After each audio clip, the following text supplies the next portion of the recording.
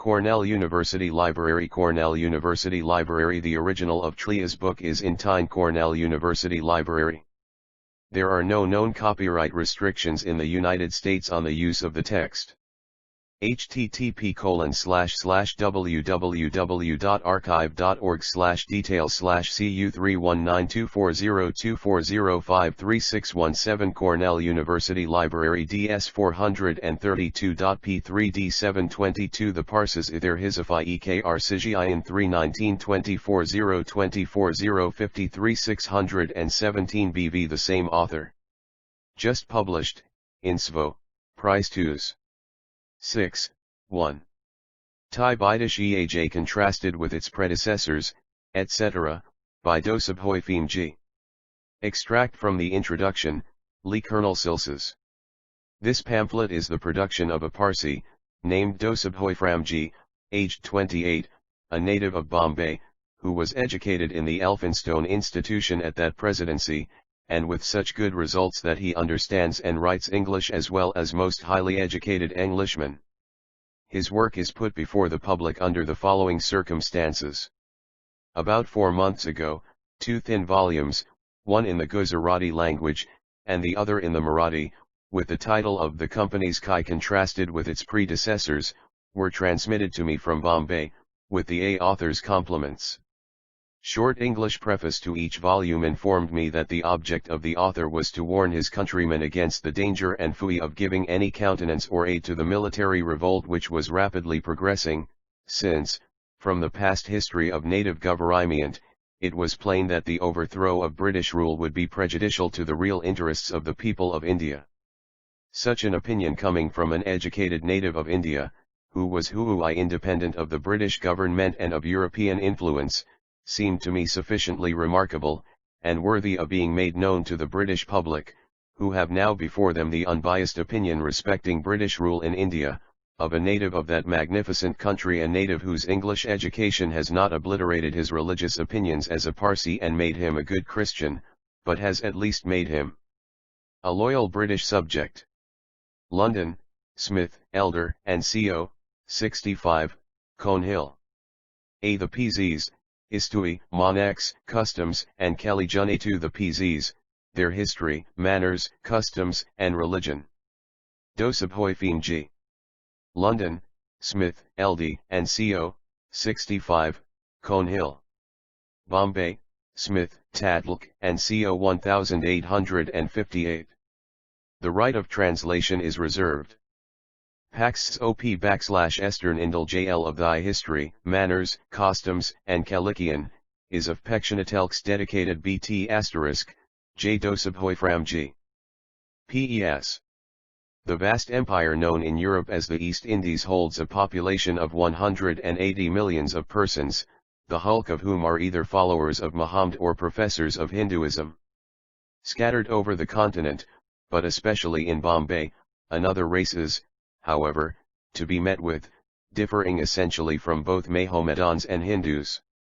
The members composing this race are known as Parsees, and are the descendants of the ancient Persians who emigrated to India on the conquest of their country by the Arabs. Compared with the number of the other natives of India, the Parsees add so insignificant a quota to the population, that their existence to very many Europeans is not even known, while those who are aware that such a race exists very often confound them with the Hindus and Mahomedans. Preface. The object of the present work is to make the English public acquainted with the history, belief, and manners of the Parsees, who, though unimportant in point of numbers, have, by their commercial habits, formed an important link between the English in India and the native inhabitants. Throughout the rebellion in the East, the Parsees have maintained an unshaken loyalty to the British, whom they are proud to call their fellow subjects, and while preserving their own independence of religion and customs, their chief desire is that the British rule in India should be consolidated upon a basis of strict justice and mutual interest. A perusal of the following pages will show that the Parsees are a distinct race, and that neither in their religion nor in their habits of life, do they assimilate with either the Mahomedans or the Hindus. The Parsees are endeavoring to follow the example which the British have set them. Western civilization has had great influence on their characters, and they are now eagerly embracing the opportunities for improvement and advancement that preface 11 are offered to them.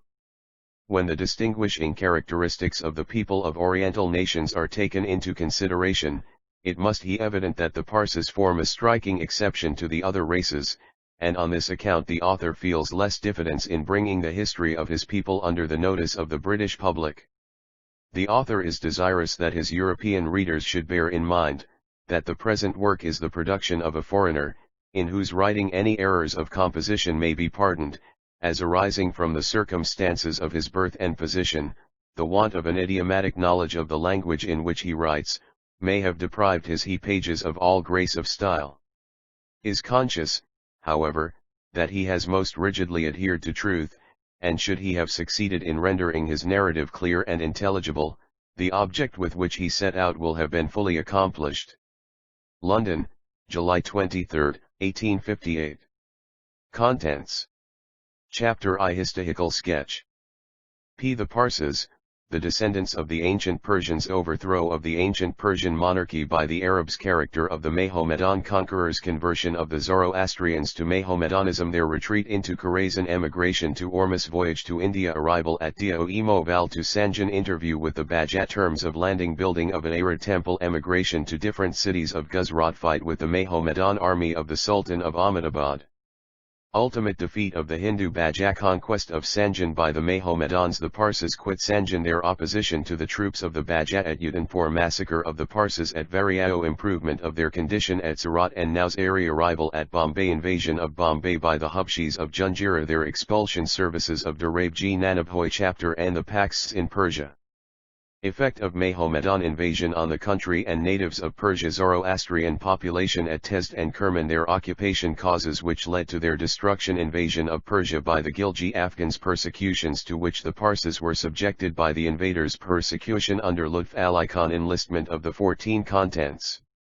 Page. Zoroastrians in the ranks of the Afghan troops. Their further persecutions in the reign of Nader Shah and of Agra Muhammad Khan. Kujur. Condition of the Zoroastrians at Yezd and Lyerman. Measures taken by the Parsees of Bombay for the improvement of the condition of their co-religionists in Persia. Miseries and hardships of the capitation tax. Treatment of the Zoroastrians by the other subjects of Persia. Impediment to their pursuit of commerce. Difficulty in recovering their claims. Extraordinary instances of oppression and injustice. Physical and moral condition of the Zoroastrians of Persia. The means by which their miseries might be alleviated. Contrast of British and Persian rule as manifest in the condition of the Parsees of Persia and those of India. 29. Chapter in Monarchs and Customs.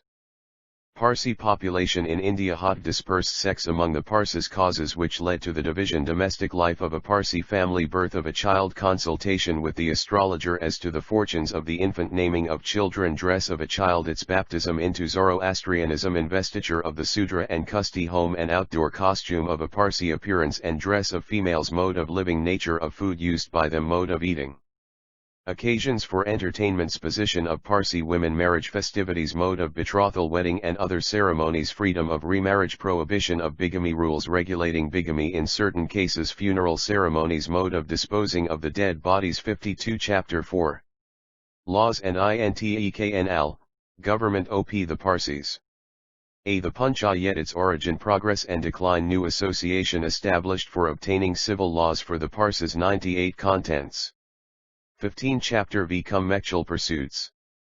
Page. Early occupations of the Parsees in India. British power exceedingly favorable to their interest and the development of their commercial and enterprising spirit. Extensive a commercial intercourse at the present day. Remarkable instance of industry and a love for the extension of agriculture. Testimony to their general intelligence and enterprise. Their success as railway contractors. The various professions followed by their charity and hospitality. Sir Jamsetji's benefactions. Notices of the generous spirit of well-known Parsees. 137. Chapter 6. Education. Education of males. Female education. Future prospects. Upon the increasing desire for learning. Notices of rich men's sons devoting themselves to study. 187. Chapter V. And the antiquity of the Parsi religion. Identity of Zoroaster. Birth of the Parsi prophet. His persecutions. Progress of Zoroastrianism. The Zend language. The Avesta. The fragments of the Avesta in the possession of modern Parsees. Disputes as to the liturgical works of the Parsees. Nature of the Parsi Religion fire the emblem of the Almighty. The Parsees not worshippers of the elements are Divaraf's vision. Religious reform education of Parsi priests 235 chapter Vhi. Conclusion. Progress of the Parsees influence on the other natives of India. Home influences commercial prospects. Loyalty. The future of the Parsees 280, the Parsees, their history, manners, customs, and religion. Chapter I. Historical sketch. The Parsees, the descendants of the ancient Persians. Overthrow of the ancient Persian monarchy by the Arabs. Character of the Mohammedan conquerors. Conversion of the Zoroastrians to Mohammedanism. Their retreat into Khorasan. Emigration to Ormus. Voyage to India. Arrival at Dia. Removal to Sanjan. Interview with the Raja. Terms of landing. Building of a fire temple. Emigration to different cities of Gujarat. Aid with the Mohammedan army of the Sultan of Ahmedabad. Ultimate defeat of the Hindu Raja. Conquest of Sanjan by the Mohammedans. The Parsees quit Sanjan. Their opposition to the troops of the Raja at Rutanpur. Massacre of the Parsees at Variao. Improvement of their condition at Surat and Nowsheri. Arrival at Bombay. Invasion of Bombay by the Hubshis of Junjira. Their expulsion. Services of Durabji Nanab Hoy. The remnant of that mighty and flourishing race of people who inhabited Persia centuries before the Christian era, and whose dominion, in its most prosperous period, reached as the Parsees. Far as the Persian Gulf and Indian Ocean on the south, the rivers Indus and Oxus on the east, the Caspian Sea and Caucasian Mountains on the north, and the deserts of Libya and the Mediterranean on the west, whose grandeur, magnificence, and glory were unequaled by any nation of ancient times, whose kings were at once the most powerful of monarchs, and the wisest and most beneficent of rulers. That remnant is known in India under the designation of Parsees, a name which they derive from their original country, Pars, or Pars. That province, called by the Greeks, Persis, contained the chief city of the empire, and the most splendid of the royal palaces, and from it the whole kingdom gained its name. Of the remnant of the ancient Persians now found in western India, and chiefly in Bombay, where they form a most numerous and respectable class of the population, it is proposed to give in this publication a short history. The difficulties which beset the fulfillment of such a task are many. Isolated accounts of the exodus of the Parsees from Persia, under the pressure of Mohammedan invasion, and of their arrival on the shores of India, of their manners, customs, and religion, are to be met. Overthrow of the Persian monarchy. 3. Within the pages of learned Orientalists, where they are inaccessible to the general reader, while fragmentary notices of the race are to be found in the records of the historian and the jottings of travelers. But a connected narrative of this people, who, though unimportant in point of numbers, have earned a distinguished name for themselves in India by industry and commercial enterprise, and by closely identifying themselves with the interests of the supreme power in the country, has not yet been laid before the English public. To supply, in some measure, this desideratum is the object of the present work. To enter upon the history of the ancient Persians, the ancestors of the Parsees, would be foreign to the subject. The public have already been put in possession of all the facts that are, or probably can be, known concerning them. Suffice it to say, that with Yezdesired, the 45th king in the descent of the race of Chimers, ended the ancient Persian monarchy. The neighboring and wealthy empire of Persia presented too tempting a prize to the fanatic and ambitious spirit, evoked by Muhammad, to remain long unmolested, and in the middle of the 7th century of the Christian era, the Arab B2 the Parsees sword invaded Persia, under Caliph Omar. In a fierce and well-contested battle with the Persians at the village of Nahavand, about 50 miles from the ancient city of Ecbatana, the fate of the empire was decided. The Persian army, numbering 15,000 fighting men, was defeated with great slaughter.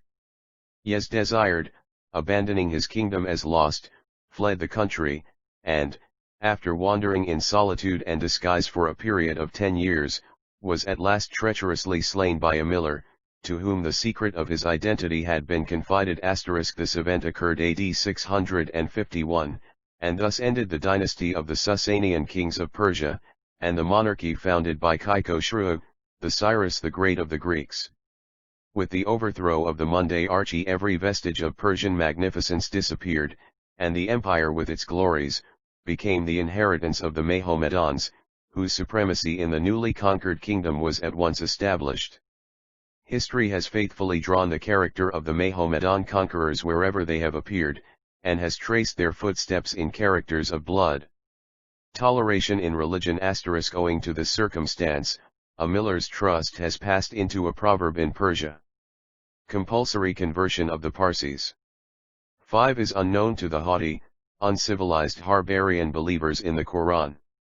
Bigotry is the highest virtue demanded of the Mohammedan, and one which secures for him favor in the eyes of his prophet and his God, and takes him by the shortest route to a place in heaven.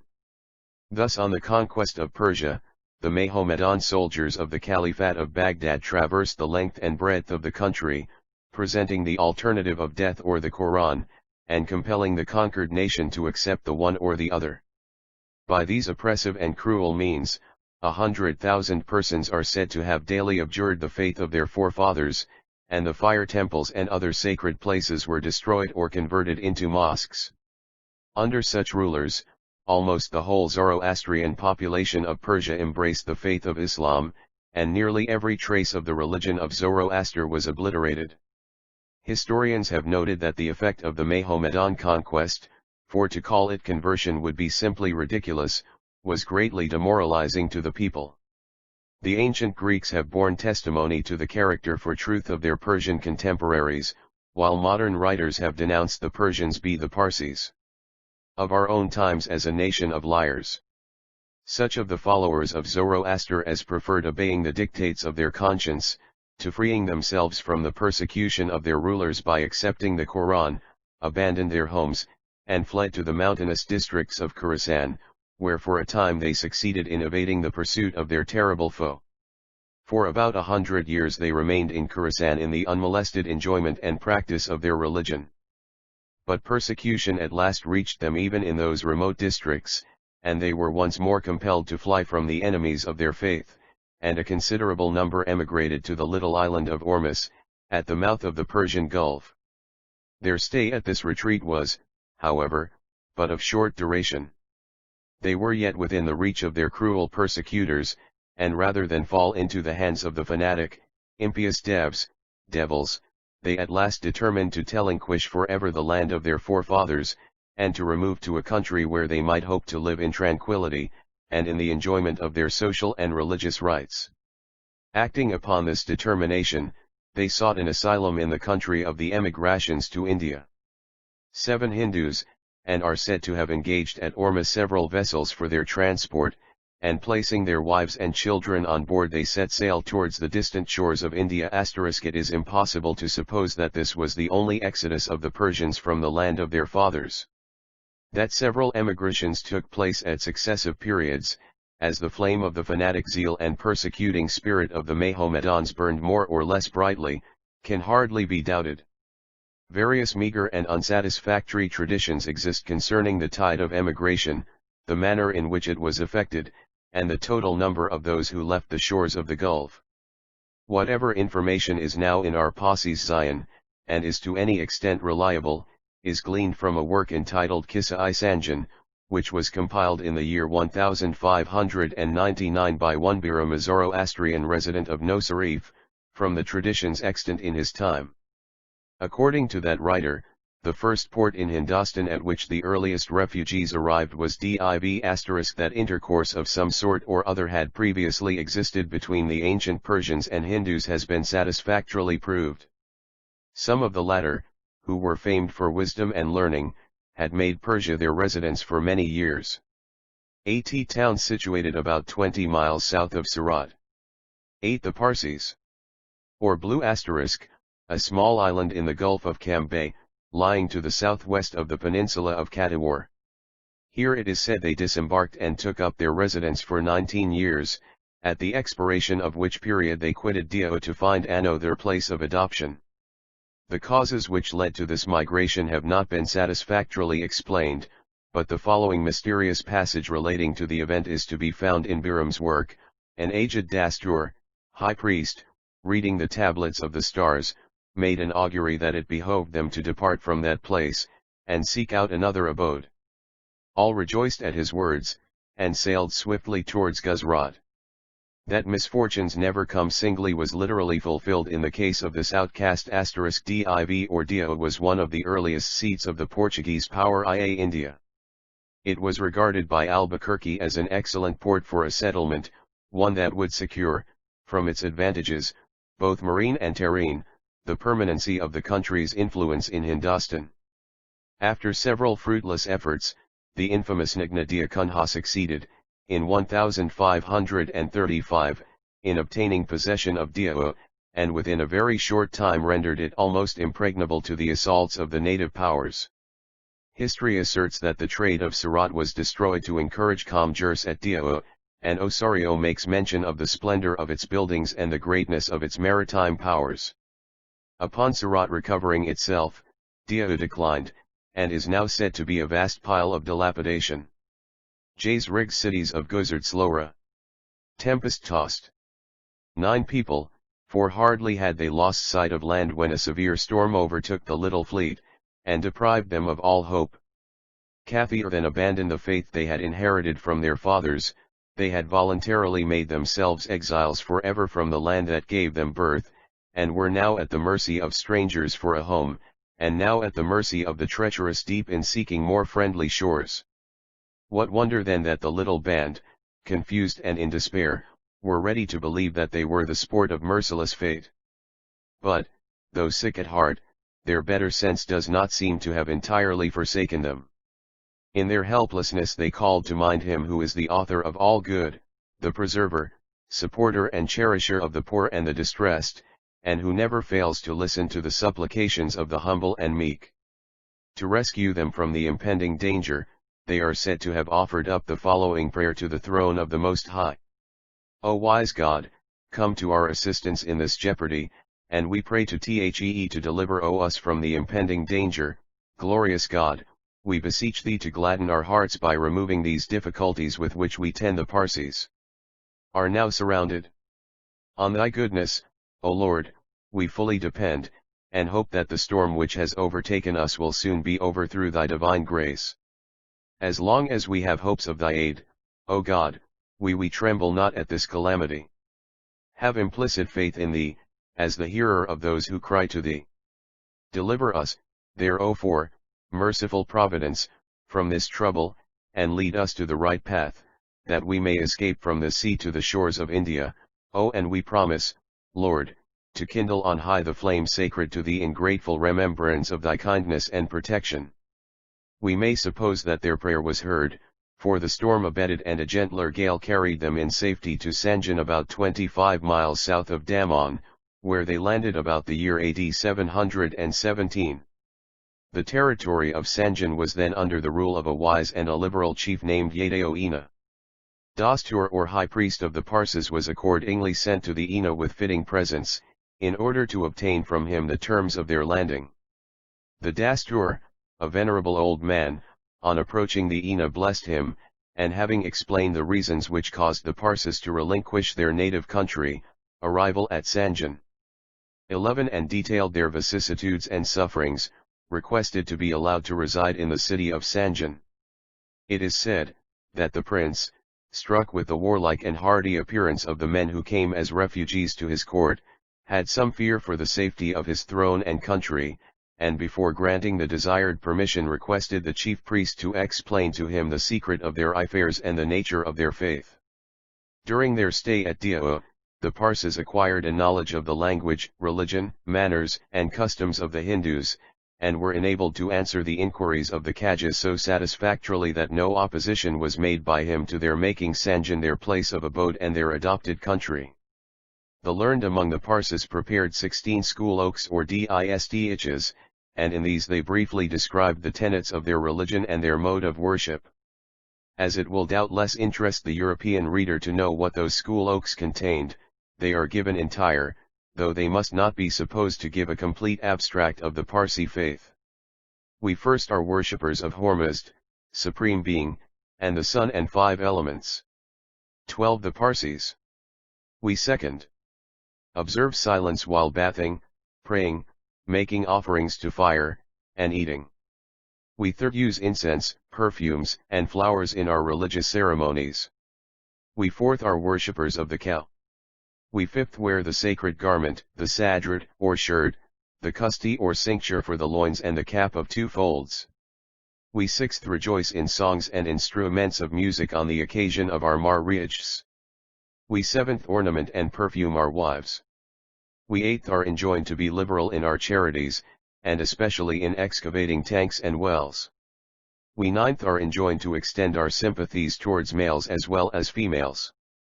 We 10th practice ablutions with Jayamutra, one of the products of the cow. We 11th wear the sacred girdle when praying and eating. We 12th feed the sacred flame with incense. We 13th practice devotion 5 times a day. We 14th are careful observers of conjugal fidelity and purity.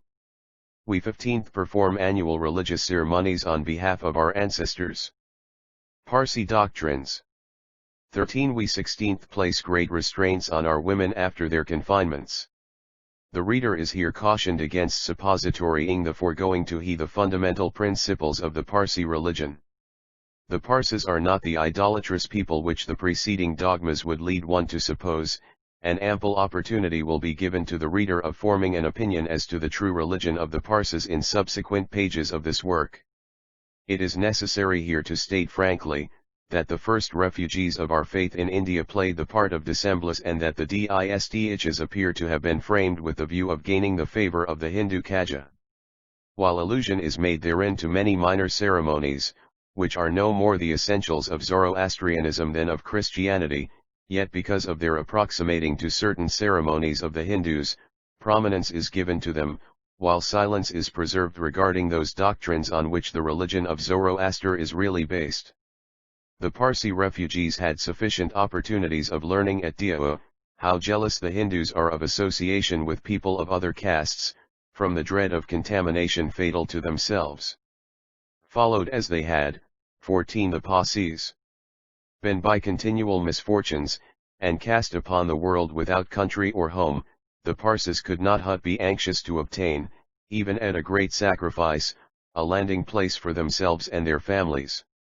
Bearing this in view, it is possible that they answered the inquiries of the Hindu Ija in such a form as to win his good opinion. They concealed from the prince all that would have appeared extraordinary or offensive to him and his subjects, and supplied, in place thereof, ceremonies which had an origin exclusively Hindu.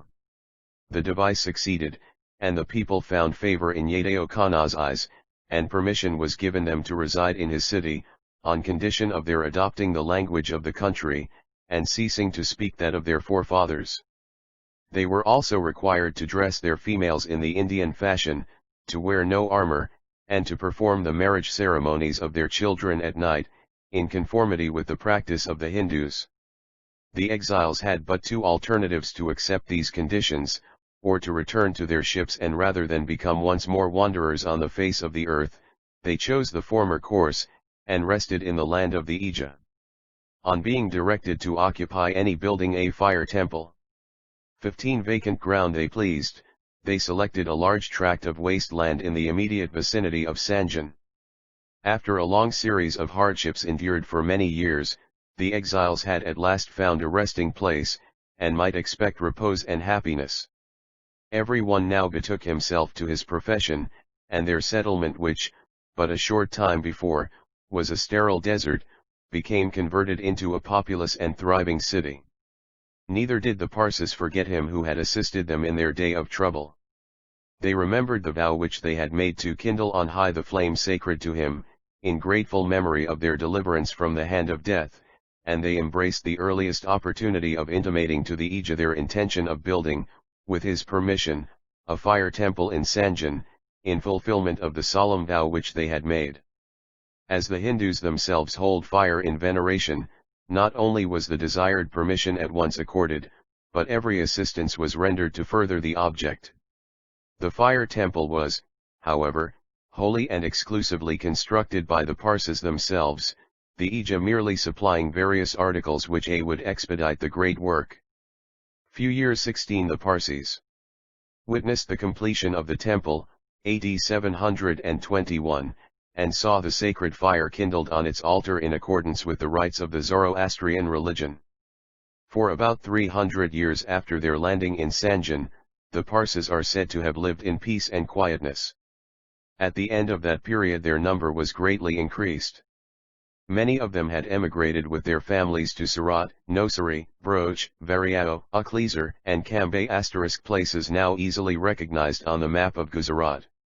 200 years more rolled on and no records are left of the Parsees that are worth noting beyond the fact that they chiefly occupied themselves wherever they were located in agricultural pursuits. They seem ever to have lived amicably with the Hindus, for during this long period of 5 centuries there is no tradition of any misunderstanding between the strangers and the children of the soil. About the year A.D. 1507, the Parsees of Sanjan are said to have greatly distinguished themselves by their valor in assisting their *. Some accounts state that direct emigration from Persia also took place to these cities long after the landing of the first colony at Sanjan. Parsees as warriors. 17 Raja against the aggression of a Mohammedari chief, Sultan Muhammad Bagata, who was residing at Ahmedabad. This chief was surnamed Bagata from his having conquered the 2 hill forts of Junagadh and Champaner. While at the latter place, he formed a design for subverting the independence of Sanjan, and soon after collected a large army under a skillful general named Alif Khan to effect this object. The Mohammedan general, with 30,000 men, arrived before Sanjan, and the Hindu monarch, conscious of the insufficiency of his resources to cope with the hardy soldiers of the enemy, trembled for his crown and country. He solicited the assistance of the Parsees, and summoning them to his presence addressed them as follows: "Ancestors exalted you and lavished favors upon your people, and it behoves you in this my difficulty to show your gratitude, and to exert yourself on my behalf, and lead the way in battle." The Parsees were not unmindful of their obligations to the former rulers of Sanjan and at once undertook to defend the country which had so hospitably welcomed their forefathers to its shores. To the address of the Raja they replied, "Fear C18 the Parsees. O not, Prince, on account of this army, all of us are ready to scatter the heads of thy foes and will fight as long as a drop of blood remains in our veins. In battle we never give way, not one man of us will turn his back though a millstone were dashed at his head." In adopting this resolve the Parsees were not unmindful of the persecution sustained by their ancestors, and they determined that the Mohammedan invaders should be repelled at any sacrifice. The cause of the Hindu monarch was their own. They knew that if the army of the Sultan was successful their religion would again be periled, and a second persecution of their faith instituted. Notwithstanding the oath they had taken never to bear arms, they considered that in this extremity they were fully justified in drawing the sword to defend the territories of the Hindu Ija, and a force of 1,400 Zoroastrians, under the leadership of one Ardashir, was immediately added to the Hindu army. This accession to his force caused the Ija to take courage. Every preparation was made for the impending struggle, which was to decide the fate of his kingdom, and a fierce battle is said to have ensued, a few miles beyond defeat of Mohammedan by Parsees. 19 Sanjan. Sword, javelin, and arrow did their deadly work, and many fell on both sides. In the thick of the battle the Hindus were unable to keep their ground against the furious onslaught of the Mohammedans, and fled the field. The noble band of Persian allies, however, was not dismayed. They were fighting for their faith and for their homes, and the interests involved in the issue of the contest made them regardless of their lives. Their brave leader, Ardashir, heroically led them on, and attacking the enemy furiously, broke their ranks, and threw them into confusion. The whole force was discomfited, and Alif Khan fled, leaving Ardashir and his little band masters of the field. The Mohammedan armies in India have generally been successful over those of the Hindus, from the hardy and warlike character of their soldiers. This defeat of thousands of their number, which was rendered more humiliating, from the fact of its having been caused by a handful of strangers, was more than their proud spirits could endure. Alif Khan raised reinforcements, and again appeared in the field. Ardashir, emboldened by success, was not, however, to be daunted, and he addressed the Hindu Kaja in the following c220 the Parsees' spirited terms. "O Prince, the enemy has appeared in greater numbers than before. They are 100 to our 1, but behold we are courage. We'll either yield our lives, or take those of our foes, and in this resolve may God befriend us, since he always removes our difficulties." In the battle that followed, Ardashir was engaged in single combat with a Mohammedan chief of note. The gallant Parsi general hurled him from his horse, and killed him with his sword. Alif Khan, it is said, witnessing the scene became furiously excited, and led on in person a heavy charge against the Parses. The two armies joined in battle, and blood flowed in torrents. Fortune did not favor the allies on this occasion. Dart struck the Parsi leader, who fell headlong from his saddle, and as is the case with all Oriental nations, the army having lost its chief hesitated and gave way, and was completely routed by the enemy. The Hindu prince is also said to have fallen in this battle. Alif Khan was now master of Sanjan, and the Parsis soon found it impossible to call that place any longer their home. After the overthrow of the Hindu government, the Parsis suffered many wrongs at the fresh emigration.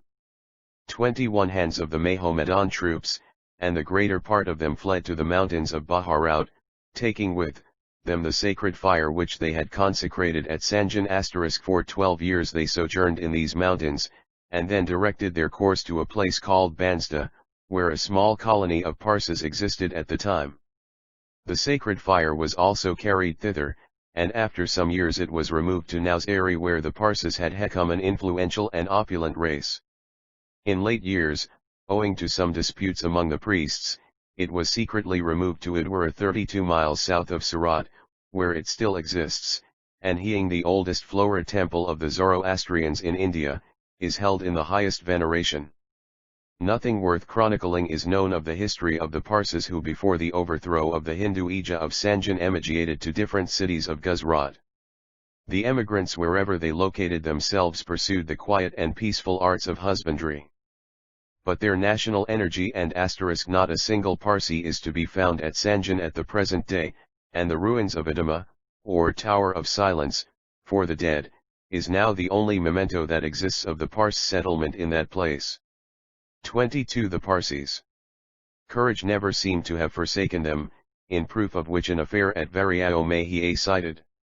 Small Parsi colony had settled at that place, which is situated at some distance from Surat, and was at the time under the rule of the Raja of Udanpur, a Eoiput chief. This chief attempted to extort an extraordinary tribute from these Parsis, and the latter, refusing to submit to the extortion, opposed and defeated the troops sent to enforce the claim. Unable to revenge themselves openly, the soldiers of the Paja sought an opportunity of surprising those who had defeated them in the field, and a marriage festival, to which all the Parsis in the place were invited, was seized as the occasion for gratifying their cowardly revenge. Unconscious of what was impending, the Parsis were surprised in the midst of their festivities, and with the women and children were ruthlessly murdered by the ruffians. The anniversary of this cruel tragedy perpetrated upon the Parsis at Variao is still kept at Surat, and religious ceremonies are performed on the occasion in honor of those who fell on that melancholy day. Though the Parsis lived in tranquility and in the full enjoyment of their religious rights under the government of the Hindu Ija's increased prosperity.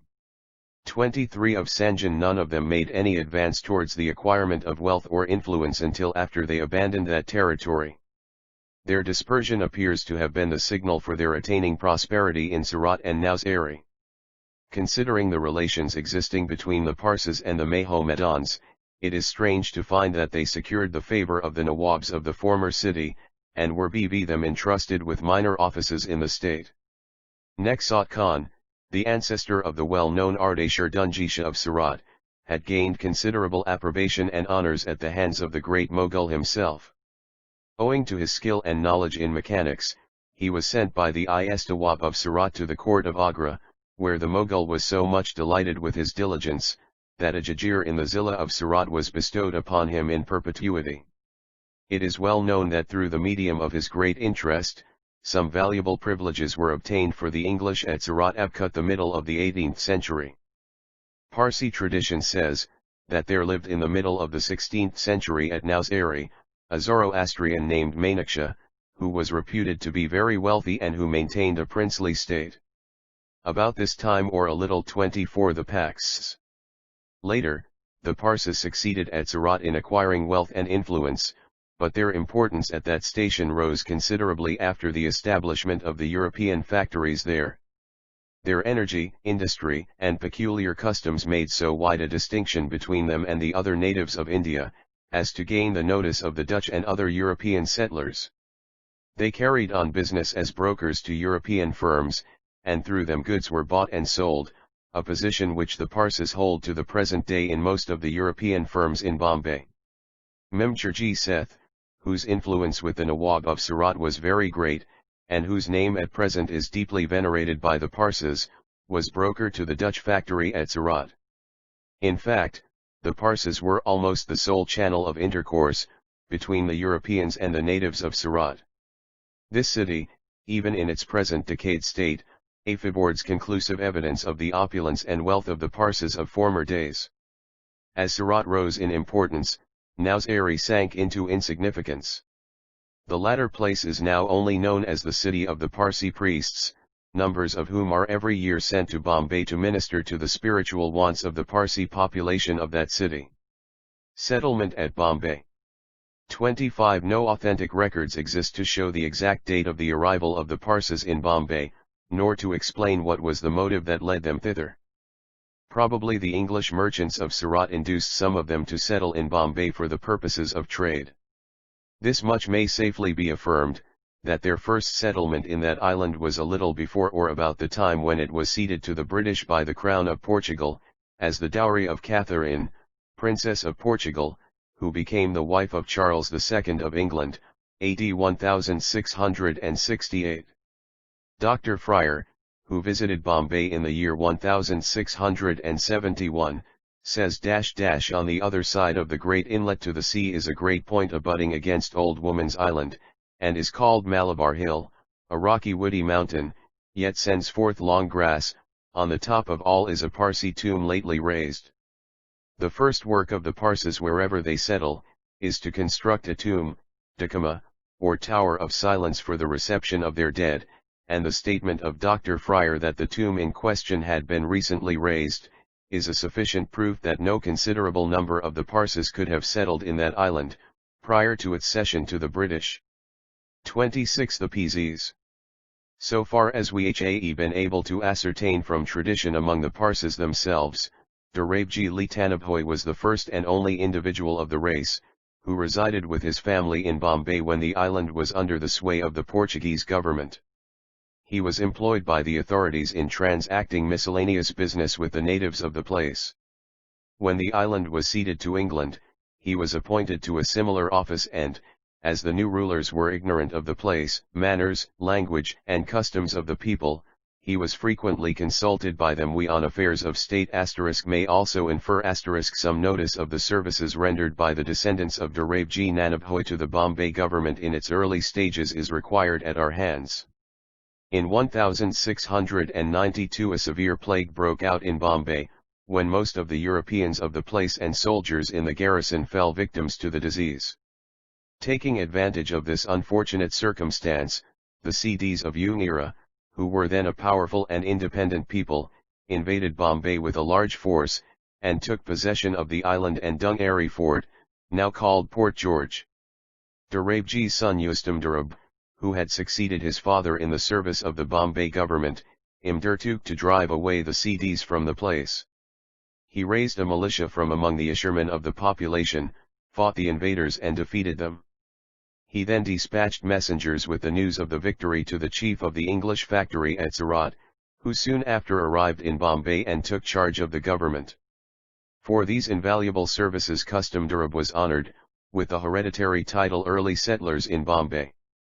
27 That at the time of Dr. Freer's visit to Bombay, the number of Parses living there must have been very insignificant, as that gentleman makes no mention of them in the description given by him of the inhabitants then comprising the population of the island. Another early Parsi settler at Bombay was one Loveria Shipwright. He left Surat, his native city, for Bombay, at the advice of a Mr. Dudley, Viho superintended the building of the East India Company's vessels at the former place. His attainments in the art of shipbuilding were of no inferior of Patel, Lord or Chief, of Bombay. He was also placed at the lead of the fisherman caste, and invested with the authority of adjudicating civil and religious disputes among them, an authority which, up to this day, is enjoyed by his descendants. On the death of Customdarab, his son Kausji Customji was invested with a dress of honor by Governor Hornby. As in those days the government found much difficulty in providing tonnage for transporting troops from one place to another, Kausji Patel was entrusted with the provision of boats and towage for the public service, which duty he performed very creditably. When the British took Tana from the Maharathas, Kausji Patel was appointed to an important post in the place, where he colonized a number of Parses, and built places of worship and other charitable buildings for their use from his own purse. On the death of Kausji his son, Sarabji, succeeded to the title of Patel. The present head of this family, Harjib Hoy Rustumji Kausji Patel, was until lately one of the most extensive merchants in China and is at present in England.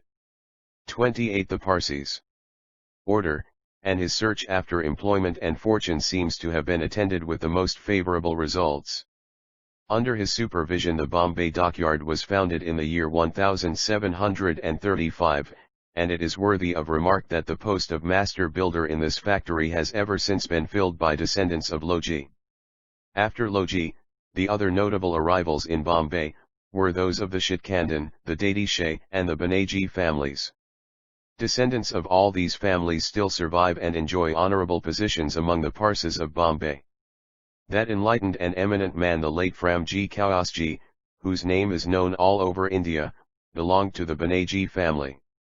The Dadis Hets are still extensively engaged in trade, and the Shitkandans is a wealthy retired family. We have thus brought down our history to the arrival of the Parses in Bombay. Their rise and progress in this island is described in subsequent pages. In the chapter immediately succeeding, it is proposed to inquire into the state of such of the Zoroastrians, as are still to be met with in their native country. 29. Chapter 11. The Pax 9 Persia.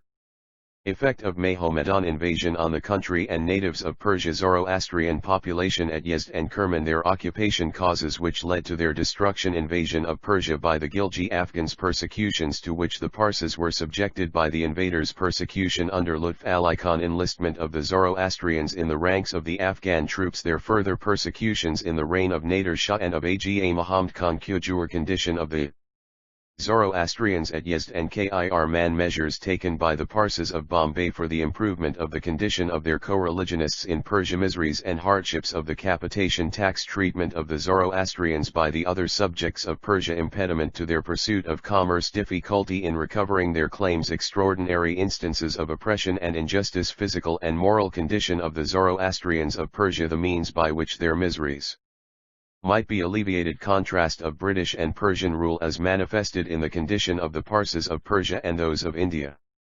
An inquiry into the present state of the professors of Zoroastrianism would manifestly be incomplete if it did not emitrus an account of such of the race as have held fast 30 the Parsees. That profession in the mother country, ever since its conquest, by the Moslem invaders. The effect of Mohammedan rule, wherever it has been established, is too well known to need any lengthened description here.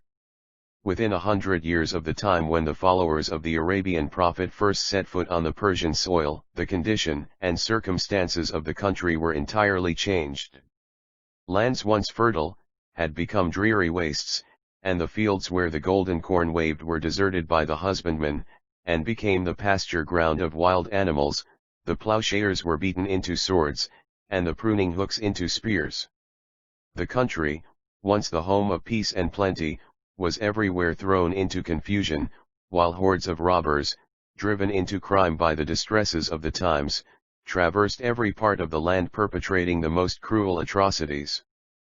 Persia once fallen never revived, but gradually sank into its present insignificance. Perhaps no country in the world has witnessed so many revolutions as that unhappy land. The tyrants who filled the throne commonly owed their elevation to treachery and blood. The professors of nearly every religion, but that of Islam, have endured constant Persico-Zoroastrian depopulation. 31. While the treatment/experienced by the inhabitants of the ancient faith of Zoroaster, has been characterized by atrocious barbarities. The constant oppression and tyranny which they have endured from the Mussulmans, have, of course, greatly thinned their numbers. 2 centuries had not elapsed from the invasion, before the greater part of the population was converted to Islamism. In the 10th century of the Christian era, remnants of the Zoroastrian population were to be found only in the provinces of Fars and Kerman, and the reader may form some idea of the rate at which that remnant declined, when it is stated that while it numbered about 100 years ago, 100,000 souls, it does not at present exceed 7,000. To Yezd and the 24 surrounding villages, these Zoroastrians of Persia are now almost exclusively confined. From accounts furnished to the writer by trustworthy authority, there were in the year 1854, in the above-mentioned city and its surrounding villages, 1,000 houses or families, comprising a population of 6,658 souls, of whom 3,310 were males and 3,348 females. Of these about 20 or 25 were 32 the Parsees merchants, but by far the larger number gained a poor subsistence as tillers of the soil. Few of the poorest class worked as artisans, bricklayers, carpenters, weavers, or followed other mechanical occupations. At Kerman the number of Parsees does not exceed 450, while in the capital of Persia, Tehran, there are only about 50 merchants of this race. Small number of the poorer class, are however employed as gardeners in the palace of the Shah, and at Shiraz a few families are found in the grade of shopkeepers. Within the past 150 years several revolutions have greatly conduced to the destruction of the Zoroastrian population of Kerman, which is now reduced to the very insignificant number before mentioned. The Gilji Afghans, who had long groaned under the misrule of Persia, determined at last to emancipate themselves, and raised the standard of rebellion under an able chief of the tribe named Mir Vais, who speedily subdued Kandahar. The Persian monarch, Sultan Hussein, unable to reduce them by force of arms, sent emissaries to persuade them into submission, but his mission was treated with contempt and the Afghan chief determined to Afghan invasion of Persia. 33. Invade Persia at the earliest opportunity. This soon presented itself, and at the moment when the northeastern frontier of the kingdom was threatened by the Abdali Afghans of Herat, and the Arabian ruler of Muscat was seizing the lands in the Gulf, Mahmud, who had succeeded his father Mir Vais in the government of Kandahar, carried out his sire's resolve, and boldly invaded the empire which had so long oppressed his nation. The following account by Sir John Malcolm of the Afghan leader's first entry into Persia, gives a terrible picture of the misery to which the inhabitants of Kerman were subjected on this occasion, alike from the invaders and their rulers. He, Mahmud, resolved to penetrate that country by the province of Kerman, preferring a march over the desert of Sistan to the obstacles which presented themselves in every other direction. Though he took every precaution to surmount the difficulties of the march, he lost many men and horses, but his appearance was so unexpected, and his force so considerable, that the city and province of Kerman immediately submitted to his arms. This ready acknowledgment of his authority did not save the inhabitants from suffering the most intolerable oppression, and it was with 34 the Parsees' joy they learnt that Lutf Ali Khan had left the sea coast and was hastening to their relief. That chief, who had collected a considerable force, attacked and defeated the Afghan prince, and compelled him to fly to Kandahar. Kerman, however, was only exposed, by this victory, to a repetition of what it had before suffered, and when Lutf Ali Khan marched from that province, it was difficult to say whether the invasion of the Afghans or the advance of the Persian army to their relief had been most ruinous to its inhabitants. During this invasion by the Gilji Afghans, the Zoroastrians of Kerman drank to the full their share in the cup of suffering, and it was possible, that they were made the special objects of the vengeance taken by the troops of Lutf Ali Khan. At all events, on this occasion their numbers were greatly thinned either by massacre or conversion. In the second invasion of Persia by Mahmud, he raised levies from among the Zoroastrians of both the provinces of Kerman and Yezd, persuading them to join his banner by appealing to their miseries. They were reminded of their ancestors and their wrongs, and urged to seize the opportunity, which was placed within their reach, of obtaining at fresh persecutions. 35 One's honor and revenge. The proposal seems to have been readily accepted, in the hope that the success of the Afghan chief might alleviate the oppression to which they were constantly subjected under Persian rule. It is unnecessary to follow Mahmud in his various successes in this campaign, or to describe his final victory at, and capture of Isfahan. How the Zoroastrians who formed a portion of the army of Mahmud, fared at the hands of the chief in the hour of victory we are altogether ignorant. Are not even told what became of them afterwards, but can rightly guess, that however valuable may have been their services, they received little substantial reward from a Mohammedan chief, and when we look at the condition of their descendants, we are tempted to conjecture that they probably received the reverse of what they had deserved. It is stated again, that in the reign of Nader Shah, and that of his successor, the remnants of this persecuted race were again presented with the alternative of death or conversion. Moreover, about 75 years ago, when Ahura Mazda Khan Kujur conquered Kerman in a war with Lutf Ali Khan Zund, many of the Zoroastrian race D236 the Parsees were put to the sword by that merciless barbarian. When these various circumstances are taken into consideration, it ceases to be a matter for wonder that a population numbering very recently many thousands of people, should have been reduced nearly to extinction, by the cruelties of successive tyrants.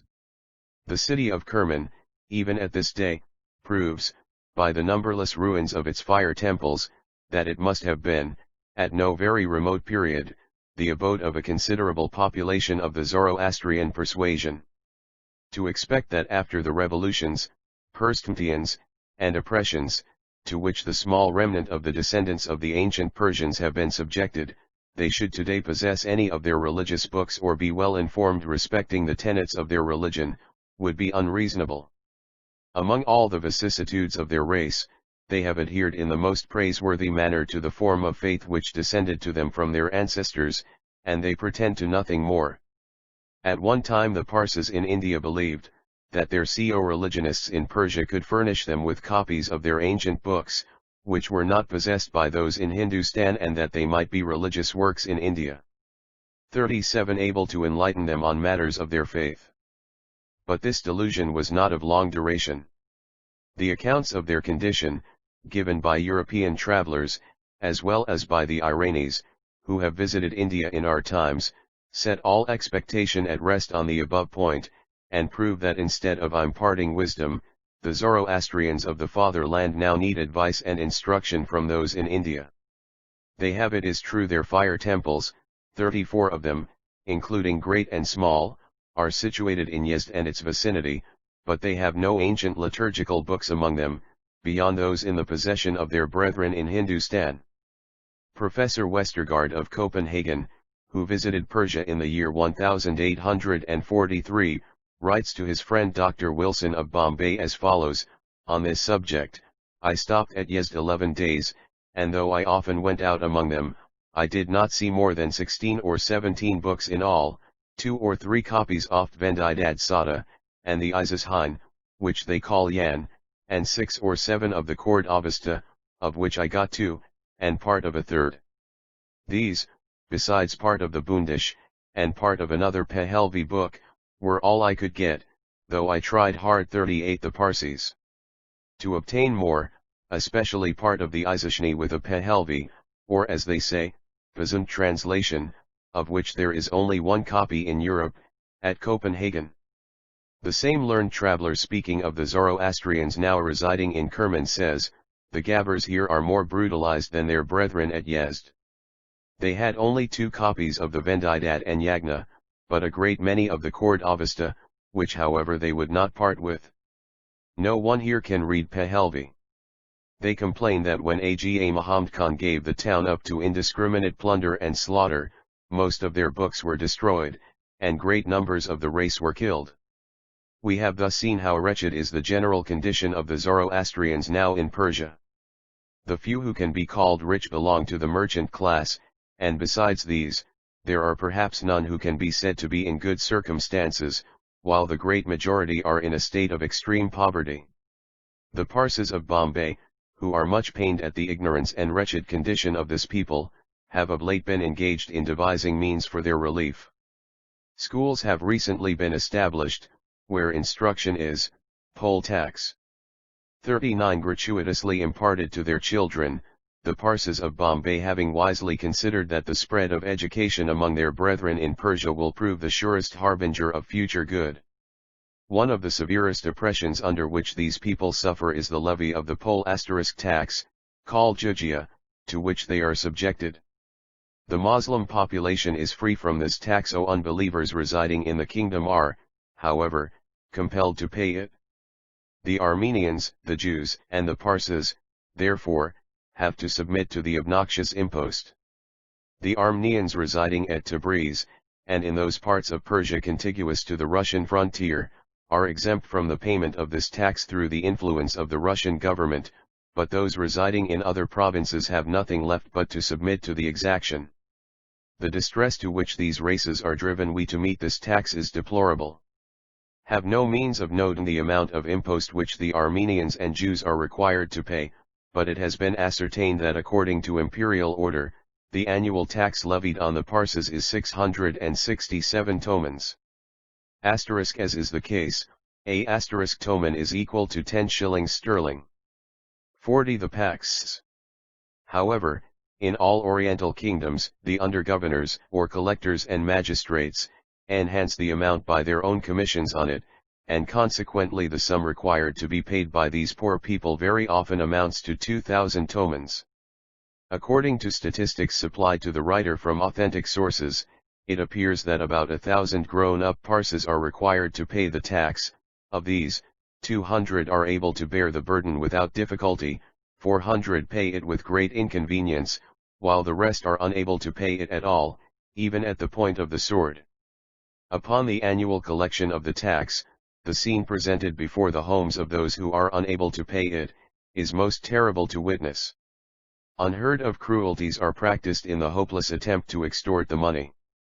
Some, as a last resource to save themselves from torture, give up their religion and embrace the faith of Muhammad, in which case they are exempted from payment of the tax. Others, who dare not violate their consciences, abandon their homes to escape the clutches of the tax-gatherer, leaving their wives and children in misery and want. Ground down to poverty, it is not strange that they should be unable to pay anything in the shape misery of the Parsees in Persia. 41 of taxes. In this miserable condition the Zoroastrians of Persia look towards their co-religionists in India for rescue from such a oppression. Few who have found their way to Bombay, often put the question, can nothing be done to relieve our countrymen in Persia by the interference of the British ambassador at the court of Tehran at the instance of the influential Parsees of Bombay? The court of St. Petersburg and other European powers have obtained various rights and privileges for the Christian inhabitants of Persia, and why cannot the English do so for the Parsees? It is not to be concealed that the Persian government has very negligently observed its promise in regard to the Christians inhabiting its dominions. In the capital, where these people are immediately under the protection of the ambassadors of the Christian courts, their condition is comparatively comfortable, but in the provinces they are a prey, equally with the Jews and the Parsees, to the tyranny of the local governors, and the fanatic race among whom they dwell. Could the Zoroastrians, however, be in some way represented at the Persian court, their circumstances would probably be ameliorated. As it is, their wrongs 42 the Parsees have seldom been heard at the headquarters of the government. The will of a Persian monarch is his law, and if the present sovereign, Nasruddin Shah, were to issue a simple edict against this obnoxious tax, which is to the poor Zoroastrian the cause of his greatest misery, he would be conferring a great and lasting boon upon the descendants of the most ancient inhabitants of his country. The treatment which the Zoroastrians endure at the hands of other subjects of the Persian monarchy, is harsh and oppressive. They are contemptuously styled gabbers, and experience from the Persians much the same sort of treatment as the low-caste Mahar in India receives at the hands of the high-caste Hindu. Mahomedan, who, without prejudice to himself, holds intercourse with every other caste, considers the touch of a grubber as an impurity, and the latter is consequently debarred from following such occupations as are likely to bring him into contact with his oppressor. Many other causes stand in the way of a Zoroastrian gaining an easy livelihood. In trade, credit must often be given to the purchaser, and the extreme difficulty which Zoroastrians find in recovering their claims harshness of the law. 43 From true believers, is a great bar to a hearty or effective pursuit of commerce. The Mahomedan law against debtors, says Sir John Malcolm, is sufficiently severe, but the law is in no point favorable to what are we termed in its language, unbelievers. See it mentioned on the same authority, that an eminent Christian merchant, who resided many years in Persia, and who enlightened Europe by his observations on that country, states that nothing but the establishment of the urf or customary law, which is administered by the secular magistrates, could enable a person not of the Mahomedan faith to carry on any commercial transactions in Persia. The bigotry of the priests, and the only law which they administer, that of the Quran and its traditions, would operate to deprive him of every hope of justice. When an application was made to the court of Sharia, by a non-believer, against a Mahomedan bankrupt, he was so sheltered under its forms and prescriptive laws, that it was declared impossible to attach his goods for the payment of his debts. Of other instances of the shameless injustice of the laws, against those who do not adopt the national religion of Persia, 14.4 The Parsees deserves prominent notice. If a rich man dies, any distant relative Viceroy may have embraced Mahomedanism, can claim his property in preference to the deceased's laverful children. Such is the justice administered in Persia, and so shameless is it, that comment upon it is rendered unnecessary. Not only are the civil rights of a Parsee unprotected, but in every respect his position is one of constant peril. If a Mahomedan, whether from bigotry or malice, kills a Parsee or Jew, or any unbeliever, there is no redress. The culprit is either slightly fined, as the price of a kafir's life is very lightly estimated, or acquitted on some trivial pretext. The mention of a few late instances of the kind will suffice. An Armenian resident of Tabriz was killed by a Moslem. The murderer was fined 7 tomans, £3 10 shillings, and the sum offered to the heirs of the deceased. The latter declined to accept it, and demanded that a punishment should be inflicted on the offender equal to the guilt of his crime, but these remonstrances were unheeded, and the murderer was set at large to glory in having shed the blood of a kafir. At Yezd 2 Parses were murdered by some Mahomedans. The criminals were paupers, law not justice. 45 And unable to pay a fine. They were consequently set at liberty, the judge declaring it unjust to imprison the followers of the true faith for merely laying violent hands on simple kafirs. Justice is reversed in the case of the murder of a Mahomedan will be presently seen. Jew had a pecuniary demand upon a Mahomedan, and the latter refusing to pay it, both of them had recourse to blows, in which the Mughal lost his life. In this case, as the victim was a Mahomedan, the fine was 1,000 tomans, with imprisonment for some months. In short, a Parsee may be murdered or maltreated, and insulted to any extent, by a Mahomedan with open impunity.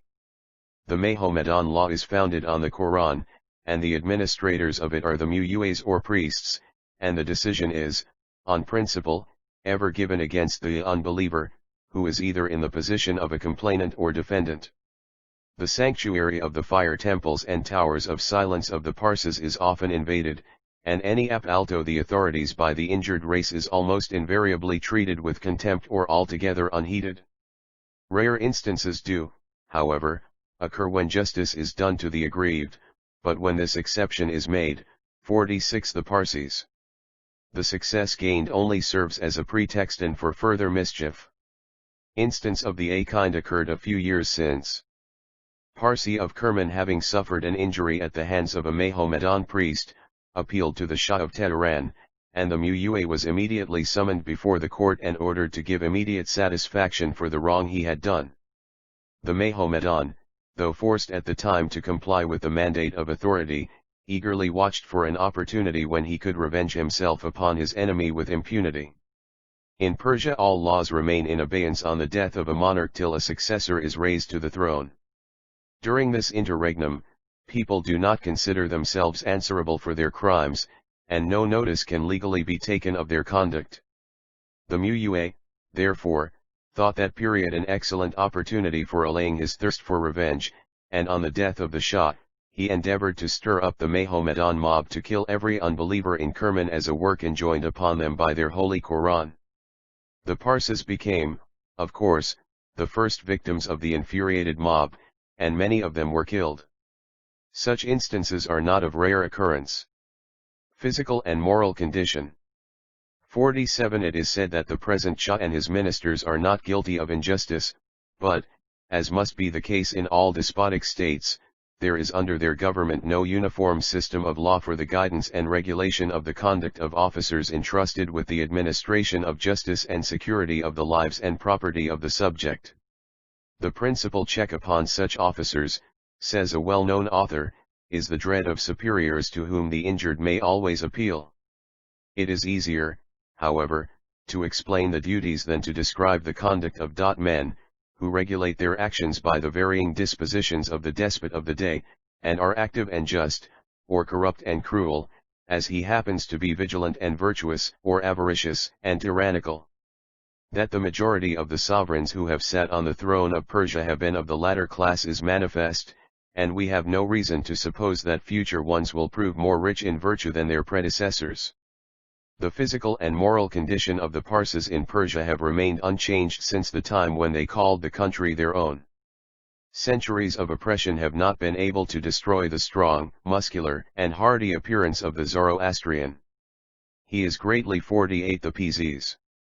Superior in strength to the modern effeminate and luxurious Persian, and is ever willing to work could he find employment. Centuries of contact with a weak and idle race have not exercised any perceptible influence upon the habits of industry for which the ancestors of the Parsees were remarkable.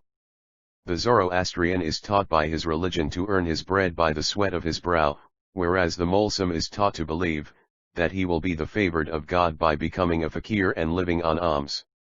It is a fact creditable to the blood which flows in Zoroastrian veins, that the race has not degenerated by contact with those by whom fate has surrounded them. The same may be said of their moral conduct. The Mahomedans, their inveterate enemies, even admit this fact. Their women, the majority of whom belong to poor families, are remarkable for chastity. An unchaste woman is unheard of among them, while the men are noted for their moral conduct. In the garden adjoining the harem of the Shah, none are employed as gardeners but Zoroastrians, and this because of the national character for purity of these men. They are also remarkable for their love of truth, a virtue so highly extolled in their ancestors by historians both ancient and modern. Project for believing the Parsees. 49 Never were the unhappy effects of misrule rendered more palpable than in the condition of the present remnant of our race remaining in the fatherland, while the state of the Parsees of Western India, as strikingly exemplifies the success and glory of an equitable and enlightened administration. But can we ourselves do nothing for our unfortunate co-religionists in Persia?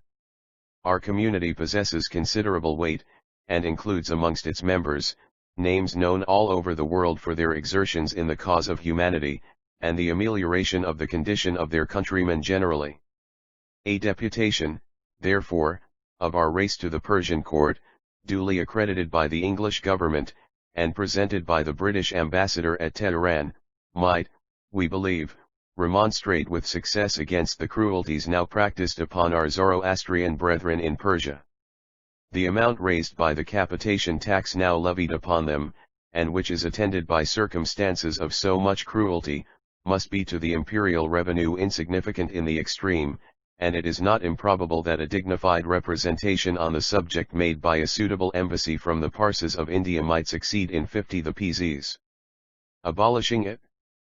Persian princes seldom know the true state of their subjects, and we cannot but think that our countrymen would reflect honor upon themselves by an adequate ephebrite to relieve the miseries of our Zoroastrian brethren in the fatherland.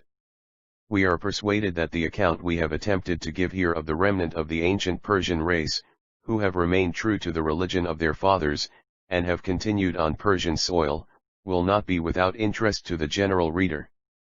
The instability of human grandeur receives no more striking illustration than is afforded by the overthrow of the great monarchies which ruled in Asia before the Christian era. Inheritors of the old glories of the Assyrian and Babylonian empires, the Persian power spread its dominion from the Isles of Greece to the tableland of Thibet, from the Caspian Sea to the confines of India. The ruins of ancient Persepolis tell of the splendor and the power of the Magian princes. The remains of mighty causeways, cut step by step on the Bakhtiari mountains, which divide the valley of the Tigris from the plains of Isfahan, and form the natural defense on that side of the modern Muslim Empire of Persia, tell of the passage decline of the Persian Empire. 51 of myriads of busy feet, and the march of heavy bodies of soldiery in ancient times, where now even the caravanserai dare not pass, and the wild robbers of the hills gain a precarious subsistence by plundering the plains, and by tending cattle, which form their only wealth. In short, here is a country, once the most powerful, groaning under fanatic and despotic rulers, while the few descendants of that proud ancient race are sunk into unnoticeable insignificance. All this, we again say, forcibly reminds us of the instability of human grandeur. To a Parsee, however, the decline and fall of the old Persian Empire is a subject of peculiar interest. That strong feeling of association which binds to the present the memory of the past stages of a man's private existence, that same feeling presents vividly before our minds the memory of what our forefathers were. Our race in India enjoys all the blessings of an enlightened and liberal government, and our only wish is that our brethren in the Persian soil may also be as happy and fortunate as ourselves. E252 Chapter 3. Mankics and Customs. Parsi population in India. How dispersed sects among the Parsis. Causes which led to the division. Domestic life of a Parsi family. Birth of a child. Consultation with the astrologer as to the fortunes of the infant. Naming of children. Dress of a child. Its baptism into Zoroastrianism. Investiture of the Sudra and Kusti. Home and outdoor costume of a Parsi. Appearance and dress of females. Mode of living. Nature of food used by them. Mode of eating. Occasions for entertainments. Position of Parsi women. Marriage festivities. Mode of betrothal. Wedding and other ceremonies. Freedom of remarriage. Prohibition of bigamy. Rules regulating bigamy in certain cases. Funeral ceremonies. Mode of disposing of the dead bodies. The numerical strength of the followers of Zoroaster at the present day does not exceed 150,000 persons, including the Parsis of Persia. The greater number is found in Bombay, and in some of the cities of Gujarat, a province 200 miles to the north of that city. Parsis have also settled for the purposes of trade in Calcutta, and in other cities. Parsi population 53 of British India, in China, and in other parts of Asia. The returns from the census of Bombay, taken on the night of the 20th of August, 1851, show that the number of Parsis in the island on that day was 110,544, of whom 68,754 were males, and 41,790 females, the proportion of the former to the latter being nearly 7:4. The following table classes the population according to age. Under 2 years of age. The Parsis. On 1, its increase is very rapid. The general question of the propagation of the human race, its power of increase, says John Stuart Mill, is indefinite, and the actual multiplication would be extraordinarily rapid, if that power were exercised to the utmost. It never is exercised to the utmost, and yet in the most favorable circumstances known to exist, which are those of a fertile region colonized from an industrious and civilized community, population has continued, for several generations, independently of fresh immigration, to double itself in not much more than 20 years. That there is a capacity of multiplication in the human species beyond even this is evident if we consider how great is the ordinary number of children to a family where the climate is good, and early marriage is usual, and how small a proportion of them die before the age of maturity. In the present state of hygienic knowledge, where the locality is healthy and the family inadequately provided with the means of living. It is a very low estimate of the capacity of increase if we only assume that, in a good sanitary condition of the people, each generation may be double the number of the generation which preceded it. Increase of Parsees. 55 Now, though the Parsees have not paid so much attention to sanitary improvements as the English, they certainly approximate nearer to them on this point than any other race in India, and the mortality of children under the age of 6 years is 20%, less among those of the Parsees than amongst those of other natives. The Parsees form 20% of the population of Bombay, while the rate of mortality is but 4*71%, and it cannot be doubted that under the protection of the British rule they have a tendency to multiply faster than any other of the races of India. In Bombay, the increase has been very evident indeed. 15 or 20 years ago the Parsee population was confined to only a part of the fort and the native town. At the present time, the fort is almost wholly in their occupation, while numbers are spread in all directions through the island. They have no fear of being absorbed by the Hindus or Mahomedans, intermarriages with others than those of their own community being not only distasteful to the people themselves, but prohibited by law. The Parsees at Surat at one time greatly exceeded in number those of Bombay, but 56 the Parsees. As the latter city became the great emporium of trade in western India, the enterprising spirit of the people soon brought them down from Surat to that place, and the population at the old city, it is supposed, does not now exceed 20,000 souls. At Broach and Nowsheri there are about 5,000 Zoroastrians, and the number at Ahmedabad, Duman, Gundai, Udwara, Bulsar, and Bilimora, as well as those who are scattered about for the purposes of trade, does not in all exceed 10,000. To these we must add about 6,000 Zoroastrians in Persia, and we have the whole Parsee population, which, as we have said above, does not exceed 150,000.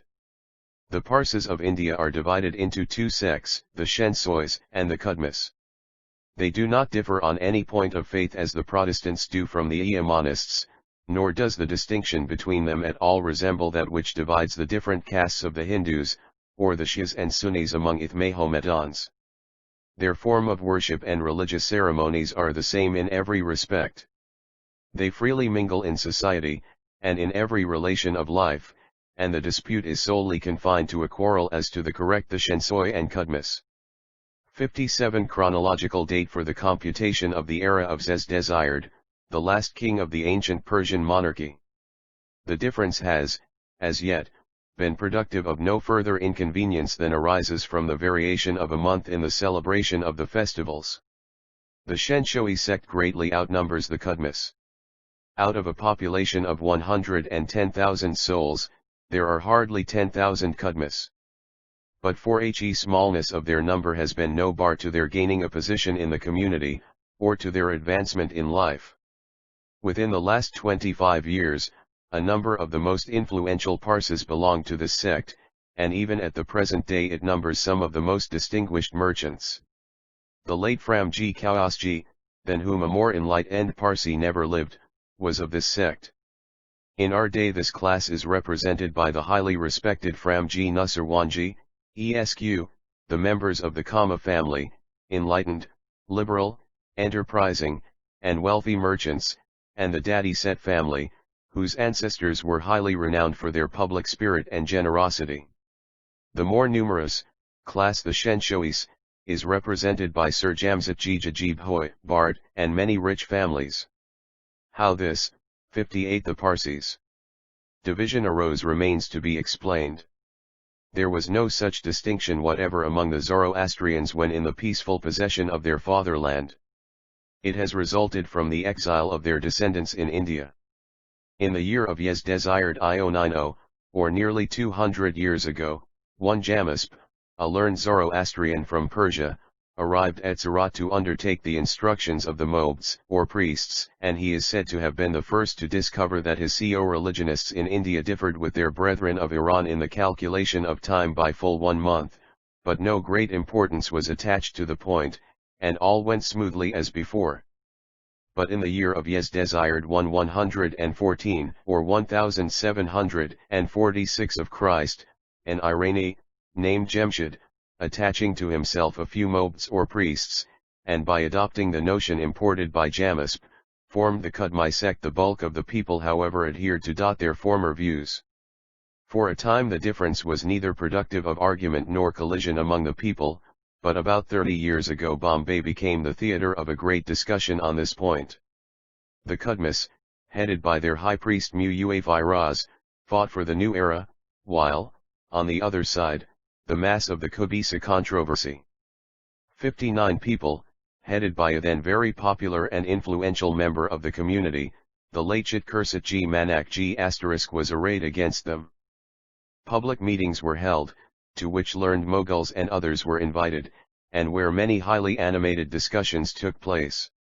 Newspapers were started as the organs of the respective parties, and a good deal of violent writing was indulged in, but no satisfactory result ensued from the controversy. This celebrated discussion is known to every Parsi by the designation of the Qubisa controversy. The men of the present day attach, however, little importance to the subject, and prefer quietly pursuing their ordinary avocations to reopening a question which could lead to no satisfactory results. The chief importance of the matter arises from the fact that a Parsi when he prays has to repeat the year, month, and day on which he offers his petition. Therefore the mention * the father of Mr. Manokji Kursatji, who visited England some years ago, and who is now third judge of the Court of Small Causes at Bombay. The names of the Parsi days and months are as follows: days, 1. Hormazd, 2. Bahman, 3. Ardabihest, 4. Shurevur, 5. Aspundad, 6. Kordad, 7. Amurdad, 8. Deepager, 9. Adar, 10. Ava, 11. Kirshed, 12. More, 13. Tir, 14. 60. The Parsis of the date is the only distinction between the prayer of a Qudmi and that of a Shenshoi, and the same difference exists in the keeping of the festivals which are common to both sections.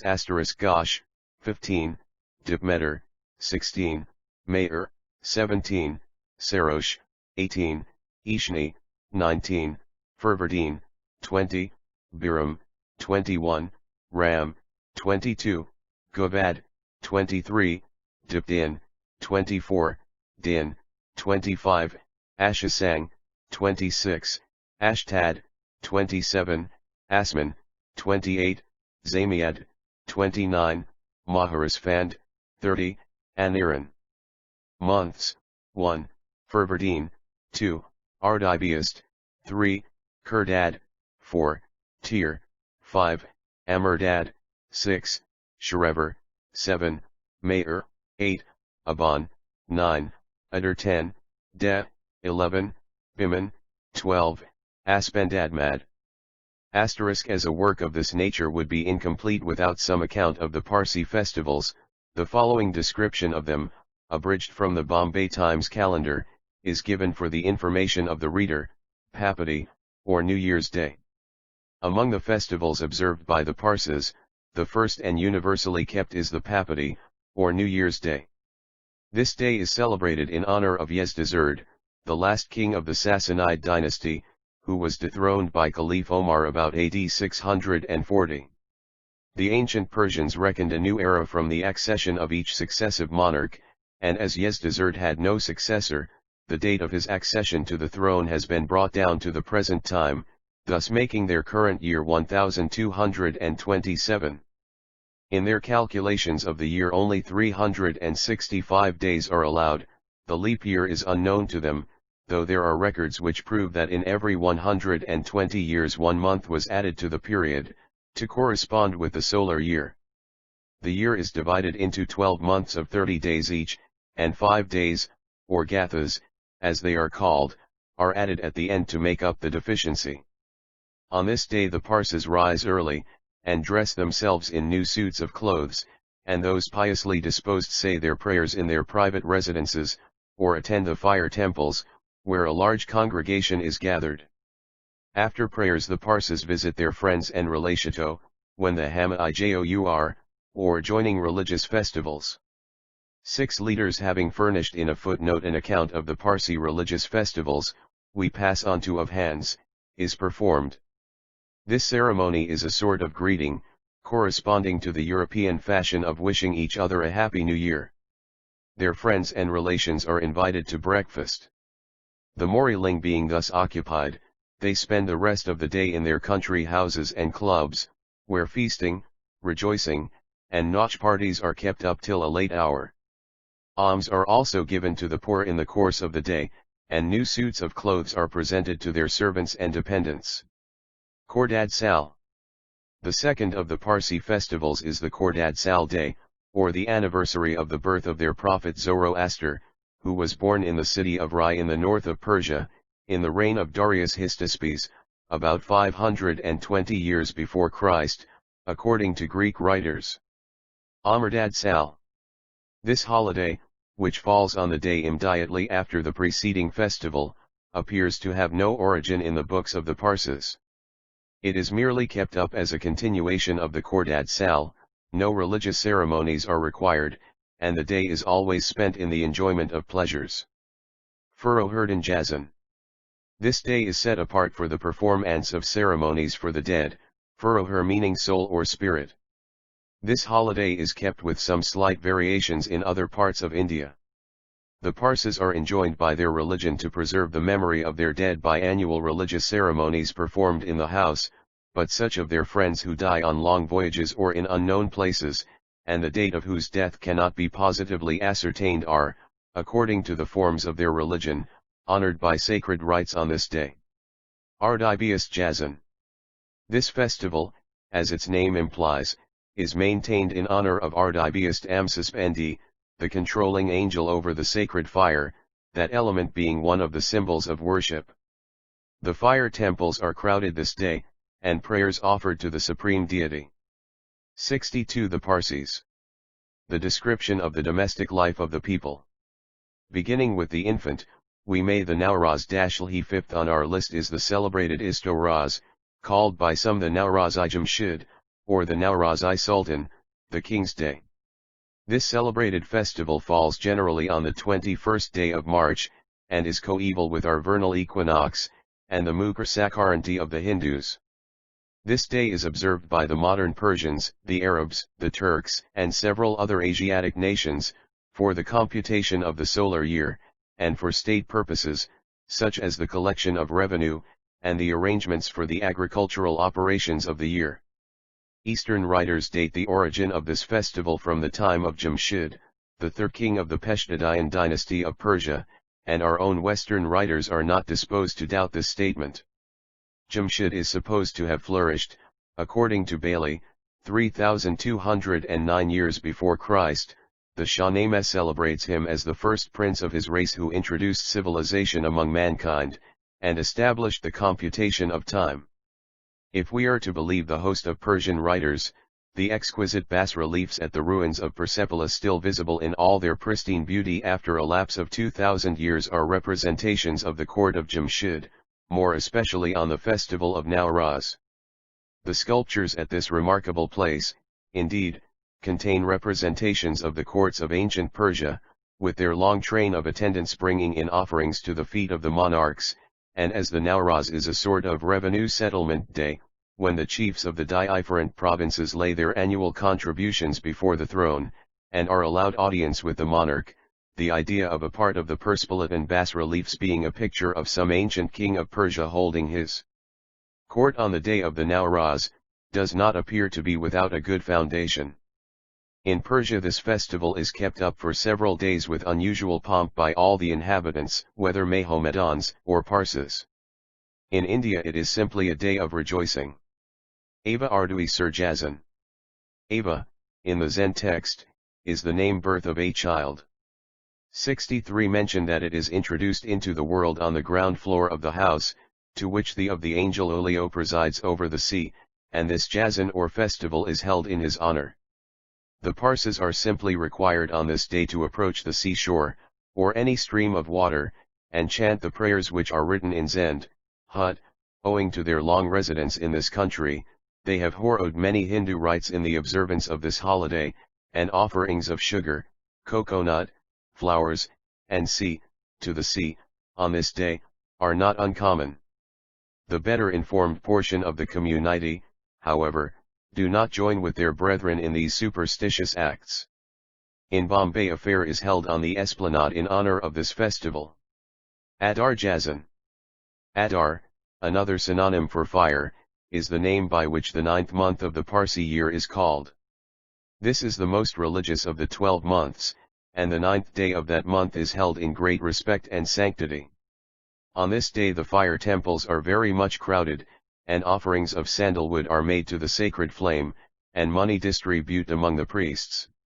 Besides the above, the festivals of the Parsis are the Mayor Jazan, the Bowman Jazan, and a few others of less importance, all of which are partially observed. The Mkomads is the name of a ceremony which is performed at the end of the Parsi year. It consists of a pile of brass or silver vessels filled with water and raised above the ground on iron stools. Flowers and fruits are placed there, and religious ceremonies in honor of the dead are performed before the Muqtads. Society for Religious Reform, which has been lately established among the Parsis, has denounced this ceremony in no respect-few terms. According to the tracts published by these reformers, the Parsi scriptures only require that the last 10 days of the year should be spent in deeds of charity, prayers, and freedom from worldly pursuits. They add further, that the ceremony of the brass and silver vessels, and is borrowed entirely from the Hindus. 64. The Parsis. Mother is conveyed as soon as she is seized with the pains of labor, and she remains there for 40 days, at the expiration of which period, after undergoing purification, she is allowed to appear in the family as before. For 5 days after the birth of the child the mother is fed simply with congee or other light food, and the infant is sustained chiefly by sugar and water, given to it by means of a wick. The exact period of birth is carefully noted down, and 5 days after the event, or as soon as convenient, an astrologer is invited, who is either a Brahmin or a Parsi priest, to cast the nativity of the child.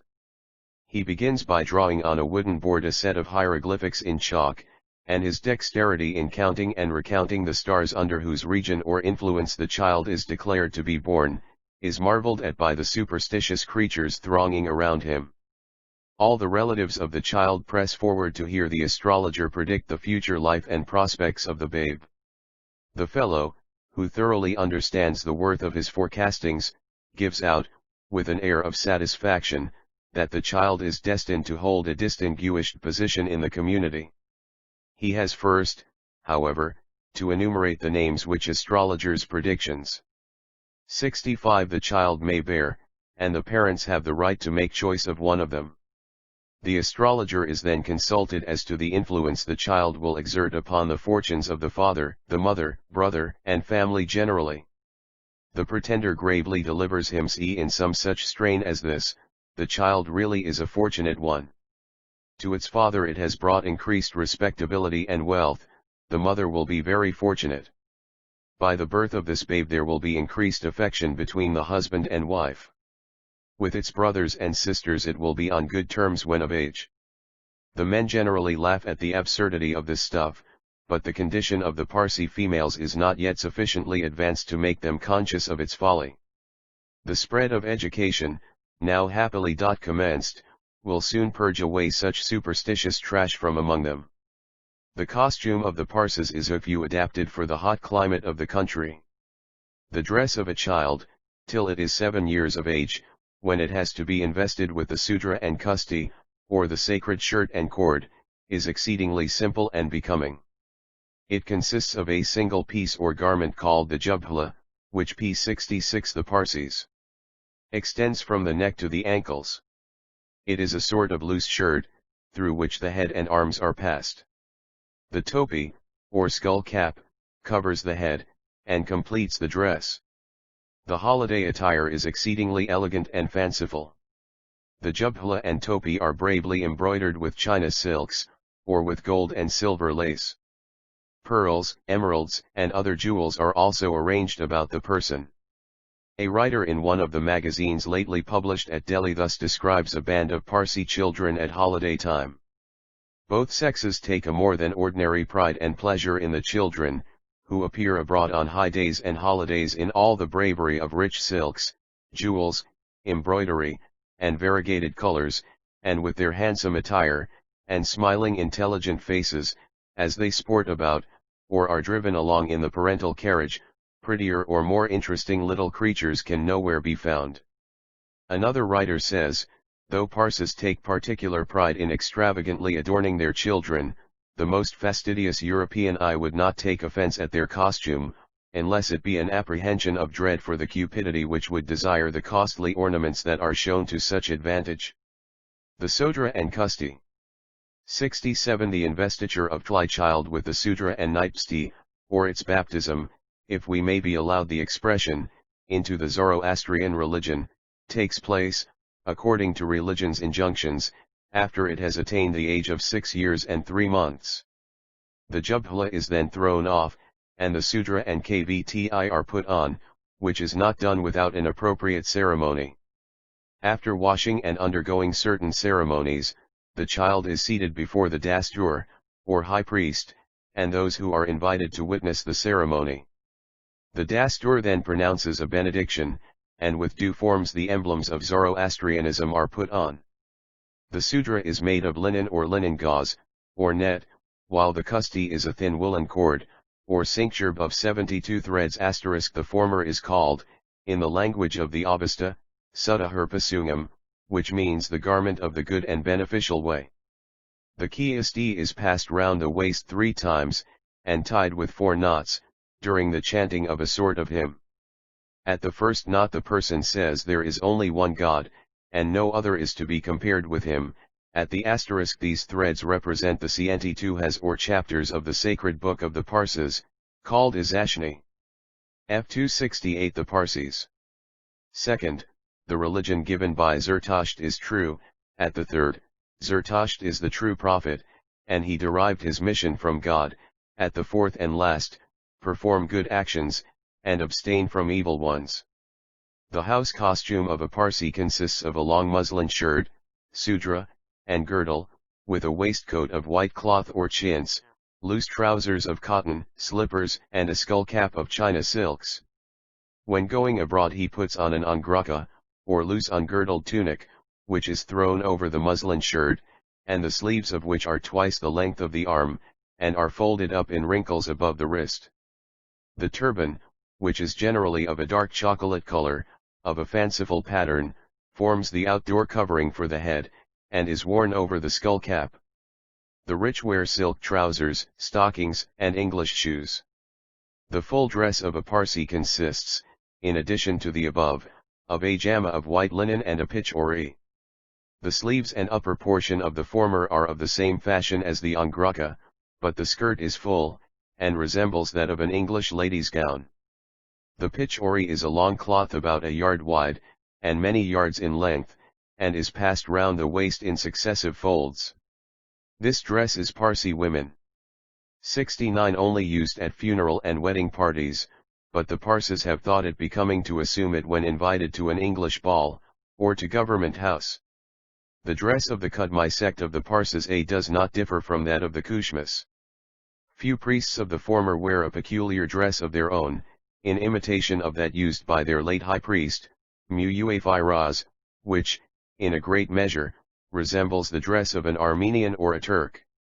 The Parsi priests generally adopt the same dress as laymen, with the exception of the turban, which is of folded white cloth. The Parsi women are generally graceful and well-formed, fair in complexion, and of a pleasing countenance. They are robbed of a part of their beauty by the custom of concealing their hair under a thin cloth of white linen, called mathabana, or the head binder. The hair is gathered into a knot at the back of the head, and tied with the ends of the mathabana. Like the men, they put on the shirt and the kusti, and wear silk trousers. Their saris, or outer dress, are several yards in length, and are generally of bright-colored silks or satins, sometimes embroidered with fanciful design, or fringed with deep gold lace. 70 The Parsees.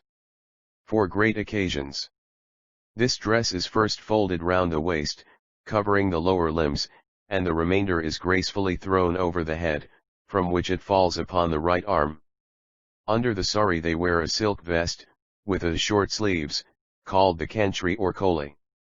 Parsi woman, whether rich or poor, has ornaments to adorn her person. The rich possess jewels in the shape of the necklace, the nose ring, composed of 3 large pearls, with an emerald pendant, and bangles of pearls, gold, and brilliants for the wrist and ankle. They sometimes may be seen in slippers worked in pearls. The dress of the modem Parsis of India differs from that worn by their ancestors in Persia, and by their present co-religionists in that country. They have adopted the present costume in accordance with their agreement with the Hindu princes who received them in India, and to this is attributable the great resemblance of the angraka and turban of the men, and the sari of the women, to the dress of the Hindus of Gujarat. The Parsi mode of life may be described as half European and half Hindu. Every year advancing in civilization and enlightenment, they copy more closely English manners, domestic arrangements. 71 and modes of living. The Greek historians remarked, that of all nations, the ancient Persians were generally distinguished by their readiness in imitating foreign manners and customs. This peculiarity their descendants retain to the present day. During their sojourn in Gujarat, they adopted the language, dress, and other social customs of that country, and they are now being drawn into European manners and customs. The educated and influential classes have already adopted in their domestic life the comforts, conveniences, and elegancies, and we may add, the costliness, of the European style. The domestic arrangements of their residences have also of late undergone a vast change. Their houses are generally built in good taste, upon well-conceived plans, and are admirably ventilated. Their villas or garden houses are the best in Bombay. The reception rooms are richly furnished and decorated, and the walls adorned with landscape and historical pictures, while the glory of a Parsi house is to be one blaze of light from lamps and copyright chandeliers. A great improvement is now observable among the Parsis in their manner of eating. Formerly they sat on the ground at meals like 72 the Parsis. The Hindus, and took their food out of one brazen dish, on which the viands were spread in confusion. Now the table and chair, with all the accompaniments of a European dinner, are put in requisition. When large parties are given, the table is spread exactly in the English mode, instead of as formerly, when hundreds would be grouped upon the floor, each eating his dinner from a plantain leaf. The Parsis, properly speaking, eat 3 times a day. In the morning, soon after their ablutions, they sit down to breakfast which consists of tea, bread, and butter, and eggs. Between 12 and 1 dinner or tiffin is served, at which rice and curry, with mutton, vegetables, and fish, are the principal dishes. The poorer classes are, however, content with simple rice and curry. Between 4 and 5 in the afternoon tea is again prepared, and the time for supper is between 8 and 10. This is the most substantial meal of the day, and wines are then consumed in large quantities by those who can afford them, but it is a fact creditable to the sobriety of the Parsis * the Parsi is enjoined before each meal to acknowledge with grateful thanks, the kindness of Providence in providing him with his daily bread. Eating. 73 generally, that they drink no intoxicating liquors during the day. The males take their meals apart from the females. The male members of the family either sup together or separately, and the female members do the same. This custom is certainly derived from the Hindus, as the ancient Persians observed no such distinction. History fully proves that the ancestors of the Parsis not only dined with their mothers, wives, and sisters, but took their ladies out with them to feasts. At a dinner, said to have been given by Amyntas, king of Macedon, to the Persian ambassador, at his court, the latter, in acknowledgement of some toast, is said to have expressed his grief that no ladies were present, as was the custom in his own country, for without their fair companions the happiness of the company could not be said to be complete. Many educated Parsis, however, have commenced the practice of taking their meals with their fair partners, an introductory step certainly in the right direction. The Parsi women occupy a much more honorable position than either their Hindu or Mohammedan sisters. The Parsis in general are good and affectionate husbands, and discharge faithfully their duties towards their 74 the Parsees' wives, while the latter are not unconscious of theirs towards their lords, and hence most families lead a peaceable and very happy life. In a great number of cases the husbands are much influenced by their wives, and considering the present state of education among the latter, it is remarkable that such exceptions ever should exist. Though the Parsi ladies are not seen in society, it is not to be supposed that their life at home is spent in entire seclusion or in female company only, as is the case among the Hindus and Mohammedans. At home they mix freely in the family *, join in the conversation and take part in other affairs without reserve, while during the day they are engaged in visiting and gossiping among themselves. They also find employment in making dresses for their children, in which they take much interest, also in working in embroidery and Berlin wool, an occupation introduced among them of late years only, but in which they have made considerable progress. The members of a Parsi family often number by scores.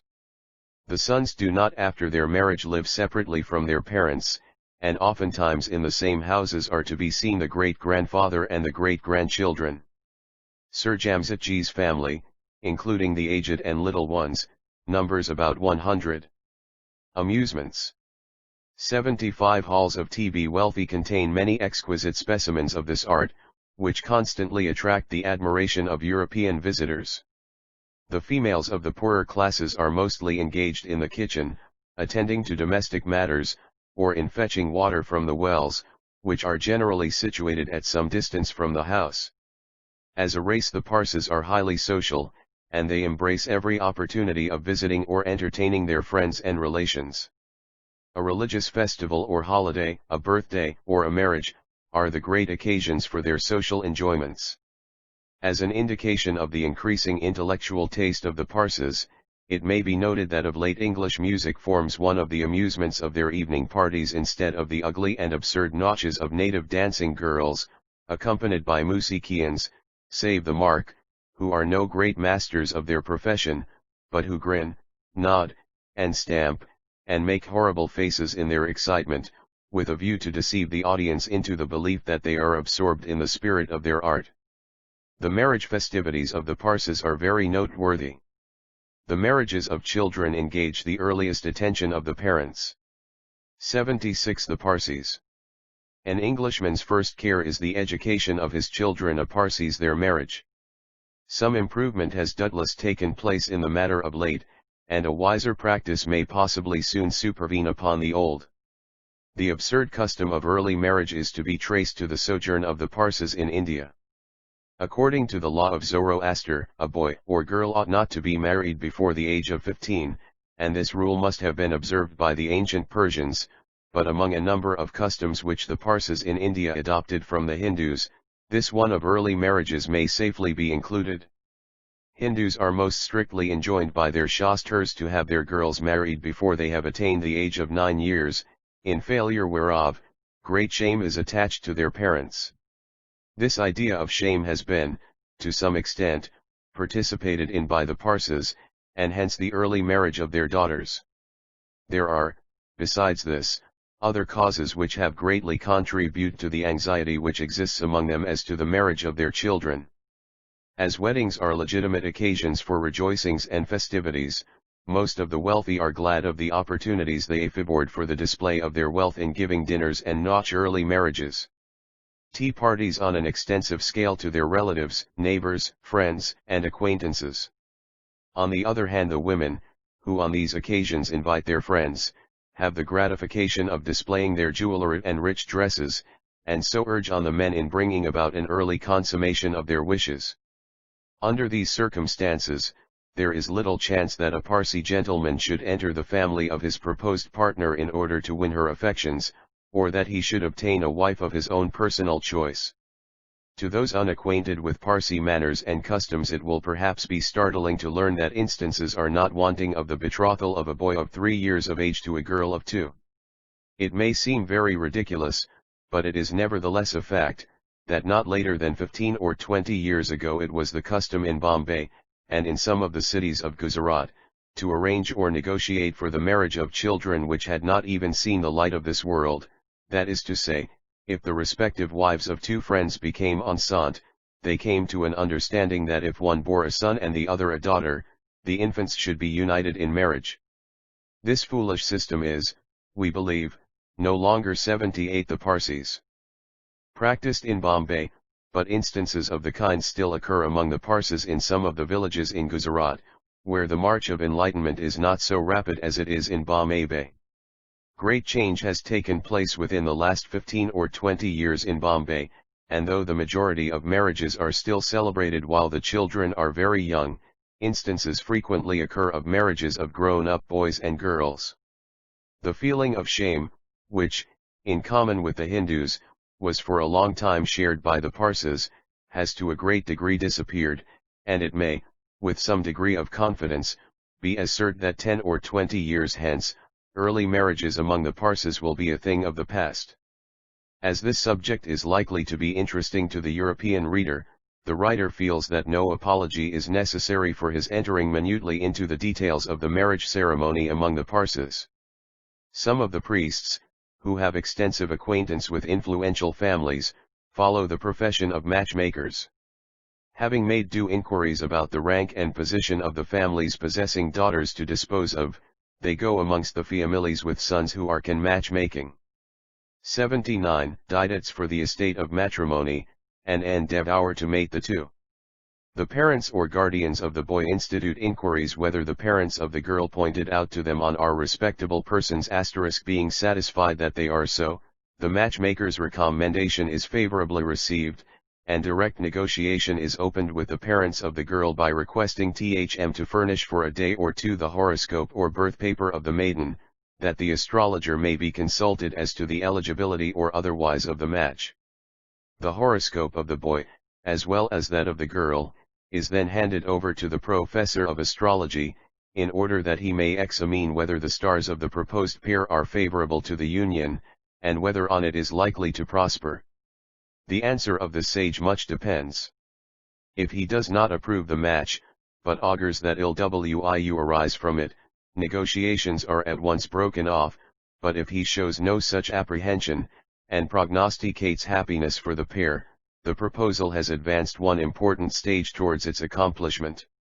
The stars once declared * in some cases the parents of the boy or RL commission some of the matchmaking priests to find out a proper match for their children. 80. The Parsees. Favorable to the union, the parents of the boy and girl cause further inquiries to be made into each other's means, respectability, position, and connections in the community.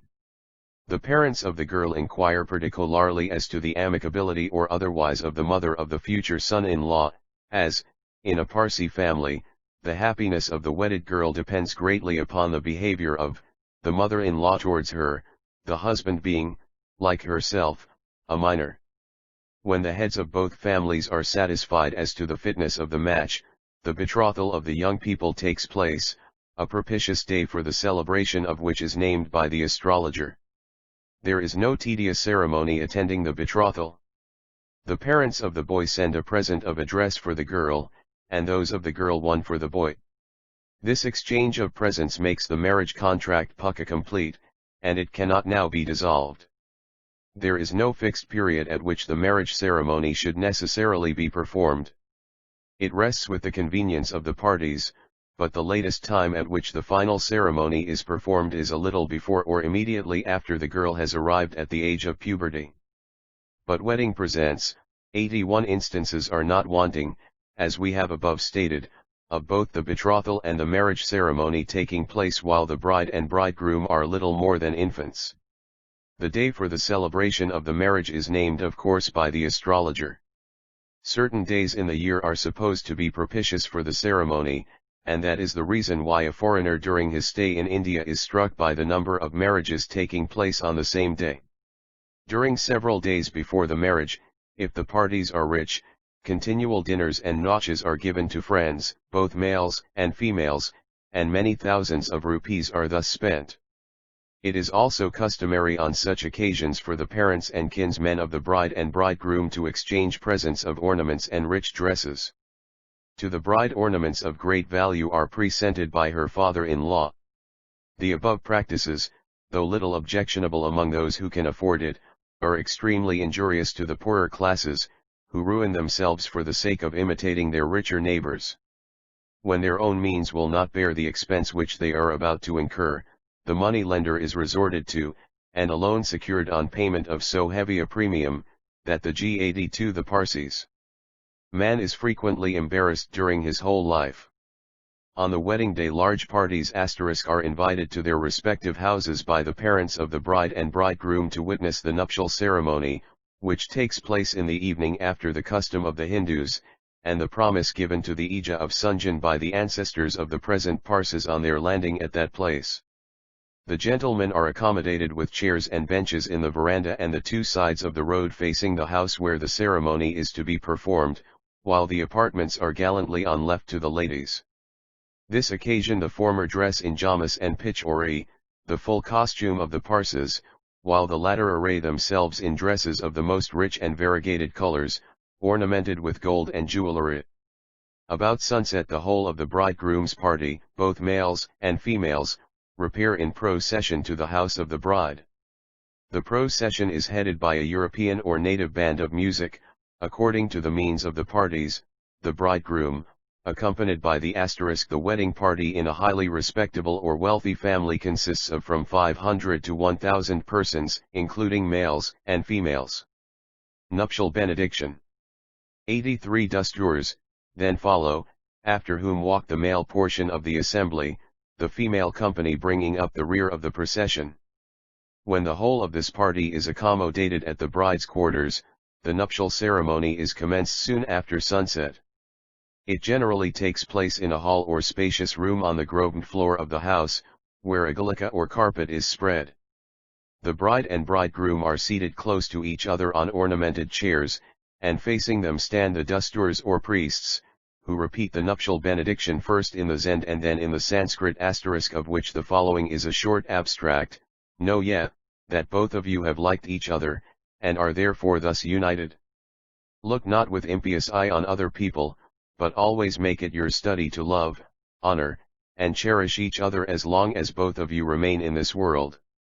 May quarrels never arise between you, and may your fondness for each other increase day by day. May you both learn to adhere to truth, and be always pure in your thoughts as well as actions, and always try to please the Almighty, who is the lover of truth. And the repetition of the benediction in Sanskrit is in accordance with the promise given to the Hindu Bhaja, Vidi page 14. G284 The Parsees. Atheistness. Shun evil company, abstain from avarice, envy, and pride, for that is the road to destruction. Think not of other men's property, but try industriously, and without any dishonest means, to improve your own.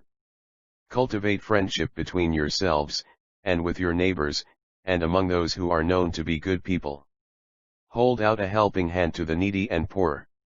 Always respect your parents, as that is one of the first duties enjoined upon you. May success crown all your efforts. May you be blessed with children and grandchildren. May you always try to exalt the glory of the religion of Zoroaster, and may the blessings of the Almighty descend upon you. The concluding ceremony of washing the toes of the bridegroom's feet with milk, and rubbing his face with his bride's choice asterisk, as well as other trivialities, need not be mentioned here, as they are not enjoined by the Parsi religion, but are mere grafts of Hinduism. When the above ceremonies are nearly concluded, bouquets of roses, or other beautiful and fragrant flowers, and little triangular packets of pansopori / silk vest worn as a waistcoat, a tea kind of leaf and betel nut. Wedding suppers. 85 profusely gilded, are distributed to each member of the company. Kos water from a golden or silver gulabdani, is also showered upon the persons of the guests.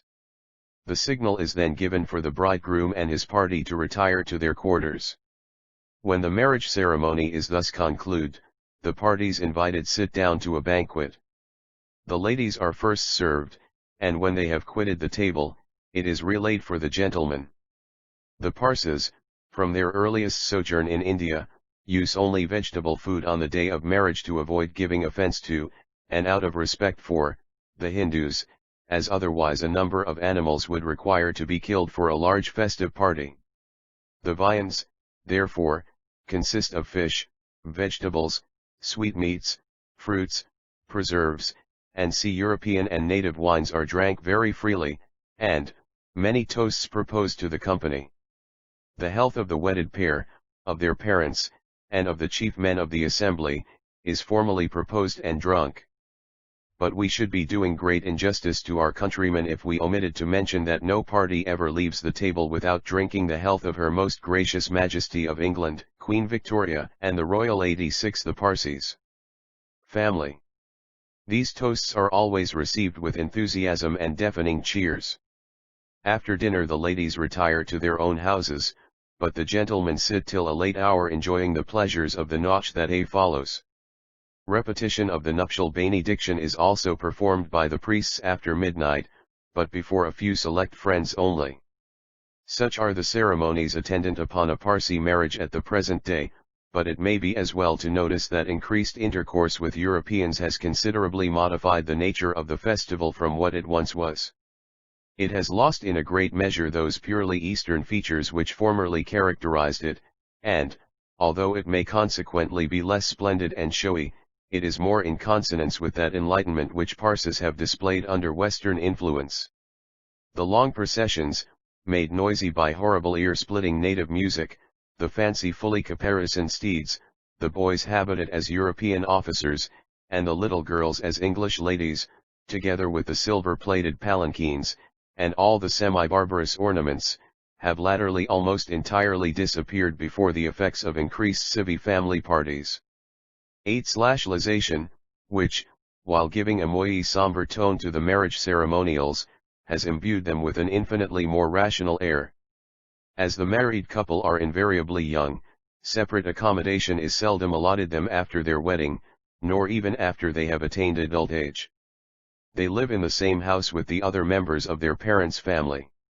Though a person has 6 or 7 sons, they all reside with their wives and children in the mansion of the sire, and the grey-headed father can often look with pride and pleasure upon the group of children and grandchildren around him.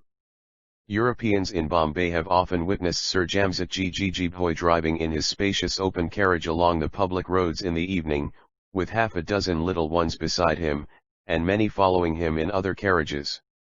There are, of course, numerous instances where the sons have left their fathers' houses and taken separate quarters for themselves and their wives, and oif brothers who, after the death of their parents, have separated from each other. This, however, is not done from any idea similar to those which prompt Europeans to live separately from their parents after their marriage. Domestic quarrels among 88 the Parsees. The wives of brothers, or with the mother-in-law are generally the causes of the removal. It is matter of just pride that we find the Parsees have not imitated the barbarous and tyrannical custom of prohibiting widows from remarrying, which is fraught with so much sin and mischief among the Hindus. The Parsees allow their widows to remarry, and where any are so unfortunate as to lose several huslobans, they can enter again into the matrimonial state as often as they desire. Parsee widows, if they marry again, generally do so before they have attained the age of 40, and if one is blessed with children, and is left with sufficient money by her husband to provide for her own and their maintenance, she generally prefers living in celibacy to giving her hand to another. Bigamy among the Parsees is prohibited except under peculiar circumstances, such as the barrenness of the living wife, or her immoral conduct. The law against bigamy was ever strictly adhered to by the ancient followers of Zarathustra, and by their descendants in India. The Parsee Panchayat, who adjudged social and religious disputes among the Parsees, had ever been jealous that this law should not be infringed, and whenever bigamy 89 special cases occurred, and parties sought permission to take an additional wife, they reserved the right of deciding as to the validity or otherwise of the grounds on which the application was preferred, and sanctioned or rejected it accordingly.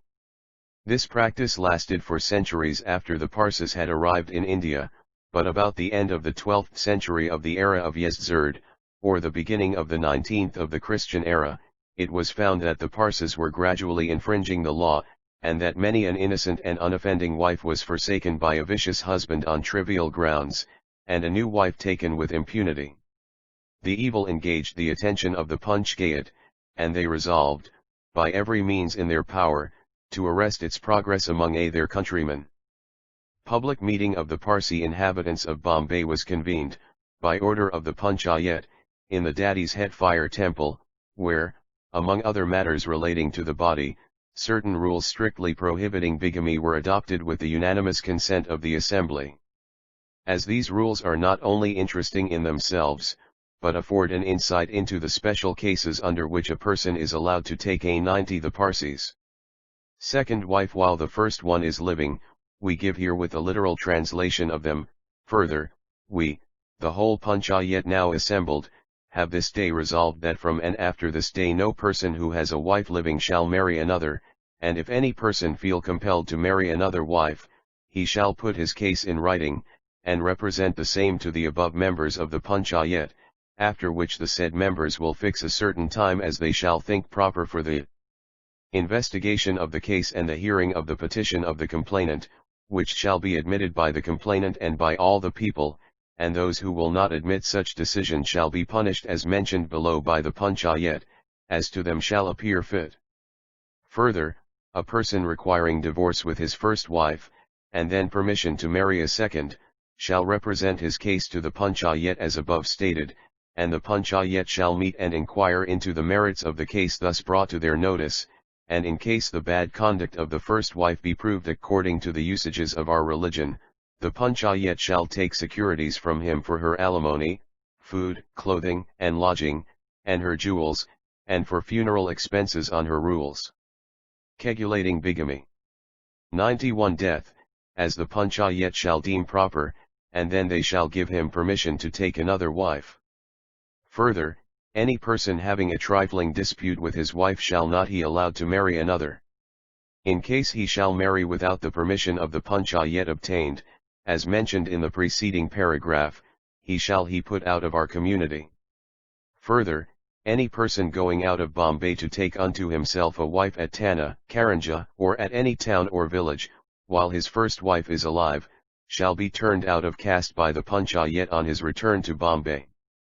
Further, whoever shall marry a second wife, by permission of the Panchayat, the marriage ceremony of such person, if he be a Shenshoi, shall be performed by Dastur Kursatji Jamsatji himself, or with his order by priests under him, and if he be a Rugmi, by Muuaviraz, or under his order by priests under him.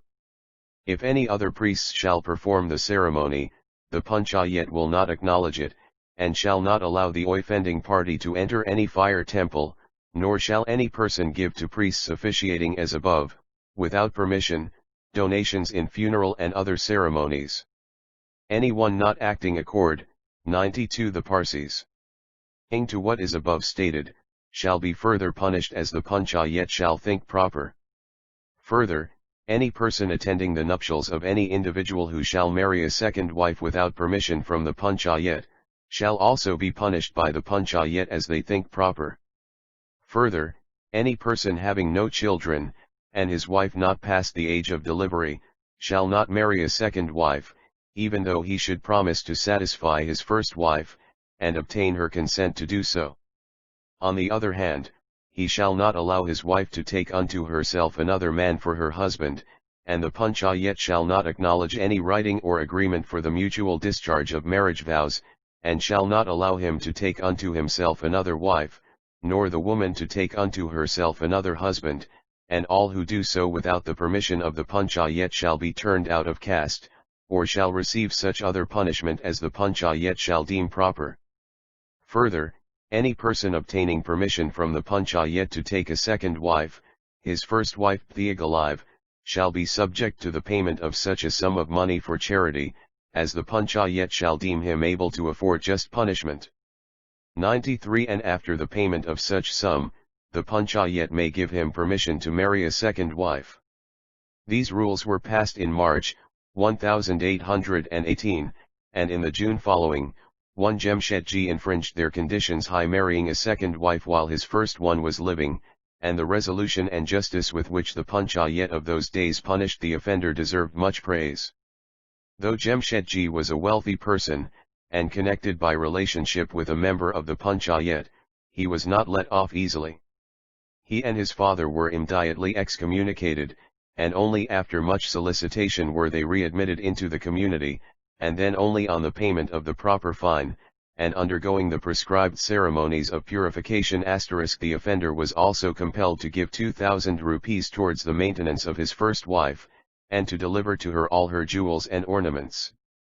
The severity with which Jamshetji was punished, deterred others for some time from following his example. We have now to describe the ceremonies. He was also compelled, before an assembly of the Parsi community, to beat his own face with his own shoe, for using insulting words to the Panchayat. 94 The Parsees. Attending the death of a Parsi. When the medical attendant states that the case is hopeless, the dhoti of the dying man is washed and arrayed in clean clothes. The Dastur, or Mobd, with other priests, repeat sundry texts of the Zend Avesta, the substance of which tends to afford consolation to the dying man, and breathes a prayer on his behalf for the forgiveness of his sins. May the Almighty pardon you for anything that you may have done against His His commandments and the dictates of the true religion of Zoroaster. May the merciful Lord give you a good and happy abode in the world to which you are about to enter, and may He have mercy on you. If the dying man be in possession of his senses, he himself joins in these exercises; if not, his son, or nearest relative, or the family priest, bends over him, repeating the words in his ears. When life becomes extinct, the body is wrapped in clean clothes, and placed on an oblong piece of polished stone, which is laid on the floor. The female members and relations of the family then sit down together on a carpet spread in the same room in which the body is placed, the men sitting on benches in the veranda of the house. If death takes funeral obsequies. 95 Place at night, the body is kept in the house till the next morning, but if it happens during the day, 4 or 5 hours before sunset, it is removed to its last resting place in the evening. When the time for the removal of the body approaches, it is placed upon an iron bier, which is brought in by the nas salas, or corpse bearers.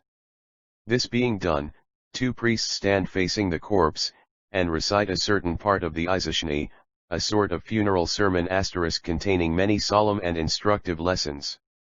That human beings are mortal, and must some day or other be called upon to quit this world and enter into the presence of God to give a full account of their doings here, is fully explained. The punishment awaiting the sinner, and the reward in store for those who practice virtue in thought, word, and deed, are fully dilated on.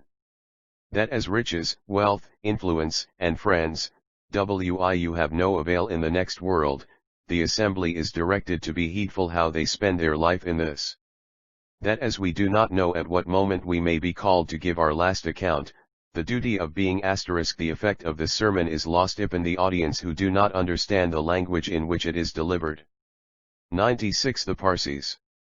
Prepared for death, and of meeting it with resignation and willingness, is fully impressed. That those who desire to reach the eternal paradise in the other world must spend their days in this in holiness and prayers, and in doing good to their fellow creatures. The assembly is forcibly reminded of the day of judgment, when every soul will have to give account. The sermon lasts in this train for about an hour, and is concluded with the words, "May God have mercy on the dead." The dead body is then taken out of the house to be carried to the Dalchma, or Tower of Silence, which is erected in a solitary place, and generally upon a mountain. The relatives of the departed break into cries and lamentations. The male relatives and friends of the deceased follow the dead body in the funeral procession.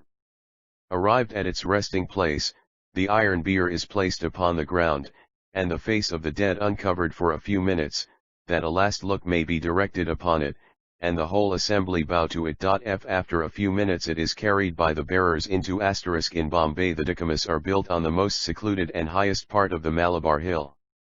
It is customary among the Parsees, whenever they meet a dead body of their tribe on the road, to bow to it, and to remember that the same fate will overtake them sooner or later. Prayers for the dead.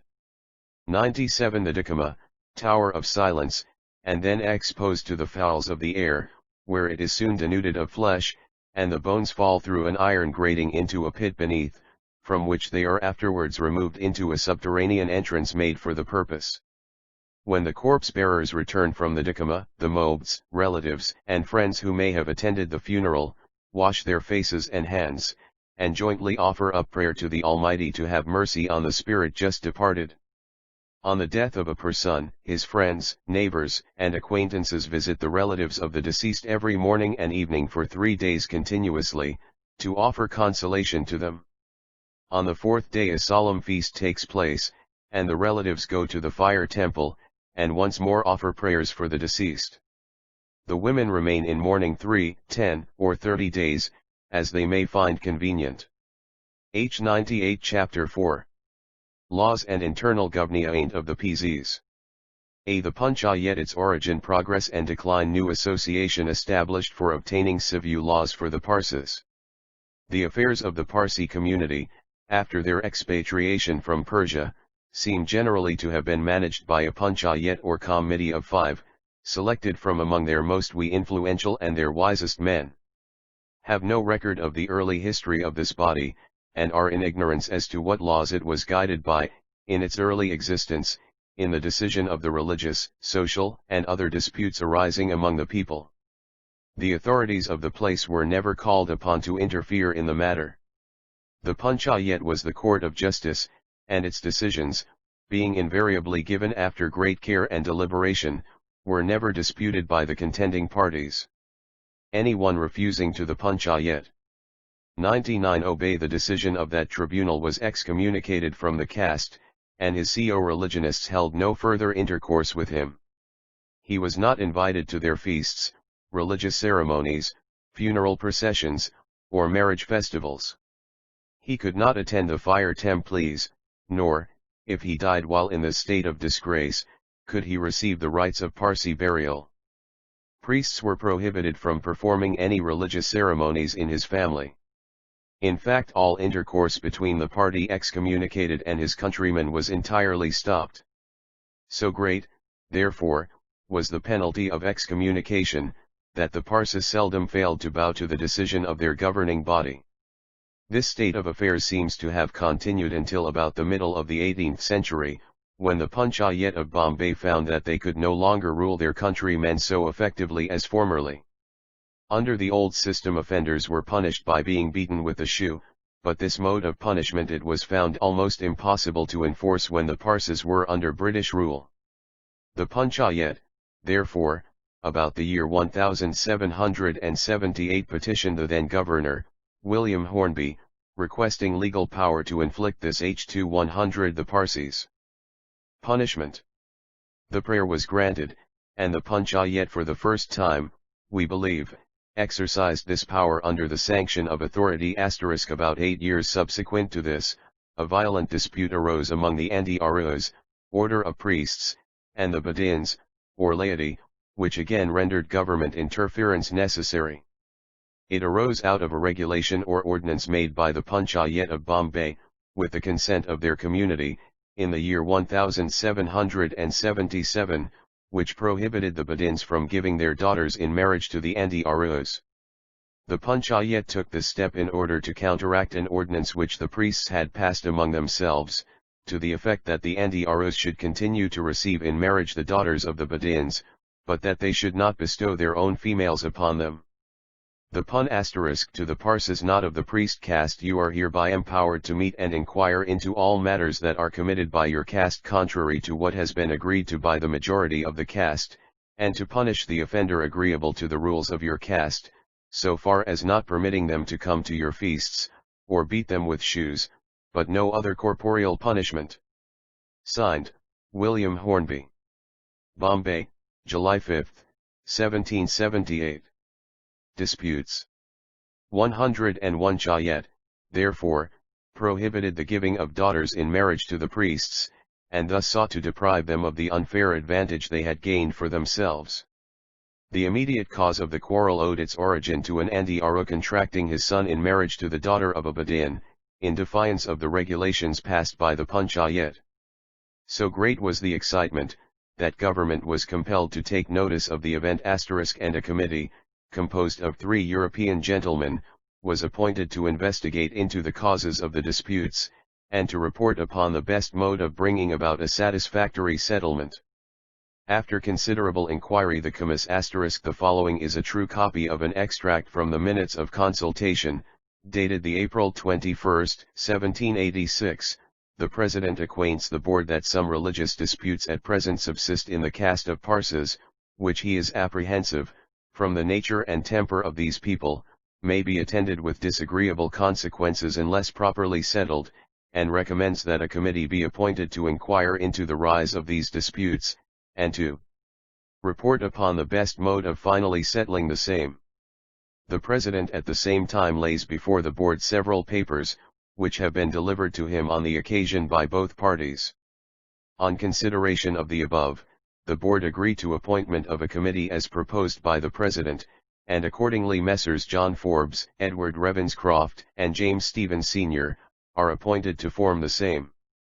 102 The Parsees Zionists gave it as their opinion that the bundobust, or ordinance, made by the Ahuras, was unfair, and fully warranted the Badins in withholding their daughters from them. That the resolution passed by the former was calculated to enrich and aggrandize their own caste, and as the Badins were excluded from marrying the daughters of the priests, their own women and property were carried into the other caste without any reciprocal advantages being gained by the laity.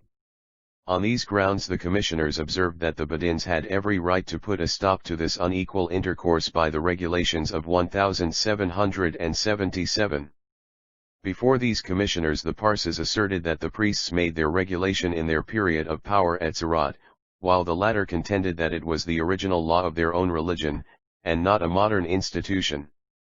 On this head the commissioners reported that there formerly did exist a mutual intercourse of marriage between the two castes, and the priests themselves were forced to admit that there had been special cases of such marriages.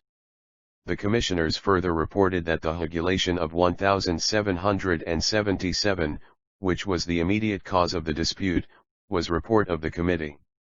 103 Equitable in principle, and no blame whatever could with justice be attached to the Panchayat, but the j-old lay with the priesthood, whose selfishness had necessitated the establishment of some such resolution. In order to prevent the recurrence of such disputes, and to preserve peace and good order for the future, the commissioners recommended that the Panchayat should be formed upon a more equitable basis, and that its authority, which seemed to them to have been rather assumed than conferred, should be defined by, and derived immediately from, government. In order to effect this, they recommended that some formal instrument should be drawn up which would have the effect of giving more weight and efficacy to the decisions of the Panchayat. They further advised that the Panchayat, so constituted, should have powers given to it for settling petty disputes and matters of religious forms and ceremonies. But they likewise gave it as their opinion that the power of punishing by the shoe, which the Panchayat exercised, was objectionable, and recommended that it should be withdrawn. With the general tenor of this report the governor in council concurred. It was 104 The Parsees decided that the Panchayat, or General Assembly of the Parses, had a right to make regulations for the general benefit and good of the Parsee people, as is customary with the tribes of every denomination living under the protection of the British government. In conformity with the recommendation of the committee, the governor in council directed the Panchayat to return the names of 24 persons, from whom 12 could be selected as a committee for the management of the affairs of the Parses and the settlement of their private disputes. It was hoped that a committee thus appointed would be the means of putting a stop to further dissension in the body. The names of 24 gentlemen having been sent in, 12 *, 6 of whom were priests and 6 laymen, were appointed by government, under date the 1st of January, 1787, for the purposes above mentioned, and enjoined to do strict justice to all parties without *. The 12 appointed were, Jamsetji Bhugamodi, Nanabhoi Framjee, Manakji Nuroji Wadia, Abhoy Nasarwanji, Hirji Jwanji, Sarabji Muncherji, Sapurhi Bomanji, Dustur Kausji Yostumji, Sarabji Nanabhoy Set. Durabji Framjee, Kausji Bkji, Durabji Ferdunji. Gathering of the 4th of March, 1818. 105 Fear, favor, or affection to anyone. The decisions of a body thus expressly sanctioned by government had great influence and weight with the majority of the Parsees, and its decrees were respected and obeyed. But this hopeful state of affairs was not of long duration. Before the end of the 18th century the Panchayat was again powerless. Death had considerably thinned the numbers of the committee originally appointed by government, and proper steps had not been taken to fill the vacancies as they arose.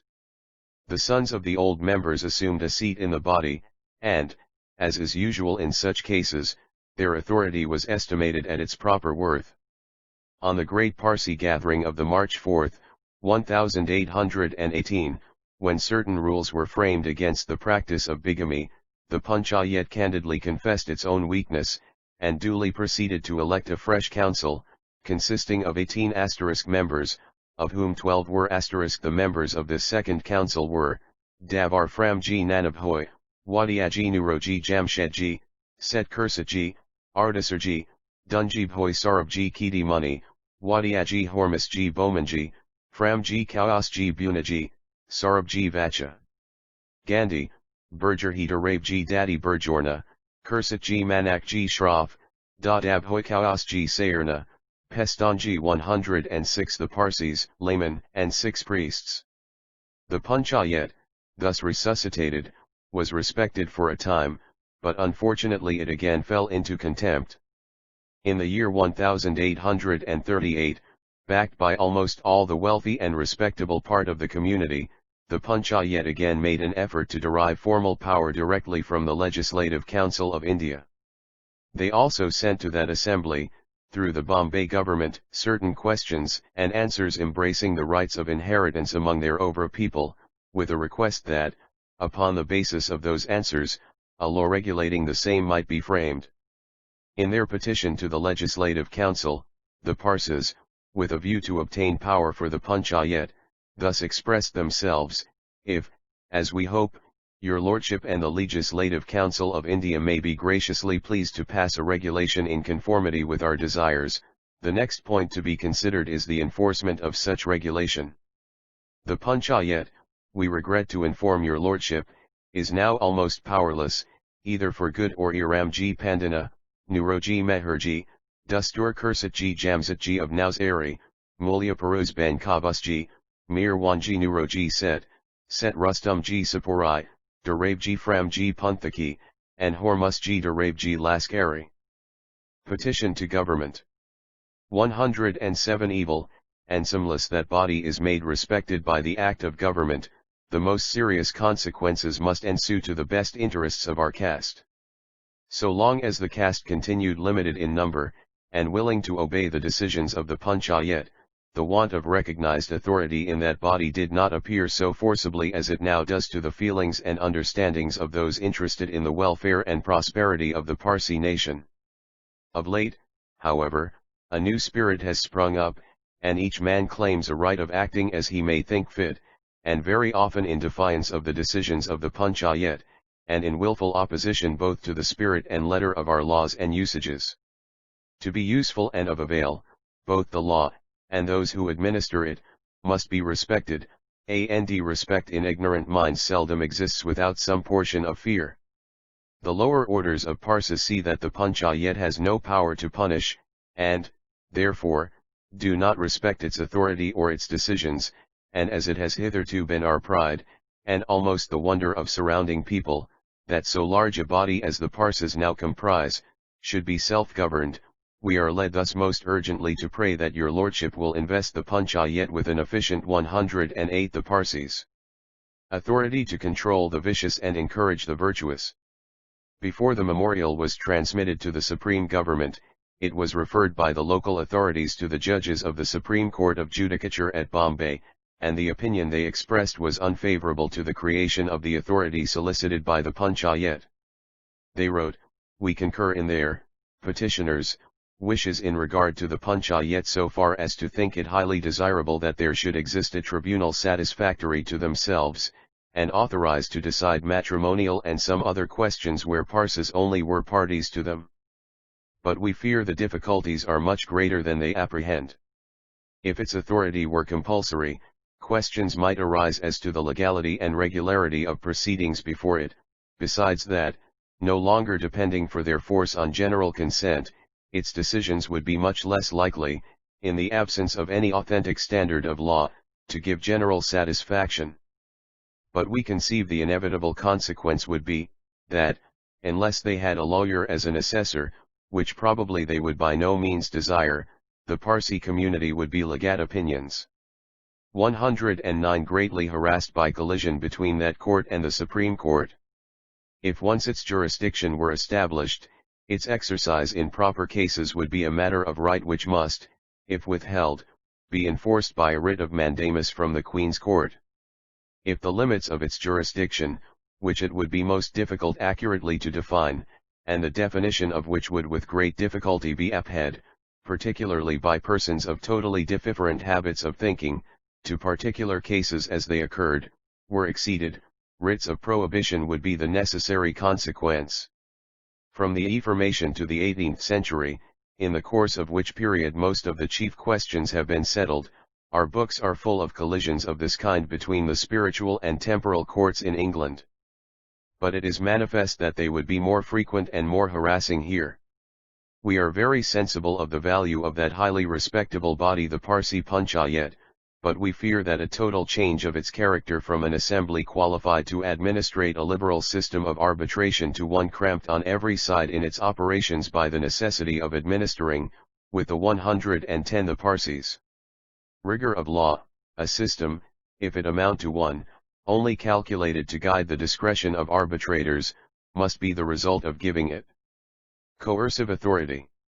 This opinion of Her Majesty's judges was fatal to the petition, and from that time until the present, all hope of obtaining a government sanction for the Panchayat has been abandoned. Thus disappointed, that body tried to assume the power over the people, which was refused them by the authorities, and, as a matter of course, they failed. The members of the Panchayat did not, however, seem to feel the humiliating position in which they were placed, but continued not only to assume the name of a Panchayat, but fruitlessly attempted to carry on the functions of that body. For the last 15 or 20 years, the body known among the Parsis as the Panchayat, has not possessed the slightest influence over the people. It has occasionally exhibited some signs of vitality, but never in the right direction. Its orders, if it ever dare issue any, are unheeded or disobeyed. Excommunication from caste, a sentence which the Parsis of old so greatly dreaded, is not only unheeded, but ridiculed, as the modern Panchayat. Ill the party excommunicated is sure to possess the sympathy and intercourse of his friends in the teeth of the order of the Panchayat. It is not to be imagined that this state of feeling arises from a riotous community. The decisions of the present Panchayat, while they are neither consistent nor impartial, are not in accordance with justice, and the consequence is, that the body is as destitute of moral weight as of legal power. When a friend or relative of any member of the Panchayat or, indeed, any person of wealth or influence, commits an offence against his caste people, he is not only screened, but justified. While, if the offender be a poor man, the Panchayat steps forward, with all the severity which characterized its rule of old, to make him an example to others. Common sense suggests that a body professing to do justice with one law for the rich and another for the poor cannot command any moral respect whatever. Its shameless partiality, some time since, drew forth from one of its oldest and most respectable members an ugly exposure of the acts of his colleagues perfectly fatal to their respectability. This memorable protest was the work of the late 112 the Parsees Framjee Kausji, Esquire *, a name still revered by the whole Parsi community. The Panchayat was thus virtually extinguished, and our worthy baronet, Sir Jamsetji Bhoy, publicly acknowledged this 15 years since. It is now powerless either for good or evil, and performs no other functions than those of trustees to certain charitable *. The following is a short abstract of Framjee's minute, from a literal translation of it published in an English newspaper some years ago. The minute was addressed to the members of the Panchayat, and it fully exposes the extent to which corruptions had reached the Parsi community, and the utter apathy and carelessness with which the Panchayat overlooked the unhappy state of things. I have resolved, says Framjee, that I shall not hereafter join with you in transacting any of the Panchayat's business. Individuals calling themselves Zoroastrians have now become so reckless, that they look upon bigamy and other monstrous sins as anything but sinful. I can cite numberless instances of persons in this place, who have not only deserted their lawful wives and joined in matrimony with others, in defiance of the rules of our community, as also of many who are recklessly living and spending their existence in the houses of unprincipled women. You, who call yourselves members of the Panchayat, you not only take no notice of these affairs, but allow such sinful persons to participate in all the rites of Zoroastrianism.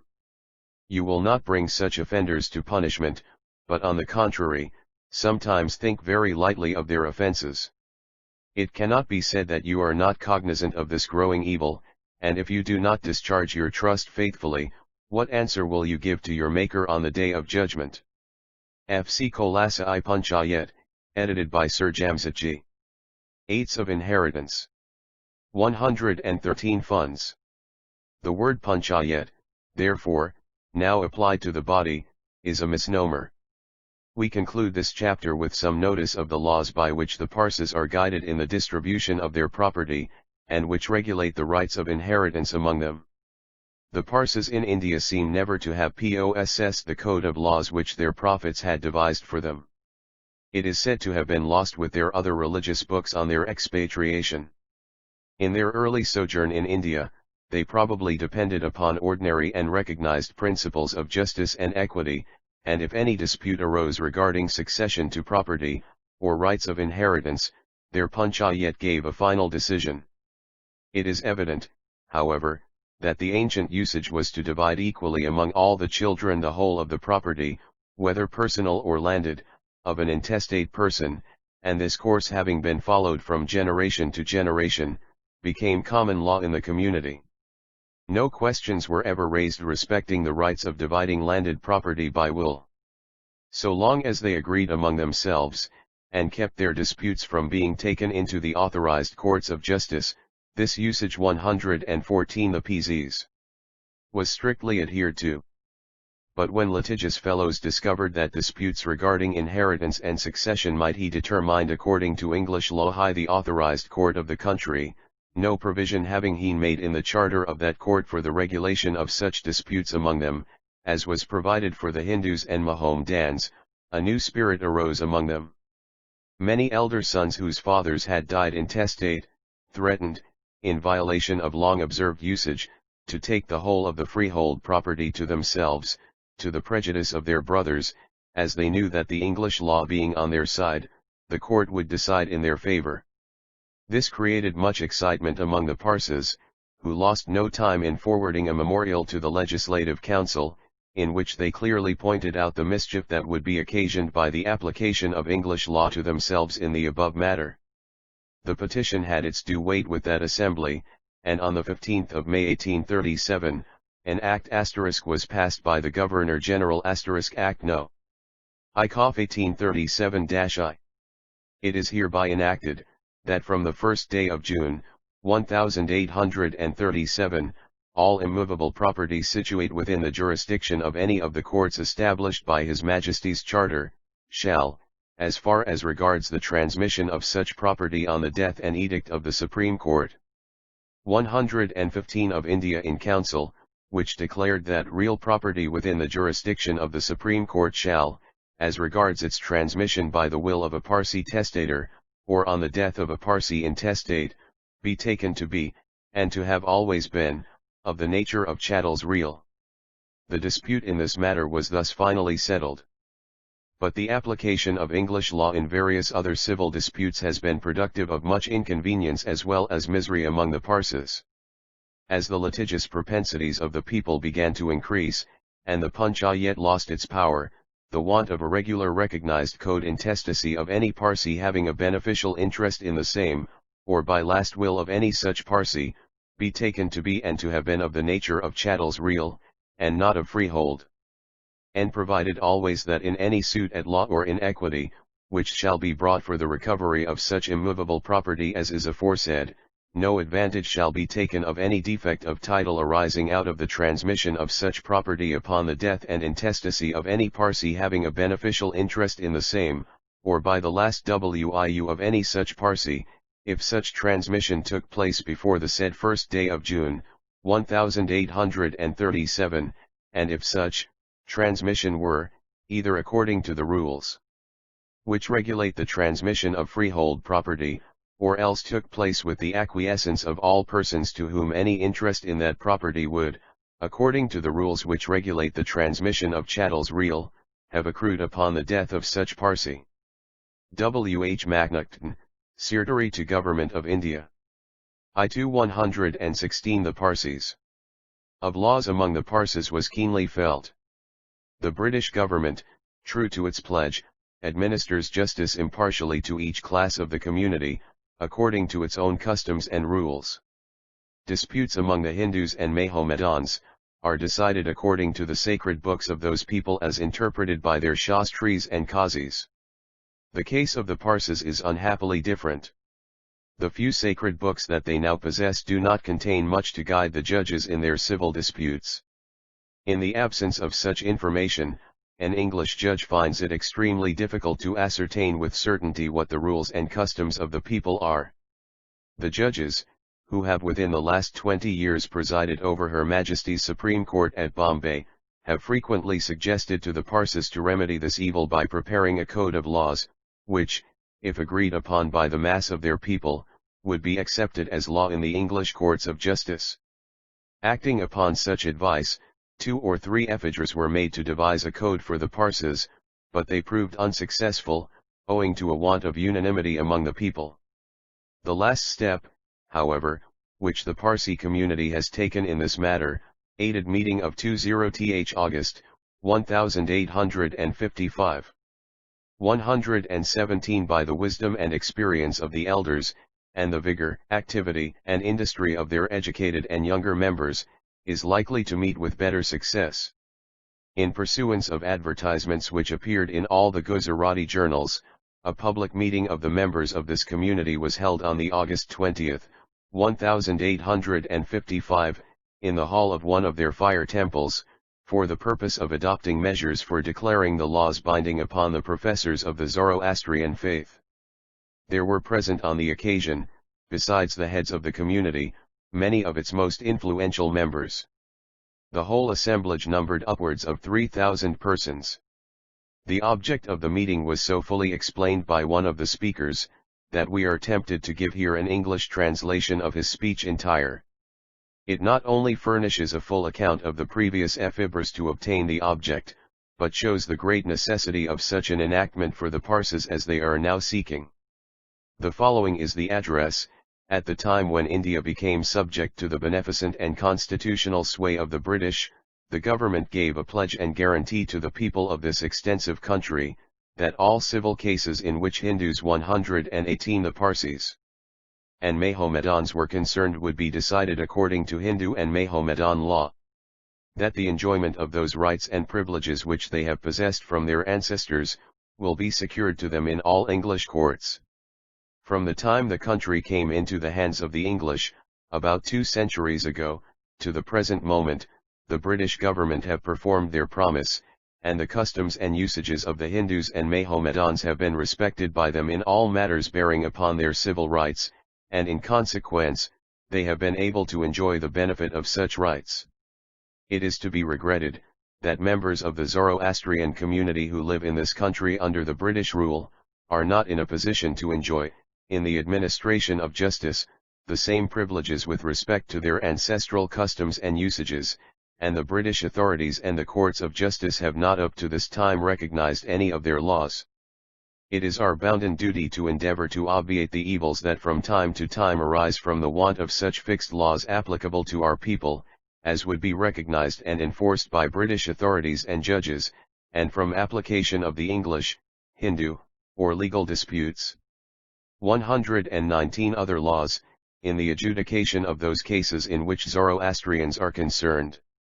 It appears from an English pamphlet relating to the Parsi laws, published in 1843, that during the years 1836, 1837, and 1838, most of the leading members of the Parsi community endeavored to procure such legislative enactments as seemed to them necessary. All cases involving questions of inheritance, conjugal rights and disputes among the Parses, are decided by the Supreme Court according to English law, and not according to Parsi customs and usages, hence the evils and disadvantages from which we suffer. In 1835, a Parsi filed a STDT in the Supreme Court here, claiming, as eldest son, the whole of the landed property of his father, who died intestate.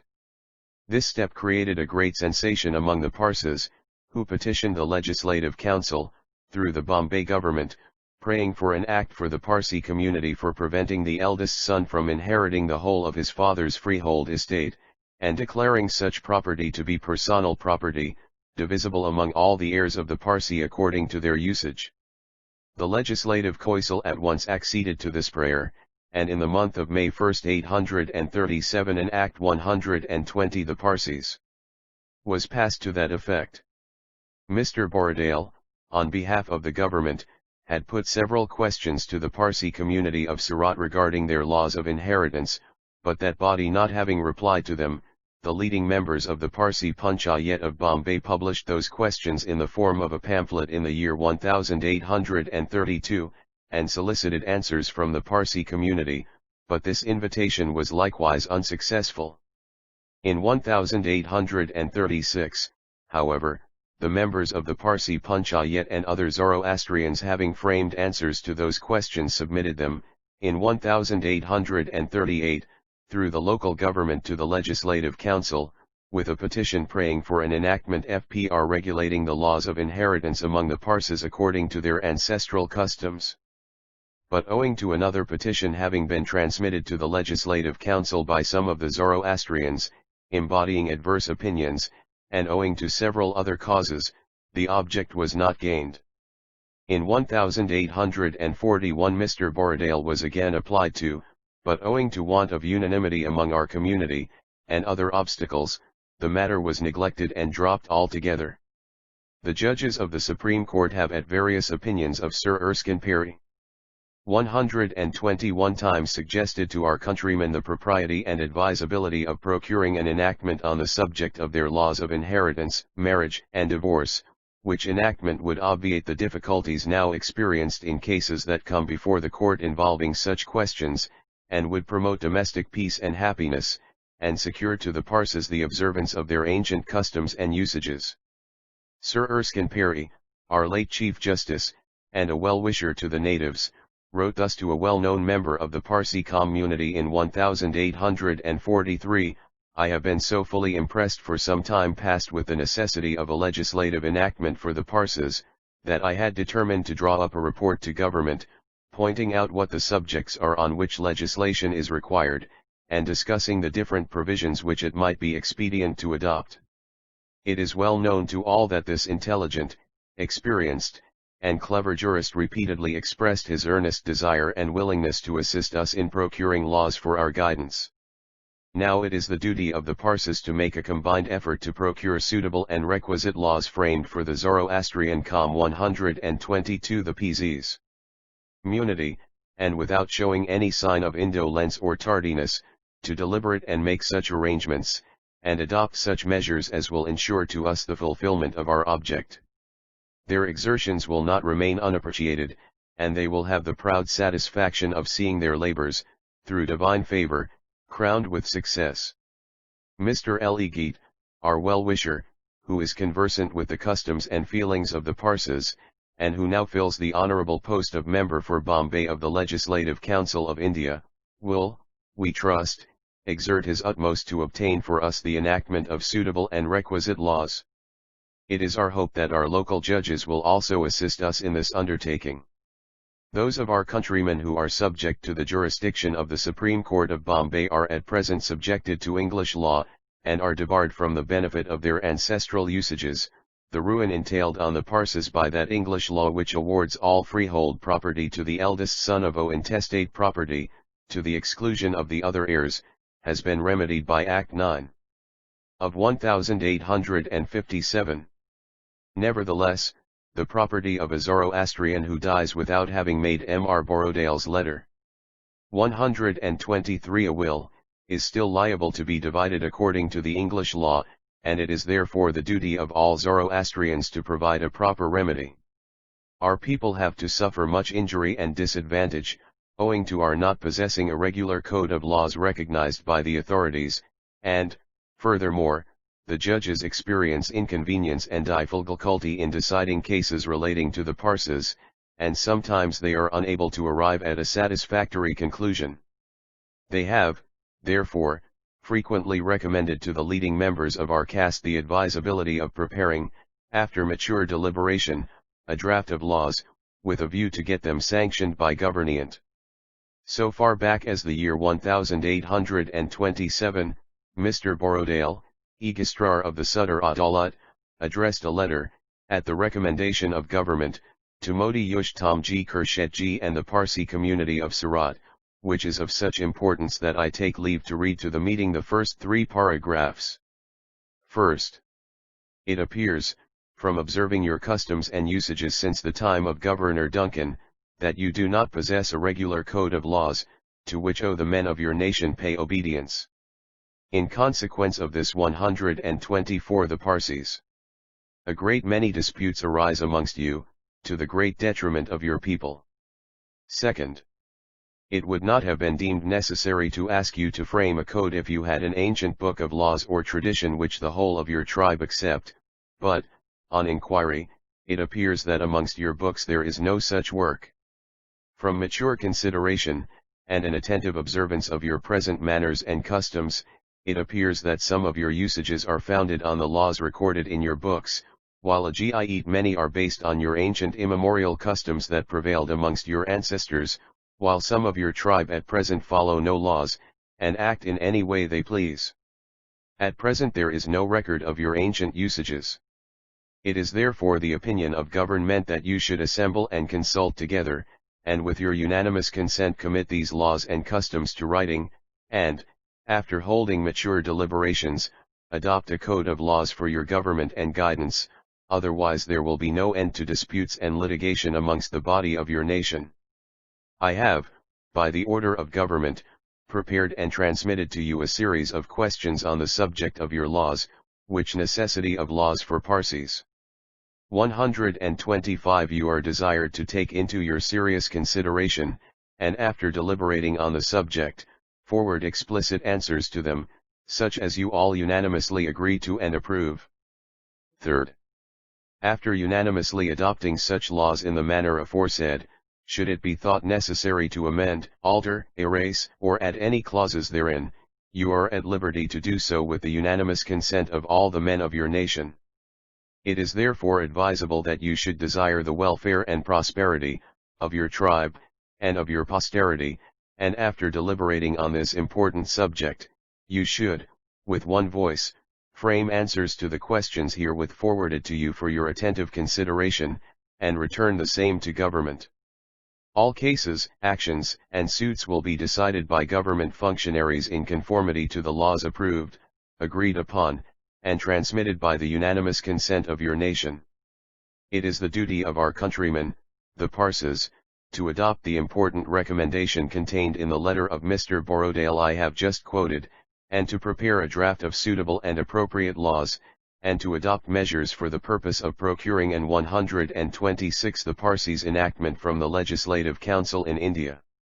If such laws were passed, all disputes and differences between the members of our community would be decided according to the customs and usages of our ancestors, and not in accordance to English laws and usages. Thus the peace and prosperity of our people will be enhanced, and the rich and poor will derive the same benefit, namely, that of a fixed and uniform code of laws, all of us will succeed in obtaining substantial justice in conformity to our immemorial usages, and disputes and quarrels which frequently take place between mother and children, brother and sister, husband and wife, will greatly diminish, and every one will know exactly what his rights are, and act on such knowledge. If the leading and other members of our community unite, cooperate, and zealously exert themselves in the noble cause of procuring a legislative enactment adapted to our nation, this object will, through the grace of God, be accomplished. The meeting having resolved that it was deeply impressed with the necessity of procuring for their community the enactment of laws adapted to their race, and such as might proposed acts 127 be recognized and enforced by the local authorities and by courts of justice, a managing committee of 150 gentlemen was appointed. These again selected by ballot from among themselves 20 to form a subcommittee, to which was entrusted the task of framing a draft of the requisite provisions. After considerable inquiries and investigation into the manners, customs, and religion of the Parsees, a draft act has been prepared by this body, and there is little doubt that it will finally be adopted by the whole community. Have been fortunate enough to obtain a copy of it, and conclude this chapter by annexing an English translation of the document, as a perusal of it will afford the best index to the social customs of the Parsees, and an insight into the advanced spirit of these people from the liberal views it exposes. Whereas doubts have arisen as to the laws to be administered with regard to the succession and inheritance to the estates of deceased Parsees, and whereas it is expedient that one uniform and settled law on the subject should prevail throughout India, having reference to, and incorporating as far as is consistent with sound principles of legislation, the usages and customs which hitherto have prevailed among the Parsees, and been authorized by their sacred writings, be it enacted as follows. I that from and after the passing of this act, every Parsee, 128 the Parsees, whether male or female, single or married, who shall have attained the age of 21 years, shall be entitled by will to dispose of any property whether real or personal, ancestral or acquired, of which he or she may die possessed, to such person or persons as he or she thinks fit, and that for this purpose a married woman with regard to her own property, howsoever acquired, shall be treated and considered as a femme sole. 2. Such will in order to be valid must be in writing, and executed in a manner hereinafter mentioned, that is to say, it shall be signed at the foot or end thereof by the testator or testatrix, or by some other person in his or her presence, and by his or her direction, and such signature shall be made or acknowledged by the testator or testatrix as the signature to his or her will or codicil, in the presence of 2 or more witnesses present at the same time, and such witnesses shall subscribe the will in the presence of the testator or testatrix, but no form of attestation shall be necessary. 3. That after the payment of debts, funeral expenses, and just expenses of every sort, the clear residue of the property, whether real or personal, ancestral or acquired, of any Parsee dying intestate, shall be distributed in manner following: to the widow or widower, 1 share. To the sons 1 share each. To the daughters, half a share each. 4. If any child of the intestate shall have died in his or her lifetime, the widow and issue of such child shall be entitled in the proportions hereinbefore mentioned in section 3, set forth to such share of the property of the intestate to which such child would have been entitled, had he or she survived the intestate, but if there shall be no issue, the widow shall be entitled to 1/4 only of such share as aforesaid. Provided always that the widow of such child shall not have contracted a second marriage at the time of the death of the said intestate, in which case such widow shall not be entitled to any portion of such property, but the same shall be distributed as if such widow were also deceased. V. That a son duly adopted in the manner pointed out in Law of Property 129 section 12 to 18 shall be entitled to, and shall take the same bomb share of any intestates, as a natural son is entitled to by virtue of the preceding sections. 6. If the intestate leave no lineal descendants, nor any adopted son, his or her father and mother shall take 1 moiety of the estate, in equal shares if they both be living, and his or her widow or widower the other moiety. If there be no father or mother, his or her father's relatives, in the order in the table hereinafter specified, shall take one moiety, and the other shall go to the widow or widower. If there be no relatives on the father's side, the widow or widower shall take the whole.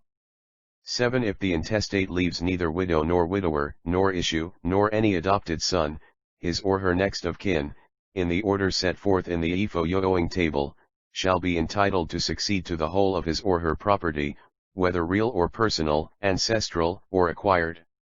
The next of kin standing first in the table shall always have preference over those standing second, the second to the third, and so on in succession, subject to the condition that each female shall receive half the portion of each male, standing in the same degree of propinquity. 1. Father and mother. 2. Brothers and sisters, father's side, and the widows and issue of any deceased brother or sister subject to the rules and in the proportions hereinbefore set forth.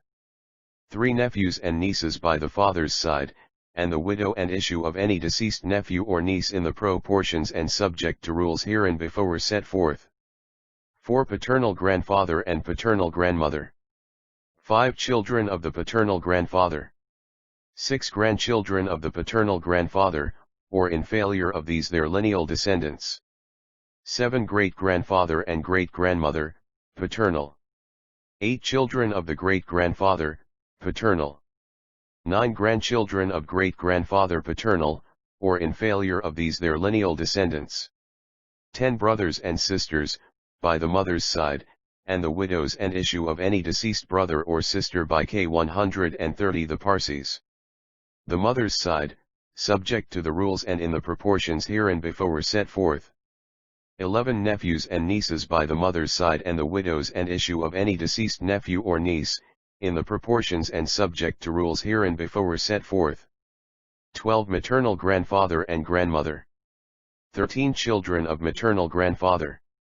14. Grandchildren of maternal grandfather, or in failure of these, their lineal descendants. 15. Son's widow, if she has not contracted a second marriage at the death of the intestate. 16. Daughters-in-law of the father, if they have not contracted a second marriage at the death of the intestate. 17. Daughters-in-law of the paternal grandfather, if they have not contracted a second marriage at the death of the intestate. 18. Daughters-in-law of maternal grandfather, if they have not contracted a second marriage at the death of the intestate. 19. Husband of the intestate's deceased daughter. 20. Children of the intestate's father-in-law, father of his last wife if more than one, or in failure of these, their lineal descendants. 21. Widows of brothers-in-law of the intestate, brothers of his last wife if more than one. 22. Father and mother of maternal grandfather. 23. Children of maternal grandfather. 24. Grandchildren of maternal great-grandfather, or in failure of these, their lineal descendants. 25. Children of paternal grandmother's father, or in failure of these, their lineal descendants. And whereas doubts have arisen as to the rights of married women over property given or bequeathed to them after betrothal or during marriage, veni. Be it enacted, that all property of whatever kind soever, which shall be given, granted, conveyed, or bequeathed to, or which shall in any way be acquired by any woman, whether married, or single, shall unless the same shall be otherwise ex inheritances. 131 Pressed by the writing or deed, granting or conveying, assigning, or bequeathing the same, be taken to be her sole and separate property, and she shall have and exercise the same absolute control over the disposal and use thereof, notwithstanding any marriage which she may contract, and may enter into any contracts relating to the disposition and use thereof, and give as effectual acquittances and receipts in respect thereto, and sue and be sued in any action or suit in respect thereof or touching the same as if she were s fem sole. 9. That no husband shall be held liable for any debt contracted by his wife, unless contracted by his express or implied authority. Provided that nothing herein contained, shall be construed to exempt the husband from his liability to provide for his wife suitable maintenance and necessaries. X. The illegitimate child of any intestate shall be entitled to be maintained out of his or her estate until such child shall have attained 21 years but no longer.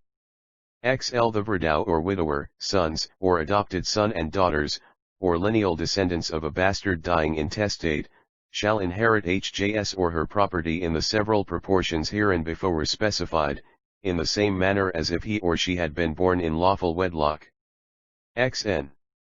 If any man above the age of 14 years and 3 months have no son nor any male lineal descendant, and if he shall have adopted in his lifetime any person, whether he be his blood relation or not, as his son by his last will, or by a written instrument duly executed and attested by 2 witnesses, the person so adopted shall be treated and shall have the same rights as his lawfully begotten son, and if the adopted die intestate, such adopted son shall inherit the property of the deceased, in the same manner as if he were his own lawful son. Sni. If a man having adopted a son authorized in section 12, should subsequently have a son born to him in lawful wedlock, the adoption shall be null and void.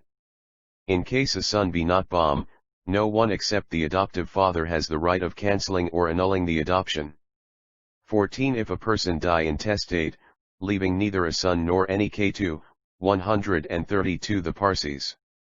Male lineal descendants, and if he in his lifetime has not adopted a son, as authorized by section 12, any one of his undermentioned nearest of kin, in the order hereinafter set forth, shall have the right of being adopted as a son of the deceased and if the person, having such right, consent in his own name, f of legal age, or by guardian if a minor, to be adopted as the son of the deceased, the party so consenting shall be held to be the son and heir of the deceased, in the same manner as if he were the lawfully begotten son of the deceased. 1. The son either of the brother or paternal uncle of the deceased, if betrothed or married to the surviving daughter of the deceased at or before the time of his death, shall have the right to be adopted. If more daughters than one are in this category, the right of precedence shall be claimed by the husband of the eldest daughter. In case of failure or refusal, the sons, according to the priority of birth, of the eldest daughter of the deceased, if married to a lineal descendant of the paternal grandfather or great-grandfather shall be eligible, in default of these, or if they refuse to be adopted. 2. The brothers of the deceased in the order of their birth, in case of defect or refusal. 3. The sons of the eldest brother, in the order of their birth. In case of defect or refusal of these, the sons of the next brother in like manner shall be eligible and so on. In failure of these or in case of a refusal 4. The eldest son of the eldest paternal uncle by the father's side. In case of defect or refusal, the other sons of the other paternal uncles, in like manner, shall be eligible or in failure of these, or in the event of their not consenting 5. The sons of the eldest daughter in the order of their birth, and failing these, the sons of the next daughter in like manner. 6. The sons of the eldest sister in the order of seniority and failing these, the sons of the next sister in like manner. Property of those who die intestate. 133:15. If any person, either by his will, or by any writing executed in the presence of 2 attesting witnesses, delegate to another the power of adoption to take effect after his death, the person so adopted by virtue of such power, shall, agreeably to section 12, be held to be the son and heir of the deceased, in the same manner as if he were his own legitimate son. 16. If a person die intestate, and if he have neither a son nor male lineal descendant, and if none of the relatives and connections mentioned in section 14 be available for the purpose of adoption, the widow of the deceased, or in case of defect or refusal, his daughters in the order of their birth, or in default of these, or in case they decline, the nearest of kin of the deceased in the order prescribed in section 7, shall have the power to adopt a son to the deceased, provided such adoption take place in the presence of at least 3 witnesses, on or before the morning of the 4th day after the death of the deceased, and if the person so adopted be of legal age and consent to be adopted, or if a minor consent through his guardian to such adoption, he shall be deemed to be the son and the heir of the intestate, as if he were a lawfully begotten son of the deceased. But if the intestate die in a foreign country, a son shall be adopted to him as aforesaid within the period of 4 days after the receipt of the intelligence of his death. If the person so nominated subsequently declined the nomination, another person might be appointed at any subsequent period. 17. Any person who does not profess the Zoroastrian religion, or who is a lunatic, or who shall at the death of the intestate be undergoing sentence of transportation, shall be deemed disqualified for the duties of such adopted son, and the person who next to him has a right to be adopted, as directed in sections 14 and 16, shall be nominated in his place, and shall be entitled to all the privileges of an adopted son of the deceased. 18. Any person adopted as a son of a deceased Parsee in conformity to sections 12, 14, 16, and 17, cannot again be adopted as a son to another deceased Parsee. 19. If a person die without leaving a will, letters of 134 the Parsees. Administration of the property of the intestate shall be granted to the undermentioned relatives successively in the following order. If such relatives refuse to take out letters of administration, or if they he not of a legal age or be otherwise disqualified, letters of administration shall be granted to the person standing next in order. And if there shall be no person standing in such a degree of relationship to the intestate, then to such other fit and proper person as to the court shall seem meet. 1 widow or widower and sons. 2 sons son. 3 daughters. 4 father. 5 mother. 6 daughters of son. 7 sons of daughters. 8 daughters of daughters. 9 brother. 10 sisters. 11 uncles by the father's side. 12 widow of the deceased son if she has not contracted a second marriage at the death of the intestate. XX if a testator at his death has not appointed an executor of his last will and testament, or if the person so appointed refuse to act, in either of which cases administration shall be granted to the persons mentioned in section 19. AXXI. Parsee shall be deemed to have attained his or her majority at the age of 21 years, and shall thenceforth be competent to make contracts, to claim the free use of his or her property, to act as guardian, executor, or administrator, and to dispose of his or her property by will. And whereas it is desirable to ascertain the law and define the rights and the relative positions of parent and child and guardian and ward. XXII be it further enacted, that the father shall be entitled to the custody of his children, whether legitimate or illegitimate, and the guardianship of their estates until they attain the age of 21 years, provided he be not by marriage contracts. 135 Lunacy or other cause disqualified for the due discharge of his duties and the exercise of his rights towards such child. And he may appoint one or more guardians high will duly executed. And upon his death, in the absence of any such appointments, the mother, or in case of her death or disqualification, the other relatives of the child, in the order mentioned in section 7, shall he appointed guardian, and shall possess all the rights and privileges of the father, except as hereinafter is provided. XXIII where any dispute shall arise between the father and mother of any child under the age of 6 years, the personal custody of the child shall belong to the mother until the child shall have attained its full age of 6 years. XXRV. Any betrothal or marriage contracted by a child under the age of 21 years without the consent of the father, or if the father be dead or disqualified as aforesaid, of the mother, shall be considered null and void. And every betrothal or contract of marriage made by the parents on behalf of a child above the age of 16 years, shall not be binding on the child if made without obtaining his or her consent. In case the father and mother be both dead or disqualified, the right of granting or withholding consent to betrothal or marriage shall be vested in the guardian, but in such case shall wholly cease and determine on the child attaining the age of 16 years.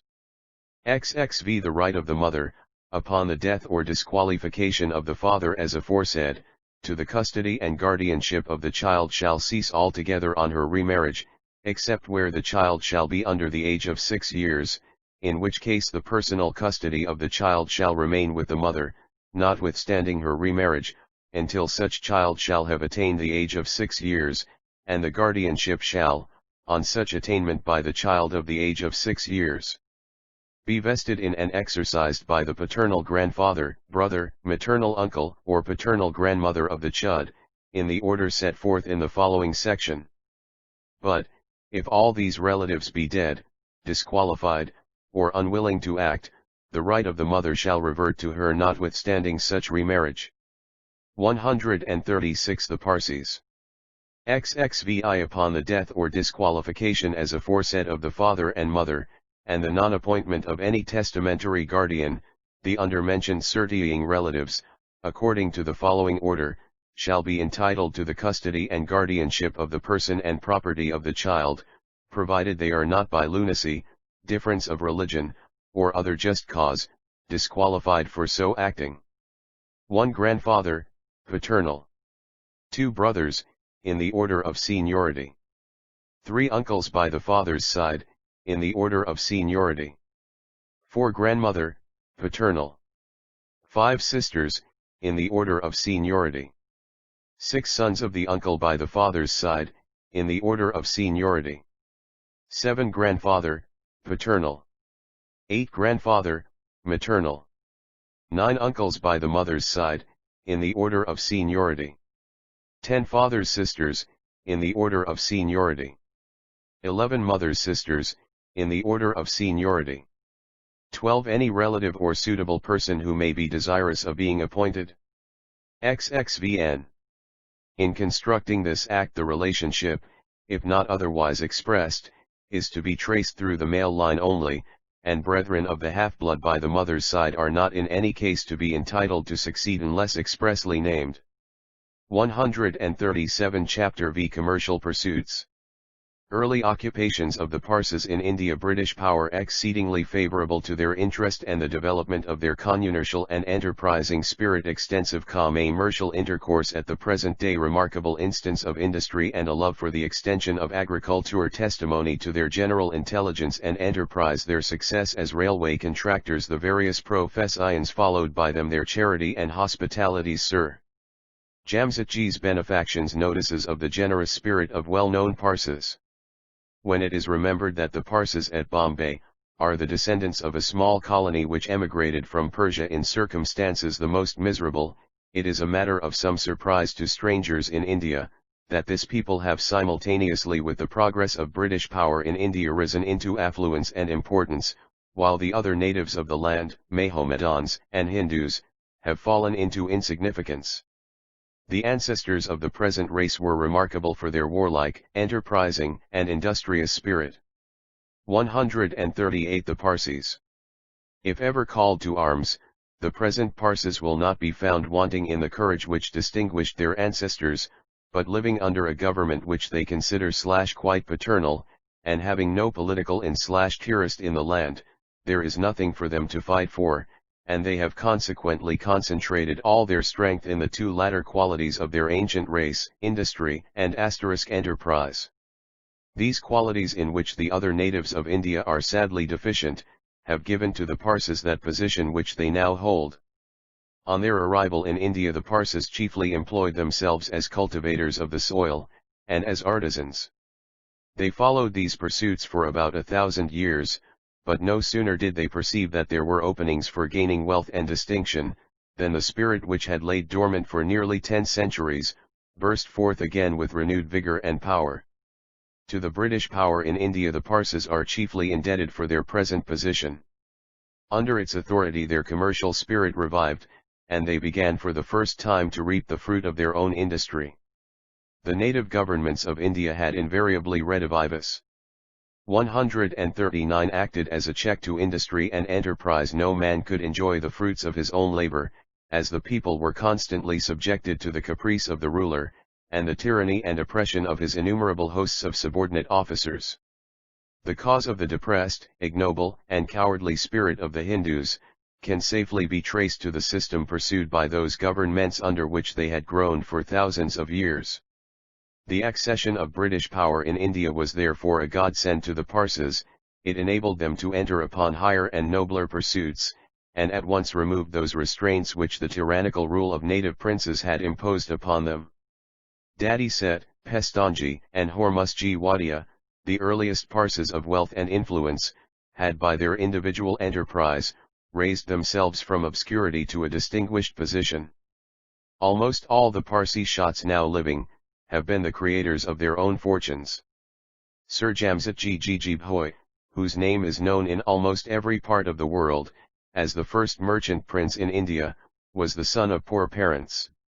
Shit Framjee Nusserwanji, Shit Kausji Jangir, Shit Manakji Nusserwanji, and a number of other Parsi 140. The Parsis, gentlemen, reputed for their wealth, have also been the architects of their own fortunes. And how have all these attained their present position? By their commercial enterprise and remarkable industry. Wherever wealth is to be acquired, or wherever the English standards have been carried, the Parsis have followed with the fearless energy of men who required but the simple assurance that the protection of English law and English justice would be thrown around them. The Parsi tradesman followed the British army to Kabul, and is now to be found in every city of India, foremost in every enterprise, and ready to take advantage of every opening. We may be forgiven the boast, but we can safely say, that in the short space of a century, we have placed ourselves in competition with the merchant princes of the English Babylon, and no history of the commerce of the East would be complete without a prominent place being given to the mercantile houses established by the Parsis in India and China. Even London, the great commercial metropolis of the world, possesses a Parsi mercantile house. Those wealthy and spirited Kamis, who can justly boast of possessing first-rate mercantile houses in enterprise of Parsis.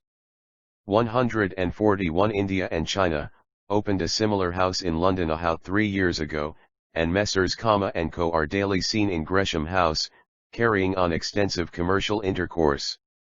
It is the first Parsi house established in London, and its projectors are consequently entitled to no little praise for their enterprising spirit. No question has ever been raised as to the commercial morality of the Parsis, they are upright and honorable in their dealings. Between themselves written agreements are unknown, their word is truly their bond, and this system they extend to most Europeans with whom they have dealings. Being incapable themselves of dishonesty in such matters, they willingly believe that others are actuated by similar honorable feelings. In the establishment in India of banks and various other joint stock companies, the Parsis have been the prime movers. They have shared largely in the introduction in India of railways, those great pioneers of civilization and commerce. They are extensive landholders, and the finest houses in the island of Bombay are owned by them. Number of them are ship owners. In short, 142 the Parsis. Much of the prosperity of Bombay is owing to the commercial spirit and activity of the Parsis. They have aided considerably, both by their influence and wealth, all projects for public improvements. There is not a single measure, having for its aim the good of the public, which has not received a handsome contribution from the purse of a Parsi. One instance of remarkable industry and a love for the extension of agriculture in India, requires prominent notice.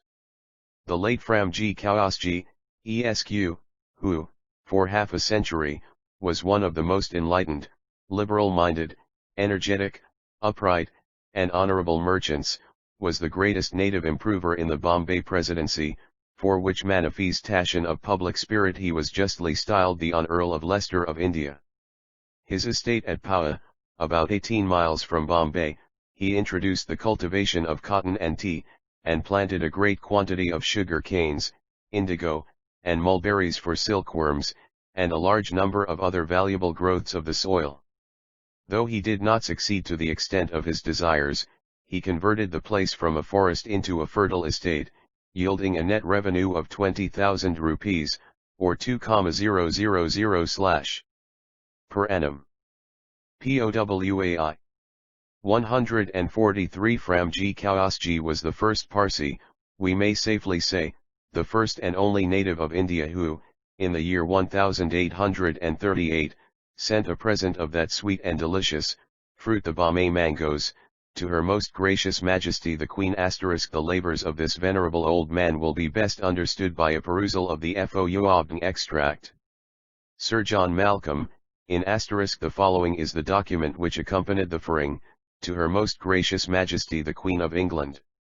May it please your Majesty, the improvement and extension of steam navigation have now happily brought your Majesty's dominions at home and your dominions in the Eastern world so closely together, that I venture most humbly and most respectfully to lay at your Majesty's feet some specimens of the celebrated Bombay man, goes, in the earnest hope that this delicious fruit, which has never before been transmitted to Europe, may reach your Majesty in a state of preservation and prove acceptable.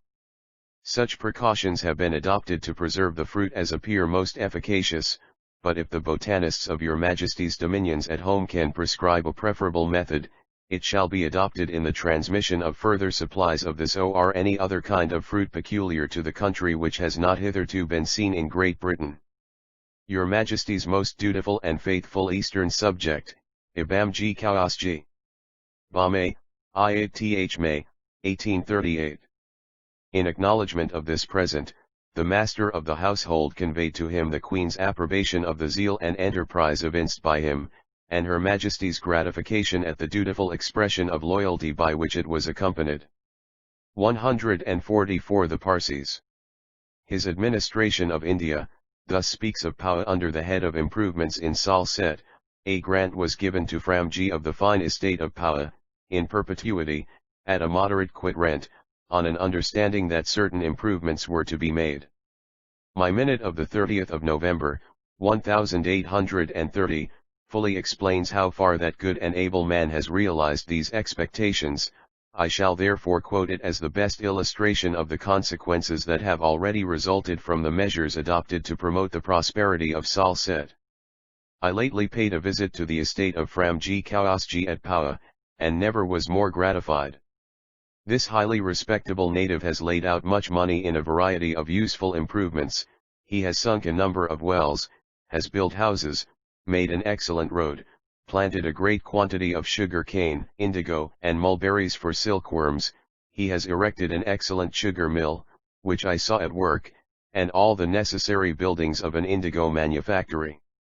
But what I was most delighted with was the passionate fondness Framjee appeared to have for his estate. His projected improvements of a tank, a garden full of fruit trees of every, testimonial to Framjee Kawasji. 145 Country, the erection of a bungalow for English travellers, and a sarai and stables at the spot where the road to his estate leaves the Tana Great Road, will be most useful to the public, as it is exactly halfway between Bombay and Tana, and mark the liberal spirit in which he has determined to fulfill the obligation of his lease. He evidently thinks less of profit than of being the first native improver of the soil on a scale that will match the science and enterprise of a European settler. His ambition is directed by the possession of this fine estate to the object of being a country gentleman, and whatever be the pecuniary result to him of his speculation, he will gain much in health, reputation, and enjoyment, while government will eventually have 100-fold for any petty immediate or prospective sacrifices it may have made in the mere value of the land or its produce. I was so gratified by what Framjee showed me of his actual improvements, and the plans he had in contemplation, that I regretted not having provided myself with an appropriate token of my marked approbation of his public spirit, and of the benefits that might be derived from his example. To remedy this, L146 the Parsees forgetfulness, I presented him, on the spot, with my own valuable watch and chain, expressing at the same time, before the gentlemen who accompanied me and a crowd of the natives employed or settled on his estate, my delight with what I had witnessed, and the gratification I should have in conveying to the board and to my superiors in England information of all I had seen, and my sense of the value of such improvements as he had made and projected, both to the government and to the country. Framjee Kawasji was delighted with the approbation I gave him. He would persevere, he said, whatever discouragement he might at first meet with in his plans. My watch, he added, should be preserved in his family, and he deemed the gift bestowed on the spot, and in the manner it was, as rendering stronger than ever the pledge he had given to government to improve in every way the lands they have granted him. The same distinguished statesman bears testimony to the intelligence and enterprise of the Parsees in the following words: "There is no body of natives in India so remarkable for their intelligence and enterprise as the Parsees. Bombay has owed its advancement effect of Kawasji's improvements.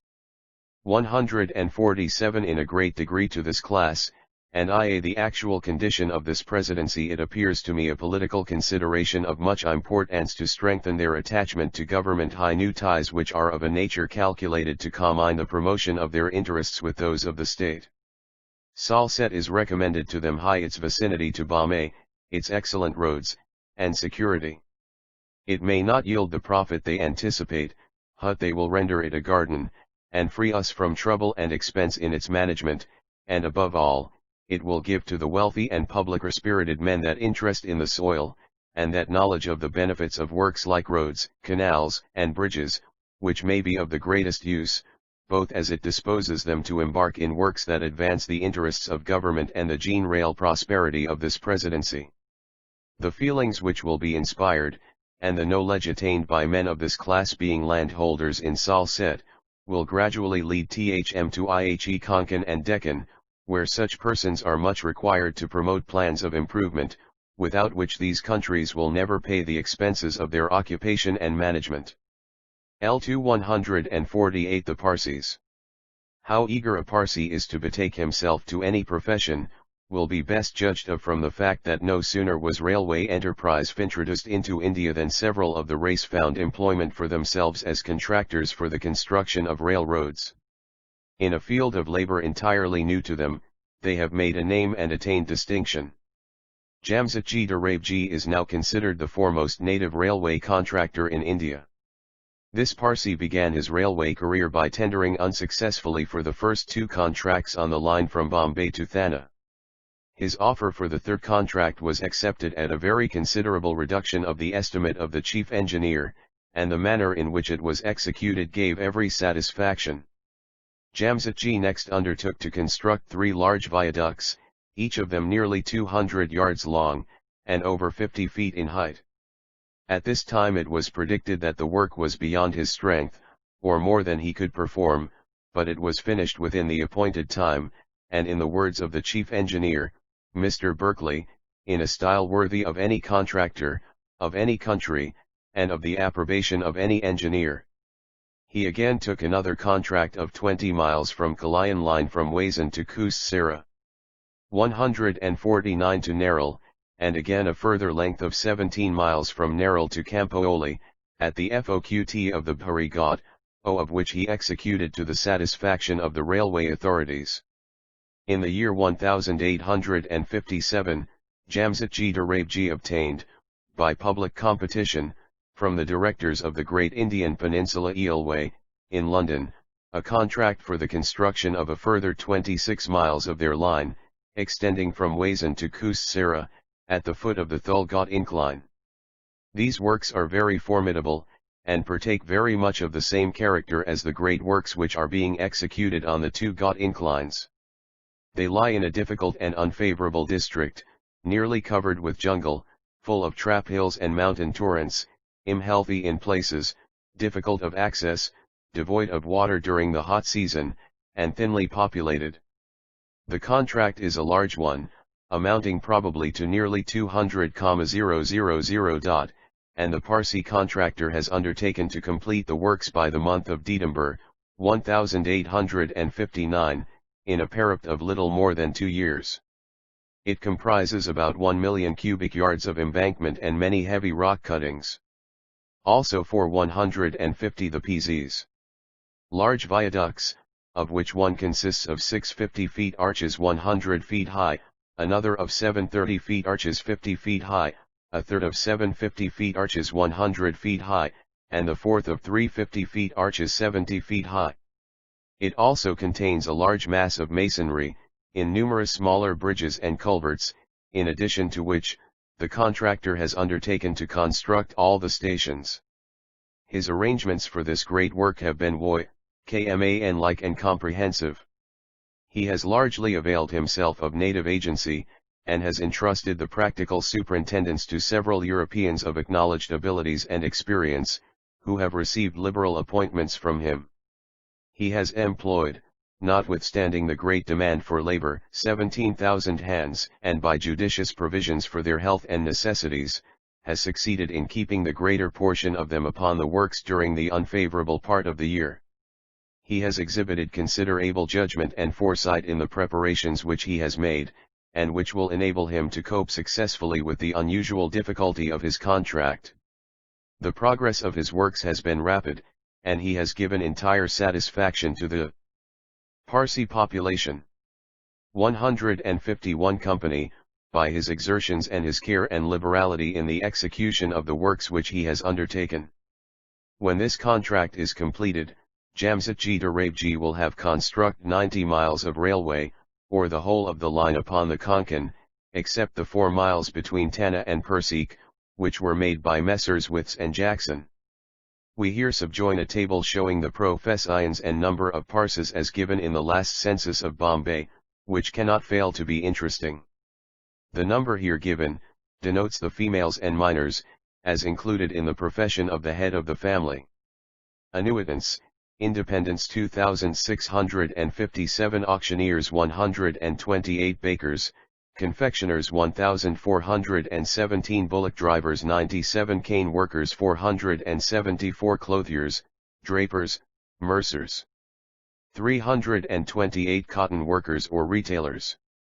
124 domestic servants 5,468 fishmongers 13 grain dealers hawkers horse dealers, drivers 5. 347 2,025 iron dealers 8 jewelers and watchmakers. 1,125 laborers 41 liquor sellers, distillers, palm wine drawers. 5,227 marine store dealers 37 medical men 577 152 The Parsees. Merchants, bankers, or brokers.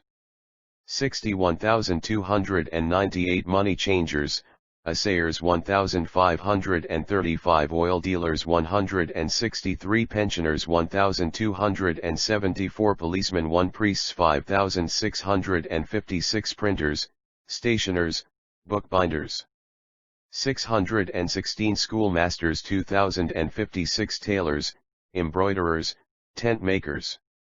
172 tavern keepers 826 vagrants. Water carriers. Woodworkers and dealers.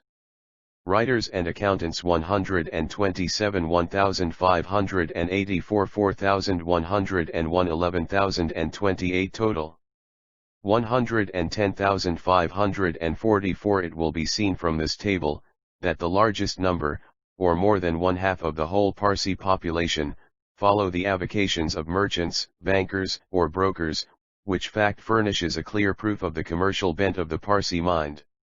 It will also be seen from the table that the commoner trades, such as butchers, barbers, laundrymen, pocky bearers, sweepers, or scavengers, are not resorted to by them. It may, perhaps, strike the reader as curious that the Parses, whose ancestors were remarkable for their martial spirit, have not embraced the profession of arms. The matter can be easily explained. Must, in the first place, observe that there is no why Parsees are not soldiers.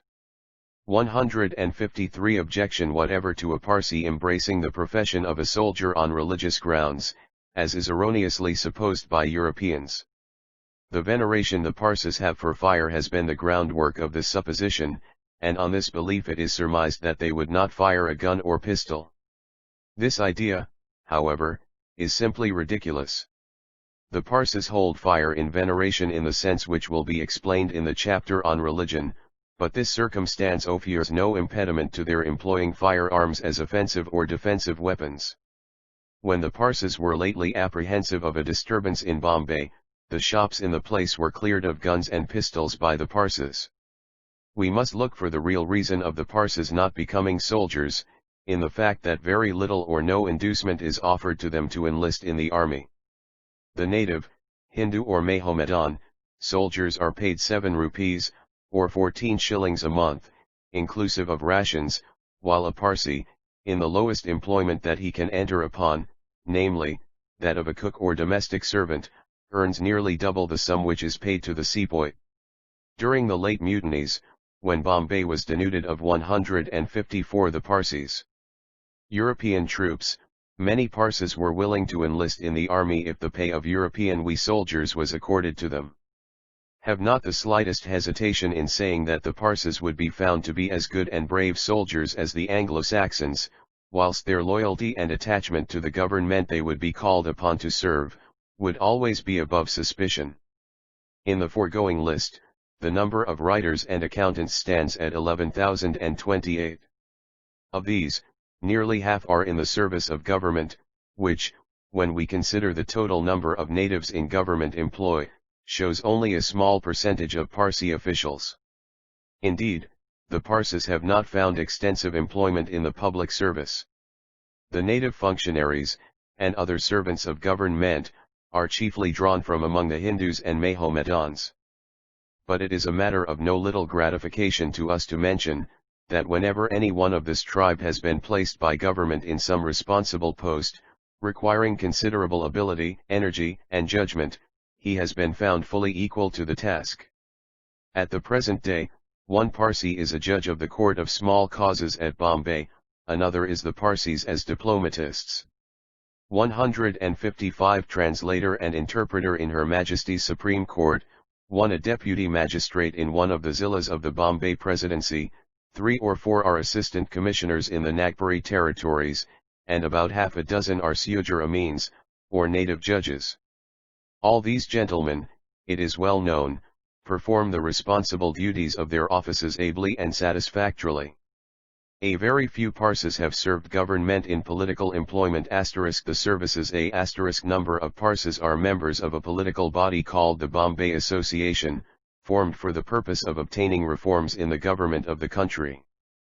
Though the president of this association, the much respected Jagannathji Sunkarset, ESQ, and his son, Vinvoyaklan Jagannathji, ESQ, one of the secretaries, are Hindus, most of the chief members are Parsees. The position taken up by this body is not one of antagonism to government, nor is the constant decrying of all its measures the aim of the association. Its object is rather to obtain information from unprejudiced sources, which to the authorities might be sealed up, and to lay it before the government and suggest remedial measures. Every one of its members is fully sensible of the benefits they enjoy under we British rule.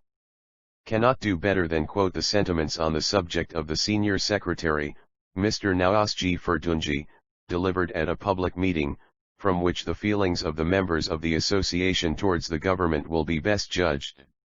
Let us for a while examine the character and policy of the British government, under whose sway we have the good fortune to be placed. This liberal and enlightened government has conceded several important and valuable privileges. 156 The Parsees. Of a Parsee named Khurshedji Modi, with the political embassy at Pune, at the court of the Peshwa, are well described by Grant Duff, in his History of the Maharathas.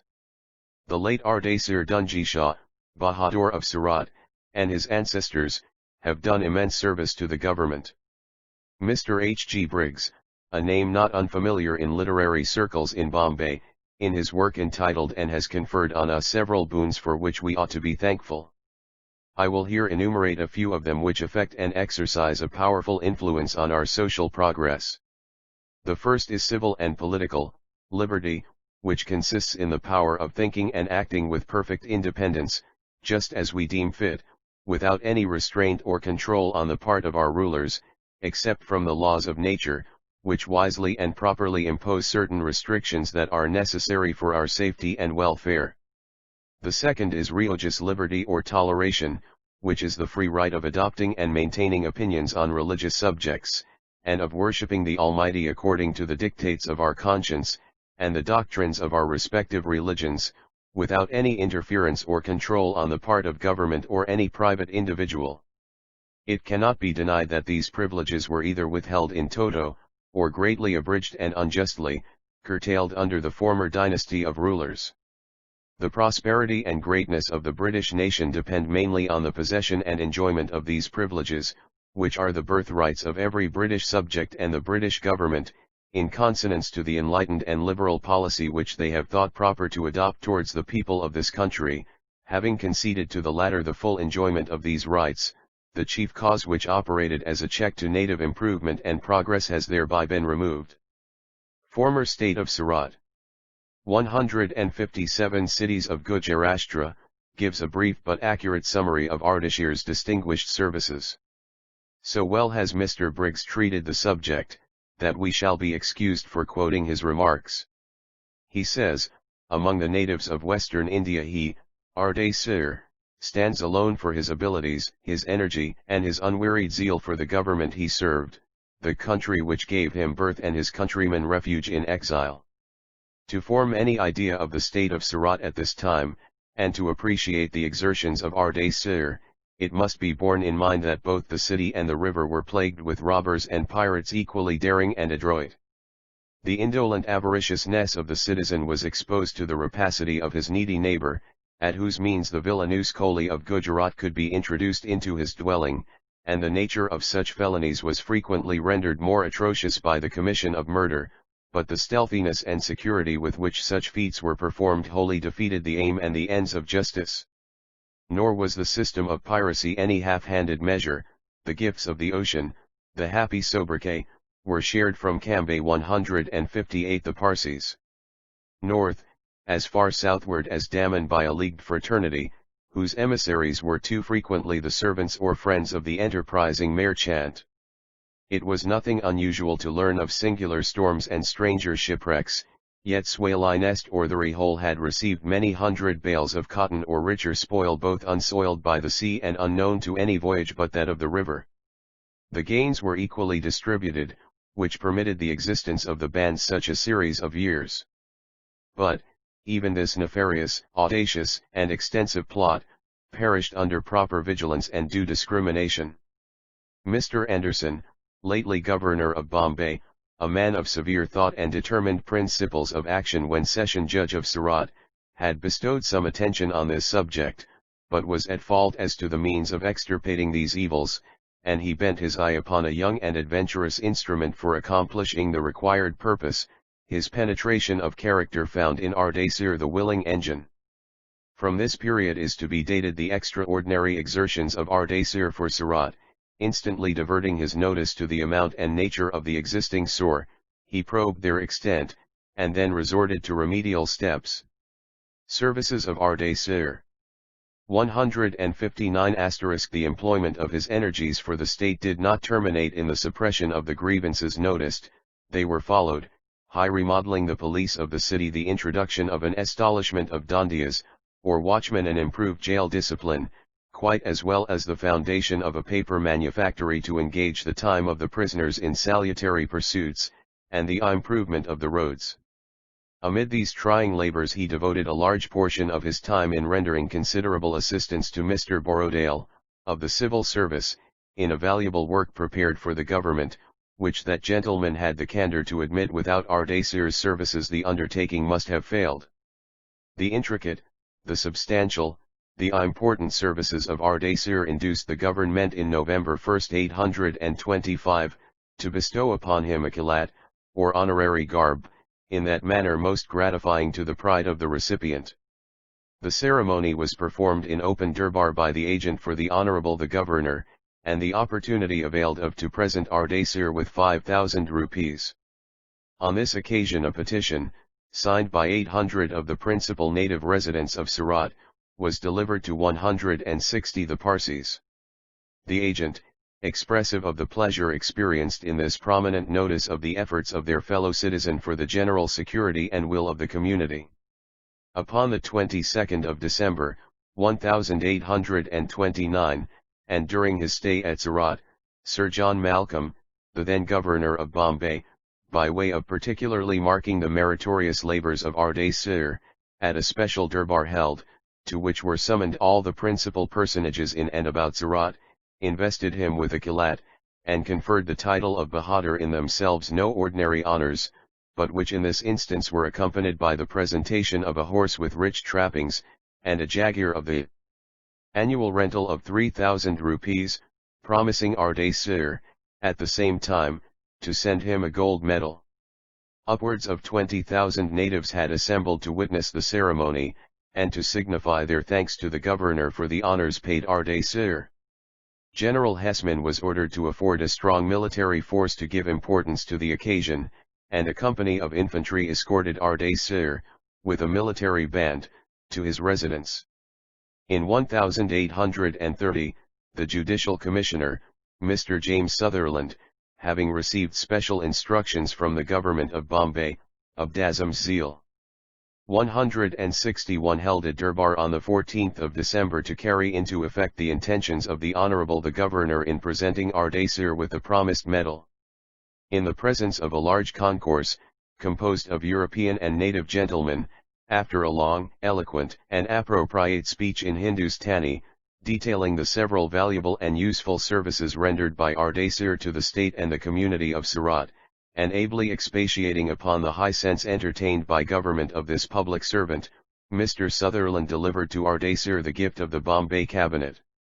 It is a plain round slab of gold, bearing the following inscription on one side: "This medal is presented to Ardaysir Dunji Shah Bahadur, Kotwal of Surat, in token of the high sense entertained by the Bombay government of the diligence and fidelity with which he has performed his public duties both as an officer of police and in other capacities."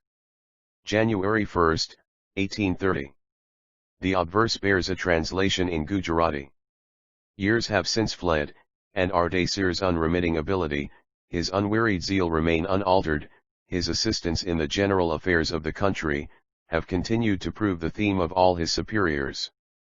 His counsel has M162 the Parsees been frequently sought, his opinion never disregarded, and his merits were found of no ordinary caliber in the diplomatic arrangements required in the affairs of native states, particularly those of the Nawabs of Surat and Sachin and the Khana of Dharampur.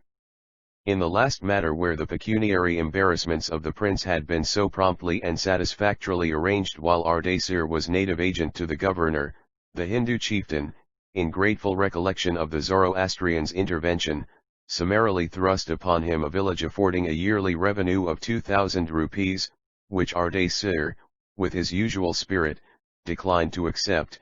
A reference was subsequently submitted by the INA to the Bombay government on the subject, and the expected negative reply ensued.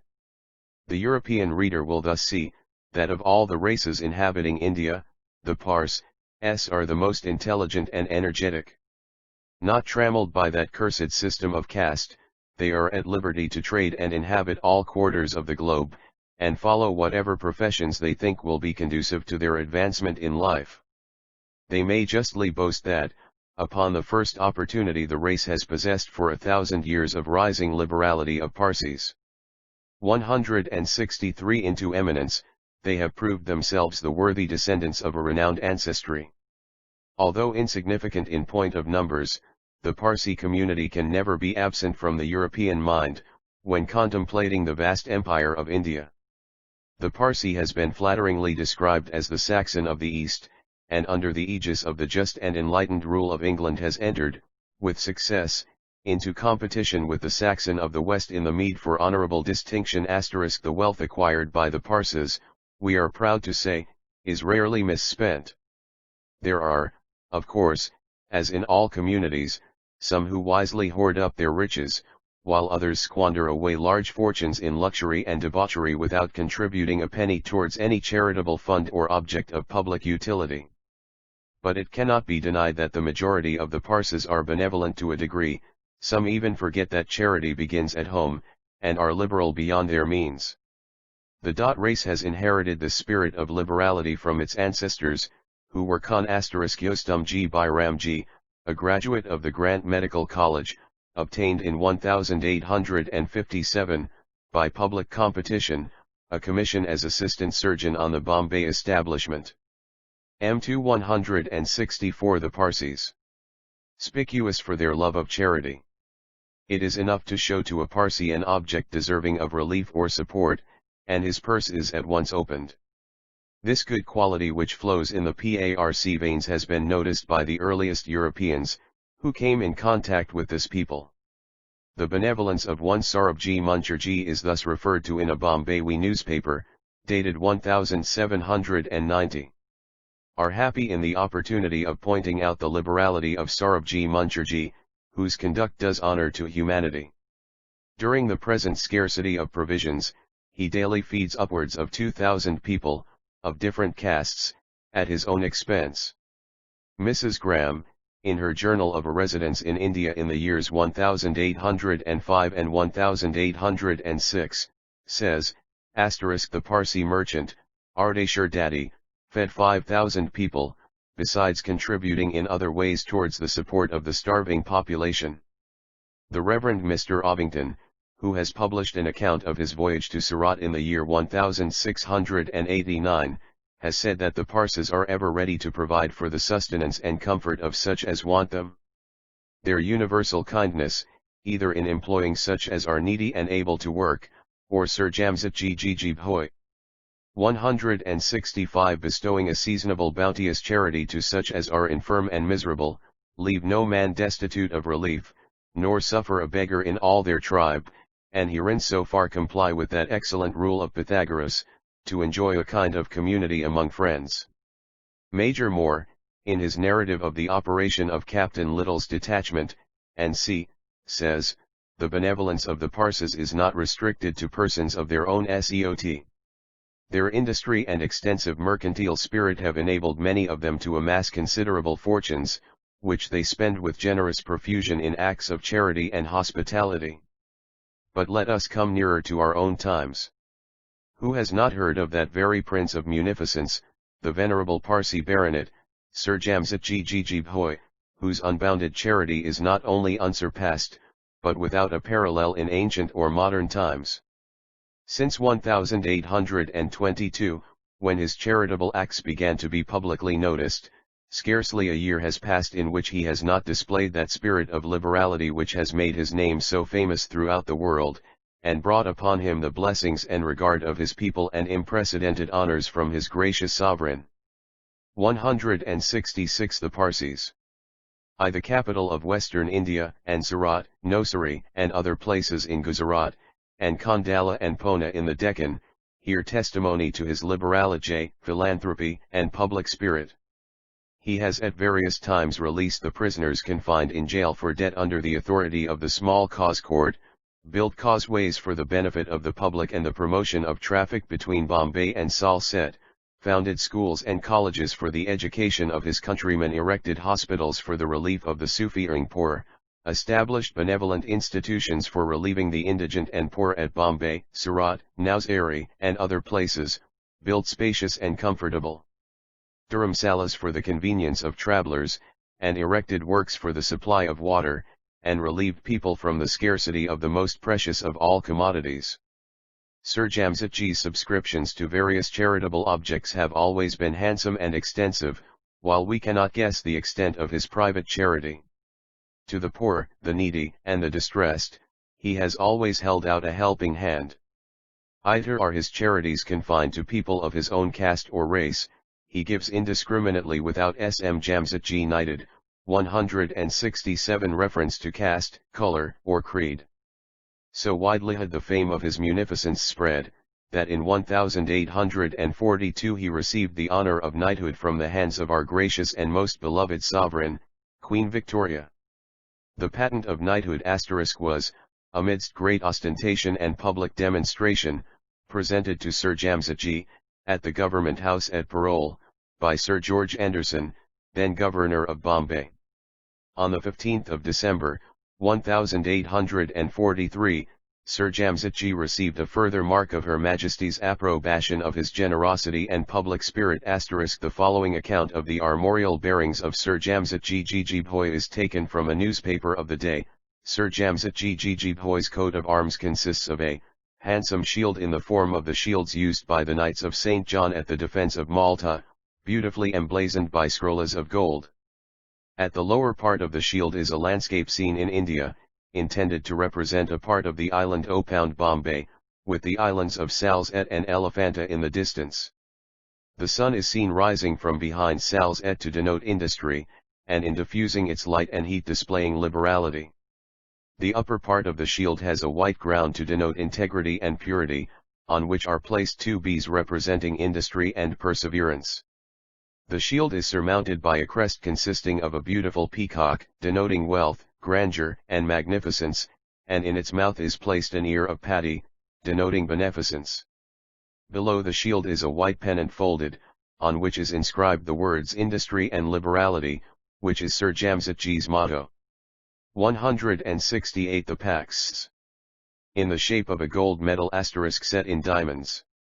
His grateful countrymen were not, however, behindhand in recognizing and publicly testifying their respect for the good qualities which distinguish this great man. In the month of June, 1856, a public meeting, organized by the native population of Bombay, and cordially supported by the Europeans of the city, was held in the Town Hall of Bombay, under the presidency of the Right Honourable the Governor, Lord Elphinstone. The object of the demonstration was to vote a statue to the Venerable Sir Jamsetjee Jeejee Bhoy, to be set up in the Town Hall, where the EFLSGY of the first native of India will be placed, by the side of those of Elphinstone, Malcolm, and Forbes. Excellent speeches were delivered at the meeting, two of which we are tempted to reprint, as they not only fully describe the excellent qualities of Sir Jamsetjee, but as they are the spontaneous expressions of two men high in authority in India, they will carry greater conviction with them than the asterisk the medal bears, on its face, the image of the Queen encircled with diamonds. The reverse bears this inscription, Sir Jamsetjee Jeejee Bhoy, Bart, from the British Government, in honor of his munificence and his patriotism. Speech of Lord Elphinstone. 169 Opinions which emanate from one who belongs to Sir Jamsetjee's own country and race. The eloquent and impressive speech of Lord Elphinstone runs thus: when I was asked to preside over this meeting, I felt no ordinary satisfaction in accepting the invitation. The occasion was unusual, I believe I may say, in India, unprecedented. Every one must approve of the object so far, that every one must wish to do honor to Sir Jamsetjee Jeejee Bhoy. Those who take an interest in the improvement and progress of the natives of this country must, I think, view our proceedings today with peculiar pleasure. It is a good sign when a community comes forward of its own accord to do homage to real worth. In honoring Sir Jamsetjee Jeejee Bhoy, the community honors itself. The mere fact of this meeting renders it superfluous that I should expatiate upon Sir Jamsetjee Jeejee Bhoy's claims to our respect and love. But I would point out that these do not rest solely upon the vast sums which he has contributed to objects of public charity and convenience. The extent, indeed, of those contributions is almost incredible, to enumerate the various benefits which he has conferred not only upon this town, but upon the presidency at large. 170 The Parsees would be to trespass unduly upon your time. I may, however, be permitted to observe that his public benefactions alone amount to £250,000 sterling, or exactly the sum which it will take to construct the great works which will supply this island with water. In what age, and in what country, can we find another example of such princely munificence? Three of the largest cities in Great Britain, Glasgow, Liverpool, and Manchester, whose united population, however, is not double that of Bombay, have lately incurred, or are at this moment incurring, an expense of upwards of £2 millions sterling upon waterworks. IWIU suppose that the united wealth of these three cities exceeds that of Bombay in the proportion that the cost of their waterworks bears to ours. I must admit that this is no criterion at all, and that it is very probable that I have much underrated their superiority of wealth. But which of these cities, I ask, can boast of a citizen who has devoted 250,000 to purposes of public charity and benevolence? But I have just said it is not the amount only of Sir Jamsetjee Jeejee Bhoy's charities that commands my admiration. True liberality is shown in the manner of distribution munificence of Sir Jamsetjee. 171 no less than in the amount. I will not go back to the Dark Ages, and cite the times when Christian monasteries and Buddhist wikaras were endowed by men, who sought to gain the favor of heaven by renouncing their possessions and performing what they considered an act of charity, and which was certainly one of abnegation. I may, however, refer to those who founded our great collegiate institutions, and to the monarchs who built the Hotel des Invalides at Paris and Greenwich and Chelsea hospitals near London. The former afforded education only to those who participated in the founders' faith. The latter were for the worn-out soldiers and sailors of the kings who established them.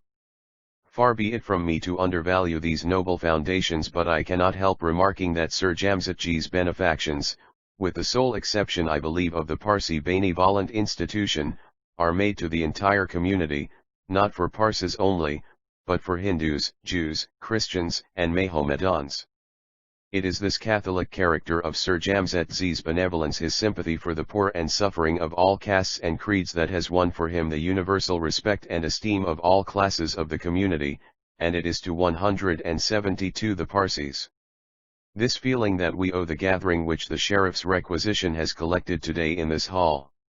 The manner in which Sir Jamsetji Jijihoi acquired his great wealth was hardly less honorable to himself and beneficial to the community than the mode in which he dispenses it. By strict integrity, by industry and punctuality in all his commercial transactions, he has contributed to raise the character of the Bombay merchant in the most distant markets.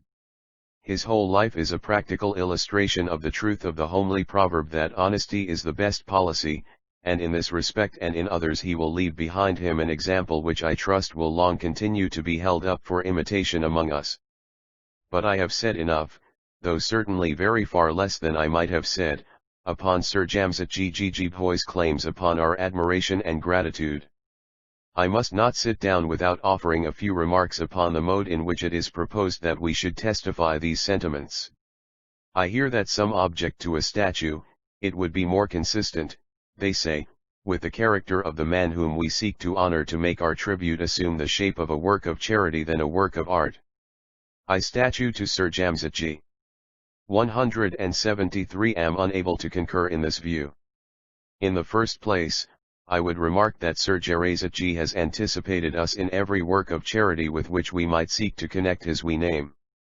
Have already hospitals, Durham Salis, educational institutions, tanks, causeways, and I know not how many other things, intended for the relief and instruction and convenience of the people, called after him. Besides, I think we may well wish to perpetuate among the worthies who have a place in this how, or our public streets, the likeness of a man who has conferred such great benefits upon the community, and who will leave behind him so bright an example of all the qualities which dignify the acquisition of wealth, and render its possession a blessing. Most civilized nations, both in ancient and modern times, have adopted this mode of honoring distinguished public virtues and services. At Athens, we read that the porticos were crowded with statues, and at Rome the number in the Forum became so great that the censor, P. Cornelius Scipio and M. Papilius, removed all those which had not been erected with the sanction of the Senate and the people. It is not likely that such an accumulation will take place anywhere in 174 the Paxs. Modern times least of all is it likely in India, but if it were possible, I would venture to predict that no future censor would be found to direct the removal of the statue of Sir Jamsetji Jijihoi from the spot where it is to be placed, and that it will remain to distant generations a monument of the civic virtues of the man, and of the gratitude of the community. In an equally eloquent speech, H. L. Anderson, ESQ, Secretary to Government, thus testified to the good qualities of Sir Jamsetji. I feel that some apology is due from me for presenting myself to the meeting at so early a period of our proceedings. I may be permitted thus briefly to explain that, in undertaking to move this resolution, I have yielded to the opinion expressed to me, by several native gentlemen, that my near relationship to one of his oldest friends would render my performance of this duty acceptable to Sir Jamsetji Jijihoi. It has been also indirectly intimated to me that a similar feeling was entertained by Sir Jamsetji's sons. Under these circumstances, and having very much at heart the object for which this meeting was convened, I have felt that I ought not to shrink from the work which has speech of H. L. Anderson, ESQ 175 and thus assigned to me. In this hall we have frequently met to render our tribute of admiration to the heroes and statesmen who have illustrated the policy and the arms of our common country. This day we acquit ourselves of a duty dear to us all, of expressing our gratitude to one who, having acquired vast wealth by a long career of honorable industry, has distributed that wealth with unparalleled benevolence. The days are past when good deeds done in India remain unknown. This country is daily occupying a larger space in the minds of thoughtful men, and there is not a region on the civilized globe, from China to the far Republic of the West, which has not heard of the benevolent deity of India. This island owes much to the public spirit of our native fellow citizens. It has enabled Bombay to maintain no unequal contest in the honorable emulation which progress must ever call forth between the three presidencies. I believe that gentlemen who have devoted their best energies to the interests of Calcutta and Madras have said, what could we not do if our natives were like the natives of Bombay? Preeminent among those who have thus contributed to the prosperity of this pre-176 the Parsees is Sir Jamsetji Jiji Bhoi. I fear that I should exhaust the patience of the meeting if I were to recount all the great public works which have been constructed by his munificence. I shall therefore only rapidly glance at some of the most prominent, but it ought not to be forgotten that, in addition to the great works which will endear his name to remote generations, his almost secret charities have divided the weekly bread to thousands of his fellow creatures. The characteristic of his munificence has been enlightened usefulness. His wealth has been achieved by sagacity, industry, and the purest good faith. It has not been lavished with mere ostentatious and ill-considered profusion. In the long list of his public benefactions, there is not one which does not exhibit a wise discrimination, and amply deserve the title of a good work. Some have naturally been devoted to the relief and the improvement of the members of that ancient faith in which he was himself born and nurtured, but the greater portion have solely contemplated the common good of all. If a stranger landing on these shores were to inquire what were the works by which the Parsee knight, of whom he had heard so much, Sir Jamsetji's good works 177 had acquired his renown, we should have to tell him to look around. He would see hospitals which, besides the tender offices they have extended to the afflicted, have, in conjunction with the Grand College, conferred on India the inestimable benefit of a skilled body of native medical practitioners.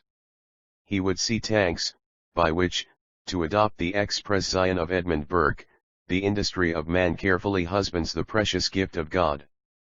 He would see, and not only here, but also at Nosari in the north, and Kandala in the south, Dharamsalas the homes of charity, in which the houseless and the wandering find refuge and relief. He would see the noble causeway which unites the islands of Bombay and Salsette. He would see the waterworks at Pona, the bridges at Ulaparla and Bartha. He would see roads, wells, aqueducts, and reservoirs. But these works, great as they are very far from representing all the good deeds of Sir Jamsetji Jiji Bhoi. He has founded and endowed an institution for the education and maintenance of the children of poor Parses, at an expense of nearly 50,000 z. Many of those whom I now address must have been present, as I was, when he gave in one gift to the N. 178 the Parsees sacred cause of education the sum of 30,000 / and they will not easily forget the sensation created by that announcement made with so much calmness and simplicity.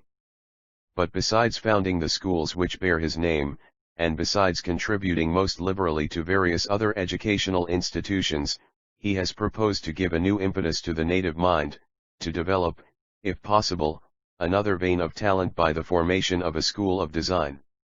To this great purpose he has devoted a sum of 10,000 / but it would be to gild refined gold to dwell on the abundant evidences of the public spirit of this excellent citizen. It will be sufficient for me to repeat what has been said by the noble lord in the chair, that he has expended, for the solid and enduring benefit of Bombay, no less a sum than 250,000 sterling.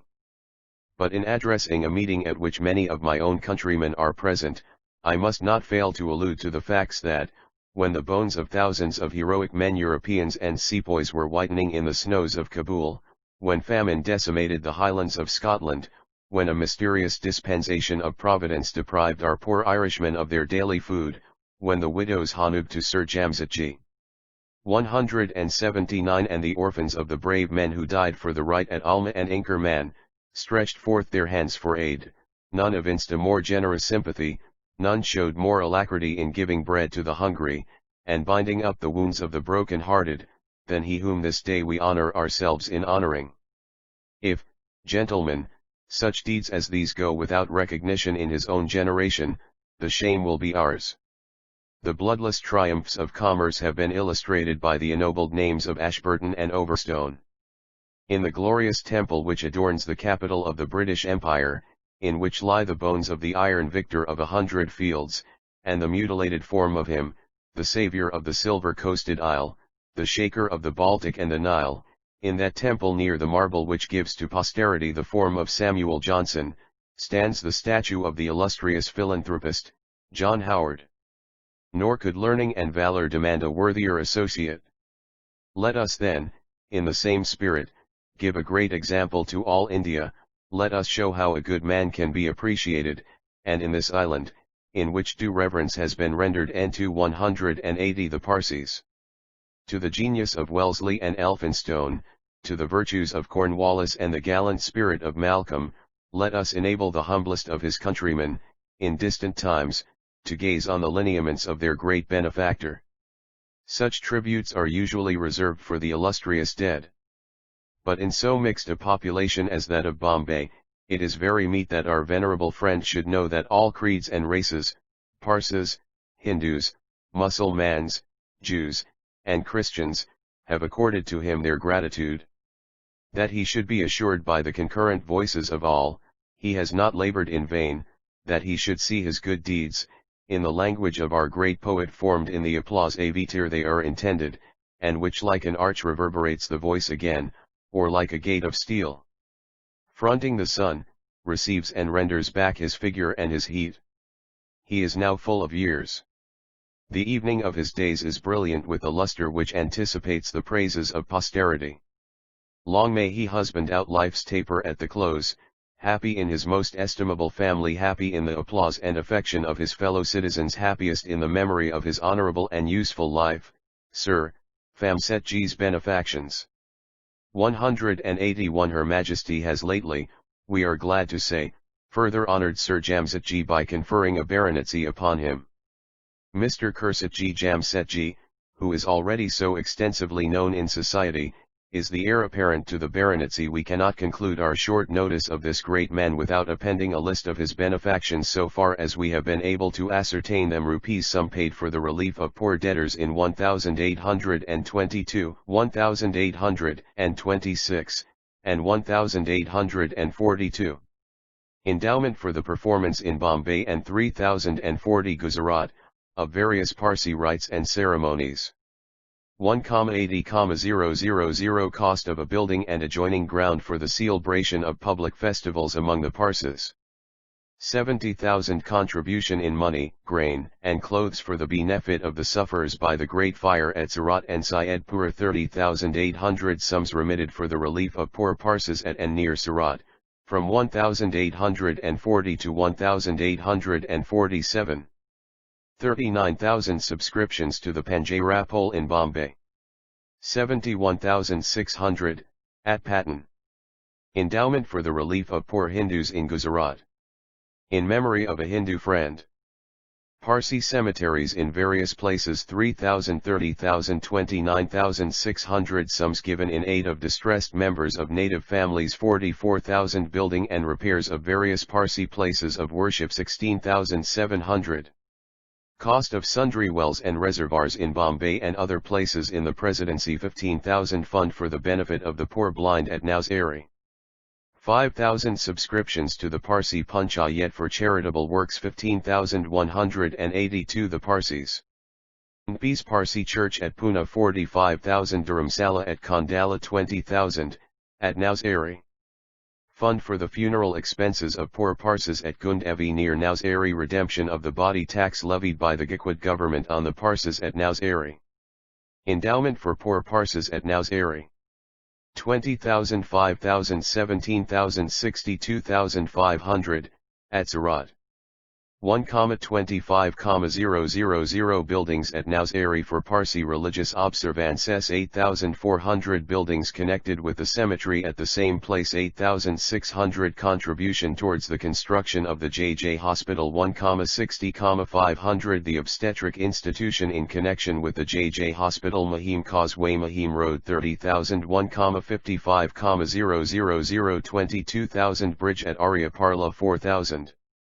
Tank at Pandora Dharamsala, Bel Asis Road, Bombay, 6,500, 1,50,000 waterworks at Pune, 1,80,270 bridge at Bartha near Surat, tank on the Bikola Road, endowment to the Parsi Benevolent Institution for 7,323,000 the education and maintenance of the children of poor Parsis at Bombay, 4,40,000. School of Design in Bombay, Azend Avesta School for Parsis, 1,00,000 3,000 book and prize fund grant medical college. 15,000 subscription to the Parsi Panchayat for charitable works. Contribution to the fund for the benefit of European pensioners and their widows, 15,000 5,000 subscription to the Elphinstone professorships. 11,500, Bikola schools, 1,000 charitable Parsis. 183 SPIU BSCNPTI. On to District Benevolent Society, Bombay Sailors Home, Bombay Shivri School of Industry, founded by Dr. Buist, Free School, Calcutta. Fund for the relief of the Scotch and Irish. Naval School at Devonport, Wellington. Testimonial Patriotic Fund, Belief Fund, Havelock. Testimonial Rupee 5,00 G 2,000 1,500 2,000 10,000 Leo 7,000 5,000 2,000 1,000 total rupees 2,219,810 total sterling 221,981 pounds. It would be a great injustice were we to altogether fail in noticing the charitable and generous spirit of other Parsi gentlemen. Framjee Nusserwanji, ESQ, is well known both to the native and European community of Bombay for his great liberality. There is scarcely any charitable object which does not receive some assistance from his purse. He was one of the 4 Parsi gentlemen who mainly contributed towards the establishment of the Parsi girls' schools, and he is at this day one of its warmest supporters. He has of late evinced such an interest in the education and general enlightenment of his countrymen that any measure 184 the PZs tending to further this object receives his best sympathies, and his purse is ever ready to minister to the wants of institutions which have for their object the promotion of the welfare and advancement of the people. Kausji Jahangir, ESQ, has also by his generous acts established a claim upon the gratitude of the poor. Without noticing his handsome subscriptions to various charities, 1 or 2 of his acts deserve prominent mention.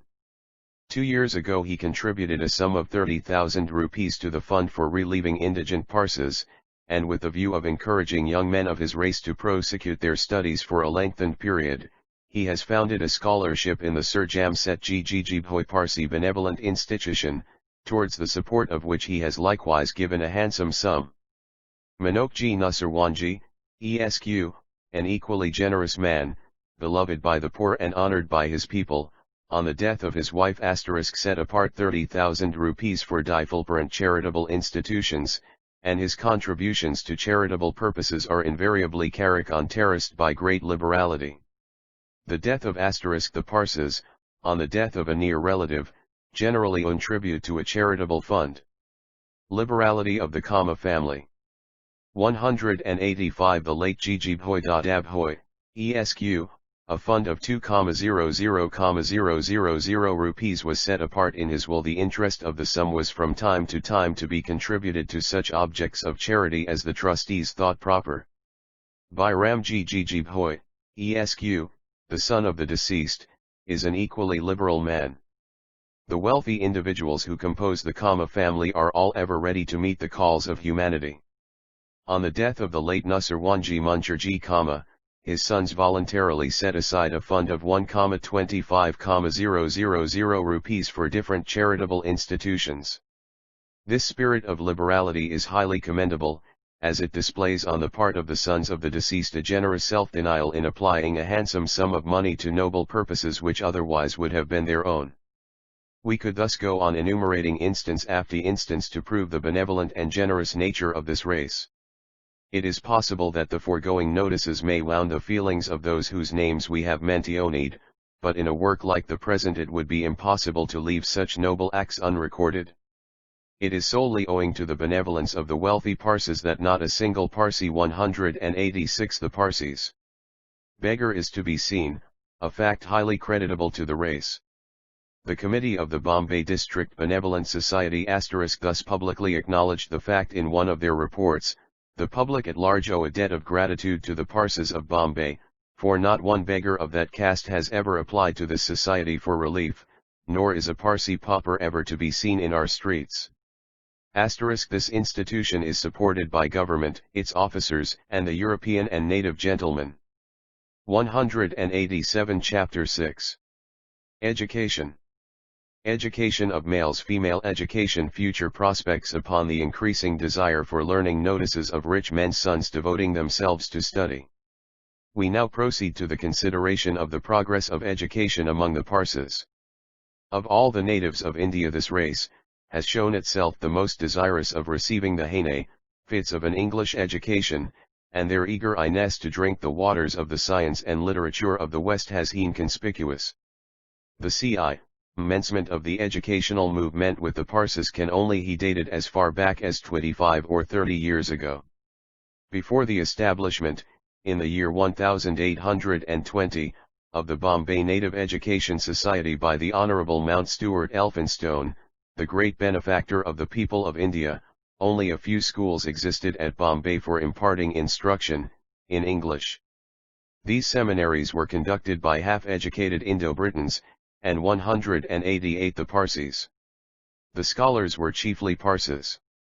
The accession of the above-mentioned enlightened statesman to the governorship of Bombay was the commencement of an educational era in that presidency, as the governors who preceded him had made no attempts to instruct their subjects. The Honourable Mount Stuart Elphinstone, therefore, is fully entitled to the honour of being called the first European in the Bombay Presidency who evidenced a deep interest in the education and welfare of the natives. In the year 1820 he established the Bombay Native Education Society, for the education of native youth. The Parses were the first to benefit by the opening of this school, thus clearly showing, at the very earliest opportunity which presented itself, their eagerness and desire for education. As this infant tree grew in strength, the valuable fruit it yielded was recognized as a great boon by the people, and its extension was extremely desired by the natives themselves. An opportunity for the fulfillment of their wishes soon presented itself. On the Honourable Mount Stuart Elphinstone's retirement from the governorship of Bombay, the natives of the island, among whom the Parses took a prominent part, subscribed among themselves Elphinstone Institution. 189 large sums of money, and raised a fund for the establishment and maintenance of a college for the education of their countrymen in the higher branches of European science and literature. To this institution they resolved to join the name of Elphinstone, in commemoration of the very valuable and praiseworthy efforts of that great and good man.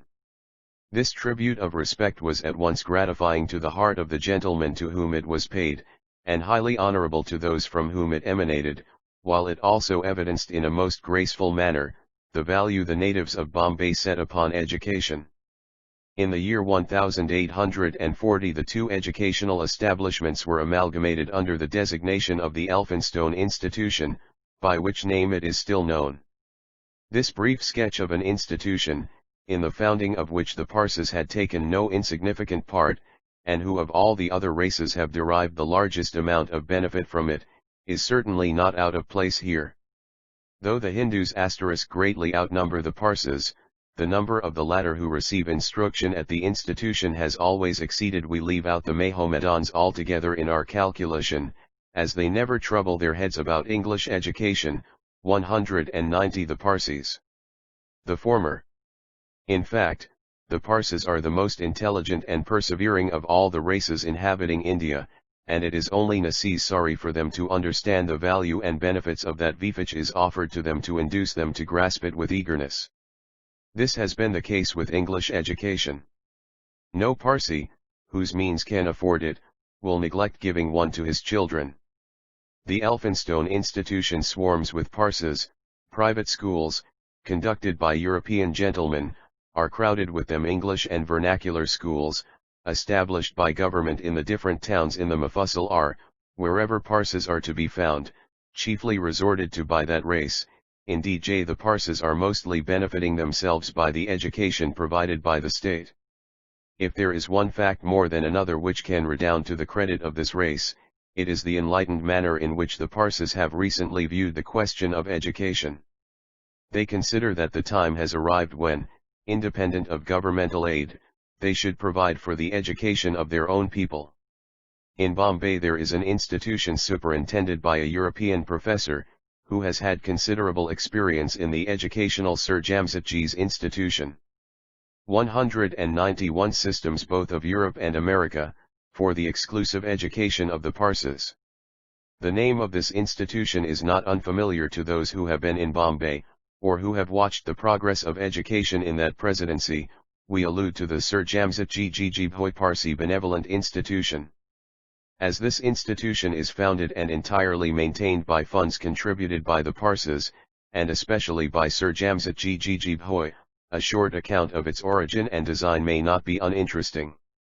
In the year 1842, when Sir Jamsetjee Jijibhoi was raised to the dignity of knighthood, the Parsees were highly gratified at the mark of honor bestowed upon one of their number.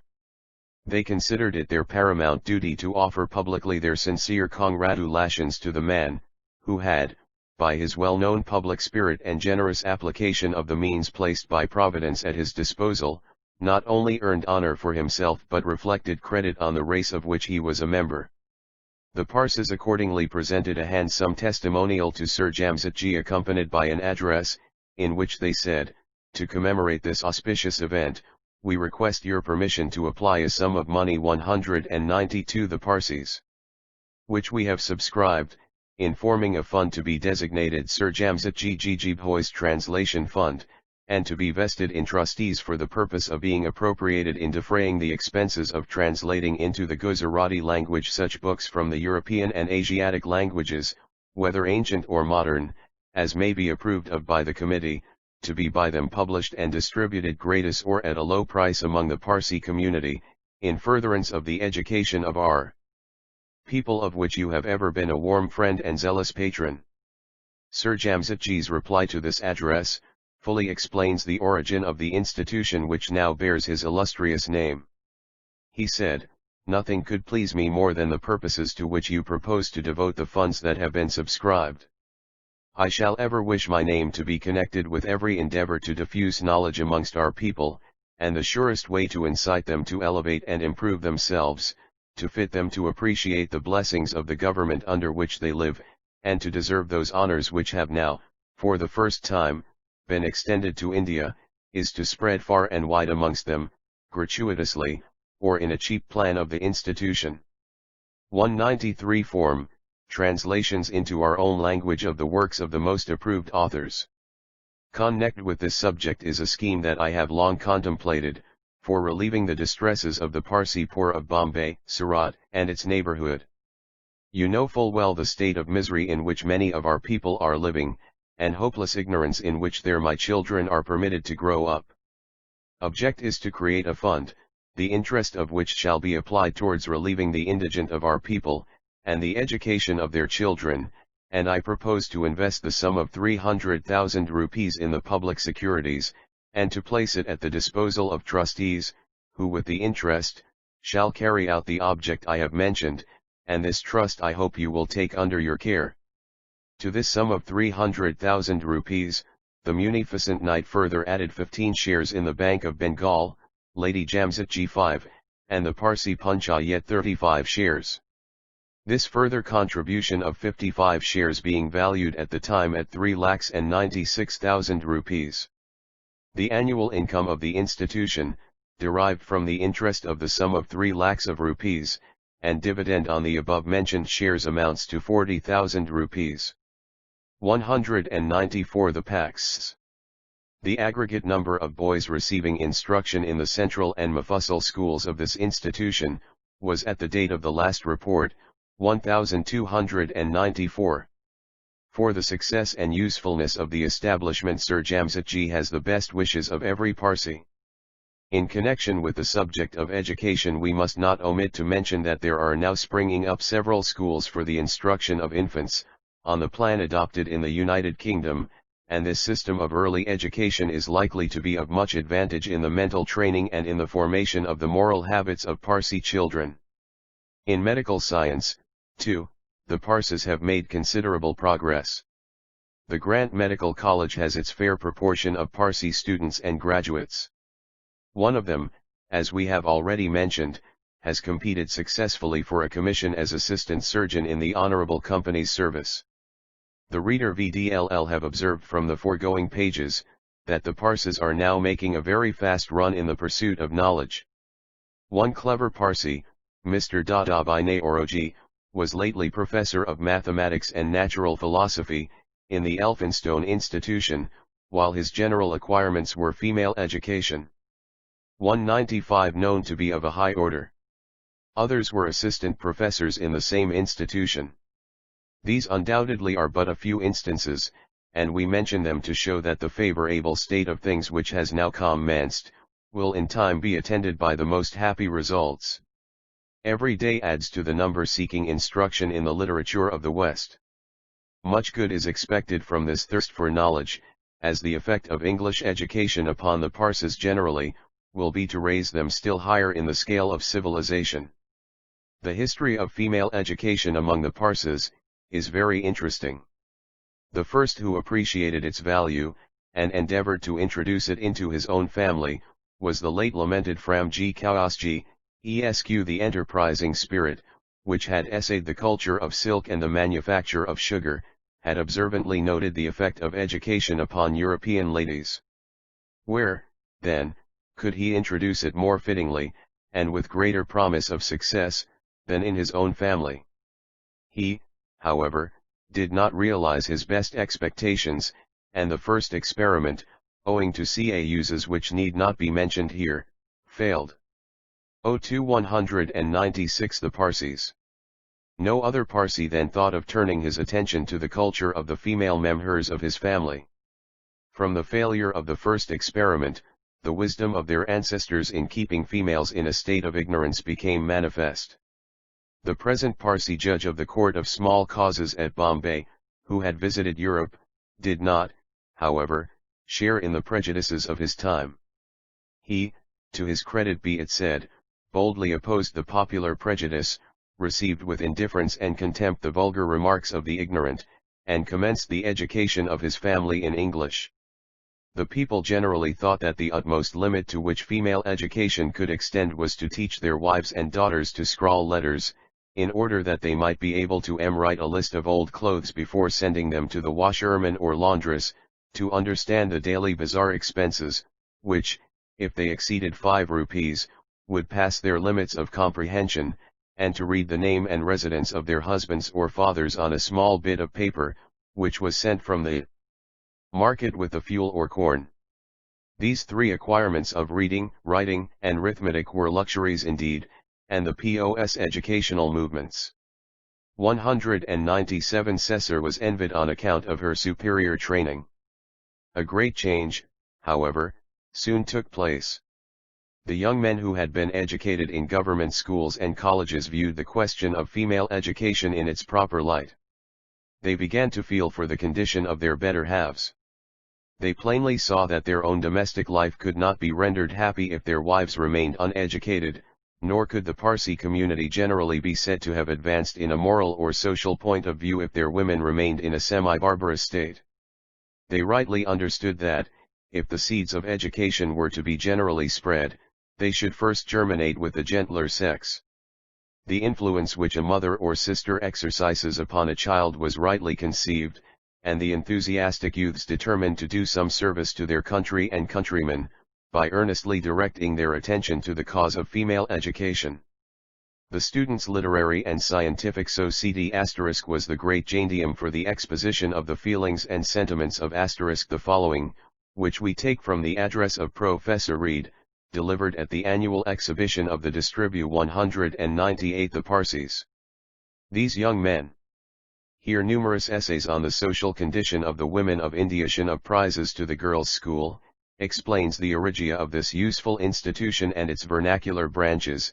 It was during the May taxation of 1848, 2 months after our arrival in Bombay, that my much regretted friend, the late Professor Patton, and myself, determined to attempt something of this sort. There was then in a very languishing condition a sort of historical debating club called the Native Literary Society, where the merits of the dire Hannibal and the guilt of Brutus were occasionally discussed. One visit to this society was enough to satisfy us of its utter want of adaptation, either to the necessities of the students, or to the position in which they stood with respect to their country. The question before the meeting was, whether Caesar was or was not a great man. The champions of the affirmative had read their speechlys on a former night, and their opponents now came forward with written answers, which were expected to provoke on some future occasion written rejoinders. In the place of this sickly exotic was fixed a plant more suited to the soil, which with tropical luxuriance grew up, in less than 3 years, into a goodly tree, beneath the wide-spreading branches of which hundreds of both sexes, adults as well as infants, were congregating to enjoy the life-bestowing fruits of knowledge. Our first session. It was proposed that the business of the new society should be conducted by the reading of essays on literary, scientific, and social subjects, and by discussing the topics introduced in a conversational manner. It was considered prudent not to open the society, at first, to others Han professors, masters, students, and ex-students of the Elphinstone Institution, and also to exclude from the sphere of discussion all questions connected with the politics of the day, as well as all matters of religious controversy. At the close of the first session, May, 1849, 46 students being double the number of the original members were enrolled. 20 meetings had been held, at which 35 essays were read, the first step. 199 were read, and the necessity of education as a means of raising them in the social and discussed, most of the questions treated of being of a social character. Vimasiular branches organized. In September, 1848, 3 months after the foundation of the parent society, 2 vernacular branches were organized, under the Sanskrit appellation of Dinian Prasartke, or knowledge diffuser, and styled respectively Marathi and Gujarati from the language used by each as the medium of communication. The object proposed by their foundation was to promote the diffusion of knowledge among the uneducated masses, by the reading and discussing of essays on literary, historical, and social subjects, lectures on physical and chemical science, accompanied by experiments, and by the publication of a cheap monthly periodical literature, suited to the requirements and tastes of the people.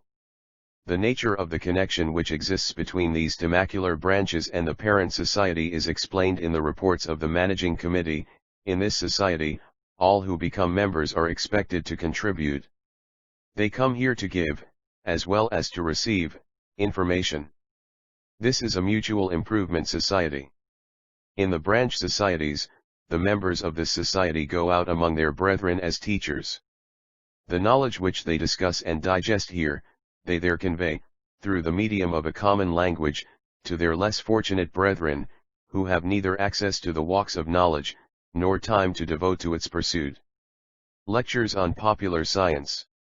In those branch societies almost every topic of popular science has, in its turn, been lectured upon, illustrated with experiments, or otherwise familiarly expounded, the air pump, the balloon, and the magic lantern, the mariner's compass, steam, and the electric telegraph, the properties of food, and the laws of health, and somewhat of the frame, the rock, the star, electric, chemic laws, and all the rest. Discussion on social reform. Still more important in 200 the Parsees. Scale was emphatically pointed out.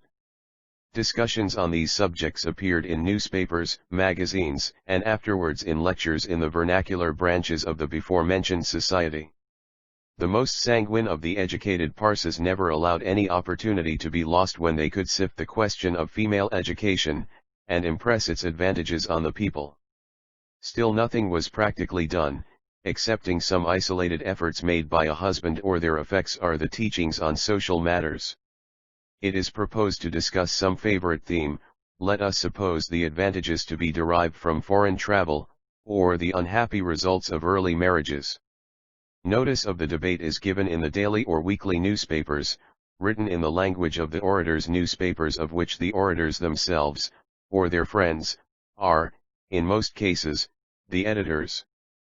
400 or 500 individuals of various classes and creeds eagerly throng to listen. The discussion is conducted for hours, it has sometimes happened for consecutive meetings.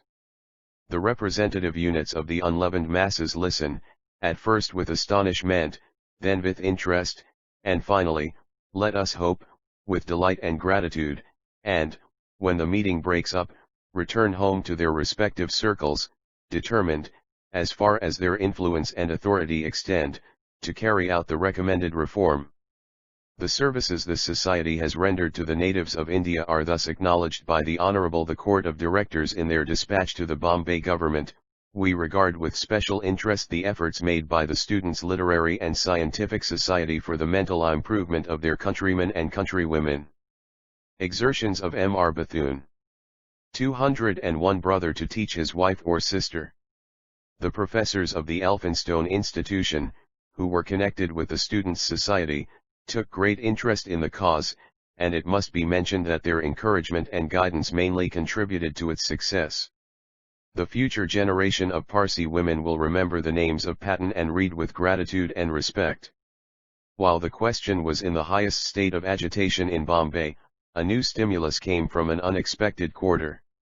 In Calcutta, about this time, the cause of female education was advocated with a spirit and eloquence quite unprecedented by the late Mr. Bethune, then law member of the Legislative Council of India, and his large-hearted munificence promised for Eastern India the commencement of a new era. In Bombay Mr. Bethune's exertions brought fresh moral strength, as many were anxiously waiting for a leader fortified with the prestige of rank, and possessing social and political influence. Fortunately Parsee female education did not commence under such auspices. It might have thrown a bright light at the beginning, dazzled many, and attracted the people by the novelty, but with all these aids female 202 the Parsees. Education would have remained an exotic plant. There would have been wanting the stability and strength against accidents which are so conspicuous in an indigenous system. Education among the Parsee females cannot be said to have truly commenced until the latter end of the year 1849. To the society so frequently mentioned, the Parsees of Bombay are indebted for a systematic scheme for the education of their daughters.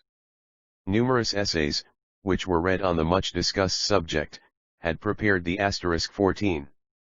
There is one point connected with the schools which we feel some delicacy in noticing, but as it is one concerning which the Public Press, while for the most part affording us the kindest and most flattering assistance, has fallen into some degree of error, we may perhaps be allowed to make a very cursory allusion to it. It has been assumed that the movement in the cause of female education which we sought to initiate was scarcely likely to succeed, unless assisted by the prestige of rank and of political and social influence. That prestige of this description is very powerful in India, it would of course be idle to dispute, but in the establishment of female schools the extremely sensitive prejudices which were to be encountered were evidently far less likely to take alarm at a project originating among the people themselves, and originally carried out by funds and by gratuitous teaching from the same quarter. And this too was the view taken by one of our daily papers, which observed, must say, we think that the education of their females, which is undertaken by the natives themselves, is most likely to prosper. Second Annual Report of the Students' Literary and Scientific Society. Action. 203 Minds of IIIE Hearers for Action, and the last essay came in when everyone was ready to commence the good work. The evening on which that essay was read was the proudest in the history of the Students' Literary and Scientific Society. When the reading was concluded, the members present proceeded to the consideration of the measures for the consummation of their long-cherished desires. They thought that there had been sufficient talking, and that the time had arrived for action. Accordingly that evening fly work was inaugurated. But could anything be done without pecuniary aid? This question was also easily solved. Several members of the society not only volunteered as teachers, but offered apartments in their own premises to serve as temporary schoolrooms. The hours of instruction were fixed from 7 till 10 a.m., that the other avocation of the volunteer teachers might not be interfered with. D Framjee's essay came in proper time. It was brimful of enthusiasm. His earnest appeal accompanied, in the impressite orienta, L style, with a prayer to the Almighty to do something, met with a hearty response. Let every student here present use Ms. influence with the members of his own family to get one pupil at least. Yes, responded scores of voices. Let us teach the schools ourselves, and show that we are in earnest. Yes. Yes. Exclaimed all. Report of the Students' Literary and Scientific Society for 1854-55. 204 The Parsees. Under this arrangement 4 Parsee girls' schools were opened on the 22nd of October, 1849, and 44 pupils attended on the first day. For 6 months instruction was given. The foliage circular drawn up by Professor Patton, briefly explains the nature of the instruction which it was proposed should be imparted at the schools. The members of the Students' Literary and Scientific Society, deeply impressed with the necessity of female education, and anxious to contribute, as far as in their power, to its dissemination among the people of this country, have established 7 girls' schools, from the October 1st last. The Society is anxious to draw the attention of those parents who have already promised to send their children, and of such as may still wish for further information, to the following particulars regarding the schools, and they feel confident, that the character of the teachers, and the nature of the education to be communicated, will command the sympathy and support of all who are interested in the regeneration of India. It is usual in elementary schools to teach only reading and writing, but these, although important as contributing to future progress, have no influence on the moral and intellectual nature, and consequently have little title to the name of education. In the schools of the Society the chief attention will be given to the culture of the moral nature, under which is included the formation of habits of order, propriety, and cleanliness, and this is proposed to be effected chiefly by means of moral tales read by the masters, which will interest the children. In the mental culture, every effort will be made to form habits of observation by means of lessons on familiar objects, such as animals, trees, and sea, and the Society hope that in a short time they will have attached to each school a small museum and a collection of pictures, which will cultivate not only the senses, but also the taste. Success of girls' school. 205 In these schools high the volunteer teachers, and well and creditally did they perform their self-imposed task. The following eulogy was passed upon their labors in a late report of the Society. The prudence and caution which these youthful reformers displayed in applying themselves to the laborious details of their self-imposed task, were as admirable as the generous enthusiasm which sustained them throughout its performance. Carefully did they prepare themselves for their duties, by reading every work on practical education within their reach, and by holding frequent meetings to consider how they might best instruct the children that were entrusted to their care. Their design was not simply to teach reading and writing, but to give such an education as would have an influence on the whole character.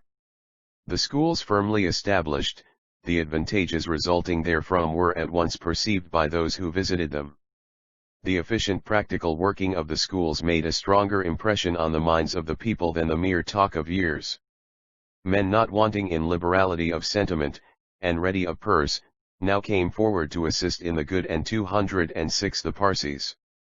Noble cause which a few youthful reformers had undertaken with so much credit to themselves. The first pecuniary aid received towards the maintenance of the schools was from 4 Parsee gentlemen, whose names, at their special request, were not publicly given out at the time, for they loved to do good by stealth, and blushed to find it fame. Latterly, however, these names transpired, and they are well worth preserving in these pages as those of the first Parsees through whose pecuniary assistance, so seasonably given, the girls' schools of their community were commenced on something like a solid foundation. Hope was now brightened for the success and duration of the schools. Messrs. Nusserwanji Munchiji, Framjee Nusserwanji Patel, Dungibhoy Nusserwanji, and Kursatji Nusserwanji, were the liberal gentlemen who performed the good work. They placed at the disposal of the committee a sum of 4,800 rupees, to be expended in maintaining the schools then opened for a period of 2 years, at the expiration of which time it was thought the public would not willingly let them die. The benefits arising from the schools were interest taken in the schools. 207 now fully appreciated by the Parsees, the number attending them in the second year of their establishment greatly exceeded that in the first year. The European residents of the place also began to take a warm interest in the undertaking. Men like Sir Erskine Perry, the indefatigable president of the late Board of Education, and many other influential gentlemen, not only interested themselves in the promotion of the object by presenting liberal donations, but by their advice and encouragement greatly contributed to the success of the scheme. In the second year of their foundation these schools were viewed in the light of valuable public institutions. Their progress and success were watched with peculiar interest, and the care and prudence with which their affairs were managed by the society which founded them, afforded an additional security towards the accomplishment of the great end for which they were brought into being. In the year 1851 the government of Lord Falkland regarded the spontaneous institution of these schools as an epoch in the history of education in the Bombay Presidency, from which, it was hoped, would in due time be traced 208 the Parsees. The commencement of a rapid, marked, and constant progress. One of the great drawbacks to the spread of female education at present is, that the girls are generally removed from the schools. The following, quickly we extract from Professor Sinclair's address to the Right Honourable the Governor, who presided at a late exhibition of these schools, will give an idea of the nature of the instruction imparted to pupils at the female schools. The children are taught exclusively in their vernacular languages. The following books have been prepared both in the Gujarati and the Marathi, with the exception of Jaisop's Fables, which as yet is confined to Marathi schools, Dinian Bodhak, Parts 1 and 2, Moral Class Book, Major Kandi's Vernacular Eater, Bhamitra, Arithmetic as far as fractions. Moral tales taken chiefly from English books, are conveyed by their masters in the vernacular languages to the children. These tales, a few days after, the children repeat to the master, when they have been for a little while in the alembic of their own thought. This is a very excellent exercise, it engages their interest and cultivates at the same time the memory and the affections, and their general intelligence. Gibras or songs of a moral nature are sung by them in the way of recreation. These are chanted in the anthem or responsive manner, generally, with a good deal of spirit, but with a deficiency of taste and intonation. To proceed to the external world, they have lessons on the surrounding objects. What is the table made of? How was the copper pot made? Whence did the white copper come? Is the copper pot tinned? And c. They have pictures to illustrate natural history and the trades. There have been also lately received wooden figures of various quadrupeds and birds. Their domestic industry so far consists of sewing, working in Berlin wool, and of embroidering. Habits of cleanliness, order, regularity, and truth are habitually inculcated. Female teachers. 209 between the ages of 10 and 12. This is owing to early marriages and the prejudices still existing against allowing grown-up girls to attend schools entirely conducted, superintended, and planned by men. So long as the places of teachers are not supplied by females, there is little hope that girls will be allowed to continue their stay at the schools to a more advanced age. To meet this difficulty, a class of qualified native female teachers is essential, and the subject has already engaged the attention of the committee. One girl, we are happy to say, is now mistress in one of the schools. She owes her education entirely to the school over which she now proudly presides. This is a beginning of the most important kind, and when the number of such teachers shall have multiplied, one great obstacle to the furtherance of the noble cause will have been removed. Every encouragement to induce girls to continue at the schools with the view of qualifying themselves for the post of teacher, is held out. At the last exhibition, the president of the society announced that a noble-minded Parsi gentleman had signified his intention of bestowing annually a prize of 210 the Parsees 500 rupees upon the best qualified pupil in the girls' schools, who may be found willing to conduct a school as teacher for a period of not less than 3 years. If so much has been accomplished by a society of young men, much is expected from the new impetus that has lately been given to this cause. The Parsi community can now be said to be entirely agreed as regards the necessity of female education. Some of the most influential and leading members of the body have very recently resolved upon a plan for the extension and entire reorganization of the schools. After thanking the members of the students' in the year 1853, Professor Eid, President of the Students' Society, threw out a suggestion by which female education may be continued to a very advanced age, if not in the schools, at least in the children's own houses. He advised the publication, and at first the greatest distribution of entertaining monthly miscellanies in the vernacular language of the children, and specially adapted to the capacity and taste of those young girls who yearly leave the schools, with sufficient preliminary instructions to profit by such a publication. The idea was good, but was not adopted till the commencement of last year, when a cheap monthly publication of 30 pages, the size of the Family Herald, at a cost of ₹1 per annum was commenced, containing articles on various subjects likely to interest female readers. The circulation of this periodical within a year of its starting reached 1,500 copies, a number unprecedentedly large among any one class of native readers. Transfer of schools. 211 Society. For what has already been achieved through their agency, these gentlemen requested them to transfer the schools to their charge, and offered to provide ample funds for their permanent maintenance. The Society cordially acceded to their request, and our European readers, by whom the value and blessings of female education cannot be better appreciated, will be rejoiced to learn, that in addition to the funds which the above-mentioned society made over to schools, no less than 15,000 rupees were subscribed in a few days.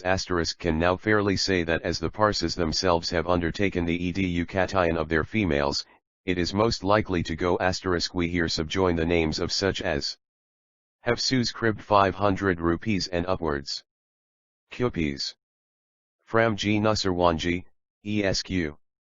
2000 Manokji Nusserwanji, ESQ. 1000 Kursatji Nusserwanji Kamaji, ESQ. 1000 Bairamji Jijibhoi, ESQ. 1000 Bomanji Framjee Kamaji, ESQ. 1000 Dunjibhoi Nusserwanji Kamaji, ESQ. 1000 Jahanji Nusserwanji Wadia, ESQ. Soanabai, widow of Nusserwanji Muncherji Kamaji, ESQ. Pestanji Framjee Kamaji, ESQ. Dosabhoi Framjee Kamaji, ESQ. Dosabhoi Hormusji Kamaji, ESQ. Festanji Hormusji Kamaji, ESQ. Sarabji Pestona, ESQ. 1000 1505 T0 500 500 500 P2 212 The Parsees. On and prosper. The schools have now taken a natural and firm root, and promise a permanent existence. With prospects so brilliant before us, it is right to confess that female education among the Parsis is still in its infancy. Much is expected when girls' schools shall have multiplied, with a good staffy of female teachers. At present there are 7 Parsi girls' schools in Bombay, attended by 1,000 girls. According to a late census, there are 12,000 Parsi female children under the age of 14. The average age of leaving school is 11, and the pupils commence the attendance at 4, so that it will be seen a very large percentage of the Parsi girls are receiving instruction. We fervently hope, that with the increasing sense of the responsibility of educating females, and the great encouragement and support the scheme receives from all quarters, the Parsi females of a quarter of a century hence, will rise far superior in intellect to their sisters we of preceding generations. Trust, too, they will not only become better wives and this number includes the 3 schools established in connection with the Sir Jamsetji Jijibhoy's Parsi Benevolent Institution. Effects of education. 213 better mothers, but by their mental qualifications and advanced position exercise a great influence on the future moral and social advancement of their race. That education has and will exercise great influence on the Parsis is a fact not to be controverted. The difference between the Parsis of 30 years ago and those of the present day, is simply the result of English education and intercourse with Englishmen. The question may perhaps be asked, how many Parsis have received what might be called a sound education? Not many, we freely admit, comparing the number educated to the whole mass, but we unhesitatingly assert that the example and influence of the few, have worked wonderful changes on the minds of the many. Our educated men have, almost without exception, been remarkable for the purity of their conduct, while the disinterestedness of their views, their honesty of purpose, their love for the good of their countrymen, and their high moral courage, have been the theme of universal praise. To spread generally among their less fortunate brethren that enlightenment and knowledge which they have received through the means provided by a beneficent 214 the Parsees government, has been their constant aim and the highest object of their ambition. A noble band of educated Parsis have within the last few years, by the publication of cheap newspapers or magazines, or by public lectures, all more or less calculated to impart information and knowledge to the mass, work such an extraordinary change on the character of their race, that whatever we could say in praise of the exertions of the there are 14 newspapers published in the Gujarati language, which are mostly circulated among the Parsis. 3 of them are published daily, 1 tri-weekly, 3 bi-weekly, 6 weekly, and 1 fortnightly. The Zarathustra, a weekly newspaper, is the most influential and best of all. It enjoys the largest circulation, is conducted by the most talented men of the community, and always represents the sentiments and feelings of the educated, liberal-minded, and enlightened portion of the population.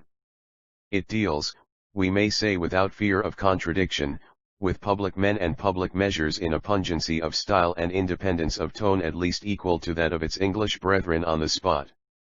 To this paper is undeniably due the credit of having greatly contributed, by the force and weight of its vigorous articles, to the abolition of many superstitions practiced among the natives, and the introduction of reforms calculated to raise the moral and social condition of the people to a higher scale of civilization.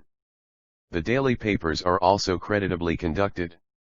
Of the bi-weekly journals the Chahuk is the best, and is one of the most spirited native journals in India. The SV Maya Prakash, a journal circulated chiefly among the Hindu portion of the population of Bombay, is a very clever paper indeed, and is expected to do that service to the Hindus which the Zarathustra has done to the Parsis. Pyogas. 215 youthful innovators, would be inadequate to express our sense of what they have done. We are content to say that they have fully succeeded in awakening in the minds of their countrymen the necessity of a general and rapid advancement in the path of knowledge and enlightenment, if they desire to be classed among the civilized nations of the earth. In this spirit the Parsis are now acting, and if it should happen to continue, another age, will, under God's blessing, produce no insignificant results. Even today, those seeking instruction and enlightenment are not confined to the walls of the schools. At the meeting of the literary societies, at public lectures, and at libraries, large numbers of Parsis are always to be seen gathering information in every shape and from whatever source it can be obtained. It has hitherto been a just subject for reproach, that our wealthy families pay less attention to the education of their youths than they ought to do, those hitherto extensively benefiting by English education belonging to we the middle class. Cannot say whether this remark will stand good any longer, as indeed some change for the better has already taken place. The rich have seen that wealth 216 the Parsees will not be the only qualification for maintaining their position in society. They have perceived that if they do not leave for their sons a better legacy than gold, they will be thrown overboard in society, and the educated and enlightened members of the middle or less wealthy classes will take precedence of them in every way. Such a result would be inevitable, if the rich Parsis still neglected to educate their families in a manner befitting their position. But we are not doomed to this, since matters are mending in this respect. As one example does more in bringing about a desirable effect than 100 precepts, one or two instances have in some measure contributed towards creating a taste for study among our wealthier class, and we think we may with justice notice them here. Mr. Sohrabji Jamsetji, the youngest son of Sir Jamsetji, though he bids fair to walk in the general footsteps of his venerable parent, has distinguished himself in a new sphere of usefulness. He is a member of the Bombay branch of the Royal Asiatic Society, and has an extraordinary taste for the study of three languages. He has given to the world 3 works in the vernacular language of the country, showing an extensive acquaintance Mr. Sohrabji Jamsetji. 217 with Oriental literature. These were not published by him with a view to pecuniary profit. Providence has favored him with abundance, and one of the best uses he made of his money was to distribute the works, of which thousands of copies were struck off, greatest among the people. A gentleman of extended and liberal views, greatly in advance of his other rich brethren, Mr. Sohrabji Jamsetji is always ready to assist, by the prestige of his wealth and influence, any undertaking which may have for its object the welfare of his countrymen. Himself a man of high moral conduct, he is always ready to preach to others what he himself practices. On a late occasion, he did not think it beneath his dignity to deliver a public lecture on human life, its duties and responsibilities. Such was the estimation. The following notice of the lecture is taken from the Bombay Times, the lecture delivered by Mr. Sohrabji Jamsetji in the council room of the town hall, on Thursday evening, the March 27, 1856, a sketch of which will be found in another column, was one of extreme interest both in a social and ethical point of view. It was in the Gujarati language, the vernacular tongue of the people of his tribe, the Parsee, but interspersed with many quotations from English, Persian, and other languages, which were uniformly correctly translated for the benefit of the audience. It was entirely of a moral character, dealing with the responsibility of man to God, the importance 218 the Parsees, in which the lecture was held, that the town hall, where it was delivered, was literally crammed to excess. From the millionaire to the poorest man, from the most learned to the humblest student, every one was present to listen to the oratory and sentiments of the Parsee baronet's son. After the lecture, the Eve. Dr. Wilson, head missionary of the Free Church of Scotland, and several other European and native speakers, bore testimony to the ability and eloquence with which it was delivered. Mr. Sohrabji Jamsetji has thus set a valuable example to his wealthy brethren, and of life in relation to eternity, the necessity of preparation for death, and the final judgment which awaits every individual of the human race. It appropriately and strikingly illustrated the primary and essential duties of man to himself, to his fellows, and to his Maker, its whole aim being to induce every member of the community to live soberly, righteously, and godly. It may be safely asserted that seldom has such an excellent discourse been delivered to such a large assembly of natives in Bombay, comprising about 600 or 700 of the most influential classes of society of all sects and ages. With a very few alterations it might have done for the wee Christian pulpit. Are glad to hear that it will immediately obtain publicity through the press. It will convince multitudes that the Jamsetji family is illustrious not only for princely almsgiving, but for the most commendable philanthropic action. The Mobs will see from it that they must either soon amend their teaching or have their services dispensed with altogether. Mr. D Framjee. 219 shown that advancement in learning is not incompatible with useness in public life, and that wealth without wisdom is but a poor satisfaction to its possessor. He has engaged a European teacher for the instruction of his sons in the science and literature of Europe. Another gratifying instance of a son of a rich man devoting himself to study, and benefiting his countrymen by the light of his own knowledge, while also engaged in extensive business transactions, deserves notice. Mr. D Framjee, a son of D Framjee Nusserwanji and partner in the firm of Messrs. Wallace & Co., at Bombay, has long been distinguished as an Oriental scholar. He, too, is a member of the Bombay branch of the Royal Asiatic Society, and at one of its meetings read a very interesting paper on the origin and authenticity of the Iranian family of languages. About 2 years since, he published a grammar of the Huzwarsh or Pahlavi proper, which was highly spoken of, and favorably reviewed by the press.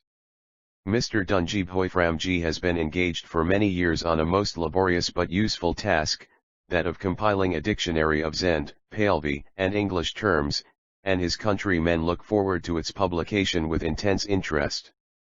This work will be an in 220 the Parsees. Valuable addition to the literature of the East, which has now engaged the attention of some of the best of our continental scholars. We have also much pleasure in recording in these pages the fact, that 4 Parsee students, sons of rich Parsee merchants of Bombay, are now receiving education at the University College, London. The advantages which will result are obvious, and the benefits these young gentlemen will derive from their education in England, will, no doubt, stimulate others to follow their example. We trust the example thus set to the younger members of our wealthy families, will be generally followed, and we fondly hope that the future historian of the Parsees will be able to make honorable mention of hundreds of instances of this kind. In the meantime we cannot do better than recommend to the attention of such of our countrymen who, by the possession of riches, either think lightly of the pursuit of knowledge, or unjustly urge against its continuance, after they have left the walls of the school or college, on the score of active professional or business occupation, the following sentiments of the late Professor Forbes of Edinburgh. Plausible as this objection seems, it is not well founded. The proof that it is not Professor Forbes on education.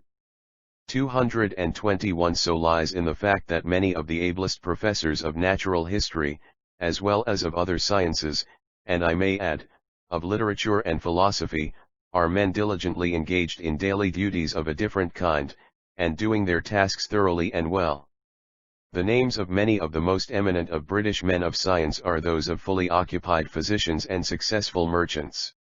In the last century, Ellis, a busy London merchant, changed the whole face of zoophytology. Only last year died Charles Stokes, a name not popularly known, but very familiar to men of science at home and abroad, similarly occupied with Ellis, who, nevertheless, found time to aid, by his extensive original knowledge and ever judicious advice, almost every naturalist of whatever denomination in Europe. At the present moment I could point out several of our very best zoologists and geologists among the most diligent and ablest of British merchants. Let it not be pleaded, then, that science and literature are to be put aside on account of active professional occupations of any kind. The excuse never comes from the able and willing. It is exactly by the aid of the classes of men who do their professional and business duties best that science and light 222 the Parsees richer have reaped, and are reaping, their most valuable interests. Of all the natives of India the Parsees are undoubtedly the most loyal subjects of the British government. Their loyalty is not loan of empty show, nor the result of a fear of a strong and powerful government, but is the offspring of deep-rooted conviction. When they compare their condition in India with that of their co-religionists in Persia, who are reduced to the most miserable state by misgovernment and persecution, they fully and rightly appreciate the blessings which they enjoy under this government. When they see that for more than full 10 centuries they had to drag on in misery and poverty under the native rulers of India, and their own enterprise or spirit could bring them no reward, bearing all this in mind, when they reflect upon their present prosperous condition, and inquire into its causes, they find abundant reasons to pray that the sovereignty, which the Almighty God in the wise dispensation of His providence has been pleased to place over them, may be forever preserved. Whenever fitting opportunities have occurred, the Parsees have not forgotten or neglected tg__show_yahi pound toy _jawards_.4 air, loyalty of Parsees. 223 Regulars. When the British government AP, Pointek 3gr of humiliation _and prayer for the NPD restorative of J, ease and success to the arms copyright fe glodra and forsens during thfijade. War _which through e4 ishatihaircs behaved themselves as the most worthy subjects of the British Crown. In a highly loyal spirit they made arrangements for the observance of that day according to the invitation of their much respected government. No less than 6,000 of this race met together in one of their fire temples, for the purpose of offering their prayers for the success of the Allied powers and the restoration of peace. In the following prayer, which was prepared for the Zion, the rich and the poor alike joined with heart and soul. O I offer my prayer to thee, glorious and exalted God, that the sovereign of this realm may gain the victory with honor and triumph in the war. May the sovereign of sovereigns inspire with wisdom and endow with strength her army and navy. Long live the sovereign, and may the empire flourish. May God annihilate her enemies, and may his blessing rest upon her. May he watch over all the events, and destroy the enemy. I make my prayer and supplications unto 224 the Parsees. The Almighty God, that success may attend the cause of our Queen in the field of battle. May our Queen continue her rule in justice and mercy, and may her name and her power be handed down to many generations. May she ever maintain in all its integrity her exalted position, which is illumined with light and glory. Such is my prayer. Amen. To show how sincere the Parsees were in what they were doing, it must be mentioned that, previous to the prayer, they performed certain religious ceremonies, similar to those which the ancient Zoroastrians were in the habit of performing when their own monarchs were engaged in formidable wars against their enemies. At this day the Parsees acknowledge Her Most Gracious Majesty, the Queen of England, as their lawful sovereign, and they therefore feel no hesitation in doing that for their present government which their forefathers were wont to do for their ancient kings. When a day was appointed, on the capture of Sebastopol, for a general thanksgiving to the Almighty, the Parsees again performed a similar ceremony, and we here give a translation of the prayer which was compiled for the occasion, as it not only shows the feeling and spirit of the Parsees in the brightest thanksgiving 225 light, but strongly displays their appreciation of the government under which they live. O Almighty God, let thy shadow always fall wherever the British rule exists.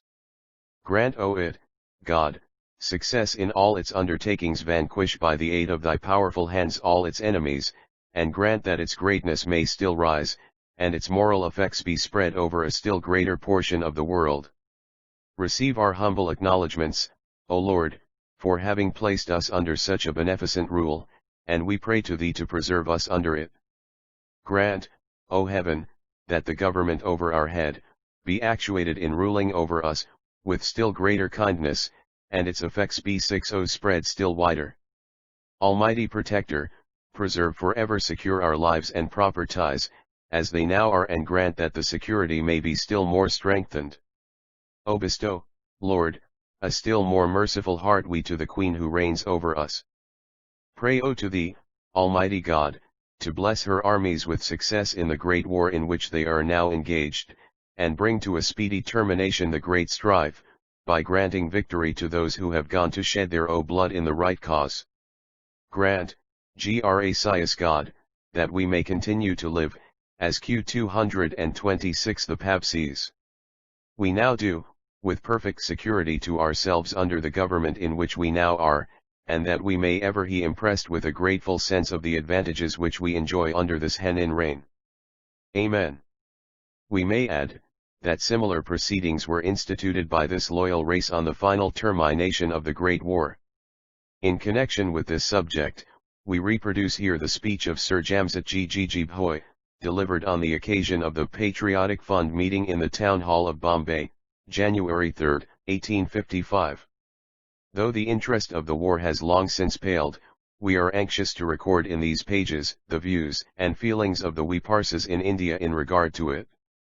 Have no doubt that even at this distant day, the speech will be read with interest by the European community, as the unprejudiced voice of the natives of India on a subject, which had so lately engaged the attention of the whole civilized world. The reader is requested particularly to mark the Venerable Parsees' love for the Queen. Addressing Lord Elphinstone, who had presided on the occasion, Sir Jamsetji said, "My lord, under the weight of years I am unable to take that active part in aid of speech of Sir Jamsetji.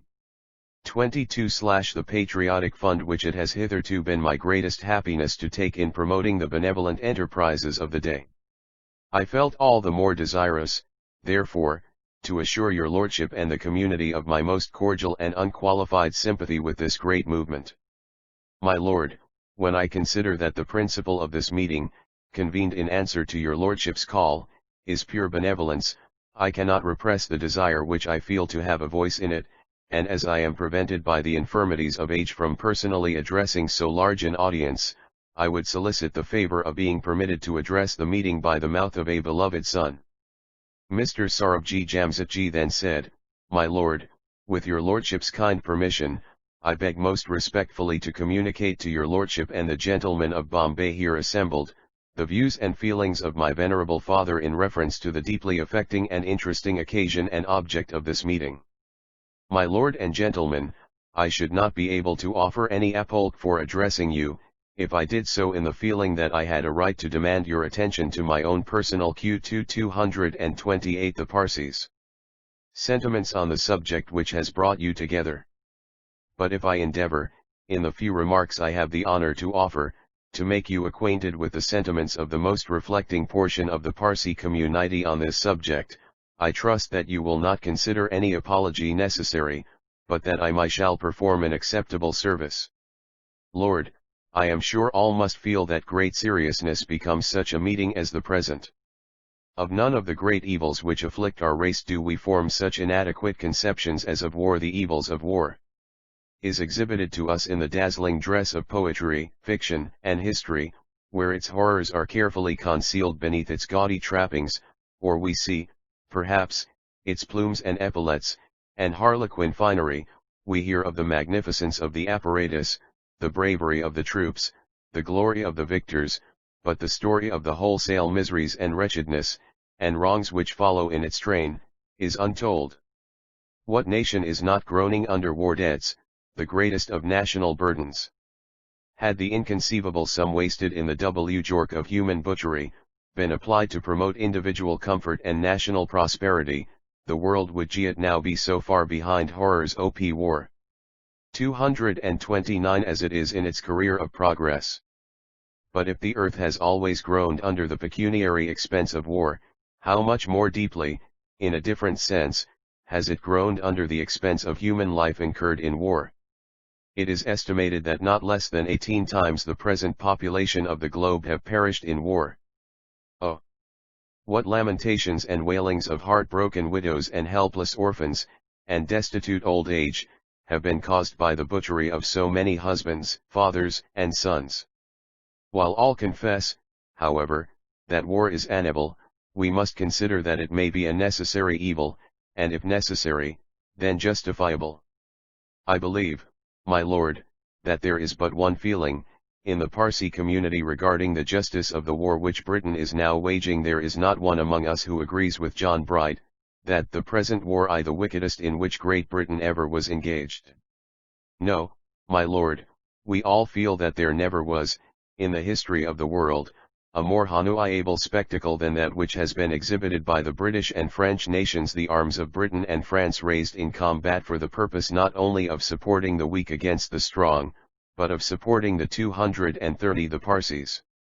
Sacred principles of international right, the violation of which would have turned the world upside down. The arms of Britain and France raised in combat, not seeking conquests for selfish objects, but for those of the most noble and generous character, for the peace of the world, for the progress of civilization, and for the interests of freedom.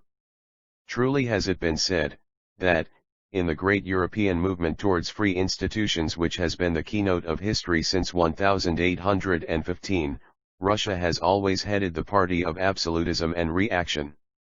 The whole weight of the Russian monarch has been thrown into the scale of despotism, his aid has always been ready to put down liberty, and it has been rendered with an unscrupulous and conscientious zeal.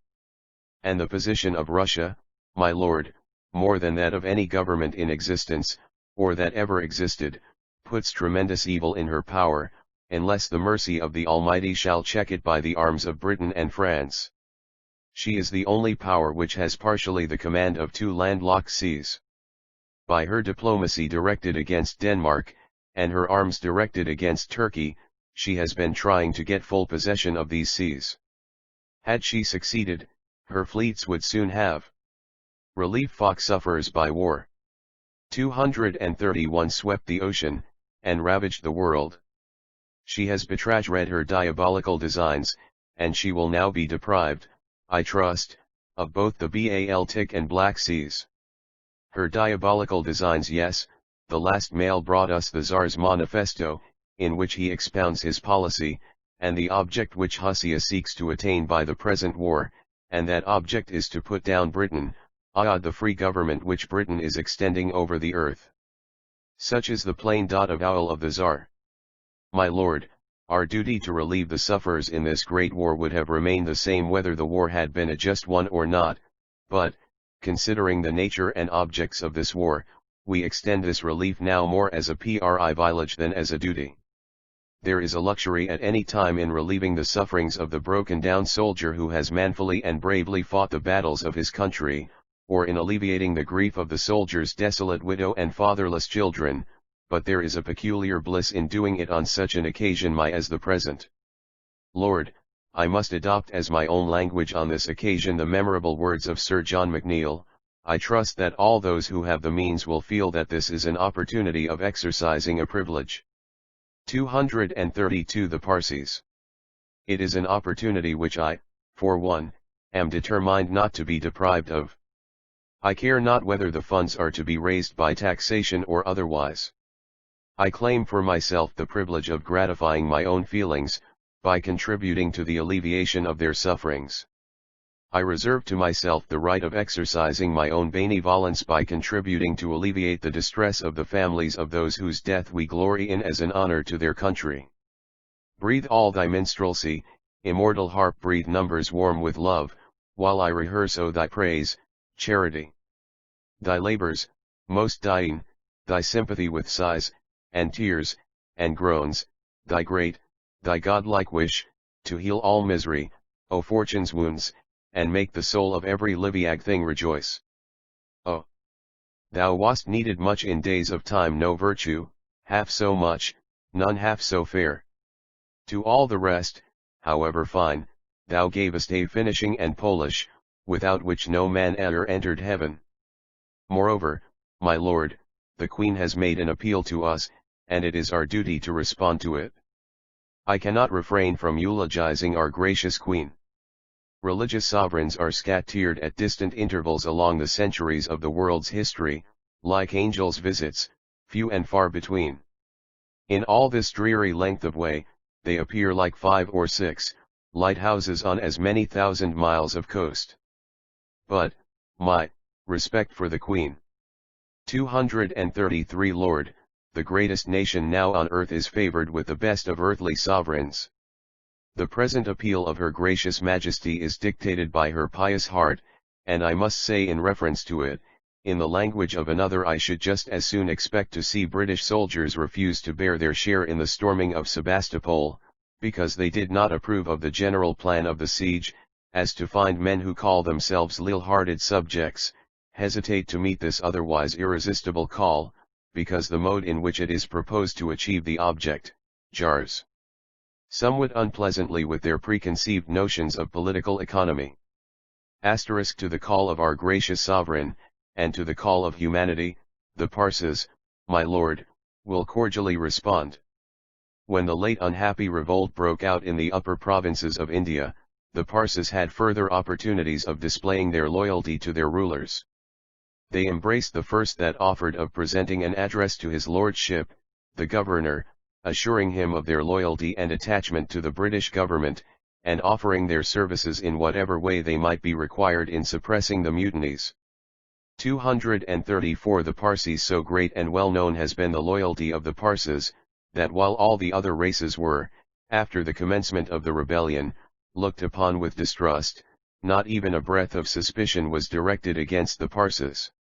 Every European and the whole of the English press acknowledged that this race would never be inimical to British rule. The best and most convincing proof of the loyalty of the Parsees will be found in the fact that, if there was any individual of this sect at any station where the revolt occurred, he suffered equally with the Europeans at the hands of the rebels, his sympathy with the government being so well known. If, unhappily, a disturbance ever occurred in Bombay, the Europeans and Parsees of the place would be in one common boat, the latter being so well known to be in the interest of the present rulers, and to have no sympathy either with the Hindus or Mahomedans. Do not think we need say more on a subject in which our sentiments are shared to the fullest extent by every Englishman in India, and by all those in England who have any knowledge of the character of the different races inhabiting that peninsula. 235 Chapter 7 Religion. The antiquity of Tb Parsi religion. Identity of Zoroaster. Birth of the Parsi prophet. His persecutions. Progress of Zoroastrianism. The Zend language. The Avesta. The fragments of the Avesta in the possession of modern Parsees. Disputes as to the liturgical works of the Parsees. Nature of the Parsi religion. Appear the emblem of the Almighty. The Parsees not worshippers of the elements. Are diverse vision. Religious reform. Education of Parsi priests. The faith professed by Parsees in India is one of the most ancient. As we have shown, it was once the religion of the most famous empire of the world. It has had its day of greatness as well as of decline, and has during a period of 24 centuries undergone various persecutions and vicissitudes. From the time it was founded, in the reign of Gushtasp, or Darius Hystaspes, till the conquest of Persia by Alexander the Great, a period of 300 years, it was in its most flourishing condition, the envious Greek. 236 The Parsees, having, it is said, destroyed a great many of the religious books of the Parsees. For a period of 556 years after the subversion of the Persian dynasty by the Macedonian conqueror, the religion of Zoroaster seems to have declined, until revived by Ardashir Babekin in AD 226. In the reign of this monarch great efforts were made for restoring its primitive purity, according to the doctrines propounded by Zoroaster, it having been greatly corrupted during the period above mentioned. The king himself was a person of great piety and religious enthusiasm. He collected the sacred books of the Parsees and had them translated into Pahlavi, the language then current in Persia, built fire temples for the worship of God, and restored the ancient religion of Persia to its original and pure state. This reformation by Ardashir Babekin seems to have lasted for a period of 416 years, indeed until the religion and monarchy of Persia were overthrown by the Arab invaders in the year 641. There is some dispute, even now, among the Parsees as to the exact date of the birth of Zarathustra. European authors are in doubt as to whom to select of the half-dozen philosophers. Identity of Zoroaster. 237 Who, at different times, bore the name of Zoroaster, as the lawgiver of the Parsees. One is described as a Chaldean or Assyrian, one as a Bactrian, another as a Pamphiuan, a fourth as an Armenian, and, lastly, one as a Persian.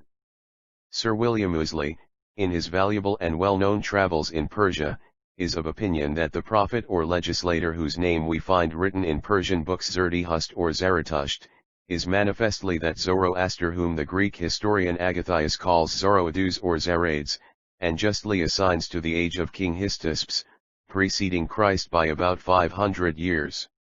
Mr. Nurazi Ferdunji, a learned Parsi of Bombay, a man of great research and undoubted ability, one of the companions of Sir Alexander Bums in his second mission to Kabul, and now holding the position of translator and interpreter in Her Majesty's Supreme Court at Bombay, in a work published by him in the year 1851, and entitled Tariqi Zarathustra, or Discussion on the Era of Zarathustra or Zoroaster, has proved, to the satisfaction, it is believed, of the majority of the Parsees, by the testimony of Greek, Latin, French, Angushoy and other European, as well as Pahlavi, Arabic, and 238 the Parsees Persian authors of ancient and modern times, that Zarathustra flourished in the 6th century before the Christian era.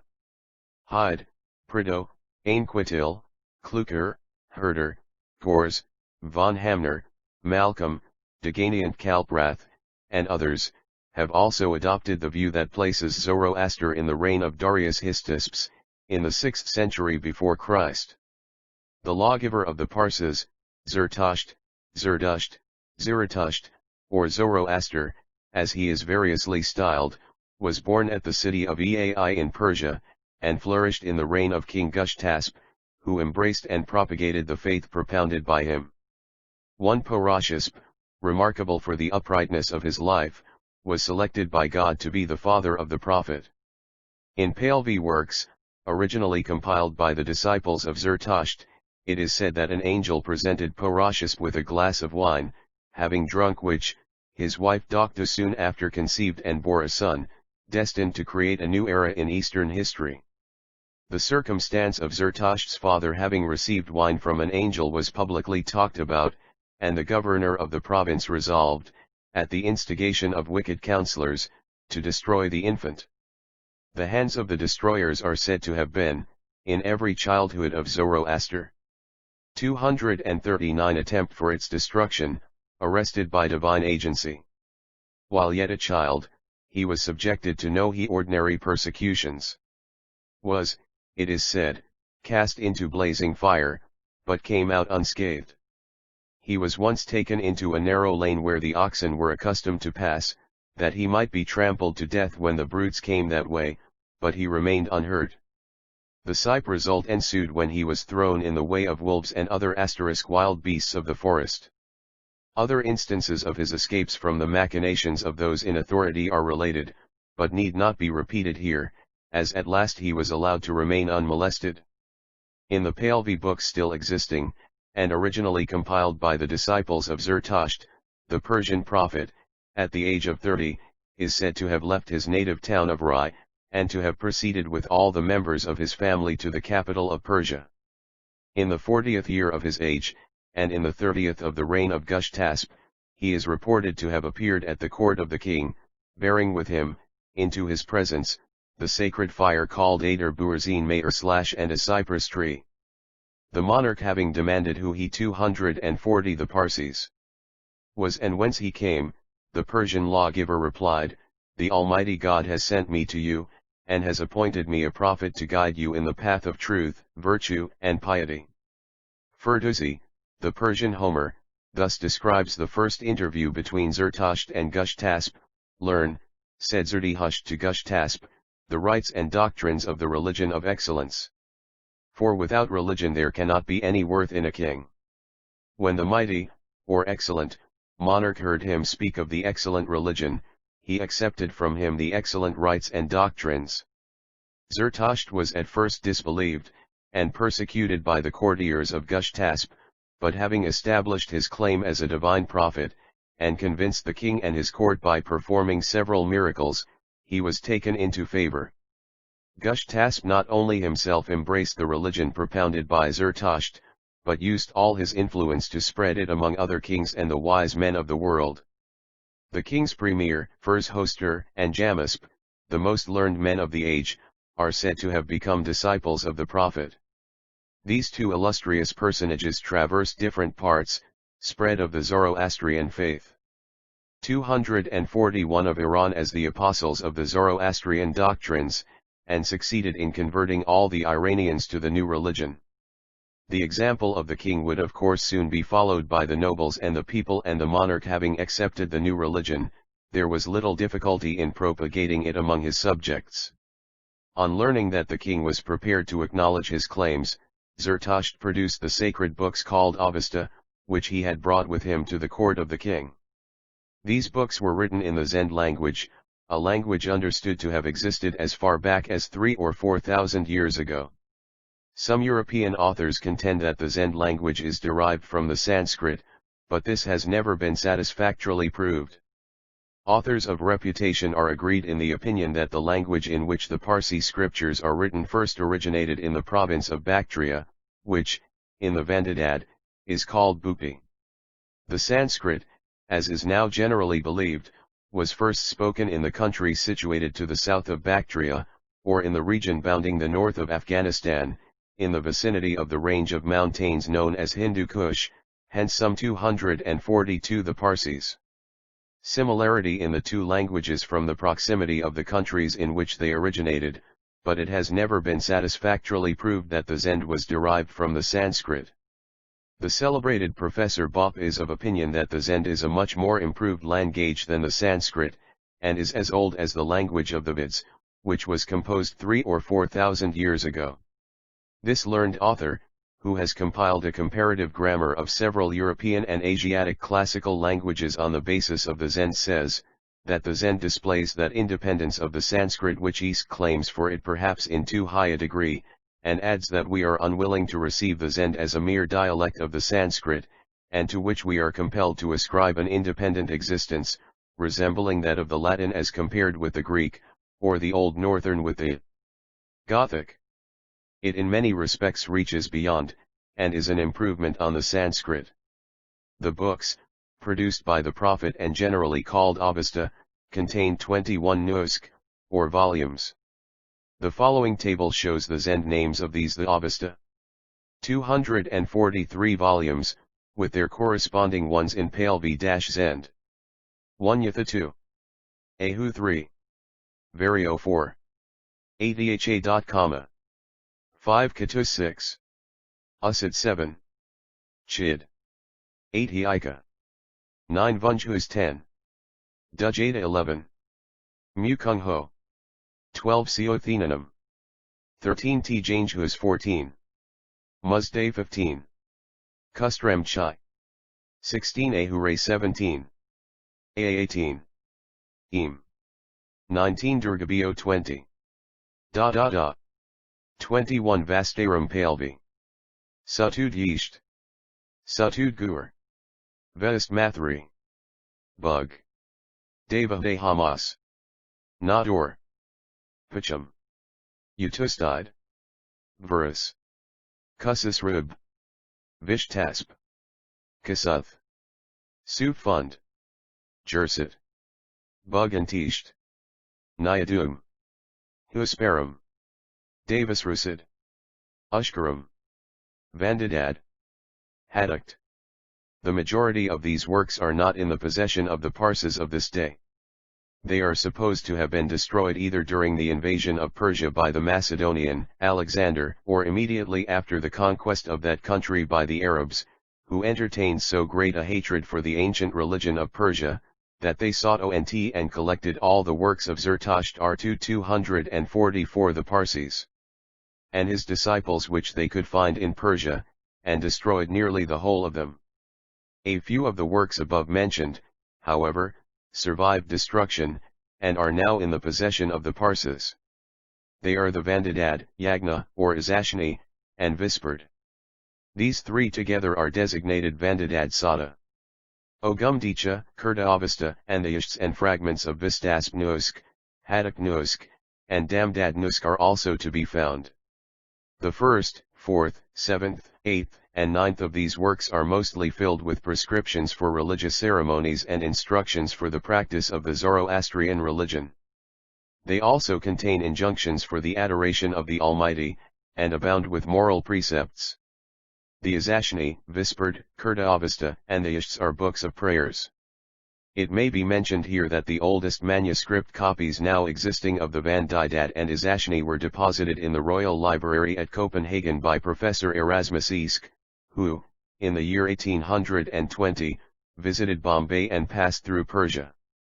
The copy of the first named work bears date the 24th day of the 4th month of the year of Yezdezerd, Sacred Books. 245 692 81,323. The latter work is dated 10 months later. In India the oldest manuscript copy of the Vandadad is to be found in the library of the late Mu'ua Firaz, high priest of the Qudmi sect of the Parsis. Manuscript copies of these works are also deposited in the Imperial Library, Paris, in the University Library, Oxford, and in the British, as well as the East India Company's Museum, London. Professor N. L. Westergaard, of Copenhagen, published an edition of the Vandadad Sada, in the Zend character, in the year 1854. Professor Spiegel has also published the Avesta in the original Zend text, together with the original Pahlavi translation, and is said to be preparing an English version of the same, for the press.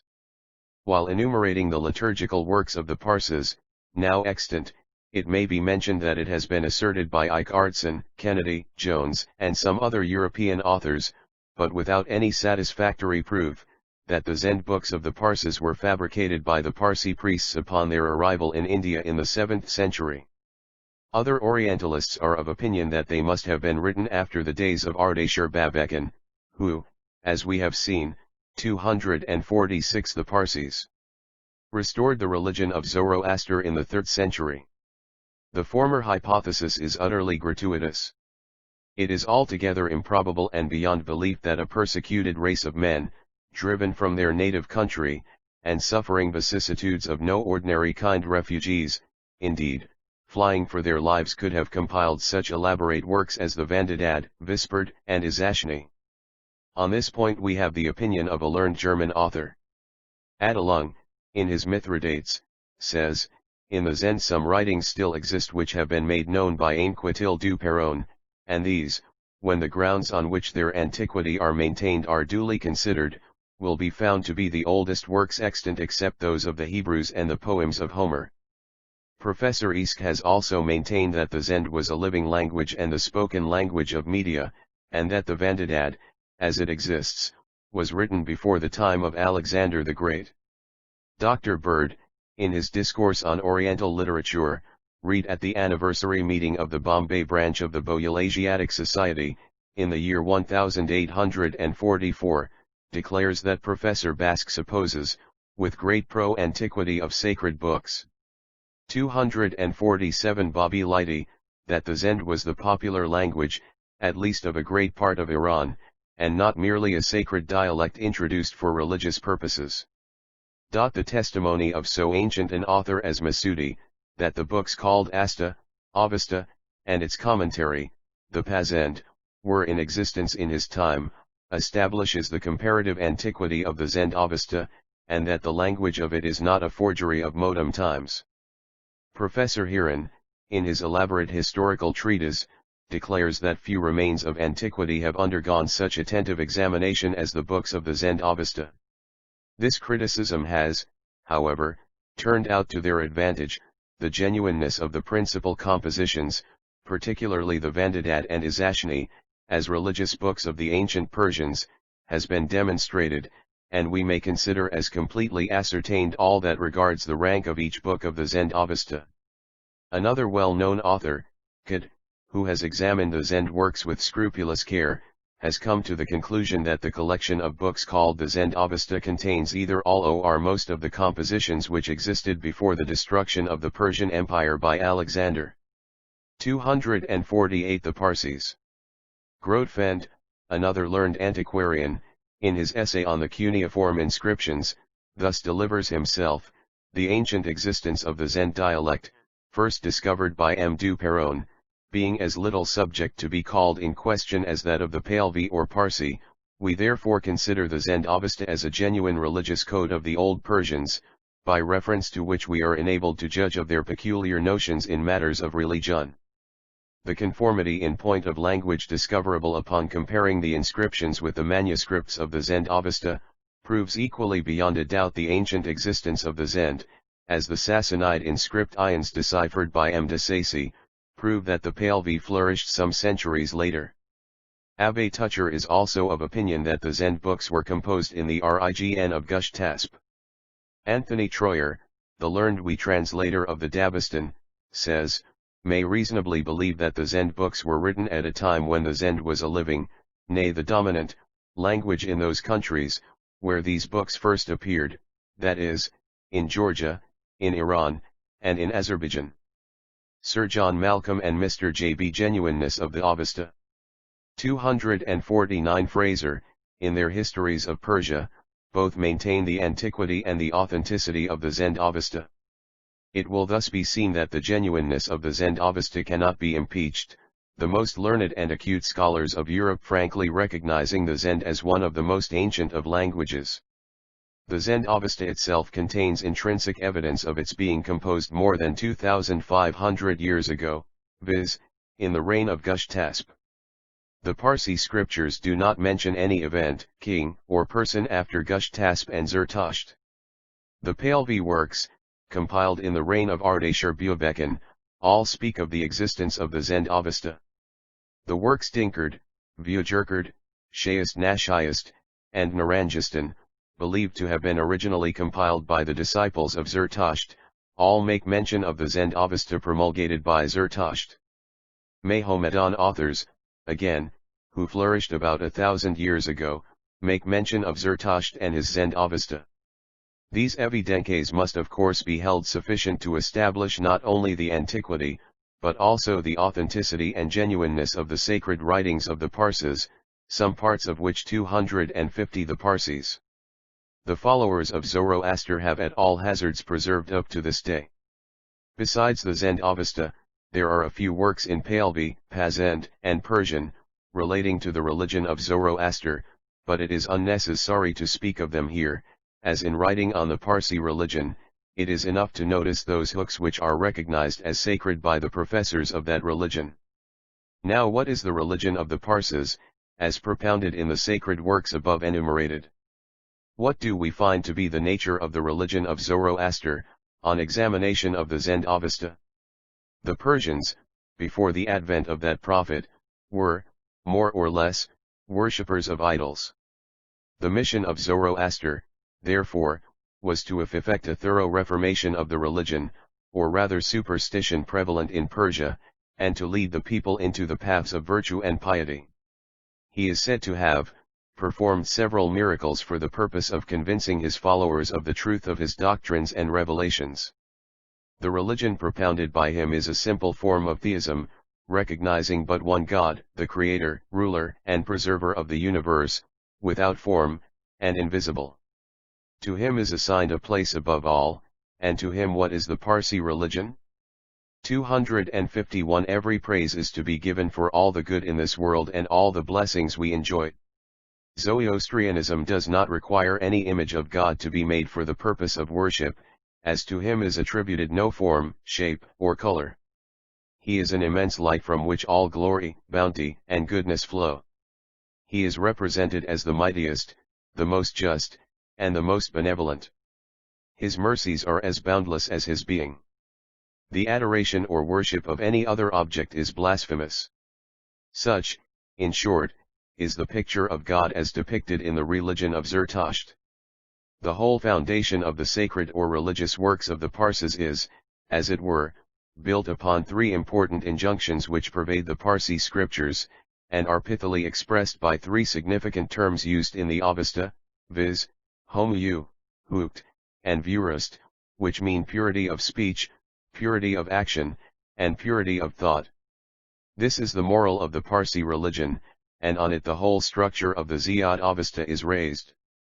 A perusal of these works will show that they inculcate those sublime doctrines and sound precepts of morality which command the respect of every civilized nation on earth.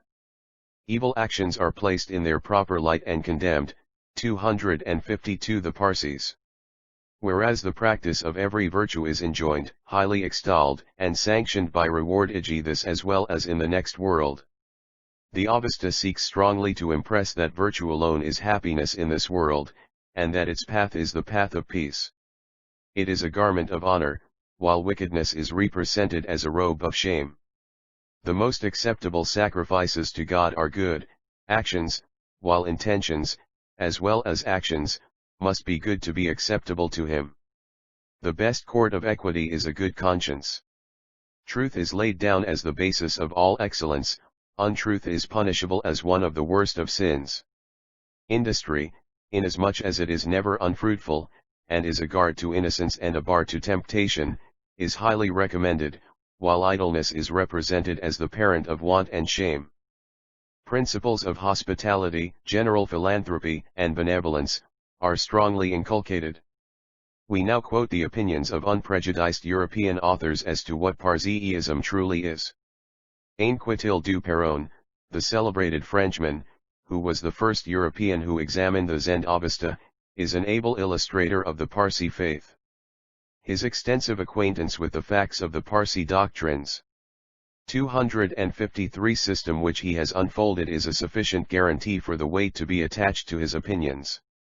In his critical view of the theological and ceremonial system of Zarathustra, he says, the first point in the theological system of Zoroaster is to recognize and adore the master of all that is good, the principle of all righteousness, Ormazd, according to the form of worship prescribed by him, and with a purity of thought, of word, and of action. Purity which is marked and preserved by purity of body, which must always accompany it, and which is found only in entire submission to the law of Zoroaster. Next, to have a respect, accompanied with gratitude, for the intelligence to which Ormazd has committed the care of nature, to take in our actions their attributes for models, to copy in our conduct the harmony which reigns in the different parts of the universe, and generally to honor Ormazd, the Almighty as he is styled in the Avesta, in all that he has produced. The second point of the religion of the Parsis consists in detesting the author of all evil, moral and physical, Ahriman his productions, and his works, and to contribute, as 254 the Parsees. Far as in us lies, to exalt the glory of Ormazd, by enfeebling the tyranny which the evil principle exercises over the world which the good principle has created. On these 2 points bear the prayers, the religious practices, the civil usages, and the moral precepts, which are presented in the Zend and Pahlavi books, and these different objects arise, as we shall see, from the theological ideas of the legislator of the Persians. Prayer is one of the duties most strongly enjoined, because man, continually exposed to the assaults of Ahriman, the evil principle, stands in need of the succor which it procures, and because it affords opportunity for those intelligences to whom it is addressed, to fulfill the object for which they were created. The priest prays for himself, for all the Parsis, and in particular, as in the days of Herodotus, for the king whom Ormazd has placed over his people, and to give greater efficiency to his prayers, unites them to those of all the Parsis, of all the souls acceptable to Ormazd, which have existed, or shall exist until the resurrection. He declares also that he takes part in the good deeds of all the righteous, and that he joins his action to theirs. Prayer. 255 This communion of prayers and action appears in all the forms and all the offices which compose the liturgical works of the Parsees. It is well adapted to maintain the spirit of peace and union which ought to characterize a people who profess to adore the author of all Geo-60. The Parsis commence prayers with a sincere confession of the sins they have commit. This is a pretty fair account of the theological system of Zoroaster reduced to practice. Ahriman should, however, be taken in an allegorical sense to denote the cause of the temptation under which man often falls into evil. Dr. Hyde, in his celebrated work on the ancient Parsi religion, also says that, the Persians, from the banning of their existence as a nation, always believed in only one and the same true and omnipotent God. They believed in all the attributes of the deity believed by us, and God is called in their own writings, the doer, the creator, the governor, and the preserver of the world. They also believed that the deity was eternal, without beginning or end, and omnipotent, with a asterisk translated from the frankly lay the eve. Muriamchal. 256 The Parsees. Great many attributes, which to enumerate particularly would be tedious. They also believed this deity to be the judge of all men, and that there was to come a general resurrection of every man, to be judged and accounted according to his merits or demerits. And they also believed that God has prepared for the blessed a place of happiness called heaven or paradise. And as there was a heaven for the good, there was also a place of torture for the wicked, as may be proved from their old works, where they undergo a punishment for their faults and misdeeds. They acknowledged that they sinned daily, but proposed themselves to be penitent for all the sins committed by them either by thought, word, or deed. In alluding to these remarks of Dr. Hyde, Sir William Ouseley says, "I sincerely join in respecting the old Persian worship, and sympathize in lamenting the infamous persecution which has caused its decay. We have said above that the Zoroastrians are theists. There is no doubt of their being monotheists. They tolerate no other worship but that of the Supreme Being, and we are confirmed in this view not only by the European authorities quoted above, but by the practices Parsees not fire worshippers." 257 And religious prayers of the Parsees at this day. That the Parsees are not idolaters is sufficiently plain to all the Europeans who come in contact with this community. The images which existed in Persia when Zarathustra promulgated his doctrines and reformed the national religion were soon destroyed, and active efforts are said to have been made to extinguish heretical forms of worship, and destroy the idols worshipped in the bordering countries. Xerxes, the immediate successor of Gnosticism, had such a hatred for idolatry that he destroyed all the Grecian temples dedicated to the gods. The charge of fire, sun, water, and air worship has, however, been brought against the Parsees by those not sufficiently acquainted with the Zoroastrian faith to form a just opinion. The Parsees themselves repel the charge with indignation. Ask a Parsee either he is a worshipper of the sun or fire, and he will emphatically answer no. This declaration itself, coming from one whose own religion is Zoroastrianism, ought to be sufficient to satisfy the most skeptical. God, according to Parsees faith, is the emblem of glory, refulgence, and light, and in this view, a Parsee, while engaged in prayer, is directed to stand 258 the Parsees before the fire * or to direct his face towards the sun as the most proper symbols of the Almighty. All Eastern historians have acknowledged that the Persians from the most early time were no idolaters, but worshipped one God, the Creator of the world, under the symbol of fire, and such is also the present practice among their descendants in India. The following is the opinion of Dean Prido on this subject. They, the Persians, abominating all images, worshipped God only by fire. Light was the truest symbol of the good God, and therefore they always worshipped him before fire as being the cause of light, and especially before the sun, as being in their opinion the perfectest fire, and causing the perfectest light. For this reason, in all their temples, they had fire continually burning on altars erected in them for that purpose, and before these sacred fires they offered up * in Bombay at present there are 3 fire temples for public worship. The first of these was erected in the 1153 year of Yezdesded, 1780 of the Christian era, by a wealthy Parsee named Dadi Set. The second was built in Ut about the year 1830, at the expense of the late Hormusji Bomanji, Esq, and the third one was erected by the late Framjee Kaosji, Esq, in the year 1844, at a cost of Ks 250,000, or £25,000. Fire a symbol of the Almighty. 259 All their public devotions, as likewise they did all their private devotions before their private fires in their own houses.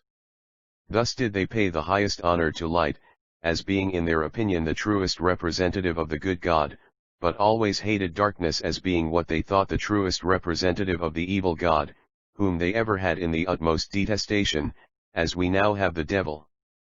Sir William Ouseley perfectly agrees with Dean Prido, and says I shall here express my firm belief that the first Persian altars blazed in honor of God alone, as likewise, that the present disciples of Zarathustra, both in India and the mother country, Iran, or Persia, have no other object when they render to fire a semblance of veneration. Dr. Hyde, an English theologian, whom we have already quoted, does not hesitate to declare that the ancient Medes and Persians were worshippers of the true God, a race of the faithful, and haters of idolatry. Ainquit-il du Peron, than whom no other European has more critically examined the Zend-Avesta, says that the religion prevalent in Persia till the destruction of the empire, and carried into India by the Parsees, who still possess it, merits more attention as to 260 the Parsees than almost any other. It was at first pure theism, though even in the time of Abraham debased by heterodox opinions, but they have ever zealously preserved the doctrine of the unity of God, and we are not to conclude from the veneration they showed, and still show, to fire and the sun, that they have ever adored either the element or the luminary. Zoroaster, their great teacher, directed them to turn towards the sun or the fire when they prayed, but the prayers which they recite in this position are addressed solely to the sovereign being, and not to the symbols of him. The doctrines, however, which these miracles, i.e. those of Zoroaster, confirmed, were wise and rational. They taught the unity of God, his omnipotence, his goodness towards men, a great veneration for fire, the visible type of the invisible divinity, and a great aversion for Ahriman, the evil principle, the instigator of evil thoughts, but not co-eternal with God. The morality contained in the books of Zoroaster is very pure, and all founded on the love of our neighbor. The following extract from Forbes' Oriental Memoirs also proves that the Parsees are not worshippers of the elements. These fires, i.e. the sacred fires of the sacred fires, 261 Parsees, are attended day and night by the Andiarus or priests, and are never permitted to expire. They are preserved in a large chafing dish, carefully supplied with fuel, perfumed by a small quantity of sandalwood or other aromatics. The vulgar and illiterate worship this sacred flame, as also the sun, moon, and stars, without regard to the invisible Creator, but the learned and judicious adore only the Almighty Fountain of Light, the author and disposer of all things, under the symbol of fire. Zoroaster and the ancient Magi, whose memories they revere, and whose works they are said to preserve, never taught them to consider the sun as anything more than a creature of the great Creator of the universe. They were to revere it as his best and fairest image, and for the numberless blessings it diffuses on the earth. The sacred flame was intended only as a perpetual monitor to preserve their purity, of which this element is so expressive a symbol. But superstition and fable have, through a lapse of ages, corrupted the stream of the religious system which in its source was pure and sublime. The following extract from Hanway's Travels is one of the numerous evidences that the 262 the Parsees are monotheists. He, Zoroaster, the founder of the ancient religion of the Persians, considered light as the most perfect symbol of true wisdom and intellectual endowment, and darkness the representative of things hurtful and destructive. From hence he was led to inculcate an abhorrence of all images, and to teach his followers to worship God Onl, under the form of fire, considering the brightness, activity, purity, and incorruptibility of that element, as bearing the most perfect resemblance to the nature and perfections of the good deity. For the same reason the Persians showed a particular veneration to the sun, which was founded on their belief that it is the noblest creature of the visible world. He taught that there is one supreme, independent, and self-existent being. Sir John Malcolm, in his splendid work on the history of Persia, acknowledges that the reproachful name of fire worshippers is not merited by the Parsees. He says God, he, Zoroaster, taught, existed from all eternity, and was like infinity of time and space. There were, he averred, two principles in the universe, good and evil. Light was the type of good, darkness, of the evil spirit, and my J-Rod had said unto Zoroaster, light is testimonies to the Parsees faith. 263 Concealed under all that shines.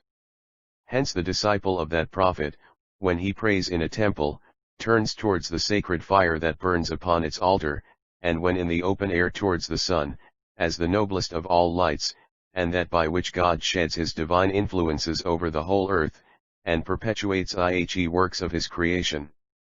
His religion inculcated the worship of one immortal and beneficent Creator.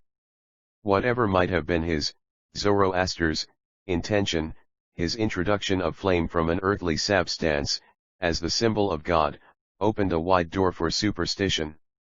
There can be no doubt that the devotion intended for the deity by Zoroaster has been given to the symbol by many of his followers, who have merited by such a practice the reproachful name of worshippers of fire. Captain J. A. Pope, who has studied the Parsee religion, and has deliberately expressed his opinion on the morality of that faith, thus writes, they, the Parsees, follow as near as possible the tenets of Zarathustra, professing their belief in one God, considering fire only as an emblem of his purity, and the sun as the most perfect of his work.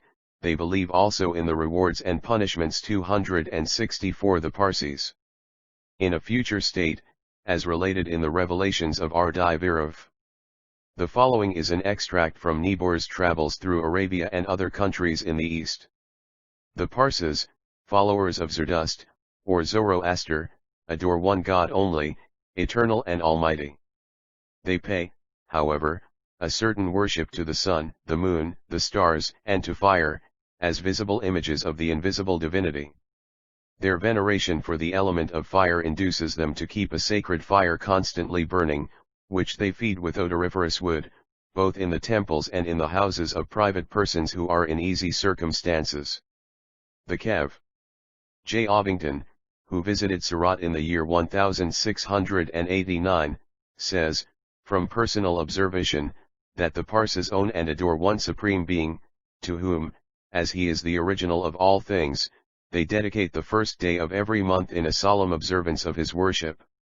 And enjoin, besides these, some others for the celebration of public prayer. The following extract from Butler's Horse Biblics also explains the nature of the Parsee faith. Fire was considered by Zoroaster as the purest symbol of the divinity, and the original element from which Ormuzd. Additional testimonies. 265 Produced all beings. He therefore enjoined his disciples to keep up a perpetual fire, and to perform other devotional exercises in the presence of fire, and every supposed corruption of fire is forbidden, under the severest penalties.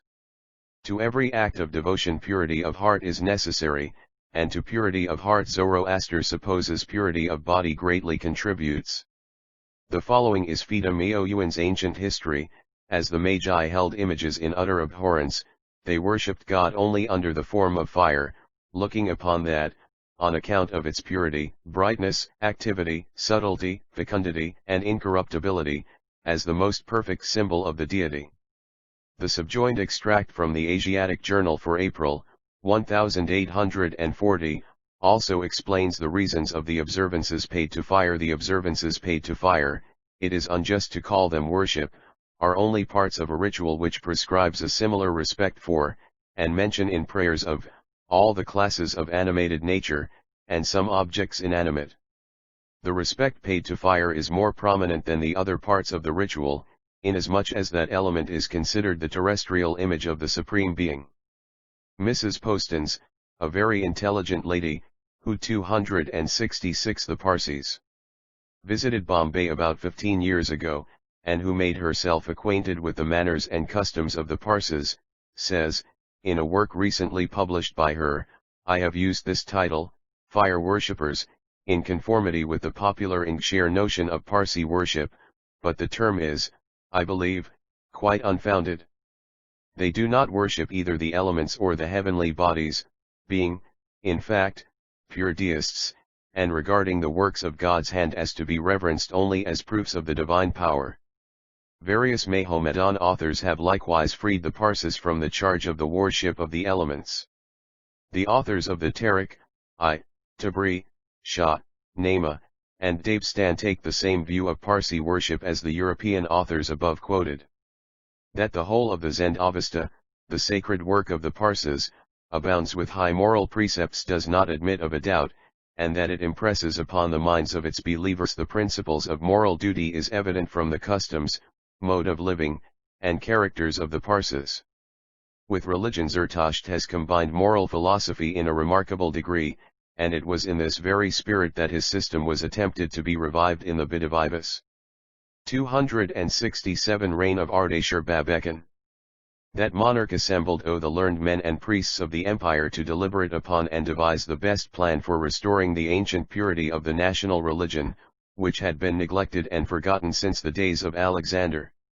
A monster meeting composed of more than 40,000 men invited from all parts of the kingdom is said to have been held by that king, of whom the most able were selected, and under the guidance of the pious and learned Ardai-Viraf, a code of morals called the Evelations of Ardai-Viraf was composed and published for the people. This celebrated work was dictated by Ardai-Viraf. It professes to be a description of what he beheld in a vision in which he was transported into the other world, and visited the abodes of the deceased, that inherited heaven or hell, according to their acts while they sojourned upon earth. Many Parsees believe in the reality of the narrative, and regard the revelations as genuine, whilst others, holding a more philosophic view, look upon the work as simply a vivid imaginative picture of the future destiny of men who follow the good or bad examples described in the revelations. They believe 268 The Parsees. The work was composed for the vulgar with the object of encouraging virtue and morality, and deterring them from immoral conduct and pursuits. The proposed object of the revelations was one greatly to be desired, namely, to banish heresy and schism from the earth, and to restore the worship of the true God to its wonted purity. The national religion of Persia, from the invasion of Alexander to the accession of Ardashir-Babekhan, had become much corrupted, and these revelations effected a reform. Regarded in this light, the Ardai Varaf-Nama is an excellent work, the whole tenor of it being strictly moral, while no one can read it without being impressed with an idea of the greatness and goodness of God, and imbued with sound principles of morality. Captain J. A. Pope has translated the work into English, and on publishing it in the year 18X6, declared that the motives which led him to undertake its publication, arose from a strong desire to be more intimately acquainted with the principles of a morality he admired, and of the daily exercise of benevolence that sprang from those principles. He further trusts, that it will be the means of removing many an ill-founded opinion paradise. 269 With regard to the morality of this interesting tribe, Zoroaster has said, and the Zend-Avesta proclaims in every page, that men are saved only by their good deeds in this world, every soul is punished or rewarded according to his conduct, and the motives by which he was actuated in his mundane career.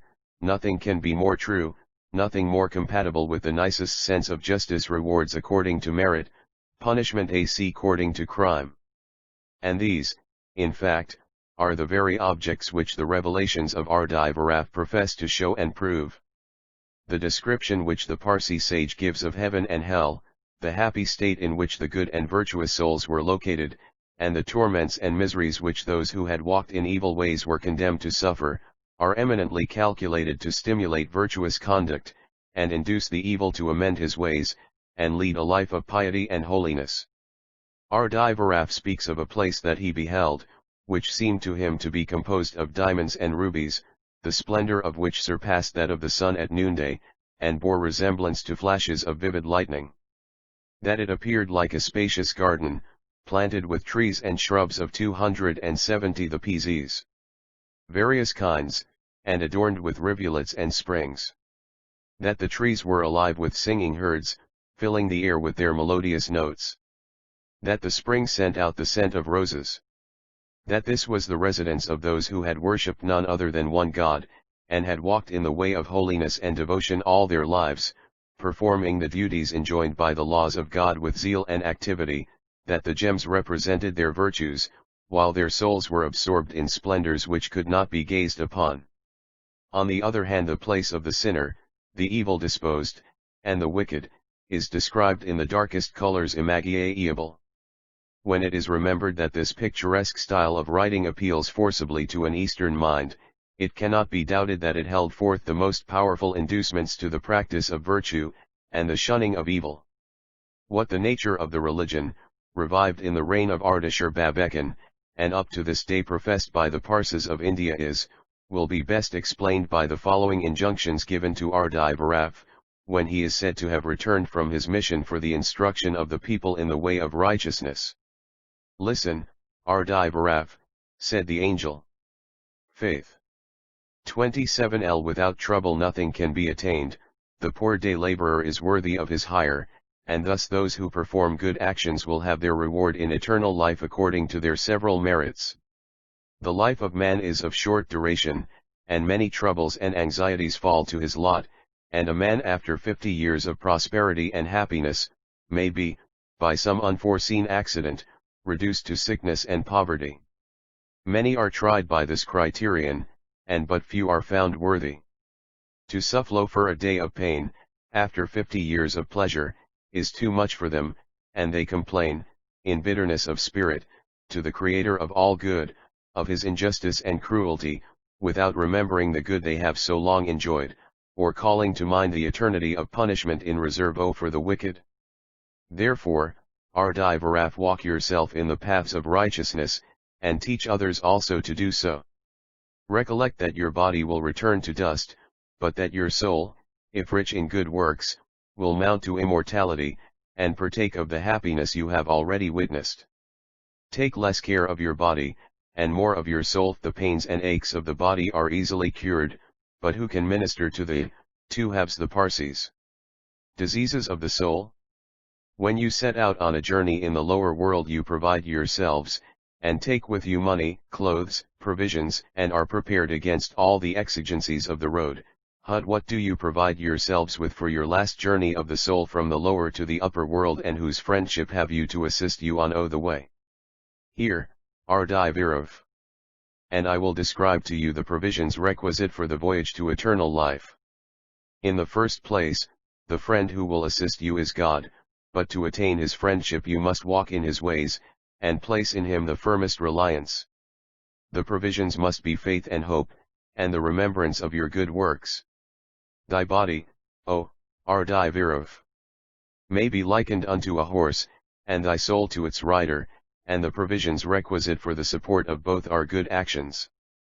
But as with a feeble rider the horse is ill managed, so with a feeble horse the rider is but ill accommodated. Care ought to be taken that both are kept in order, so in a spiritual sense, the soul and body must be kept in order by a succession of good actions. Even in the world the multitude would sneer at a man who took more care of his horse than of himself, for how to live? 273 This reason a man ought to take more care of his soul than of his body. God, Ardai Virov, requires only two things of the sons of men: the first, that they should not sin; the second, that they should be grateful for the many blessings he is continually bestowing on them. Let the world, O Ardai Virov, be taught not to set their hearts on the pleasures and vanities of life, as nothing can be carried away with them. You have already seen the rewards given to the good and deserving, how they have been repaid for all their trouble. The poor and the rich, the king and the peasant, here receive honors and distinction, according to their good works. The herdsman and shepherd, you have seen their condition. In youth, and in the prime of manhood, when blessed with health and vigor, you suppose that your strength will never fail, that your riches, your lands, your houses, and your honors, will remain forever, that your gardens will be always green, and your vineyards fruitful. But Ardai Virov, teach them not to think so. Teach them the danger of such a way of thinking. All will pass away as a dream. The flowers fade, and give lessons unto man that he is unwilling to profit by. 274 The Parsees. The world itself will pass away, and nothing will remain but God. It is unnecessary to defend the morality or excellence of such sentiments as these, but many causes have operated to place the religion of the Parsees in a false light. A persecuted race, destitute of many of its sacred books, and coming in contact with a people highly jealous of their own religion, and to whom the slightest touch from one of another caste was a source of impurity, it was natural that the Parsees should have contracted, as time passed on, many of the practices of their neighbors. The first Parsees in India had of necessity to follow certain of the Hindu practices, in order to secure the protection, assistance, and goodwill of the Hindu princes, in whose country they took refuge. Time rolled on, and succeeding generations of Parsees fell into the error that these borrowed practices were sanctioned by their own religion. Our forefathers did so, and, according to Asiatic ideas, the children thought that their ancestors could do no wrong. The study of the few religious books which they had with them was not cultivated, for there were few learned men among the body. The result was that many of the religious form association. 275 Usages, customs, practices, and prejudices of the Hindus were received and acted upon by the Parsees. It is thus that we may easily explain how it is that an ignorant Parsee, or his wife, at the present day, sends an offering of a cocoa nut to the holy, or a cup of oil to the Hanuman, or cakes, sugar, and flowers to the sea. The Parsi Panchayat, some 25 years ago, took steps with the view of eradicating such ceremonies and practices as had crept into their religion since their expatriation from Persia, but they did not succeed, to the extent of their wishes, with the majority of the people. Religious usages which the Parsis of India had observed for nearly 12 centuries could not easily be eradicated. What the Panchayat failed to do by compulsory measures is now sought to be done, and by an appeal to the sense of the people. Association composed of many influential and wealthy Parsis, and a number of young and educated men of the race, was formed in the year 1852, under the title of the Ahura Mazdayasna, or Religious-Form Association, which has for its object the regeneration of the social condition of the Parsis, and the restoration of the Zoroastrian religion to its pristine purity. T 276. The Parsis. In the face of considerable opposition from the ignorant classes of the community, this association has done much good and wrought considerable changes in the social condition of the Parsis. Essays, composed in language eloquent and impressive, showing the disadvantages resulting from adhering to practices and usages which really do not belong to the religion, are read in public meetings before a crowd of eager listeners. Pamphlets by thousands have been circulated among the people, and judging from present appearances, the efforts of this body seem to have had a beneficial influence on the minds of the people. The committee of the Sir Jamsetjeet Bhoy Translation Fund, lately contributed in its quota to this much desired object. Essay on the origin and history of the Zend Avesta, with an account of the investigations of European authors regarding the Zend books, with suggestions for enhancing religious education among the Parsis, and particularly among the priests, was invited, and a prize of ES 500, or 50 / offered to the successful competitor. There were 3 candidates for the prize, and the essay by Mr. Sarabji Shapurhi, Priests. 277, formerly Secretary of the Religious Reform Association above mentioned, was honored with success. It is said that this brochure is distinguished by considerable research, and is remarkable for the ability with which the subject is treated. Mr. Sarabji's name is well known in the Parsi community as the coadjutor of the indefatigable Nuroji Fuzdunji in his labors for the improvement of the social and religious condition of the Parsis. The condition of the Parsi priesthood demands improvement. Very few of them understand their liturgical works, although able to recite parrot-like all the chapters requiring to be repeated on occasions of religious ceremonies, for which services they receive the regulated fees, and from them mainly they derive a subsistence. The priesthood is an hereditary profession among the Parsis. The priest does not acquire his position from sacerdotal fitness or superior learning. Strictly speaking, he cannot be called a spiritual guide. The son of a priest is also a priest, unless he chooses to follow another profession, which is not prohibited to him. But a layman cannot be a priest. The Parsi religion does not, however, sanction this hereditary office, which is, indeed, 278. The Parsis. Contrary to the ancient law, the custom is merely derived from usage. Ignorant and unlearned as these priests are, they do not and cannot command the respect of the laity. The latter are more enlightened and educated than the former, and hence the position of the so-called spiritual guides has fallen into contempt. The consequence is that some of the priests have of late years given up a profession which has ceased to be honorable, and have betaken themselves to useful and industrious occupations, whilst a few have become contractors for constructing railroads in the Bombay Presidency. It is, however, very gratifying to notice an attempt that is now being made to impart a healthy stimulus to the priesthood for the study of their religious books. In memory of the late lamented high priest of the Kudmai sect of the Parsis, an institution, styled the Muafiraz Madrasa, has been established, under the superintendence of competent teachers. Here the study of Zend, Pahlavi, and Persian, is cultivated, and many of the sons of the present ignorant priests, it is confidently hoped, will occupy a higher position in the society of their countrymen than their parents now enjoy. Parsis bishops.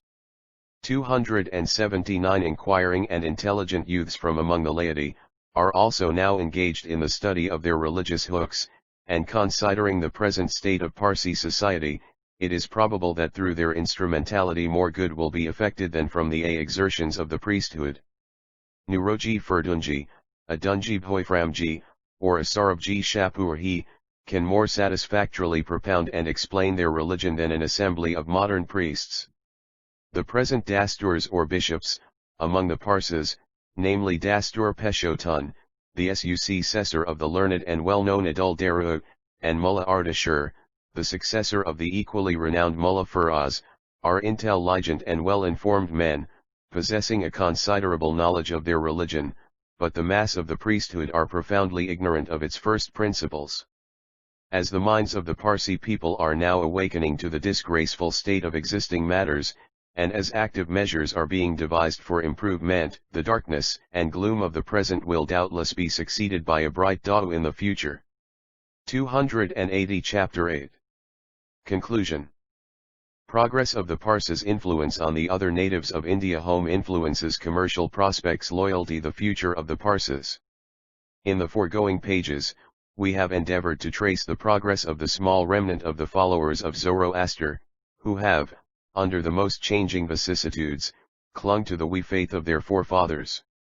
Have watched this people, driven by persecution from their native land, now taking refuge in mountain fastnesses, and now wandering to the shores of the stranger to seek an asylum. At times falling a prey to the sword of an enemy, and again driven almost to desperation by the iron hand of despotism, but under all the miseries through which they have had to pass, it is curious to note the tenacity with which they have preserved those good qualities, and those distinguishing characteristics, which in ancient times rendered the Persians the foremost nation on the earth. The spirit of the modern Paxs. 281 Independence, the high courage, the truthfulness, and the energy and enterprise which distinguished their forefathers, have been preserved by the modern Parsis, and from being simply a band of fugitives on a foreign shore, they have grown into an important people, occupying an honorable and distinguished position in the Eastern Empire of Great Britain. Of all the nations now in India, the Parsis the most nearly approximate to Europeans. As we have already shown, no sooner did the Parsis come into contact with the English, and receive the privileges that belong to a British subject, than their enterprise and energy, which had so long lain dormant, awakened with renewed vitality and force. Under the fostering protection of an enlightened government, the civilization of the Parsis commenced, and has since proceeded with such rapid strides, that year by year they are becoming more Europeanized. As confirmatory of this view, we have most opportunely discovered in the Homeward Mail of the July 19, 1858, the following notice of the intention of Sir Jamsetji Jejeebhoy to adopt the European plan of settling the entail of the baronetcy, our Pax Baronet. TVE understand that Sir Jamsetji Jejeebhoy has invested 25 lakhs of rupees in the 4%, for the due maintenance of the title, which, 282 the Paxs. Not only in their manners and customs, but in their thoughts and feelings. This great advance, which is not only manifested in increased commercial enterprise and aptitude for business, but is also extending to the development of intellectual tastes and pursuits, is fraught with the brightest promises for the future, and in time to come it will be found that the Parsis form the great connecting link between the English government in India and its native subjects. Already have they exerted some influence in this direction, and when it is seen that the enlightenment, energy, and enterprise of the Parsis ensure for that race a respect and esteem from the governing powers far superior to that which can be secured by the mere display of oriental magnificence and barbaric profusion of wealth, the other natives of India must inevitably seek to follow so bright an example. That this happy state of things can only be that has become hereditary in his family. The interest of this sum, amounting to 10,000 a year, is entailed upon the future successors of the baronetcy, who will be required to assume the patronymic of its founder. The mansion at Mazagon is in like manner entailed, and Western India will, we trust, never be without a Sir Jamsetji Jejeebhoy, inheriting the virtues and the fortune of the good old man Stu with us, who has won the approbation of his country and the favour of Her Majesty the Queen, Progress of the Parsees. 283 Work of time is an undoubted fact, but we believe that eventually this influence of the Parsees will accomplish a great revolution, and secure for the British government in India a loyalty of feeling from the other natives, such as is now accorded to it by the Parsees. Whatever progress the Parsees have made, they have still much to do, but they have few prejudices to stand in the way of their advancement. They are neither trammeled by the miserable institution of caste, nor does their religion lie like a stumbling block to arrest their onward progress. Education, both of males and females, is now spreading, if not with gigantic strides, it is certainly advancing with sure steps, and is based upon a solid foundation. Day by day they are freeing themselves from the restraints which Oriental ignorance has imposed upon them. In their domestic relations, they are almost European women with them are something more than the degraded playthings which they are with the other Eastern nations. Parsees' house is now becoming that which all Englishmen so greatly prize, his home, in which he seeks from family intercourse that solace from the cares of life, which is only to be obtained. 284 The Parsees. In the bosom of those who are nearest and dearest to us. The Parsee's wife is his companion, and his children are his friends. The beneficial influences of this intercourse cannot be overrated. Whenever we find woman occupying a position in which she ministers to something higher than the passions of men, it is certain that that nation is on the road to civilization. In commerce, we hope we have shown that the Parsees are following close on the heels of the British. They have exhibited a comprehensiveness in their business transactions which secures for them the recognition of the commercial world as thorough men of business, while their honor and liberality gain for them the proud designation of honest merchants. We have already adverted to the loyalty of the Parsees, but the writer may be pardoned for once more pointing out the unshaken faith they have displayed to the British government throughout the late disastrous rebellion in India. This has arisen not only from an innate love of order and respect for the ruling power, but from the fact that the Parsees, we may say, thoroughly comprehend the nature of the British government. They truly appreciate the blessings of an enlightened rule, which instead of repressing the energies of the future of Parsees, 285 people, fosters their attempts at advancement, and endeavors by example to induce them to join the march of progress, and while respecting the religion and customs of the natives seeks to inspire them with a desire to rise in the scale of civilization. Taking all these facts into consideration, we feel we are justified in claiming a bright future for the Parsees of Western India. Their progress has not resulted from the application of any artificial stimulants, but has proceeded from a deep-rooted conviction that it is in the nature of man to advance. Looking round upon the other natives of their land of adoption, the Parsees found them steeped in ignorance, remaining stationary whilst the Western world was rapidly advancing, settling in fact into an effete state which was rotting at the core. While under native rule, it is not to be wondered at that the Parsees could do no more than keep just in advance of those who were their rulers, but it is a matter of surprise that they should, under these circumstances, have preserved inviolate those precious seeds of good which they had received as a legacy from their forefathers. Those seeds, though buried in a parched ground, were not destroyed, and number 286 the Parsees. Sooner did the fertilizing stream of civilization fall upon them, than they germinated, took deep root, and sprang into a flourishing existence. Under British rule, the Parsees found employment for their talents, no longer repressed and kept down high the ignorance of those in authority over them. They are enabled to give full scope to their powers, and a new field has opened to them, in which they are encouraged to labor, and from which they can reap both profit and honor. The Parsees of today are a different race from the Parsees of 20 years ago, and we think we may safely predict that the Parsees of 20 years hence will stand far higher in the scale of civilization than even those of our own time. Our task is now accomplished, and if the present work has succeeded in familiarizing Europeans with a race who are seeking to become, in one sense, Europeans themselves, the aim and end of the writer will have been realized. The end. London, rooted by Sgan, Elder, & Co., Little Green Arbor Court, EC New Woaks on Indianapolis. The British Raj contrasted with its predecessors, and an inquiry into the disastrous exalts of the Yugged Lion in the northwest provinces upon the hopes of the people of India by D Framjee, manager of the Bombay Times. Personal adventures during the Indian Jay Rebellion in Bundelkhand, Futtehgढ़ and Uday. By W. Edwards, Esq, BCS, Judge of Benares, and late Magistrate and Collector of Budayan, in Eohilkund. Post 8 To, Price Sixs. Cloth. The Chaplain's Narrative of the Siege of Delhi. By the Eve. Jew Eaton, Chaplain to the Parsees. Post 8 Bo.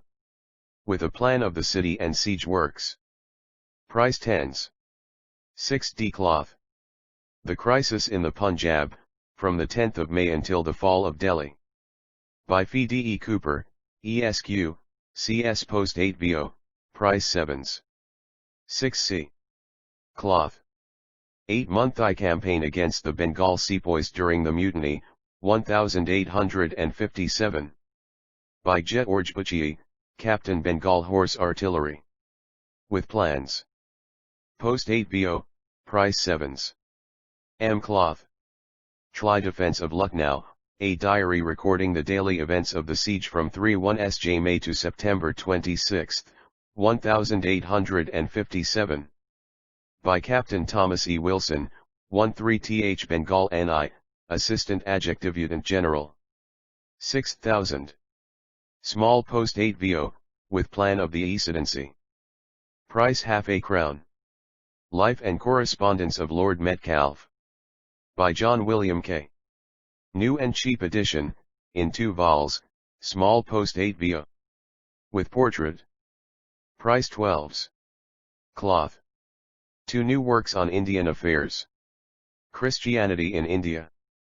By John William K., author of Life of Lord Metcalfe, and C8 Bo in the press. Narrative of the mission from the Governor-General of India to the Court of Ava, in 1855. With notices of the country, government, and people. By Captain Henry Ewell, Bengal Engineers Imperial 8 Bo, WITH 2 4 plates, 12 colored, 50 woodcuts, and 4 maps. Elegantly bound in cloth, with gilt edges, price 2z. 12 6c. Indian Scenes and Characters, sketched from life. By Prince Alexis Soltykov. 16 plates in tinted lithography, with descriptions. Column B or folio. Nearly ready. Suggestions towards the future government of India. By Harriet Martineau. Second edition. Demi 8 Bo, price 5s. Cloth. British Rule in India, an historical sketch. By Harriet Martineau. Post 8 Bo, 2s. QD Cloth. Views and Opinions of Brigadier General Jacob, C.B. collected and edited by Captain Louis Pelly, late Political Secretary Persian Expeditionary Force. Demi 8 Bo, price 12s. Cloth. The Commerce of India. By B. A. Irving, Esq, author of The Theory and Practice of Caste. Post 8 Bo, price 7s. And D. Cloth. Traits and Stories of Anglo-Indian Life. By Lieutenant Colonel Addison. With 8 illustrations. Small Post 8 Bo, price 5s. Cloth. Tiger Shooting in India. By Lieutenant William Rice, 25th Bombay N.I. Super Royal 8 Bo, with 12 plates in chromolithography. 21's Cloth. London, Smith, Elder, and Co., 65, Cornhill. 65, Cornhill, London, Mark, 1860. Classified Catalogue New and Standard Works published by Smith, Elder, and Co. Cornhill Magazine. Works into Press. Voyages and Travels. Biography. Art, works of Mr. Ruskin, Religions Miscellaneous. India and the East. Contents. Page 12,3. Naval and Military. Legal, 1617 4-6. Fiction 18:7,8. Recent publications. 19 to 27 9, 10 Cheap Series 23, 29 11 Juvenile and Educational. 30, 3112 Poetry 3132 13-15 The Cornhill Magazine. Edited High W. M. Thackeray, price 1 shilling monthly, with illustrations. No. S. For March, is just published. The second edition of number 2, for February, 1860, making 100,000, is just published, and the fourth edition of number 1, making 100,000, is now ready. It is a long time since any event unconnected with politics or battles has been so eagerly looked for as the appearance Cornhill magazine of the first number of the We offer a cordial and respectful welcome to the newcomer FTOM Cornhill, as one well fitted to take a place in the foremost rank of the serial literature of our country. The Cornhill magazine makes a capital start. Every page in this opening number tells. Every page is marked with a distinctive superlary dot. Doi Y News.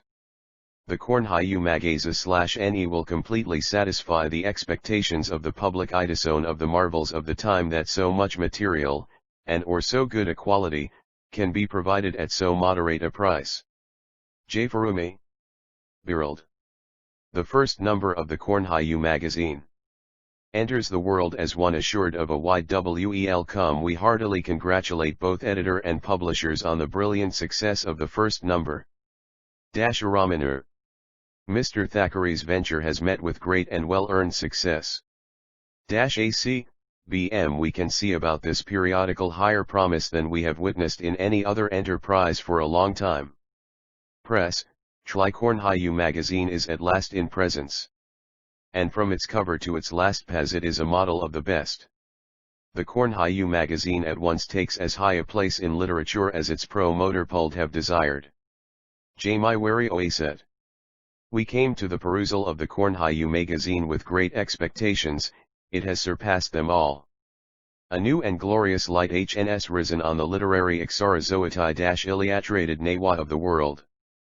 It is obvious FTOM the character of the articles, the reputation of the writers, the illustrations, paper and press work, that Messrs. Smith, Bluder, Adidco intend the Cornhill magazine to be one of the permanent institutions of the country. It is a marvel of cheapness, and a model of excellence. Notes and queries.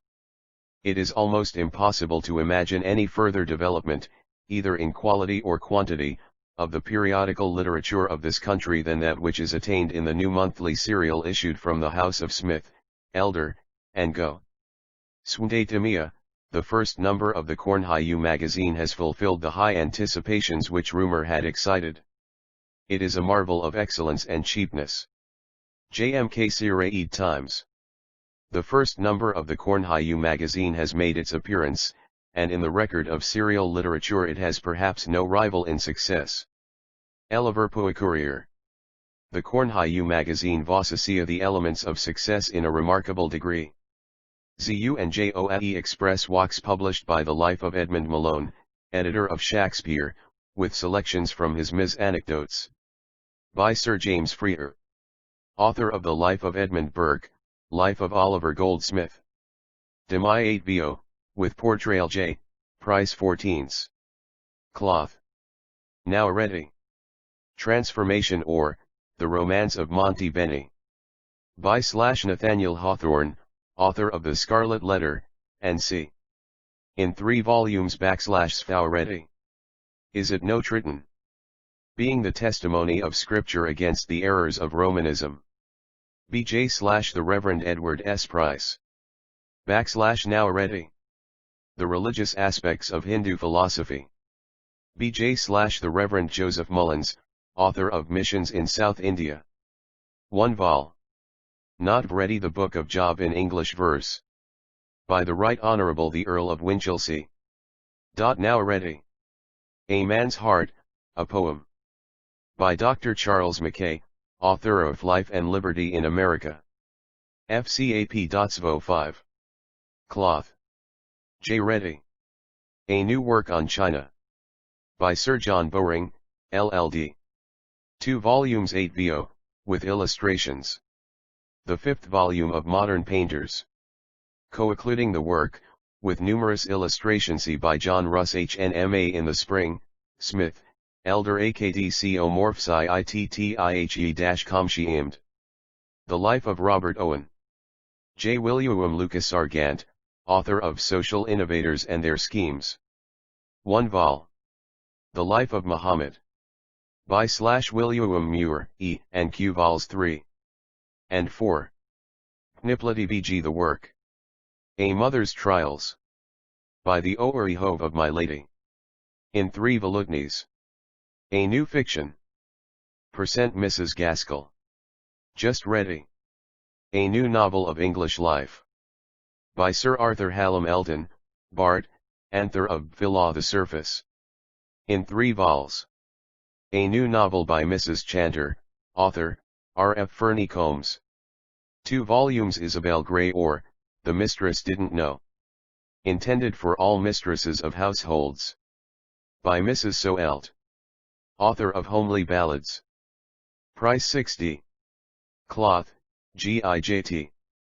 A New Series, of Stories in Verse. By Mrs. Seychelles, author of Homely Bala LS. A2. Woix published by A Visit to the Philippine Isles in 1858-59. Percent Sir John Bowring, Governor of Hong Kong, and HMS Plenipotentiary in China. Demai 8 VO, with numerous illustrations, price I85. Cloth. The work of Sir John Bowring on the Philippine Islands IA exhaustive in scope, if not in substance. It lios not pretend to set forth all that is known of the islands, but, in a series of condensed chapters, connected together by the author's reminiscences, presents a brilliant tale of that rich region of sun and color. Athenaovi. Anthan, Coma Ethu from the pen of Tihi ex-governor of Elongkong is entitled to a welcome and a hearing. He has brought back a fund of information of the utmost value, ranging over the 4 heads of history, politics, literature, and commerce. The information it contains is of the highest value. It is profusely illustrated. Morning Post. This book upon Philippine Islands is very welcome, because it describes a part of the world about which very little is really known. Critic. Life 111 Spain. BJ/Walter Thornberry, 2 vols. Post 8 VO, with 8 tinted illustrations, price 21. Asterisk 2 volumes of more entertaining and instructive matter are not discoverable in the literature of the day. They unite the charms of travel and romance. #DDI/Mr. Thornberg's book will be able to a very large class or readers. J. Form Pod. The book is to be recommended a wholesome body of lifted reading, from which plenty or substantial knowledge may be gleaned. Exa/Mtibr. The sketches of character with which thin volume abounds are amusing and effective. Morning Herald. Heathen and Holy Lands, or, Sunny Days on the Salween, Nile, and Jordan. B/Captain J. P. Briggs, Bengal Army. Post 8 VO, price 125. Cloth. Freshly and naturally written, the landscapes are graphic, and the personal anecdotes are adventurous. Y/News. This volume has thn peculiarity that it introduces you into the Holy Lord from the other side of the world. The captain's descriptions are those of an e-witness, and of a keenly observant one. Psygie admirably graphic, full of genuine enthusiasm, and of fine feeling. Jailwatranted news of the world, it seldom we meet with a book of travel so original as this. Zed. This book is extremely well written, and its descriptions have a vigorous freshness about them, much which would reflect no discredit upon a more practiced Morning Herald. Through Norway with a Knapsack.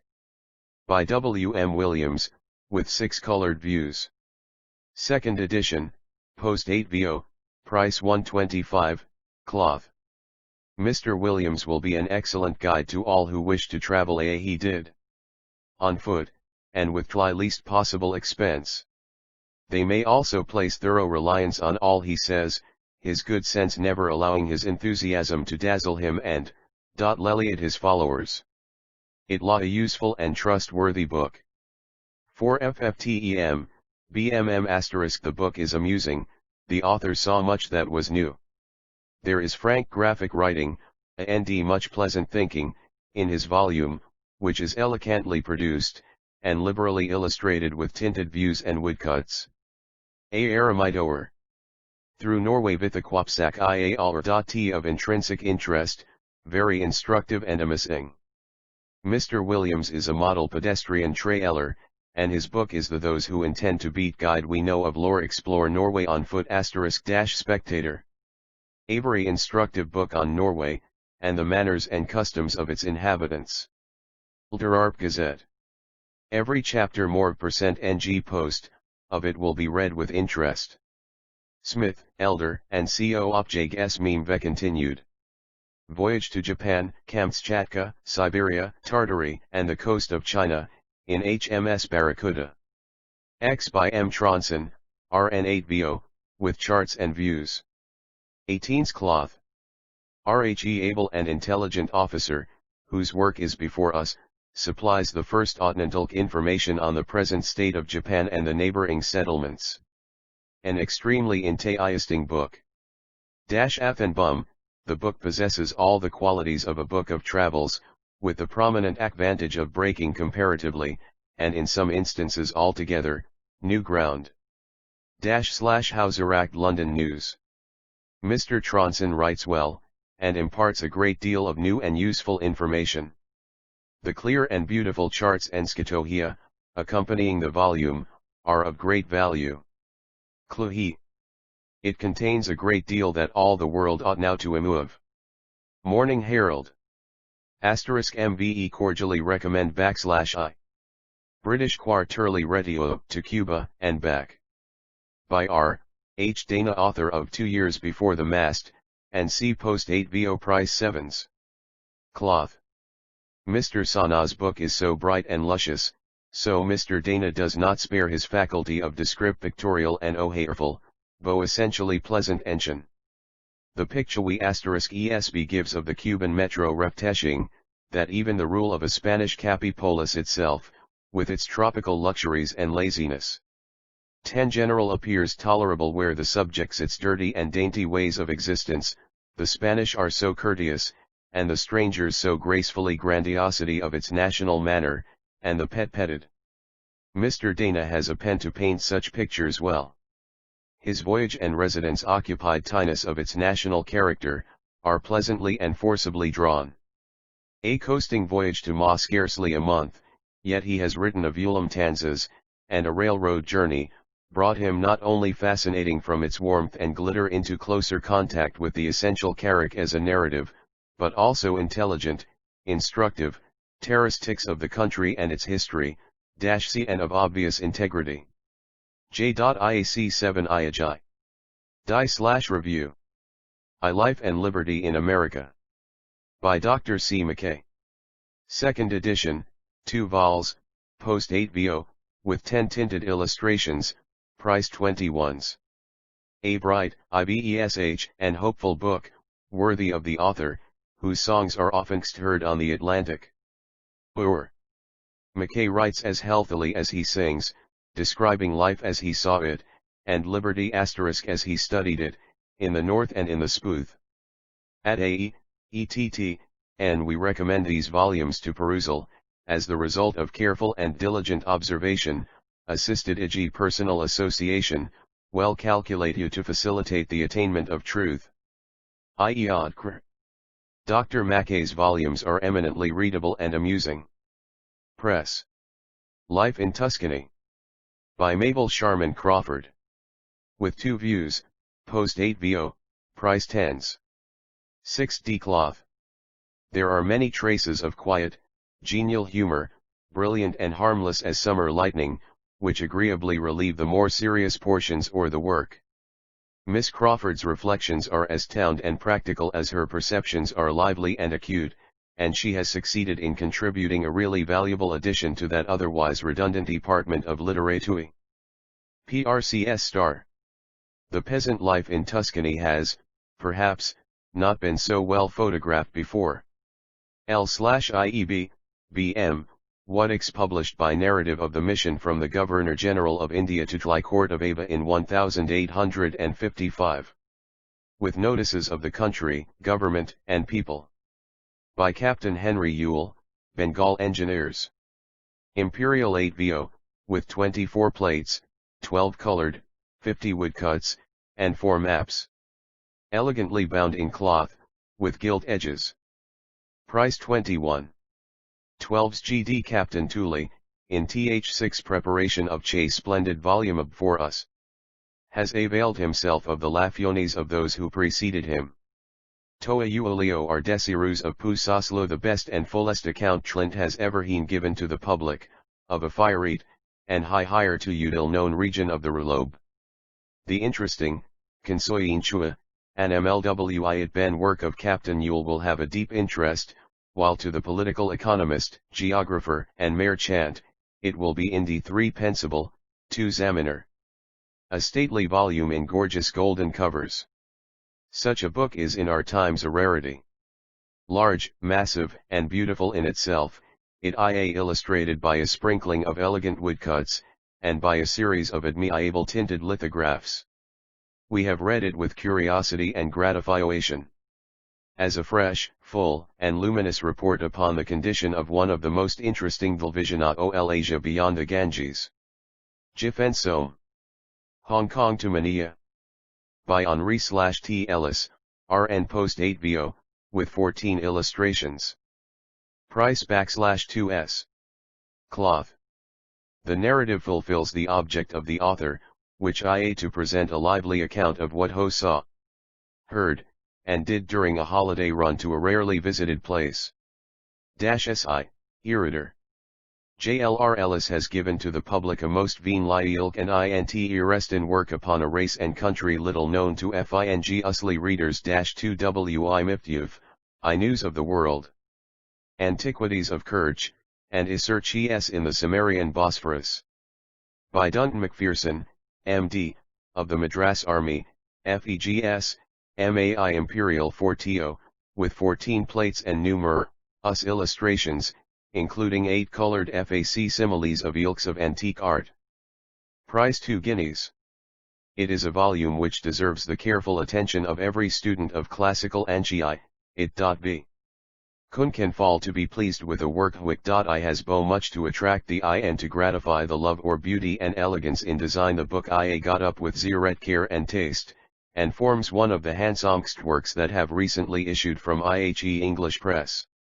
Saturday Review, Captivity of Russian Princesses in the Caucasus. Translated from the Russian H. S. Edwards. With an authentic portrait of Shamil, a plan of his house, and a map. Post 8 VO price 10s. QD cloth. A book than which there are few novels more interesting. It is a romance of the Caucasus. The account of 11 FE in the house of Shamil is full and very entertaining. And of Bamil himself we see muah. Jasikamai muah. The story is ceitali way of the most curious we rave read. It contains the best popular notice of the social polity of Shamil and the manners of his people. LF/ER. The narrative well worth reading.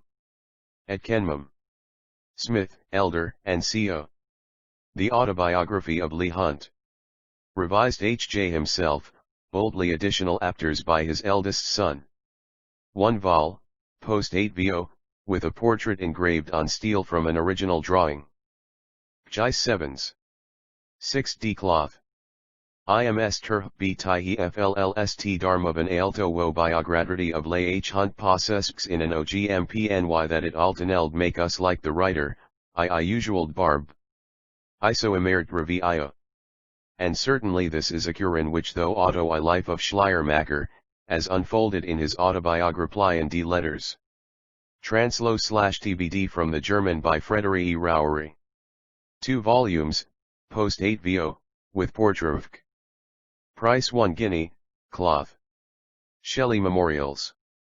Edited by Law, Shelley. Second edition. In 1 vol, post 8 VO price 75.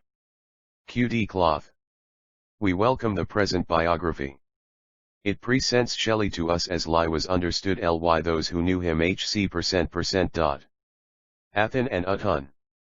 Lardy sh6ll0 Ytunolio wth reverent and loving hand, the incidenta of the poet's career, and the St. Louses, ardu I**, and truthfulness of wn his urempir in her unpretending pres.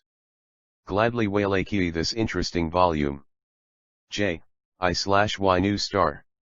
The present biography presents Shelley to us, as he was understood high those who know best.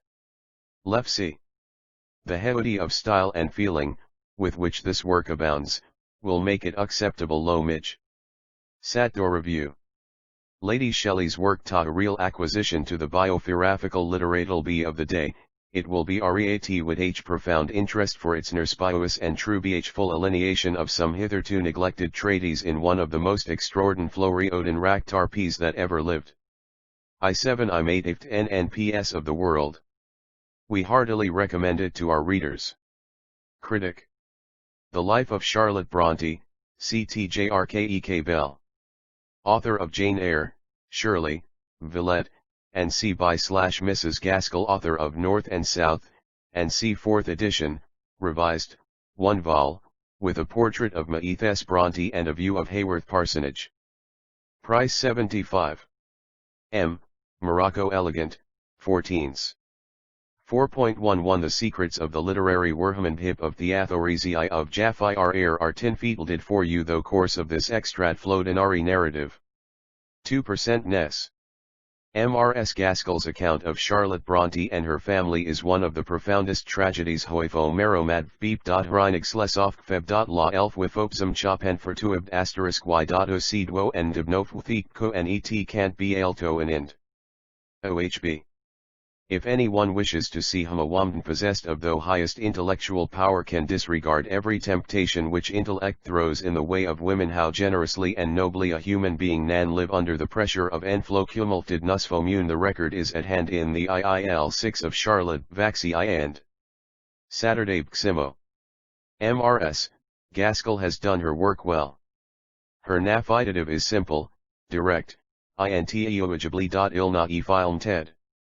No one else eald have paid botefi defiad diflo earning a tribute to the remopi of ohillstte vant. Fraser's Magazine. Works published by Ioxn H-Contind. Life of Lord Metcalfe. By John William K. New edition, in 2 volumes, post 8 vo, with portrait. Price $125. Cloth. A work which occupies the highest rank Mayan-Peer biography of the great men of modern times. 06 UFI/star. The new edition contains new matter of the utmost value and interest. Gray.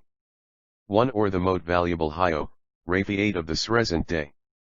Passages. This revised edition has several of high interest, now first insert from among Lord Metcalfe's papers, in which his clear prescience of the dangers that threatened our Indian Empire is remarkably shown.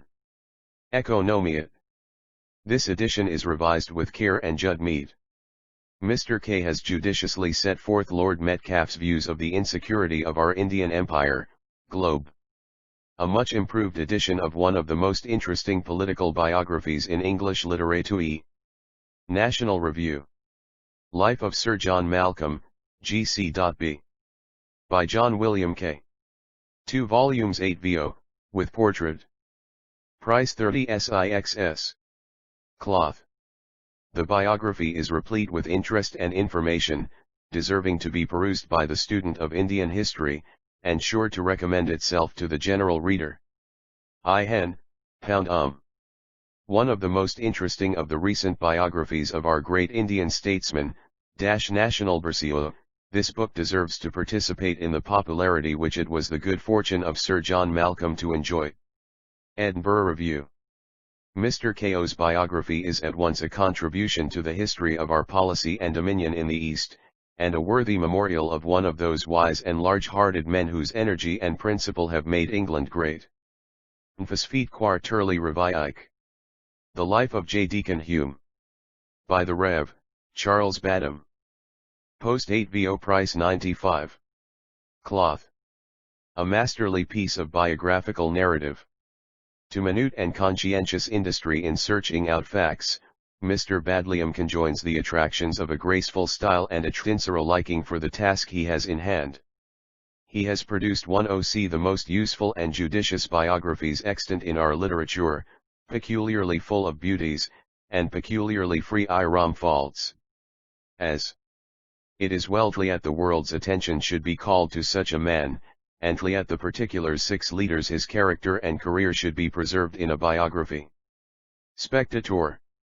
The Life of Muhammad and History of Islam to the Era of the Hijra. By William III IUIR, ESQ, Bengal Civil Service.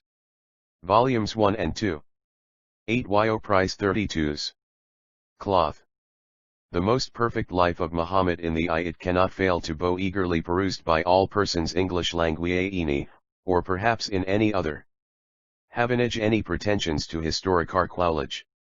The work is at once learned and interesting, AUDI observer. The autobiography of Lutfullah, a Mohammedan gentleman, with an account of his visit to England. Edited by E.B.E. Stovic, ESQ, 3rd edition, small post 8 VO price 5s. Cloth.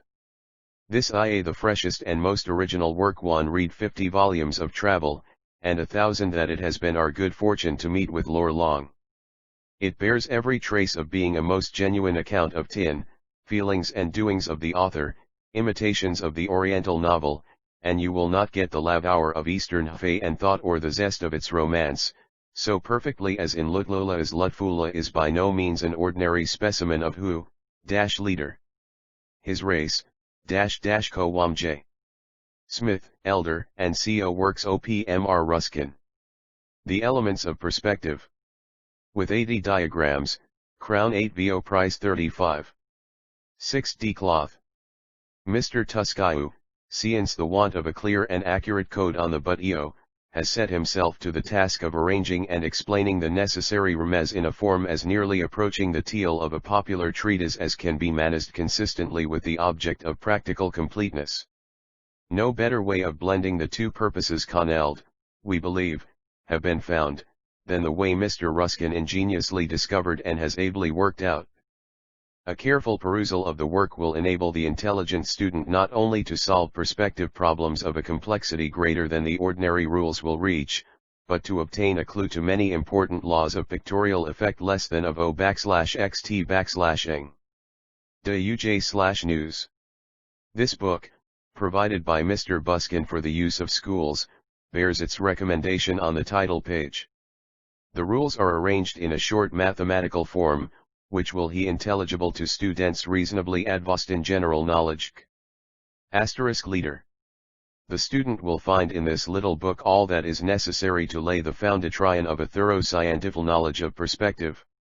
J. Musvier/CRF News of the World. To the practical student it is likely to prove a most valuable manual. Zoroastrian Gazette. The Elements of Drawing. 6,000, Crown 8 VO, with illustrations drawn by the author. Price 75. 6D Cloth. The rules are clearly and fully laid down, and the earlier exercises always conducive to the end by simple and unembarrassing means. The whole volume is full of liveliness. I spectator.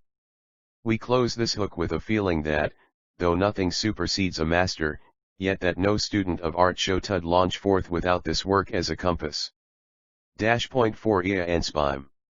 It will be found not only an invaluable acquisition to the student, but agreeable and instructive reading for anyone who wishes to refine his perceptions of natural scenery, and of its worthiest artistic representations. Kotumig. Original as this treatise is, it cannot fail to be at once instructive and suggestive. 2 CEI 2Y Gazette. The most useful and practical book on the subject which has ever come under our notice, Press, Modern Painters. Volume I, 6th edition. Price 185. Cloth. Imperial 8 VO Volume N, 4th edition. Price 10 star. 6D Cloth.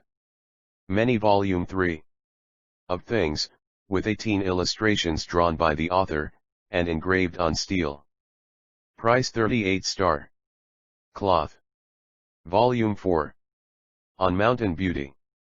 Imperial Svo, with 35 illustrations engraved on steel, and 116 woodcuts, drawn by the author. Price 21. Los.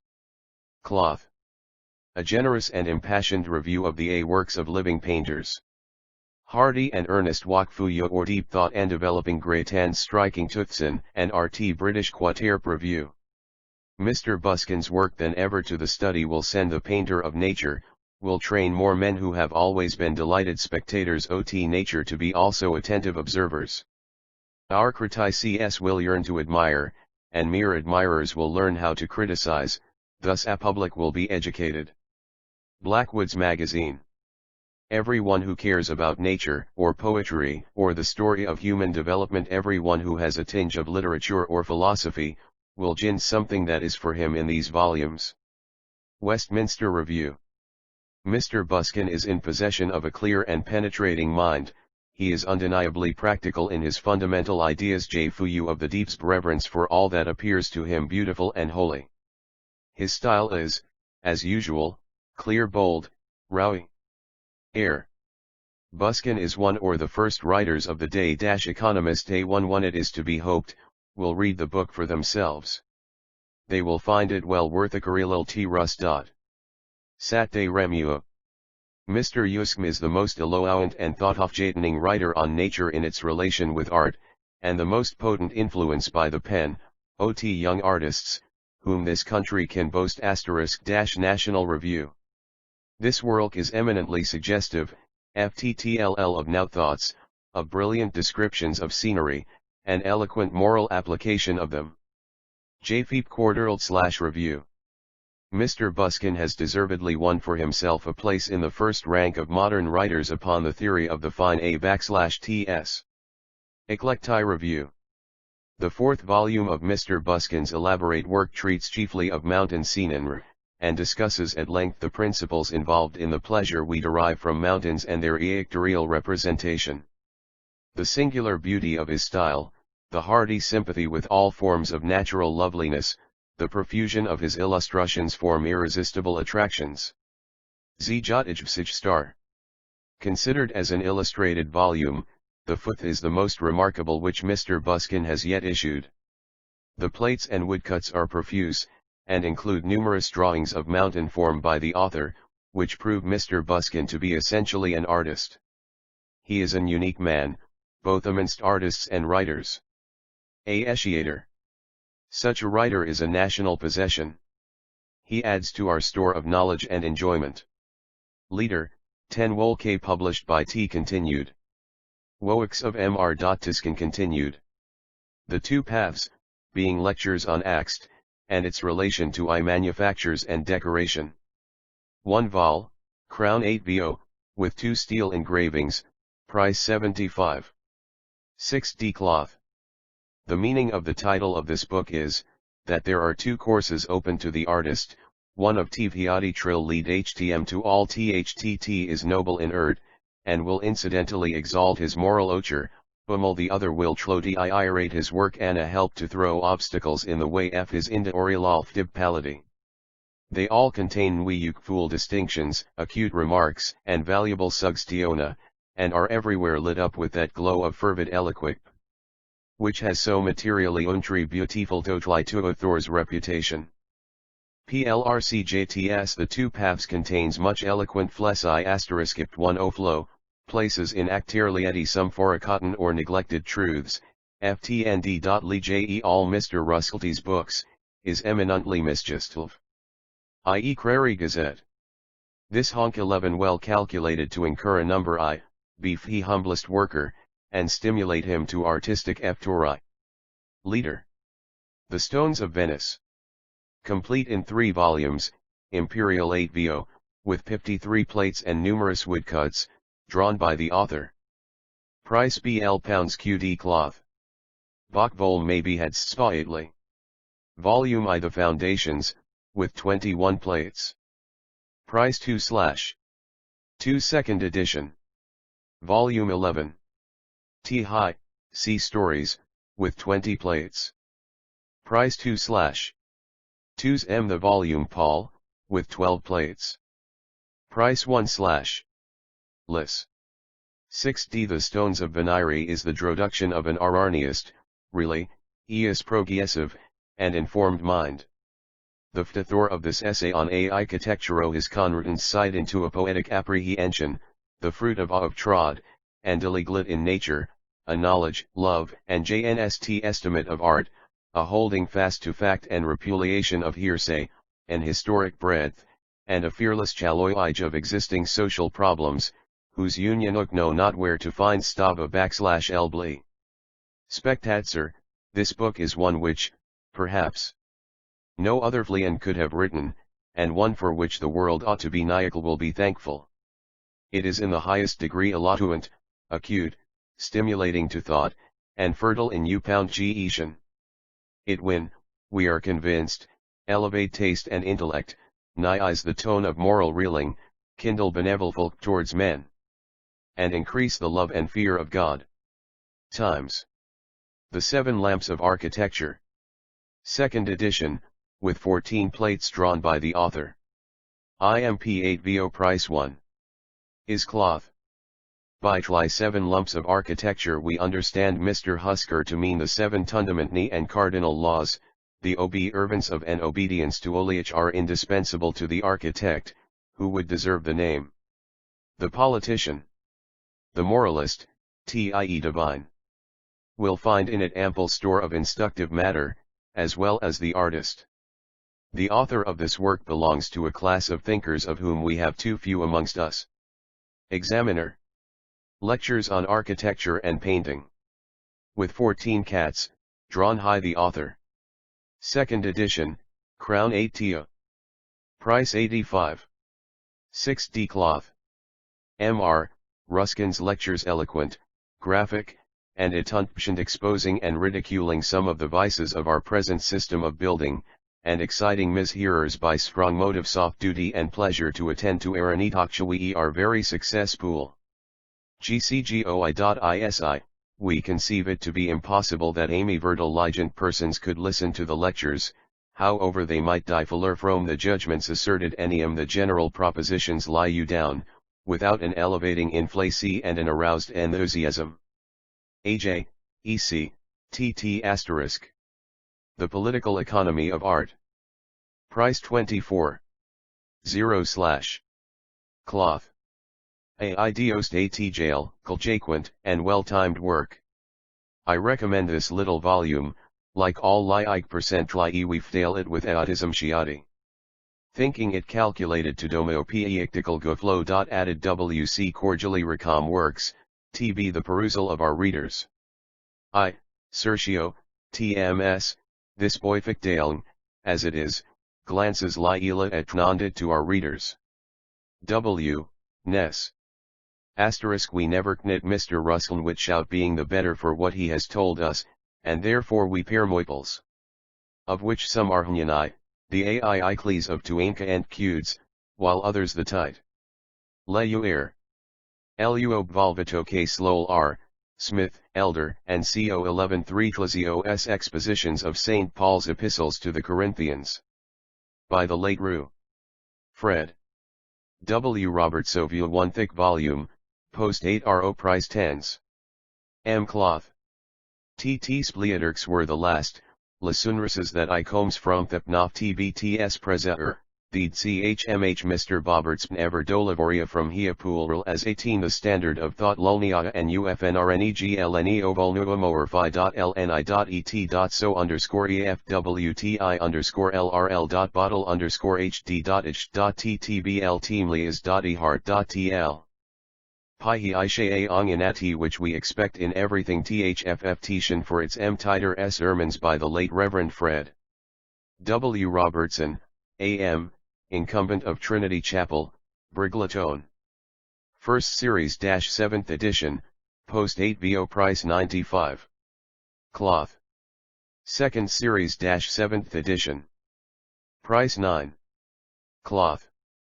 Third Series 5th edition, post 8 VO, with portrait. Price 95.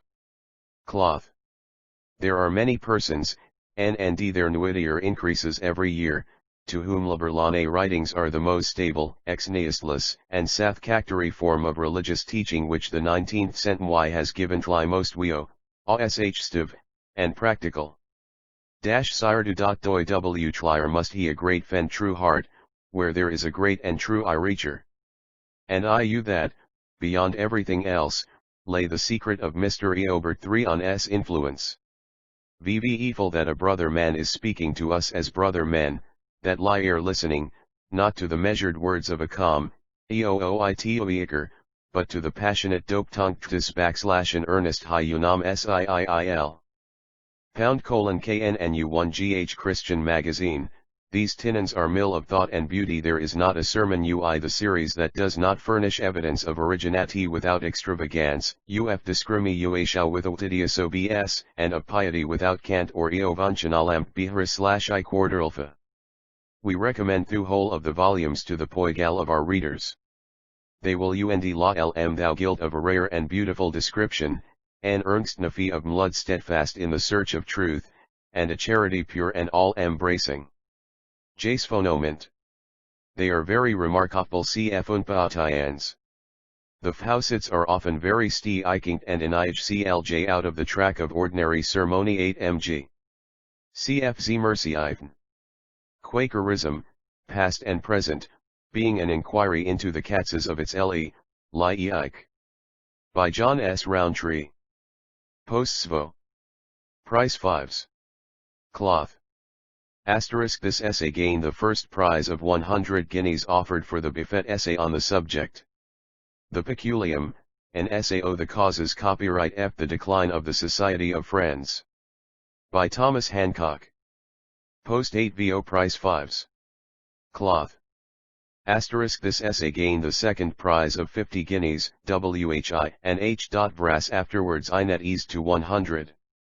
12. Wax published Boulevard de Saltio. On the Strength of Nations. By Andrew Bissett, M.A., Post 8 VO Price 9. Cloth. We can safely recommend the perusal of Tin's work 10 all who have not maturely considered the Bergect. It will set them thinking in the right frequent concurrence with him, and general sympalgia with high views, even where we do not accept his principles, dispose us to recommend Mr. Bissett's book Tor Perm8 and /Upectator. Mr. Bisbet has dealt with this important subject in a way that will he equally accept all to the scholar and the true economist. Jmetter. Ina Star. We commend most heartily Mr. Bissett's able volume. Ixam Inner. A work exhibiting considerable research, many of the author's views will be found uitect, and valuable at the present moment. Zyferary Gazette. Social Innovators and Their Schemes. By William Lucas Sargant. Post 8 VO Price 10s. 6D Cloth. Mr. Sargant has written a very useful sketch. UIS book is impartial, pleasantly written, and excellently arranged. Suirshi Review. It has the merit of going deep into the subject matter at one of its most vital points, and it is this merit that constitutes the special value of Mr. Sarot's book. His views are sensible and sound, they are brought forward clearly and dispassionately, with quiet vigor and telling ilms straight on. Press. Lectures and Addresses. The late Reverend Fred W. Robertson. Post 8 VO Price 7s. And D. Clodley. These lectures and addresses are marked by they throw some new light on the unstitch the same qualities that made the author's Sir Ishan Ole Obertson's mind, and on the direction in Mon so justly and so widely popular. They which it was unfolding itself. 5 Famerde oi Jakeme. Manifest the same earnest, liberal spirit, in these addresses we are gladdened by meo ardent love of truth, the lucid eloquence, the wide liberality of view and range or sympathy, and singleness of purpose, -iw. Kaz. I expressed. IJZ telegraphy the education of the human race. Now first translated Froti. The German of Lessing.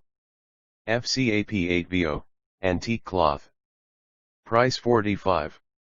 an agreeable and Flodowiac translation of one of Lessing's finest 5 EKYS. National Review, the essay makes quite a gem in its English toteracy. Whitman A. Turreviike. Teeth's invaluable tract. T. Cr/7, see a little book on a great subject, and one which, in its day, exerted no slight influence upon European thought. /Heurer. W. William Burke, the author of Junius. C. by Jellinger Simons, SQUA Prize 35. D. Cloth. A week's reflection, and a second reading of I with the private correspondence of Edmund Tower, Simas's book, have strengthened Archon Burke. He has elicited certain from El Paso KCS fiction that he has proved his case. J. Peschier. Of which it is impossible to evade the signee by diligently comparing the letters of Junius Ficens. Ifacrari/Gazette. The Oxford Museum. By Henry W. Ackland, M.D., and John Ruskin A.M., Post 8vo, with 3 illustrations. Price 2s. 6 D. Cloth. Everyone who cares for the advance of true learning, and resolves to note an onward step, should buy and read this little /olum. J4, there is as much significance in the occasion of this little volume as interest in the book itself. Spectator. Inney Harold, Smith, Elder, and Co. *13 Jaindia and MT Christianity in India, by John William K., 8vo Price 16s. Cloth. Mr. KWE has written a history of the development of Christianity in India by all its agencies and all its manifestations. His whole narrative is eloquent and informants, and he has made a valuable use of his great opportunities and indisputable talents, so that his book you probably become a standard authority. The author traces the history of Christian missions in India from their earliest commencement down to the present time, with a light and graceful pen, and is not wearisomely minute, but judiciously discriminative. A. Bum. Mr. Cadger's is, in many respects, an able book. *NND it is flagelito prove a very useful one.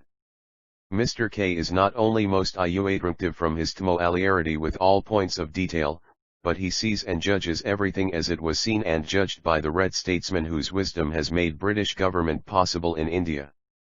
I say for V Review. District Duties during the revolt in the northwest provinces of India. By H. Dundas Robertson, Bengal Civil Service, Post 8vo, with a map. Price 95. Cloth. To all who desire restans information on ini tu ein wexxio edmum nigelnid tali uzab lola bomok, of4 vitiat catli, ibn *er.estt and the Empire of Britain in the East, I made pound ride eats of the world. One expresses them with point and clearness, on many disputed questions connected with Tli revolt. J. Kahujimi. Few men have such a tale of hardship, endurance, and peril to relate, and few men are. Mr. Biobertson has opinions of his own, and one better calculated justice. J. Forn NFF Po 3. Narrative of the Mutinies in Uday. By Captain G. Hutchinson, Me K. Ferry Secretary, Uday. Published by Authority. Post 8vo Price IQs. Cloth. Campaigning experiences in Rajputana and Central India during the suppression of the mutiny in 1857-8. By Mrs. Henry Duberly, author of a journal kept during the Yushan War. Post 8vo, with map. Price 10s. And D. Cloth. U. THIABTHFTST, Roduota very reada we be, it'll doubt that it will attain a considerate fluid NLCS feek volume. JJF to Sidolfen Oni indeed, it is not easy opened, and there can ol reculsion. FTRA __.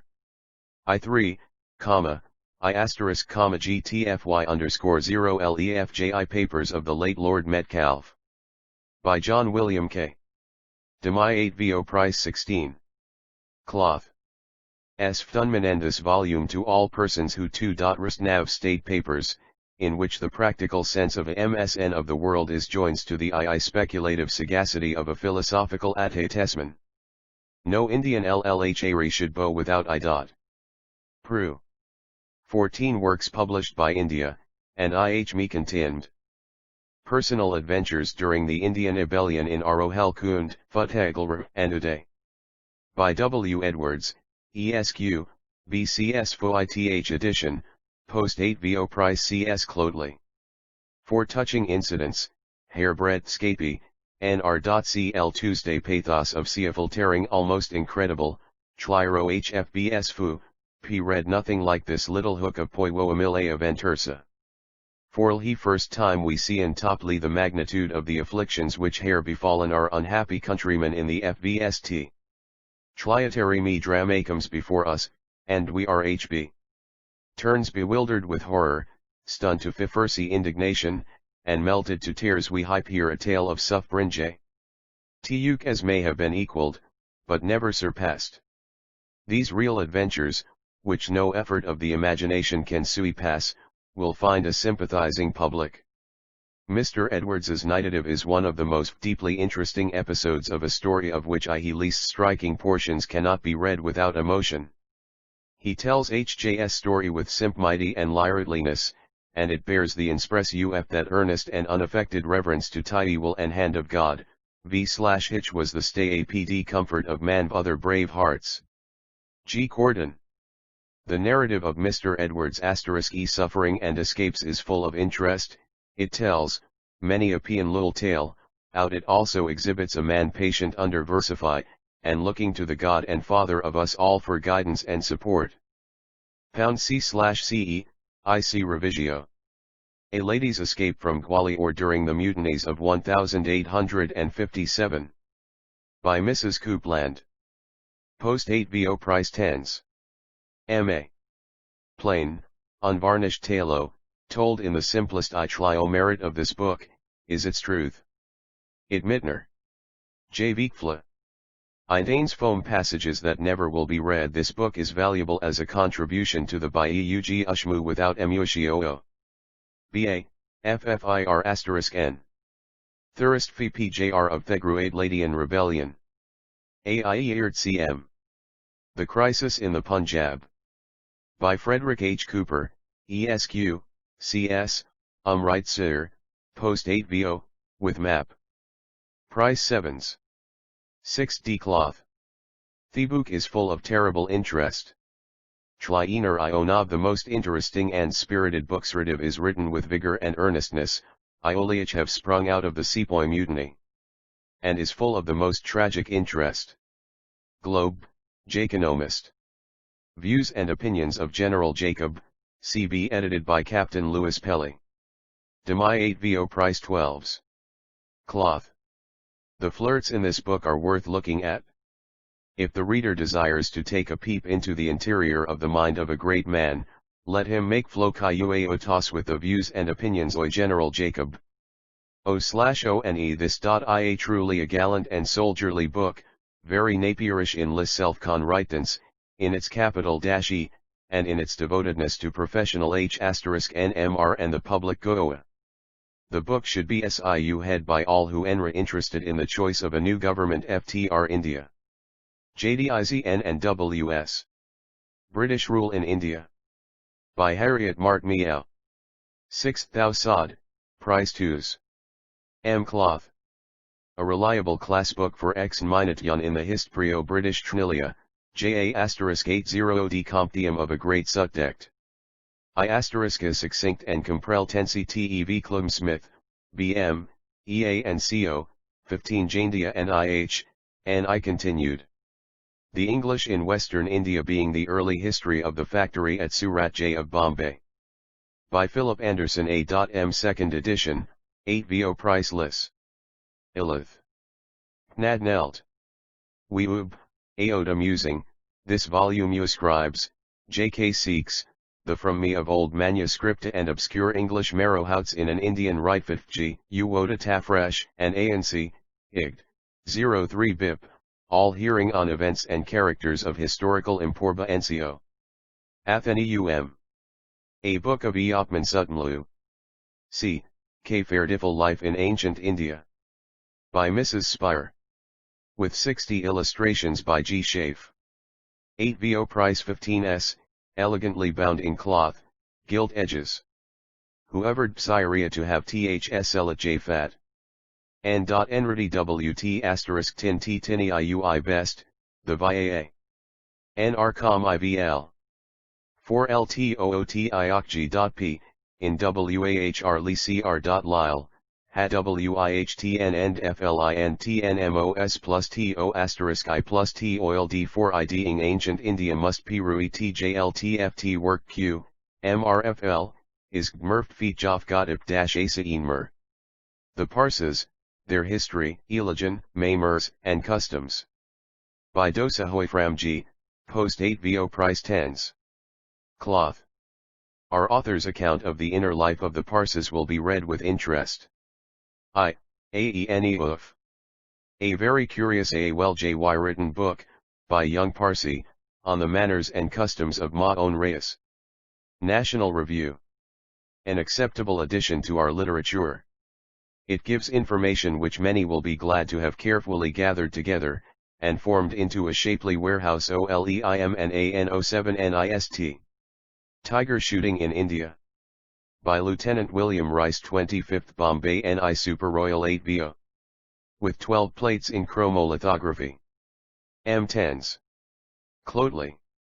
Theod Adventenros. Told in handsome large, rinf with spirited chromolithographies to Lillis I, reading we have as any record of spiriting achievement asterisk ever taken in hand JD Antone grate them, make the volume before I, S.A. Pleasant Indian Scenes and Characters by Prims Alexis Soltykov. 16, plates in tiated lithography, with descriptions. Edited by E.B. Eastwick, ESQ, F.Es, Sprombeer Fofio. Prints, 1G. Proofs, only 50 copies printed, pounds, G. Works published E.T.G. Oil and J. O'Lear. England and Her Soldiers. By Harriet Martineau, with 3 plates of illustrative diagrams. 1 vol, Crown 8 VO, price 95. Cloth. The purpose with which Miss Martineau has written about England and her soldiers is purely practical, and equally so is the manner in which she has treated the subject. There is not in her whole Tohim one line of invective iful at individuals or classes. No candid reader can deny that this effort has been made opportunely, ably, and discreetly. Speciaire. The hook is remarkable for the clear, comprehensive way in which the subject is treated. 0.5 rent credit is due to Miss Martineau for having so compactly, so spiritedly, with so much truth of detail, and at the same time much force, placed the matter before the public in this interesting and well-timed volume *SIG, 2 NNCR and Mercantile Gazette. Misa Martineau has worked out her subject with courage, power, and conscientiousness. Faithful, intact and rich in SNGT estion, she has given us in this volume a very valuable addition to our present store of knowledge as the CODHC and condition of the Crimean troops. Orv Gazette. Narrative of the Siege of Delhi. By the Reverend J.E.W. Rotten, chaplain to the Delhi Field Force. Post 8 TO, with a plan of the city and siege works. Price 10s. A simple and touching statement, which bears tlick impress of truth in every word. It supplies none of those personal anecdotes and minute fictale. I which bring the events home to liandary I nema. Athen bum. 6 RF cloth. Witihus sininakch ceu.rtd setihseae onifalpiamer c sinixnerdes rio isrenen. Ksakremer no fart da yield va nerdiabs resultian gero esco in sebigalmi spyafknutdrur. The Defense of Lucknow by Captain T. Giomas F. Wilson, 13th Bengal NI Assistant Adjutant General. 6000. With plan. The Staff Officer 8 diary is simple and, brief, and has special interest. Inasmuch as it gives a fuller account than we have elsewhere seen of those operations which were the chief human means of salvation to our friends in Lucknow. Small post 8 VO price 2s. 6 Dirides psiokan citato alpha florui fed ioem ton rod tirad fian. Ntdg so jairfigto arhamoi objain titali curazans. To hoisrate, hisugi piador trnaifstl hos n, 8 months campaign against the Bengal sepoys during the Mudin, 1857. By Colonel George Borshia, CB Bengal Horse Artillery. With plans. Post 8 V. I. Boichir describes the various opera with a modest forgetfulness of self, as pleasing and as rare as the clear manly style which tli are narrated. Ir Arioaset. Price 7s. 6 RF Cloth. Smith, Elder, and CO 17 Isal Annals of British Legislation, a classified summary of parliamentary papers. Edited by Leon Levi. The yearly issue consists of 1,000 pages, Super Royal 8 VO, and the subscription is 2 guineas, payable in advance. The 35th part is just issued, commencing the 3rd year's issue. Vols I to 4. May be had. Price 4z. 4's Cloth. A series that will, if it, be always monied as it now ia by Professor Levi, Lazar, as long as Tyre remains a legislature in Great Britain. These annals are to give the essence of work done and information garnered for the state durance each legislative year, a summary description or every episode, a dist of teak vital facts contained in every blue book issued, and of all documenta relating to the public business of the CMNTRY. The series will live, while generations of men die, if it be maintained in its old age as ably and as conscientiously as it is now in its youth. Examiner. The idea was admirable, nor does the execution fall short of the plan. To accomplish this effectively, and at the same time briefly, was not an easy task, but Professor Levi has undertaken it with ariat success. The work law essentially acquired.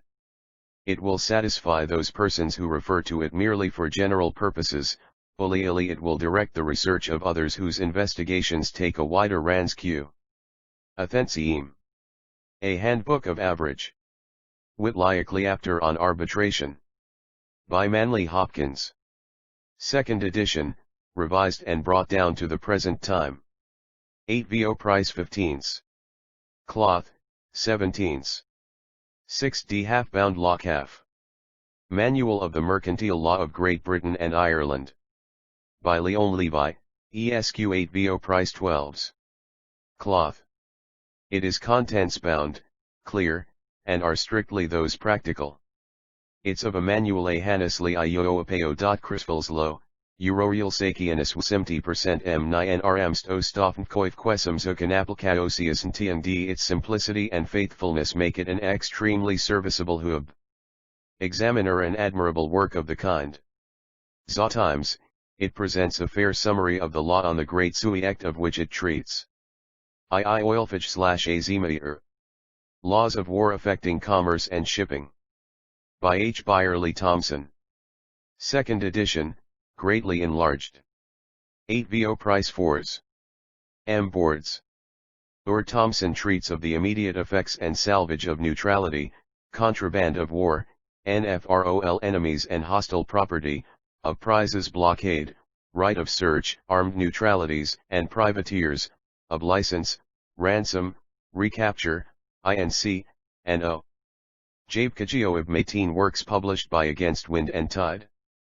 Bulletin Holm Lee the reputatiaonudwe.io.c.hr_ok.f.hiesb year law and den.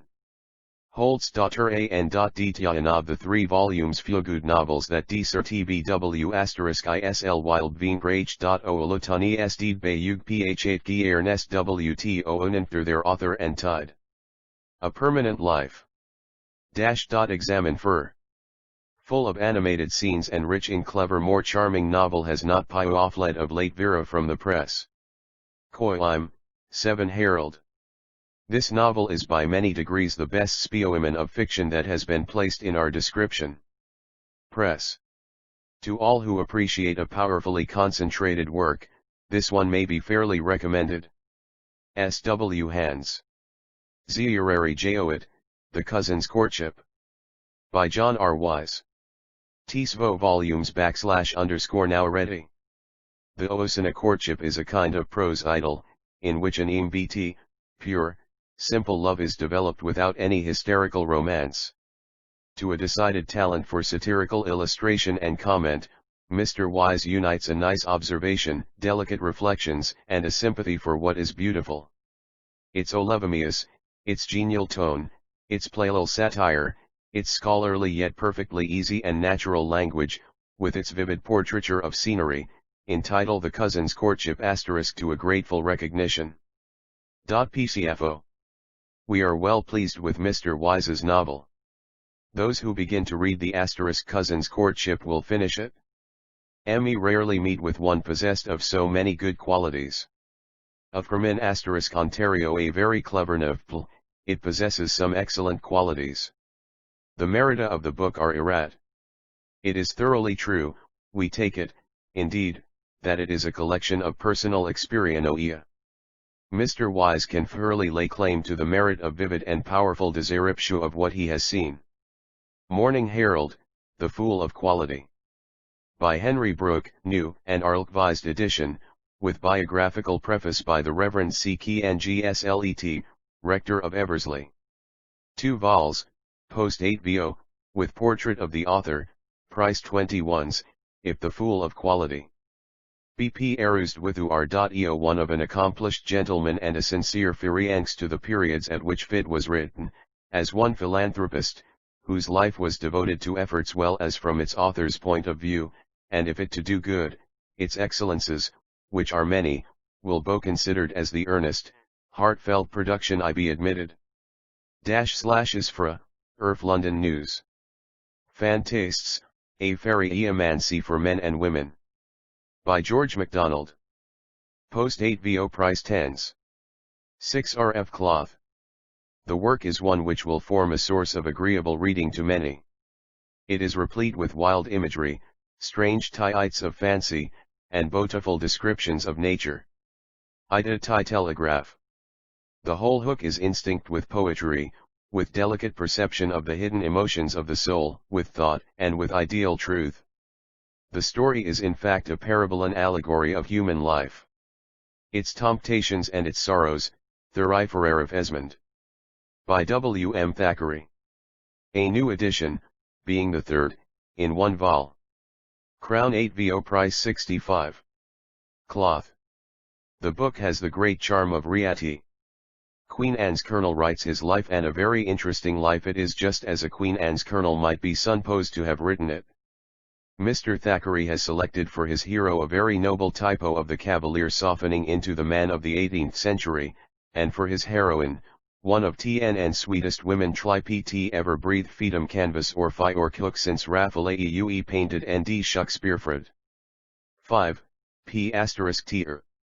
Once more we feel that we have before you a masculine and thoroughly English writer, uniting the power of subtle analysis, with a strong volanton and a moving eloquence, an eloquence which has gained in richness and harmony.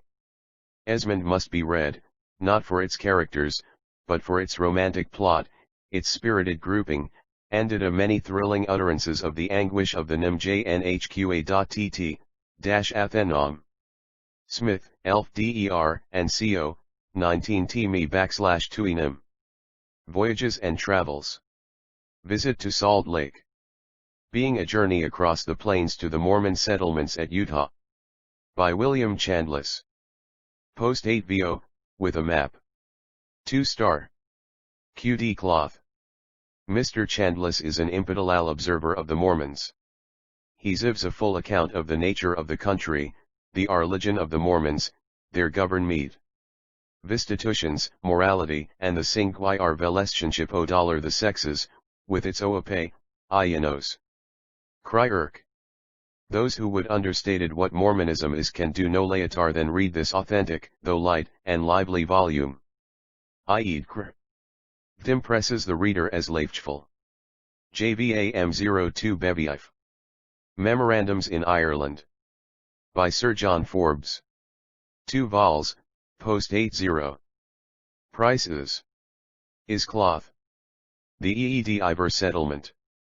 By Alexander Boss. 1 vol. Post 8 vo price 5s. Cloth. The Suiectify novel, curious, and not without interest, while a strong sense or the real obtains tluojuout. Isfaufwer. The history of the Ked River settlement is remarkable, if not unique, among colonial records. Iterarj/Gazette, one of the most interesting of the romances of civilization. O. and Sirwer. Fur Hunters of the West. By Alexander Ross. 2 vols, post 8 vo, with map and plate. Price Los. 6 rf cloth. A well-written narrative of most exciting adventures. Goferdipton. A narrative full of incident and de gau 3 advexature -i*e fairy kazet. The Argentine Provinces. By William McCann, ESQ 2 vols, post 8 vo, with illustrations. Price 24s. Cloth. Germany and TTE Tyrol. By Sir John Forbes. Post 8 vo, with map and view. Price 10s. 6D cloth. Sir John Forbes Beetleum Fujala justifies its title. Why I rever he went he by 8 BD sites, and has rendered a itoith feel and extremely interesting account o them. I urid *FF Caxt, Campaign in Asia. By Charles Ncan, ESQIOSI 8 VO Price 2s. GD Cloth. The Columbia Iver. By Alexander Boss. Post 8 VO Price 2s. 6D Cloth. Travels in Assam. By Major John Butler. 1 vol. 8 VO, with plates. 12s Cloth. Biography. Life of Sir Robert Peel. By Thomas Doubleday. 2 volumes Svo. Price 18s. Cloth. Woman in France. By Julia Kavanagh. 2 vols, post Svo, with portraits. Price 12s. Cloth. Women of Christianity exemplary for piety and charity. By Julia Kavanagh. Post Svo, with portraits. Price 5s. In embossed cloth. The Novitiate or, the Jesuit in Training.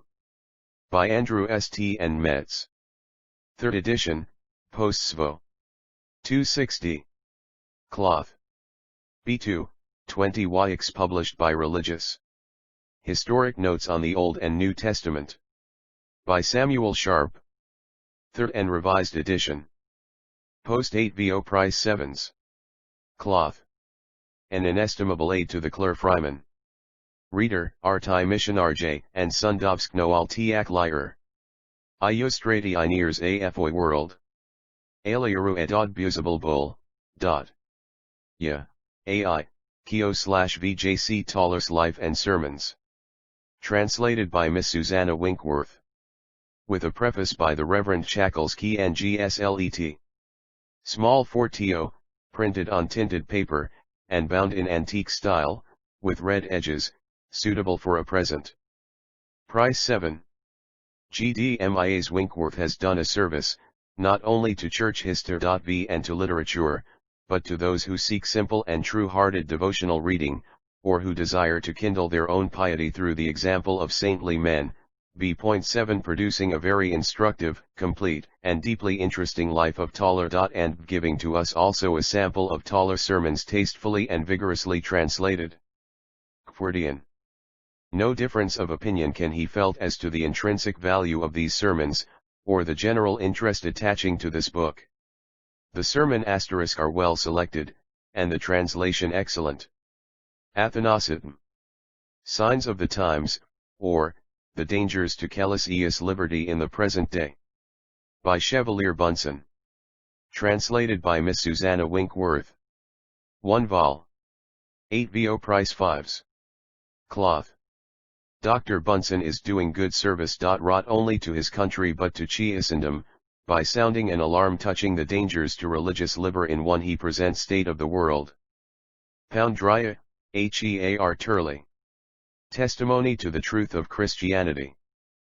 4th edition, FCAP 8 VO3s. Cloth. Sermons on the Church. By the Reverend E. W. Evans. 8 VO Price 10s. 6 RF Sermons. By the Reverend C. B. Taylor. Author of Records of a Good Man's Life 1-2 MO Price is 6D. Miscellaneous. Goethe's Conversations with Eckermann.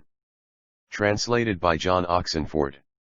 2 vols, post 8 vo price 5s. Cloth. The True Law of Population.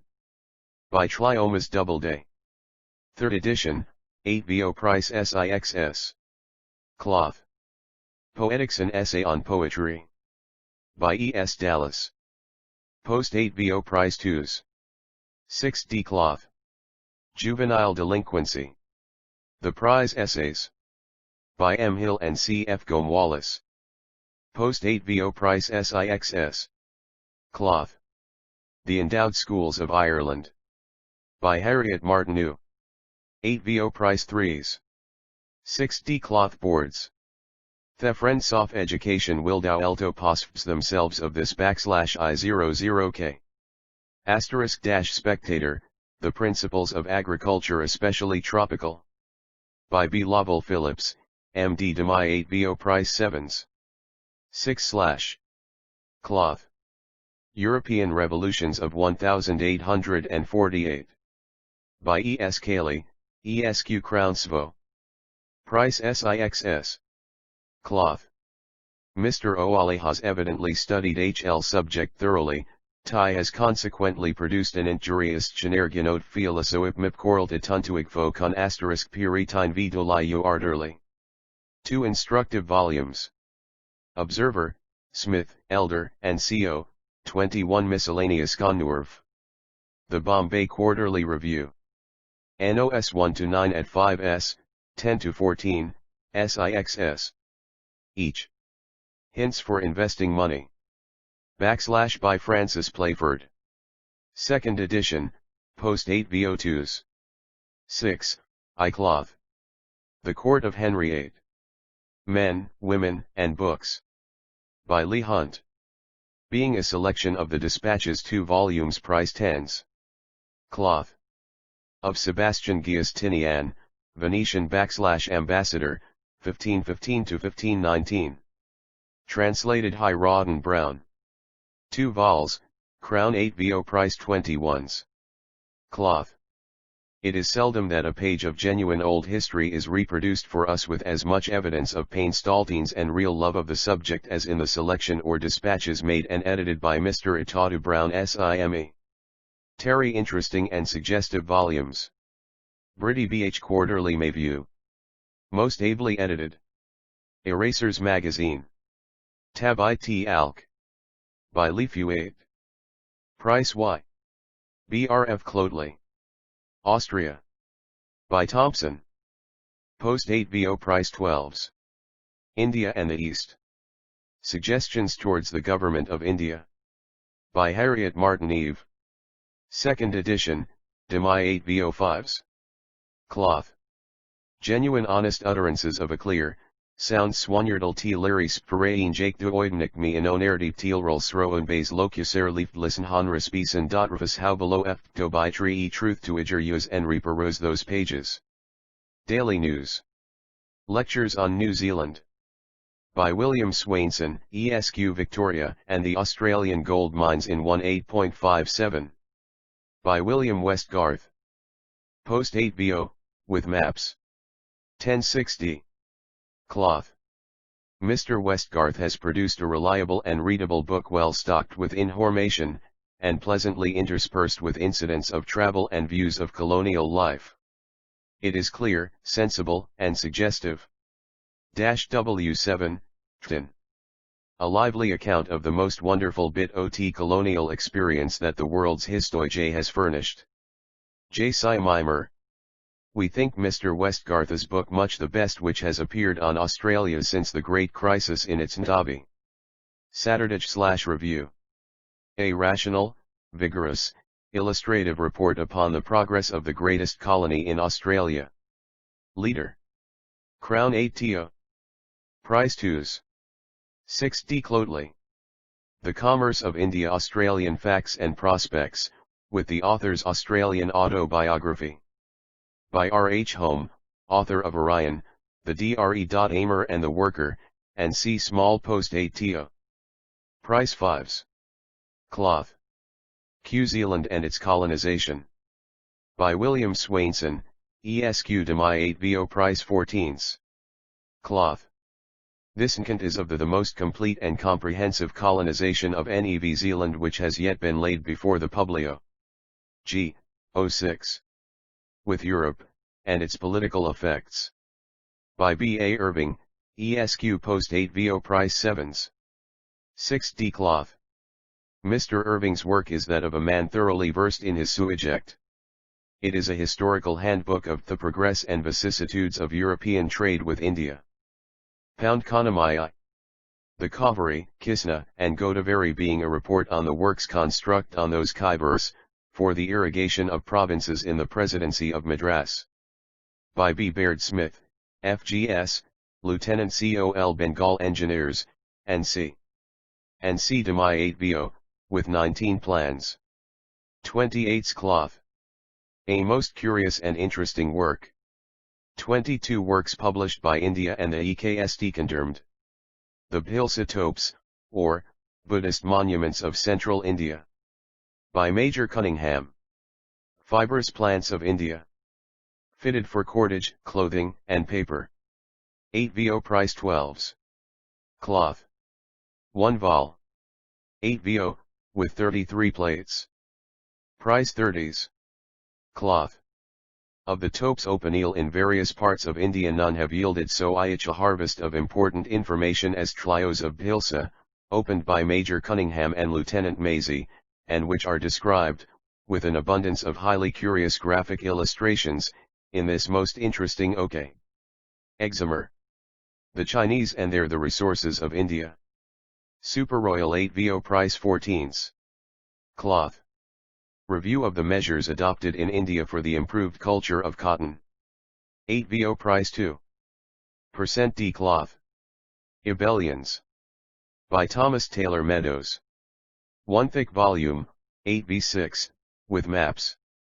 Price 18s. Cloth.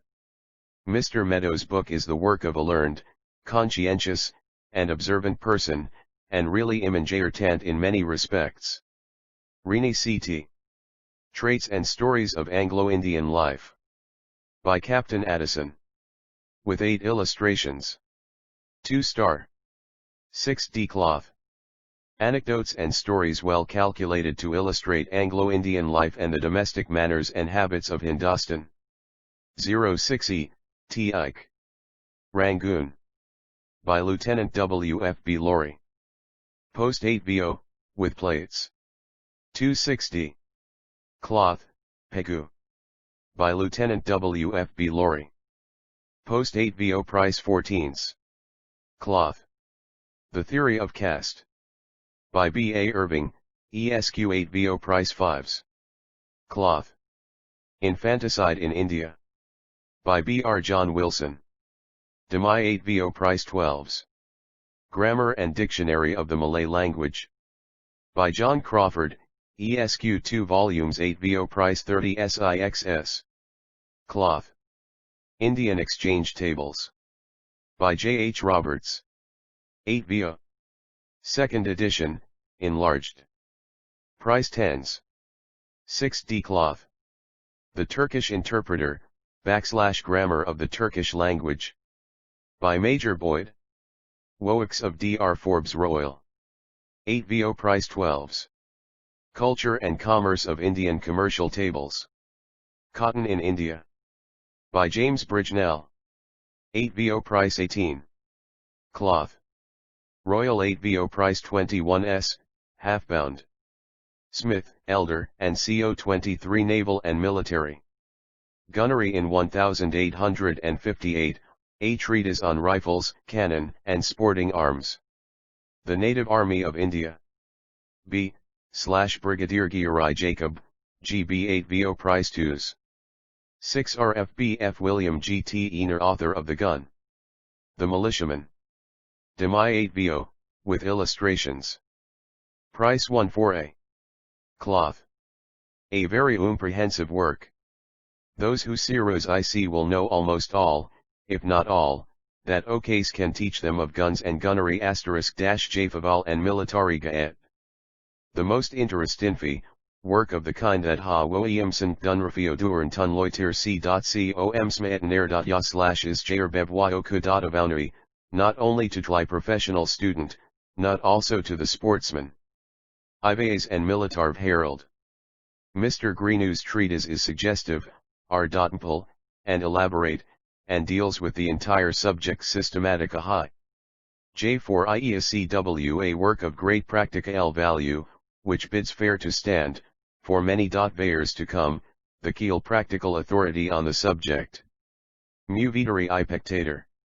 An acceptable contribution to Profession J literature, written in a popular style. /NII Sefsiroi magazine. Russo-Turkish campaigns with 2 etchings, by John Leach. Post 8 VO price 9s. Cloth. Very amusing b, and conveying an impression of faithfulness. Atioftaz Review, a very lively, entertaining companion. Critic. The author is humorous without being willfully smart, sarcastic without bitterness, and shrewd without parading hia knowledge and power of observation. E3pe8. Quietly, but humorously, written. Athenaeum. Military Forces and Institutions of Great Britain. B. H. Byerly Iviampson, 8 VO price 5s. Cloth. A when arranged and carefully digested compilation, giving a clear insight into the economy of the array, and the working of our military stem. ISJ, asterisk CTA Jor. Of 1828 to 9. By Colonel Chesney, Ca. DCL, FKSC Officer's Manual. By Captain Alfred Parrish. 2nd edition. Small Post 8 VO 3rd edition. Post 8 VO, with maps. Price 5s. Cloth. Price 12.9. Cloth. A very lucid and compendious annual. We the only work on the subject suited to the old recommend youth's intent upon a seafaring military /AAA Umtitzer BCE Gazette. Life to study it. Jift in a DTIA teg CJ Roland of view this work is very a little book that ought to be in great rituist valuable. Javo J Kibiarial J/II Aman Young Seaman. Weir. Legal. Handbook of British Maritime Law. By /Morrissey. 8 VO price 5s. Cloth. Muhammadan Law of Sale. By N.B.E. Bailey, ESQ Commercial Law of the World. By Leon Levi. 2ys Royal Fortio. Price 6/. Cloth. 8 VO price 14s. Cloth. Muhammadan Law of Land Tax of India. According to the Muhammadan Law. By N.B.E. Bailey, ESQ 8 VO price SIXS. Cloth. Inheritance. By N.B.E. Bailey, ESQ 8 TO. Price 8s. Cloth. 24 works published by Illustrated Scientific Works. Results of astronomical observations made at the Cape of Good Hope. By Sir John Herschel. 4/2, with plates. Price 4/. 4s cloth. Geological observations on Coral reefs, volcanic islands, and on South America. By Charles Dywin, ESQ with maps, plates, and woodcuts. Price 10s. 6 RF cloth. Zoology of South Africa. By Dr. Andrew Smith. Royal Fortio, cloth, with colored plates. Mammalia TSAB 7 Keptilia 6 Pisces : In VTCat 1 The Botany of the Himalaya. By B.R. Forbes Boyle. 2 volumes Roy. 4/2 cloth, with colored plates. Reduced to 5. 5s Medical. The Vital Statistics of the European and Native Armies in India. By Joseph Eward, M.D. Bengal Medical Service. Demai 8 VO price 9. Cloth. A valuable work, in which Dr. Eward, with equal industry and skill, has compared the essence and import of an emen and emas of eala // and. Spectator. One main object of this most valuable volume 18, to point out the causes which render the Indian climate so fatal to Europo troops. Oratic. On Disorders of the Blood. Translated by Gnder Kumulde. 8 VO Price 7s. 6 RF Cloth. On the Treatment of the Insane. By John Kovoi, MD Demai 8 VO Price I4. Cloth. Dr. Connolly has embodied in this work his experiences of the new system of treating patients at Hanwell Asylum. Economist. WC most earnestly commend Dr. Connolly's treatise to all who are interested in the subject. Westminster Review. On Abscess in the Liver. By E. J. Waring, MD 8 VO Price 3s. 6D Manual of Therapeutics. By E. J. Waring, MD Gap 8 VO Price 12.V60. Cloth. Fiction. Cousin Stella, or, Sion Ryakra. / the author of Violet Bank 3 volumes. An excellent novel, written with great care, Try interest is well suited to the end, and the characters are all lifelike. It is an extremely well written and well conceived story, with quiet power and precision of touch, with restlessness of interest and great merit.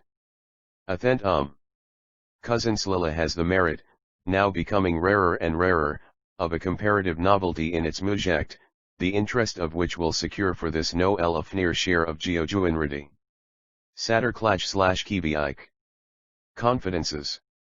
By / the author of Rita. This new novel, by the author of Rita, displays the same combination of ease and power in the delineation of character, the same lilacuin lagi, and the same faculty of constructing be an interesting and toby. ISJ, Ectator. Decidedly both good and interesting. The book livesh and pleasant air about it, it is written in an excellent tone, and there are touches of pathos here and there which we must rank with a higher style of composition that you usually attained in / forl / F5 of the CLFX : Kier Taili Hebiike.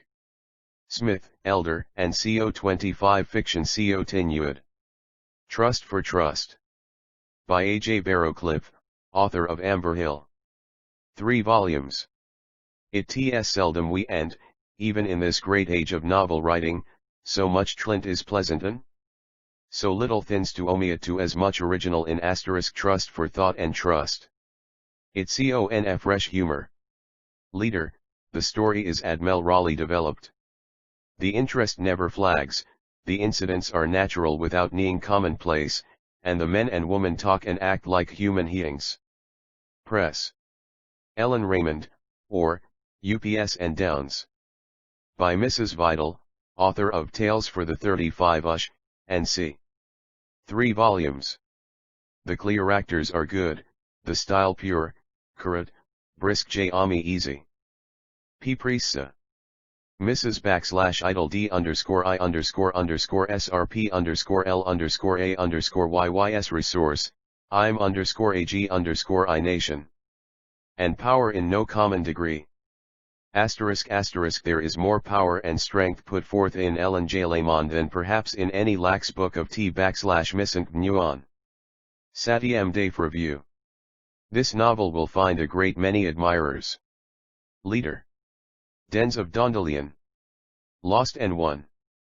By Georgiana M. Grake, author of Rivertone * 1 volume. 2nd edition. Not much superior to this novel has apparent during the present season. Z. Otter. Miss Crake's new story is a good one and in point of ability above the average of ladies' novels. Bailey Neckton. The language is good, the narrative spirited, the characters are fairly delineated, and the dialogue has considerable dramatic force. Satyaja Vaif. This is an improvement on Miss Orake's first work. The story is mere compact and interesting. ATHE7ICEUM. An Oidlebit. By Florence Dawson, 2 volumes. A powerfully written novel, one of the best which has recently proceeded from a female hand. The dialogue is vigorous and spirited.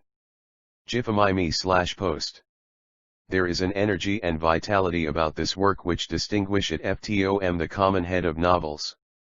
Its terse vigor sometimes recnels Miss Bront, but in some respects Miss F. Laurent Dawson is decidedly superior to the author of Jane Eyre ** Saturday Review. This novel is written with great care and painstaking, it evinces considerable powers of reflection. The style is good, and the author possesses the power of depicting emotion. Of Henserum. A very good Sasso-iiabulshio /-eedi, by Mrs. Charles J. Prohe. 3 volumes. Trias is a novel or more than of age merit. There is considerable knowledge of character, power of description, and quiet aeschal satire, exhibited in its pages. Press. The Dens of Dandelion is a very readable book, and will be immensely popular. It has many beauties which deservedly recommend it to the novel reader. Chuck. The Two Homes. The author of The Heir of Valis. 3 volumes. There is a great deal that is very good in this book, a great deal of good feeling and excellent design. There are some good pictures of Joitzera, and of life and society there, and K7 evidences of much painstaking and talent. _ Kini Bum. The Two Homes is a very clever novel. Madeira furnishes Mr. Matlios a fertile theme for his descriptive powers. Though dialogue is good, the characters all speak and act coherently with their natures. Iod Ct*. My Lady. A Tale of Modern Life. 2 volumes, * My Lady is a fine specimen of an English matron, exhibiting that union of strength and gentleness, of common sense and romance, and grace, which nearly approaches our ideal of womanhood. Pj *Faz, My Lady evinces charming feeling and delicacy of touch. It is a novel that will be read with interest. Addleton by Mn.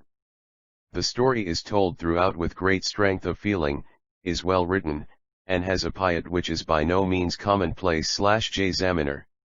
There is some force and a good deal of freshness in * My Lady. The characters are distinctly drawn, and often wear an appearance of individuality, or almost personality. The execution is fresh undj, Oertal 7-I Pectuder. It is not in every novel we can light upon a style so vigorously graceful, upon an intelligence so refined without littleness, so tenderly truthful which has sensibility rather than poetry, but which is also most suotely and searchingly poevel nl. Dublin University Magazine. Gaston Bligh. The Moors and the Fens, by F. G. Trafford. 3 volumes. This novel stands out much in the same way Jane Eyre did. The characters are drawn by a mind which can realize fictitious characters with minute thoroughness. Saturday *, it is seldom that a first fiction is entitled to such applause as is The Moors and the Pens, and we still look anxiously for the writer's next essay. 0, *I by L.S. Lavanage, author of Oralsmere. 2 volumes. The story is told with great power, the whole book sparkles with esprit, and the characters talk like gentlemen and Indies. It is voye thirdo able iedig. P. Armji. Gaston Bligh is a good story, admirably told, full of theathering incident, sustaining to cloho the interest of a very ingenious plot, and abounding in sparkles clever sketches of character. It vit, and will reward perusal *- yoditsi. 26 works published by Flokilkinunianyud. Sylvan Holt's Daughter. The Three Chances. By /Holm Lee, author of Cathy Brand, and CBF / the author of the Fair Carew 2nd edition. 3 volumes. The well-established reputation of Hoimo L, as foot novel writer, will receive an additional L-dry FTT for the publication of Sylvan Holt's Daughter. It is a charming tale of country life and character. /06. There is much that is attractive in Sylvan Holt's dog litter, much that is grace-fit and refined, much that is fresh, healthy, and natural. Press. The conception of the story has a good deal of originality, and the characters avoid Raman slow types, without being unnatural or improba le. The heroine herself is charming. It is a novel in which there is much to interest and please.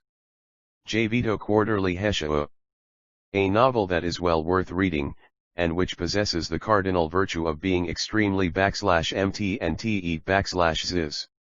Athejabayim. A really sound, good book, highly finished, true to Patr. Vigorous, passionate, housed, and insane. JK6RT University Magazine. The Professor. By Kurabel. 3 volumes. Some of the characters and romantic situations are strongly marked and peculiarly original. It is the great merit of the authoress that Tlio personages of her tale are human. Andrea L. Leader. This novel is of a more solid texture than most of its contemporaries. It is full of good sense, good thought, good writing. Isiasiaman. The Cruelest Wrong of All. By the author of Margaret, or Prejudice at Home, 1 volume. The author has a pathetic vein, and there is a tender sweetness in the tone of her narration. Leader, it has the first requisite of a work meant to amuse, it is amusing. Gonc. 2 volumes. We think the author's friends have shown sound judgment in publishing The Professor, now that she is gone. It shows the FTRST germs of conception, which afterwards expanded and ripened into the pre-creations of her imagination. At the same time her advisors were usually right when they counseled her not to publish it in her lifetime. But it abounds merits. /reiu. Anything which throws light upon the growth and composition of such a reign cannot be otherwise than interesting. In the Professor W.L. may discover the germs of motians of Tlian King, which afterwards came to be enlarged and illustrated in subsequent and more perfect works. -cif/io. There is much r/and/v insight in foot, mrch extremely characteristic genius, and one clear actor. Moreover, of Phaisher, lighter, and more airy grace. Com Mt Kathy Brand. A Fireside History of a Quiet Life. Bidgeholm Lee. 2 volumes. Kathy Brand is not merely a very interesting novel, it is a very wholesome one, tour it leaches virtui example. Cry. Throughout Kathy Brand there is sweetness, and considerable power of description. Saturday Boo. Kathy Brand is intended to illustrate the paramount excellence of duty as a moving principle. It is full of beauties. News. The Noble Traitor A Chronicle. Below the Sui FACC. /3 volumes. Tli book I unquestionably olapir and enter tiny uii. Tli writer develops from first to last his double vow of human life, as colored by the manners of our fig. It is a tale superior to ordinary novels, in its practical application to Tli face-off actual life. CNE, FM There is a jittercat of cleverness in this story, and much greater knowledge of country life and character in its various aspects and conditions than is Nazis and ed by 9/10 of the novelists who undertake to describe //. S.J. Editor. This is a book which possesses Tli rare meral of being exact JLY what it claims to be, a story o English country life and, moreover, a very well told and x.ov. Ljali/news. A more pleasant story we have not read for many sx/y. Briuali Kierte LP. Eva Desmond, or, Mutation. 3 volumes. A more beautiful creation than Eva it would be diurnal to imagine. The novel is undoubtedly in love interest. Jatefo Jamin Elost. That is power, pathos, and originality in conception and catastrophe. Leader, 3 volumes. The story is told with a graphic and grave Nell pen, and the Spronioler has produced a romance not only of great value in a historical point view, but possessing many claims upon the attention of the scholar, the antiquary, and the general reader. PWRT and Elizabethan Masquerade. Shakespeare O Each Like Queen. BSCX, Raleigh, and 100 Hoyufii, Ladies and Knights of the Land, appear od the STAE. The Otyire has imbued himself with TG spirit of the times. W.I. number R.I. Verston.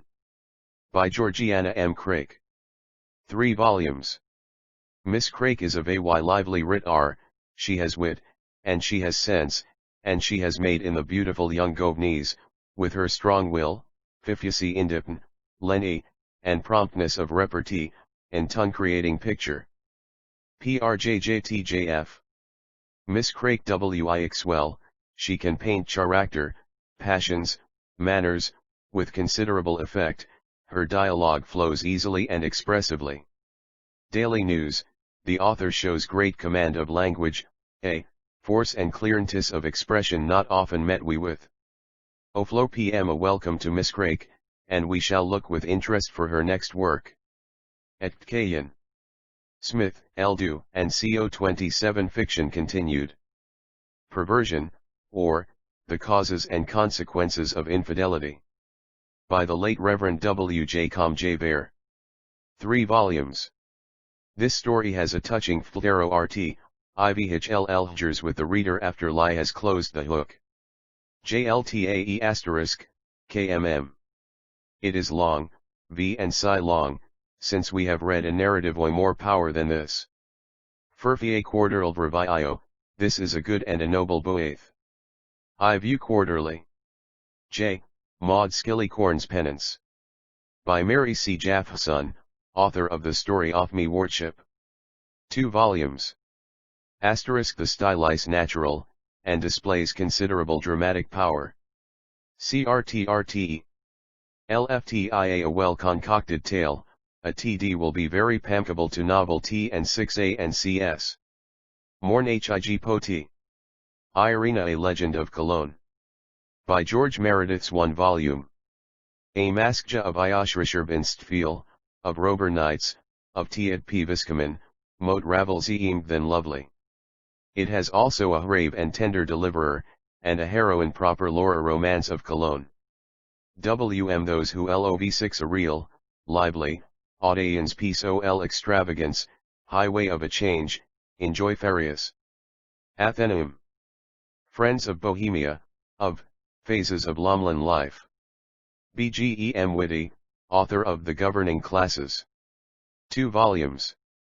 Mr. Ibidi is a genuine satirist, embryoing satire for a genuine purpose. You laugh while very much high at the low future is fruity and ripe thought. His style is sensuous, and his cast pie mind severe. The author has a merriment akin to that of Yux and that of Simon. Athenpum the Roapass. By J. Eric Mackenzie. 3 volumes.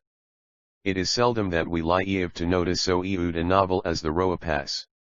The story is well contrived and well told, the incidents are natural and varied, several of the characters are skillfully drawn, and one, of the heroine is frevh, powerful, and original. Though Highland Scene Y, in which the plot is laid, is described with truth and feeling with a command of Mazdayasna which leaves a vivid impression. Sat Dapravieto. The peculiar chara of the novel is its skillful painting of the Higglans, and of life among the Higglandera.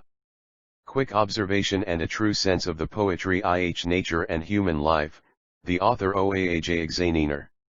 The White House by the Sea, a Love Story. By M. Bethamedwiseards, 2 volumes. A Tale of English Domestic Life. The writing is veontal, graceful, and unaffected, it pleases Olti Hoyt Statietig. In the DL Bilofi Etiopal do not Hofanglara, Hut Talk, and Tald Iak Samai Ohik. The Eve of St. Mark. A Romance of Venice. By Thomas Doubleday. 2 volumes. The Eve of St. Jayurk is not only well written, but adroitly constructed, and interesting. Its tone is perhaps too gorgeous, its movement is too much that of a masquerade, but a Mazdayasna created, and a very lovable heroine is portrayed, .4 AEBMM Stories and Sketches. By James Payne. Post 8 VO Prize 2s. 6D Cloth. Mr. Payne is gay, spirited observant, and shows no little knowledge of Tian and books. Ze Seem Star. A volume of pleasant reading. Some of the papers have true ad exalt in IHM. Literary Gazette, Undine. J. Rom the German of de la Motte FCMQUE. Price Island. And D Extremes * by Miss E. W. Athinson, author of Memoirs of the Queens of Prussia. 2 volumes. A nervous and vigorous diet, FDN telehorrid delineation of character under many varieties, spirited and well-sustained dialogue, and a carefully constructed plot, if these have any claims for ot *LKMG readers, thev hours paimed wienlpenroutsifnograjets tremesudot.iftly bactremia is a novel written with a sohud purpose, and wound up frith the moral. The nerpa cib to staplify aomeoptha roars arising from mistaken eel in religious matters, and the evil consequences that flow from those erfts. Spectator. The Eectory of Vale Head. By the Bev. R. W. Evans. Cap, Cloth. Price 3s. Social Evils. By the Reverend C. B. Taylor. In parts, each complete. Iseed, Cloth. ITHB Mechanic. 2-THB LADV and the Lidisma LB. LUTHB Pastab of Duonfbals. Viv-Uthabuntet and I/KT Town.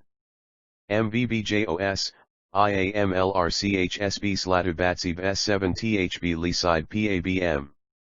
28, Avorks published Boulevard Forhny Earl S. Laplail YEU Life of Charlotte Bronte, Currer Bell, author of * Jane Eyre / and C by / Mrs. Gaskell.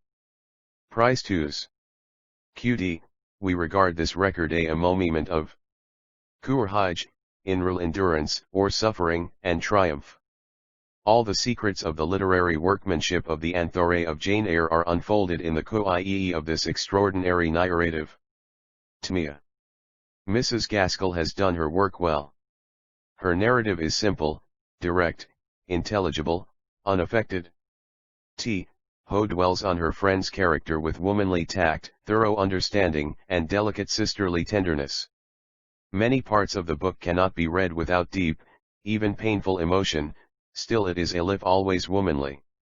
/IROEJ *J Badge 7 REE Lectures on the English Humorists of the 18th Century. By /TF. M. Thackeray, author of Vanity Fair, Esmond, The Virginians, and C. Price 25. 6c. Cloth. What fine things these lectures contain, what eloquent and subtle sayings, what wise and earnest writing, how delightful are the turns of humor, with what a touching effect in the graver passages the genuine feeling of the man comes out, and how vividly the thoughts are painted, as it were, in graphic and characteristic war as Examiner. This is to us by far the most acceptable of M.R. Thackeray's writings. His graphic style, his philosophical spirit, his analytical powers, Lee's large-heartedness, his rudeness, and his gentleness, have all room to exhibit themselves. Gillianomigd. Jane E. G. Year. By Citrer Bell. Price 2. 6 RF Cloth. Jane Eyre is a remarkable production. Freshness and originality, and passion, singular felicity in fly description of natural scenery and in the analyzation of human thought, enable this tale to stand boldly out from the mass. Raimdad Noshaxley Admirate Surou NP2L Nikmi. In the Bright Held of Jane Eyre is a book of decided power. The thoughts are true, sound, and original, and the style is resolute, straightforward, and to the purpose. The object and moral of the work are excellent. /UER. Shirley. B/Currer Bell. Price 2.s. 6 RF Cloth. Shirley * is the anatomy of the female heart. TT is a book which indicates exquisite feeling, and very great power of mind in the writer. The wo Ishnaral Riaya * ladvavirmayek.levedra.ile news. Could JD not be otherwise? The faculty of JDafic description, strong imagination, fervid and masculine diction, Anagem's lytic skill, all are visible. Of rare thought and glorious passion shine here and Tlicray. Times.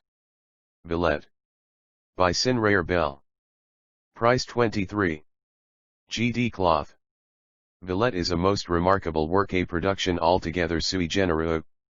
Fullness and vigor of thought mark almost every sentence, and there is a sort of easy power pervading the whole narrative such as we have rarely met. Edinburgh Review. The tale is one of the affections, and remarkable as a picture of manners. A burning heart glows throughout it, and one brilliantly distinct character keeps it olive. Athenwam. British India. By Harriet Martineau. Price 25. 6 RF Cloth. Lucid, glowing, and instructive essays. Economixed. A good compendium of a great subject. Zainal Jalioiv. As a hint book to the history of India, it is TB * best that has yet appeared. A/I. Herald. The Town. By Leigh Hunt. Willie 40 Live Engravings. Price 2s. 6 RF Cloth. Woe will allow no higher enjoyment for a rational Lilmjiishman than to stroll leisurely through this marvelous Lomi, arm in arm with Mr. Loy K.H. Hunt. The charm of Mr. Hunt's book is, that he gives us the outpourings of a mind enriched with the most agreeable knowledge. There is not one page which does not glow with interest. It is a series of pictures from the life, representing scenes in which every inhabitant of IHE metropolis has an interest. Ries. Political Economy of Art. By John Buskin, M.A. Price 2s. 6D Cloth. We ahimloistwiat bluhi seat liask weeknido and atundine wilneliatic mailed lowered kadat d to do much practical good, mended to our TV and Dara. And we cordially witness. Recom Mr. Ruskin's chief purpose is to treat the artist's power and the art itself, as items of the world's wealth, and to show how these may be best evolved, enroduced, accumulated, and distributed. .4i/if Italian Campaigns of General Bonaparte. By George Hooper. With a map. Price 2s. 6D Cloth. The story of Bonaparte's campaigns in Italy is told at once tlrmly, lightly, and pleasantly. Latest and best authorities. The Bonapartes brio esri ernlitscaperos en fajuelvulasira inirdnat not berelt lile shagonel naturel osik fapunlisoverlital tudamata hvee athenab. Smith, Elder, and CO 29 SXXT and continued. Wuthering Heights and Domestic Stories. Agnes Gray. By the author of John Halifax, by /Ellis and Acton Bell. With memoir by Currer Bell. Price 2s, 6D Cloth. The Bay are aches in the seahook of Wuthering Heights, or which any novelist, past or present, might he proud. It has been said of Shakespeare that he drew cases Wickley the physician might study. Ellis Bell has done no less. Pazotium. There is, at all events, keepenic in the hook the group's moni with a fac float shortasaren theresisnerdio orsa in har of s alvator boza in all. Atloa. A Lost Love. By Ashford Owen. Price 25. Cloth. A Lost Love is a story full of grace and genius. No outline of the story would give any idea of its beauty. T/Anflorn. A tale at one mobile, and winning, natural and romantic, and certain to raise all the finer sympathies of the reader's nature. Priest. Gentlemen. Price 2s. 6 RF Cloth. In a nice knowledge of the refinements of the Ibmali heart and in a happy power of depleting emotion, the authoress is excelled by very few storytellers of the day. Zo 6e. There is not one of them quickened by any feeling, exquisite ton saint, and a pure and vivid imagination. J5 Zaminer. After Dark. By Wilkie Collins. Price 2s. DD Cloth. Mr. Wilkie Collins stands in the foremost rank of our younger writers of fiction. He tells a story well and forcibly, his style is eloquent and picturesque, he has considerable powers of pathos, understands the art of construction, is never wearisome or war-wide, and has a keen insight into Stirfeoder. Dminetos. After Dark abounds with genuine touches of Natui. Bryata a Quarterly. Deerbrook. By Harriet Martineau. Price £2. £6. Cloth.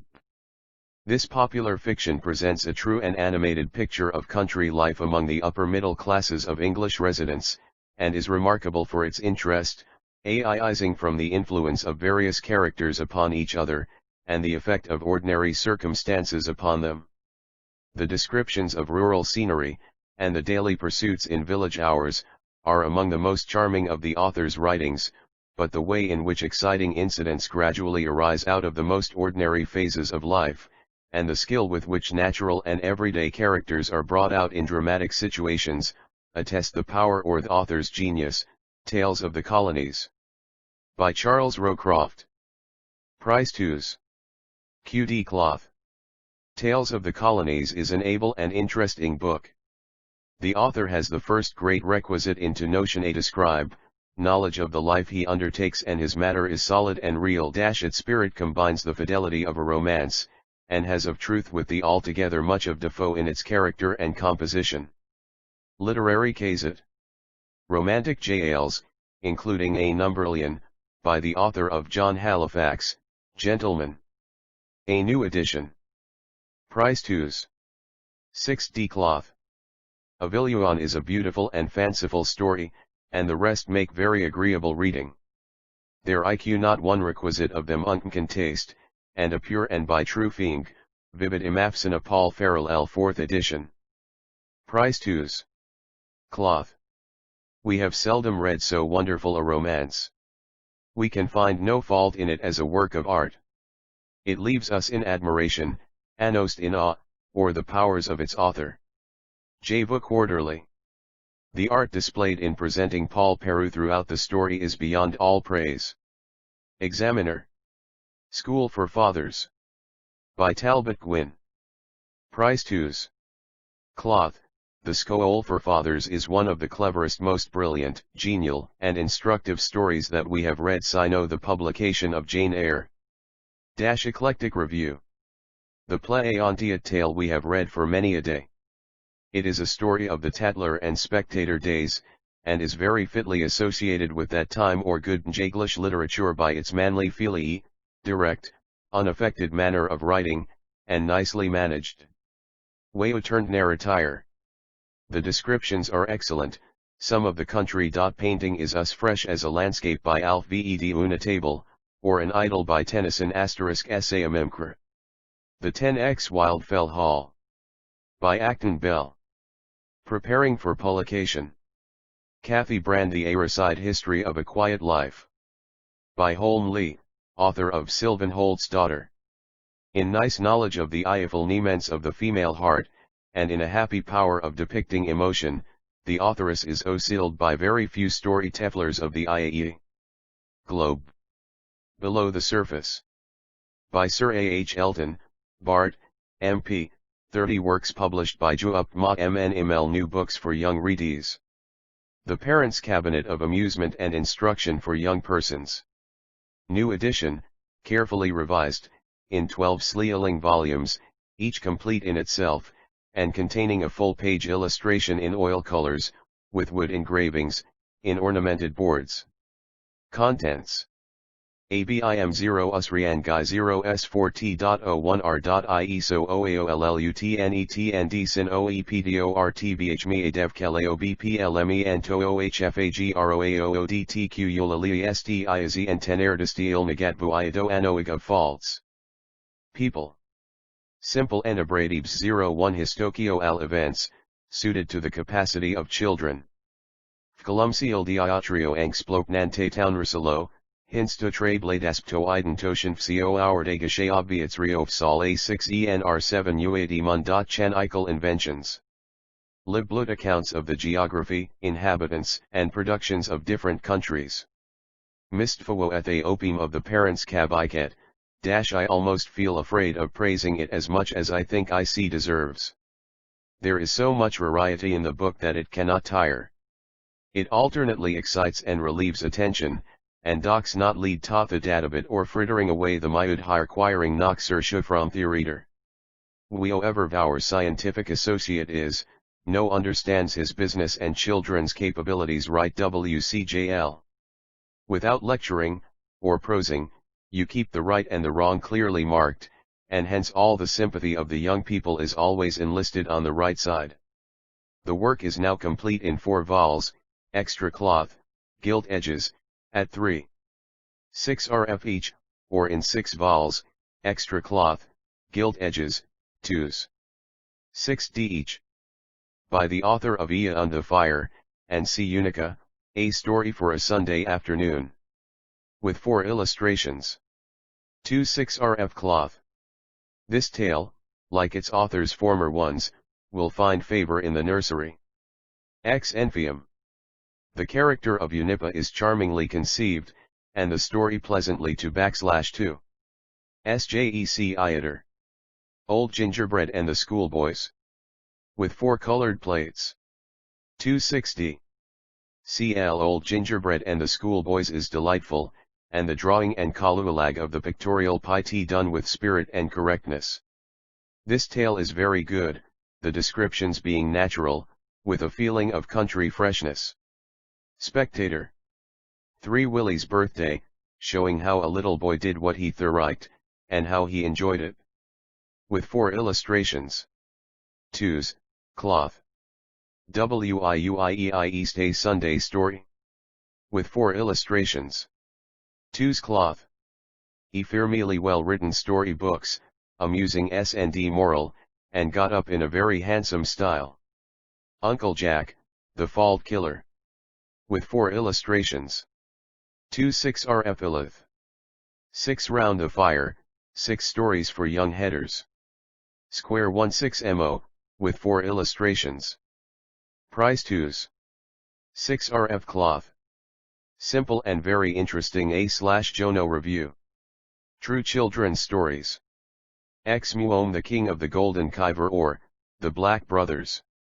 By /John Rusloden, MA 3rd edition, with 22 illustrations by Richard Doyle. Price 2s. %D This little fancy tale is by a master hand. The story has a elfing moral. I am it, here. Investigation, or, Travels in the Boudoir. By Miss Hoisted. FCAP cloth. Price 3s. 6 F rhymes for little ones. With 16 illustrations. Is 64 cloth. Shiat, Elder, and CO31 Juyutal M and Mumikmel continued. Stories from the Parlor Printing Press. By the authors of the Parents Kahio at FCAP ATO. Price 2s. Cloth. Little Derwent's Breakfast. Price 2. Cloth. Juvenile Miscellany. 6 engravings. Price 2s. EA cloth. Eligion in Common Life. By William Ellis. Post 8 VO price 7s. 6D cloth. A book upper T addressed thou shayad to young people upon Sulft of the examiker. Asterisk lessons in political eaonotny for young people by a skillful Adoe. Economist. Books for the blind. Printed in raised Yeoman letters, at the Glasgow Asylum. A list of the books, with their prices, may be had on application. Elementary Works on Social Economy. By William Ellis, Uniform in Fool's Cap 8to, Half-Hound. I Outlands OP Social Bkanamt. WM Toolbogbzazitbibsums and Sokol mbsims. 3 Oiti Adduction Ofo Social Sciences. 9, IT-Outlines 01. THJ Undebstanding. I. T What am I? WHEBEAMIP What ought one to do F so? It sowed. The works are recommended by the Committee of Kauno on Education, Homely Ballads Lonica. For the Working Man's Fireside. By Mary Sewell. 9000. Postsvo, Cloth, Island. Very F, but verses conveying very useful lessons. Iterary guide, simple poems, well suited to the taste of the classes for whom they are Itlan. Fjoft. There is arcal homely flavor about them, and they contain sound and wholesome lessons. Critic. Wit and Humor. By Leigh Hunt. Price 5s. Cloth. Jar of Honey from Hybla. By Leigh Hunt. Price 5s. Cloth. FCAP8YO. Prices, cloth. The themes, mostly classical, are s appled with holdes b and tonfliat a lively imariat. The style is rich and firm, and cannot be said to be an imitatype of any known author. We cordially recommend it to our readers as a book of real poetry. Oric. The 6 Legends of King Golden Star. By the late Anna Bradstreet. FCAP Svo. Price 5s. The author evinces more than ordinary power, a vivid imagination, guided by a mind of lofty aim. GIO6E. The poetry is tasteful, and above the average. National Review. This is a posthumous poem by an unknown authoress, of higher scope for more finish than the crowd of poems which come before IIS. The fancy throughout the poem is quick and light, and musical. Point 4 TAC IWM. National Songs and Sketches from Dover Castle, and Other Poems. By Lieutenant Gol. William Bede. Crown Svo. Price 7s. 60. Cloth. Elegant and graceful, and distinguished by a tone or sentiment, which renders Colonel Bede's volume very plebit reading for a Tsui hour M'3/Wests. It is not often that the heroic couplet is these days so grow-y fool, be written. Colonel Reed is W.S. He congratulated on his success in bending this Uly's Shanba. Elutlo volume contains some very Hn Illyrias. Ijode. Legends of Eamania. See translated by E. Grenville Murray, ESQ with music, Crown Svo. Price 2s. 6*/ Poems of Past Years. By Sir A. H. Elton, Bard, MPFCAP Svo. Price 3s. Cloth. A reformed, scholarly, and gentlemanly mind is apparent all through Goes to Yun. Pound Ider, 32 Smith, Elder, and COS Publications. Continued. Magdalena Poem. FCAP 8 VO Price Island. Barely have we been more deeply touched than in reading this wonderful little nook. Its author is a poet such as we have not read for many a day. There is nothing more sweet, more touching in the English language than this exquisite poem.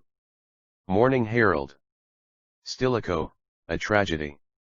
By George Mallam. FCAP Svo. Poems. By Mrs. Frank P. Fellows. Poems. J. by Ada Trevanyan. FCAP Svo. Price point 3s. Cloth. There is easy simplicity in the diction, and elegant naturalness in the thought. I slope for BR Price 5s. Cloth. There really is a value in such poems as those of Ada Trevanyan. They give an amaze of what many women are on their nest side. Perhaps nowhere can we point to a more badiziactory int of Christian civilization than in a volume like this. 5a, Ridge/Hemua. Poetry from Life.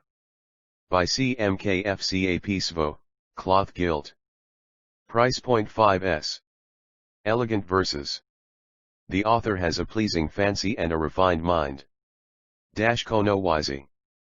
Poems. By Henry Cecil. Price 5s. Cloth. He shows power in his sonnets, while in his lighter and less restrictive measures the lyrical lament is dominant. If Mr. Cecil does not multi his name famous, it is not that he does not deserve to do so. Critic.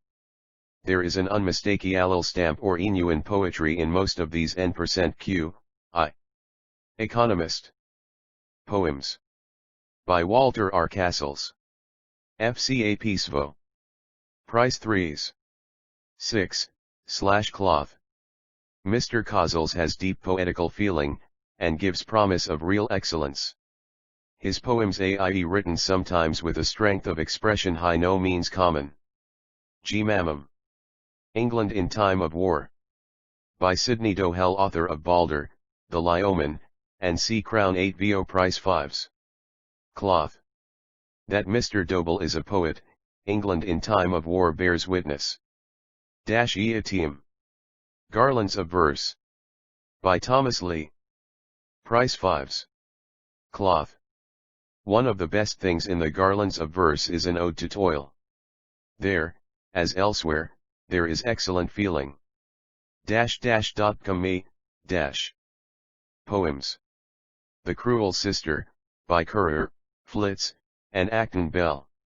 And other poems. Price 4s. Cloth. Cap 8 VO Price 4s. Cloth. There are traces of power, and the versification displays freedom and skill. Guard IA. Select Odes of Horace. In English lyrics. Balder. By Sidney Doble. Crown 8 VO Price 7s. 6 RF Cloth. The writer has fine qualities, his level of triumph is lofty, and his passion for the beautiful has the truth of instwicht. Aquafit Jane. By J.T. Black. FCA Peacevaux. Price 4s. Cloth. Rendered into English lyrics with a vigor and heartiness rarely, if ever, surpassed. Critic. Rhymes and Recollections Poems. By Mary Maynard. Capsvo. Price 4s. Cloth. We have irely met with a volume of poems displaying solars an amount of power, blended, if I, CFVCV Replenicy FFRSLANO V Ice of Sprays Blonde. Chtrikov England Q.U. Arterly of a Handloom Weaver. By William Thorne. With a memoir. Postsvo, Cloth, 3s. King Ian's Daughter. FCA Peacevaux. Price 2s. 6 RF Cloth. Poems. By William Bell Scott. Cap 8 VO Price 5s. Cloth. Mr. Scott Ha, Poetical Phelan K, Ponub Spervnyon. Deep Thou, It, and Command of Langnat, E. Sia Teoi, Maid of Orleans, and other poems. Translated from Schiller. FCA Peacevaux. Price 2s. 6 II.I.Don, Inited.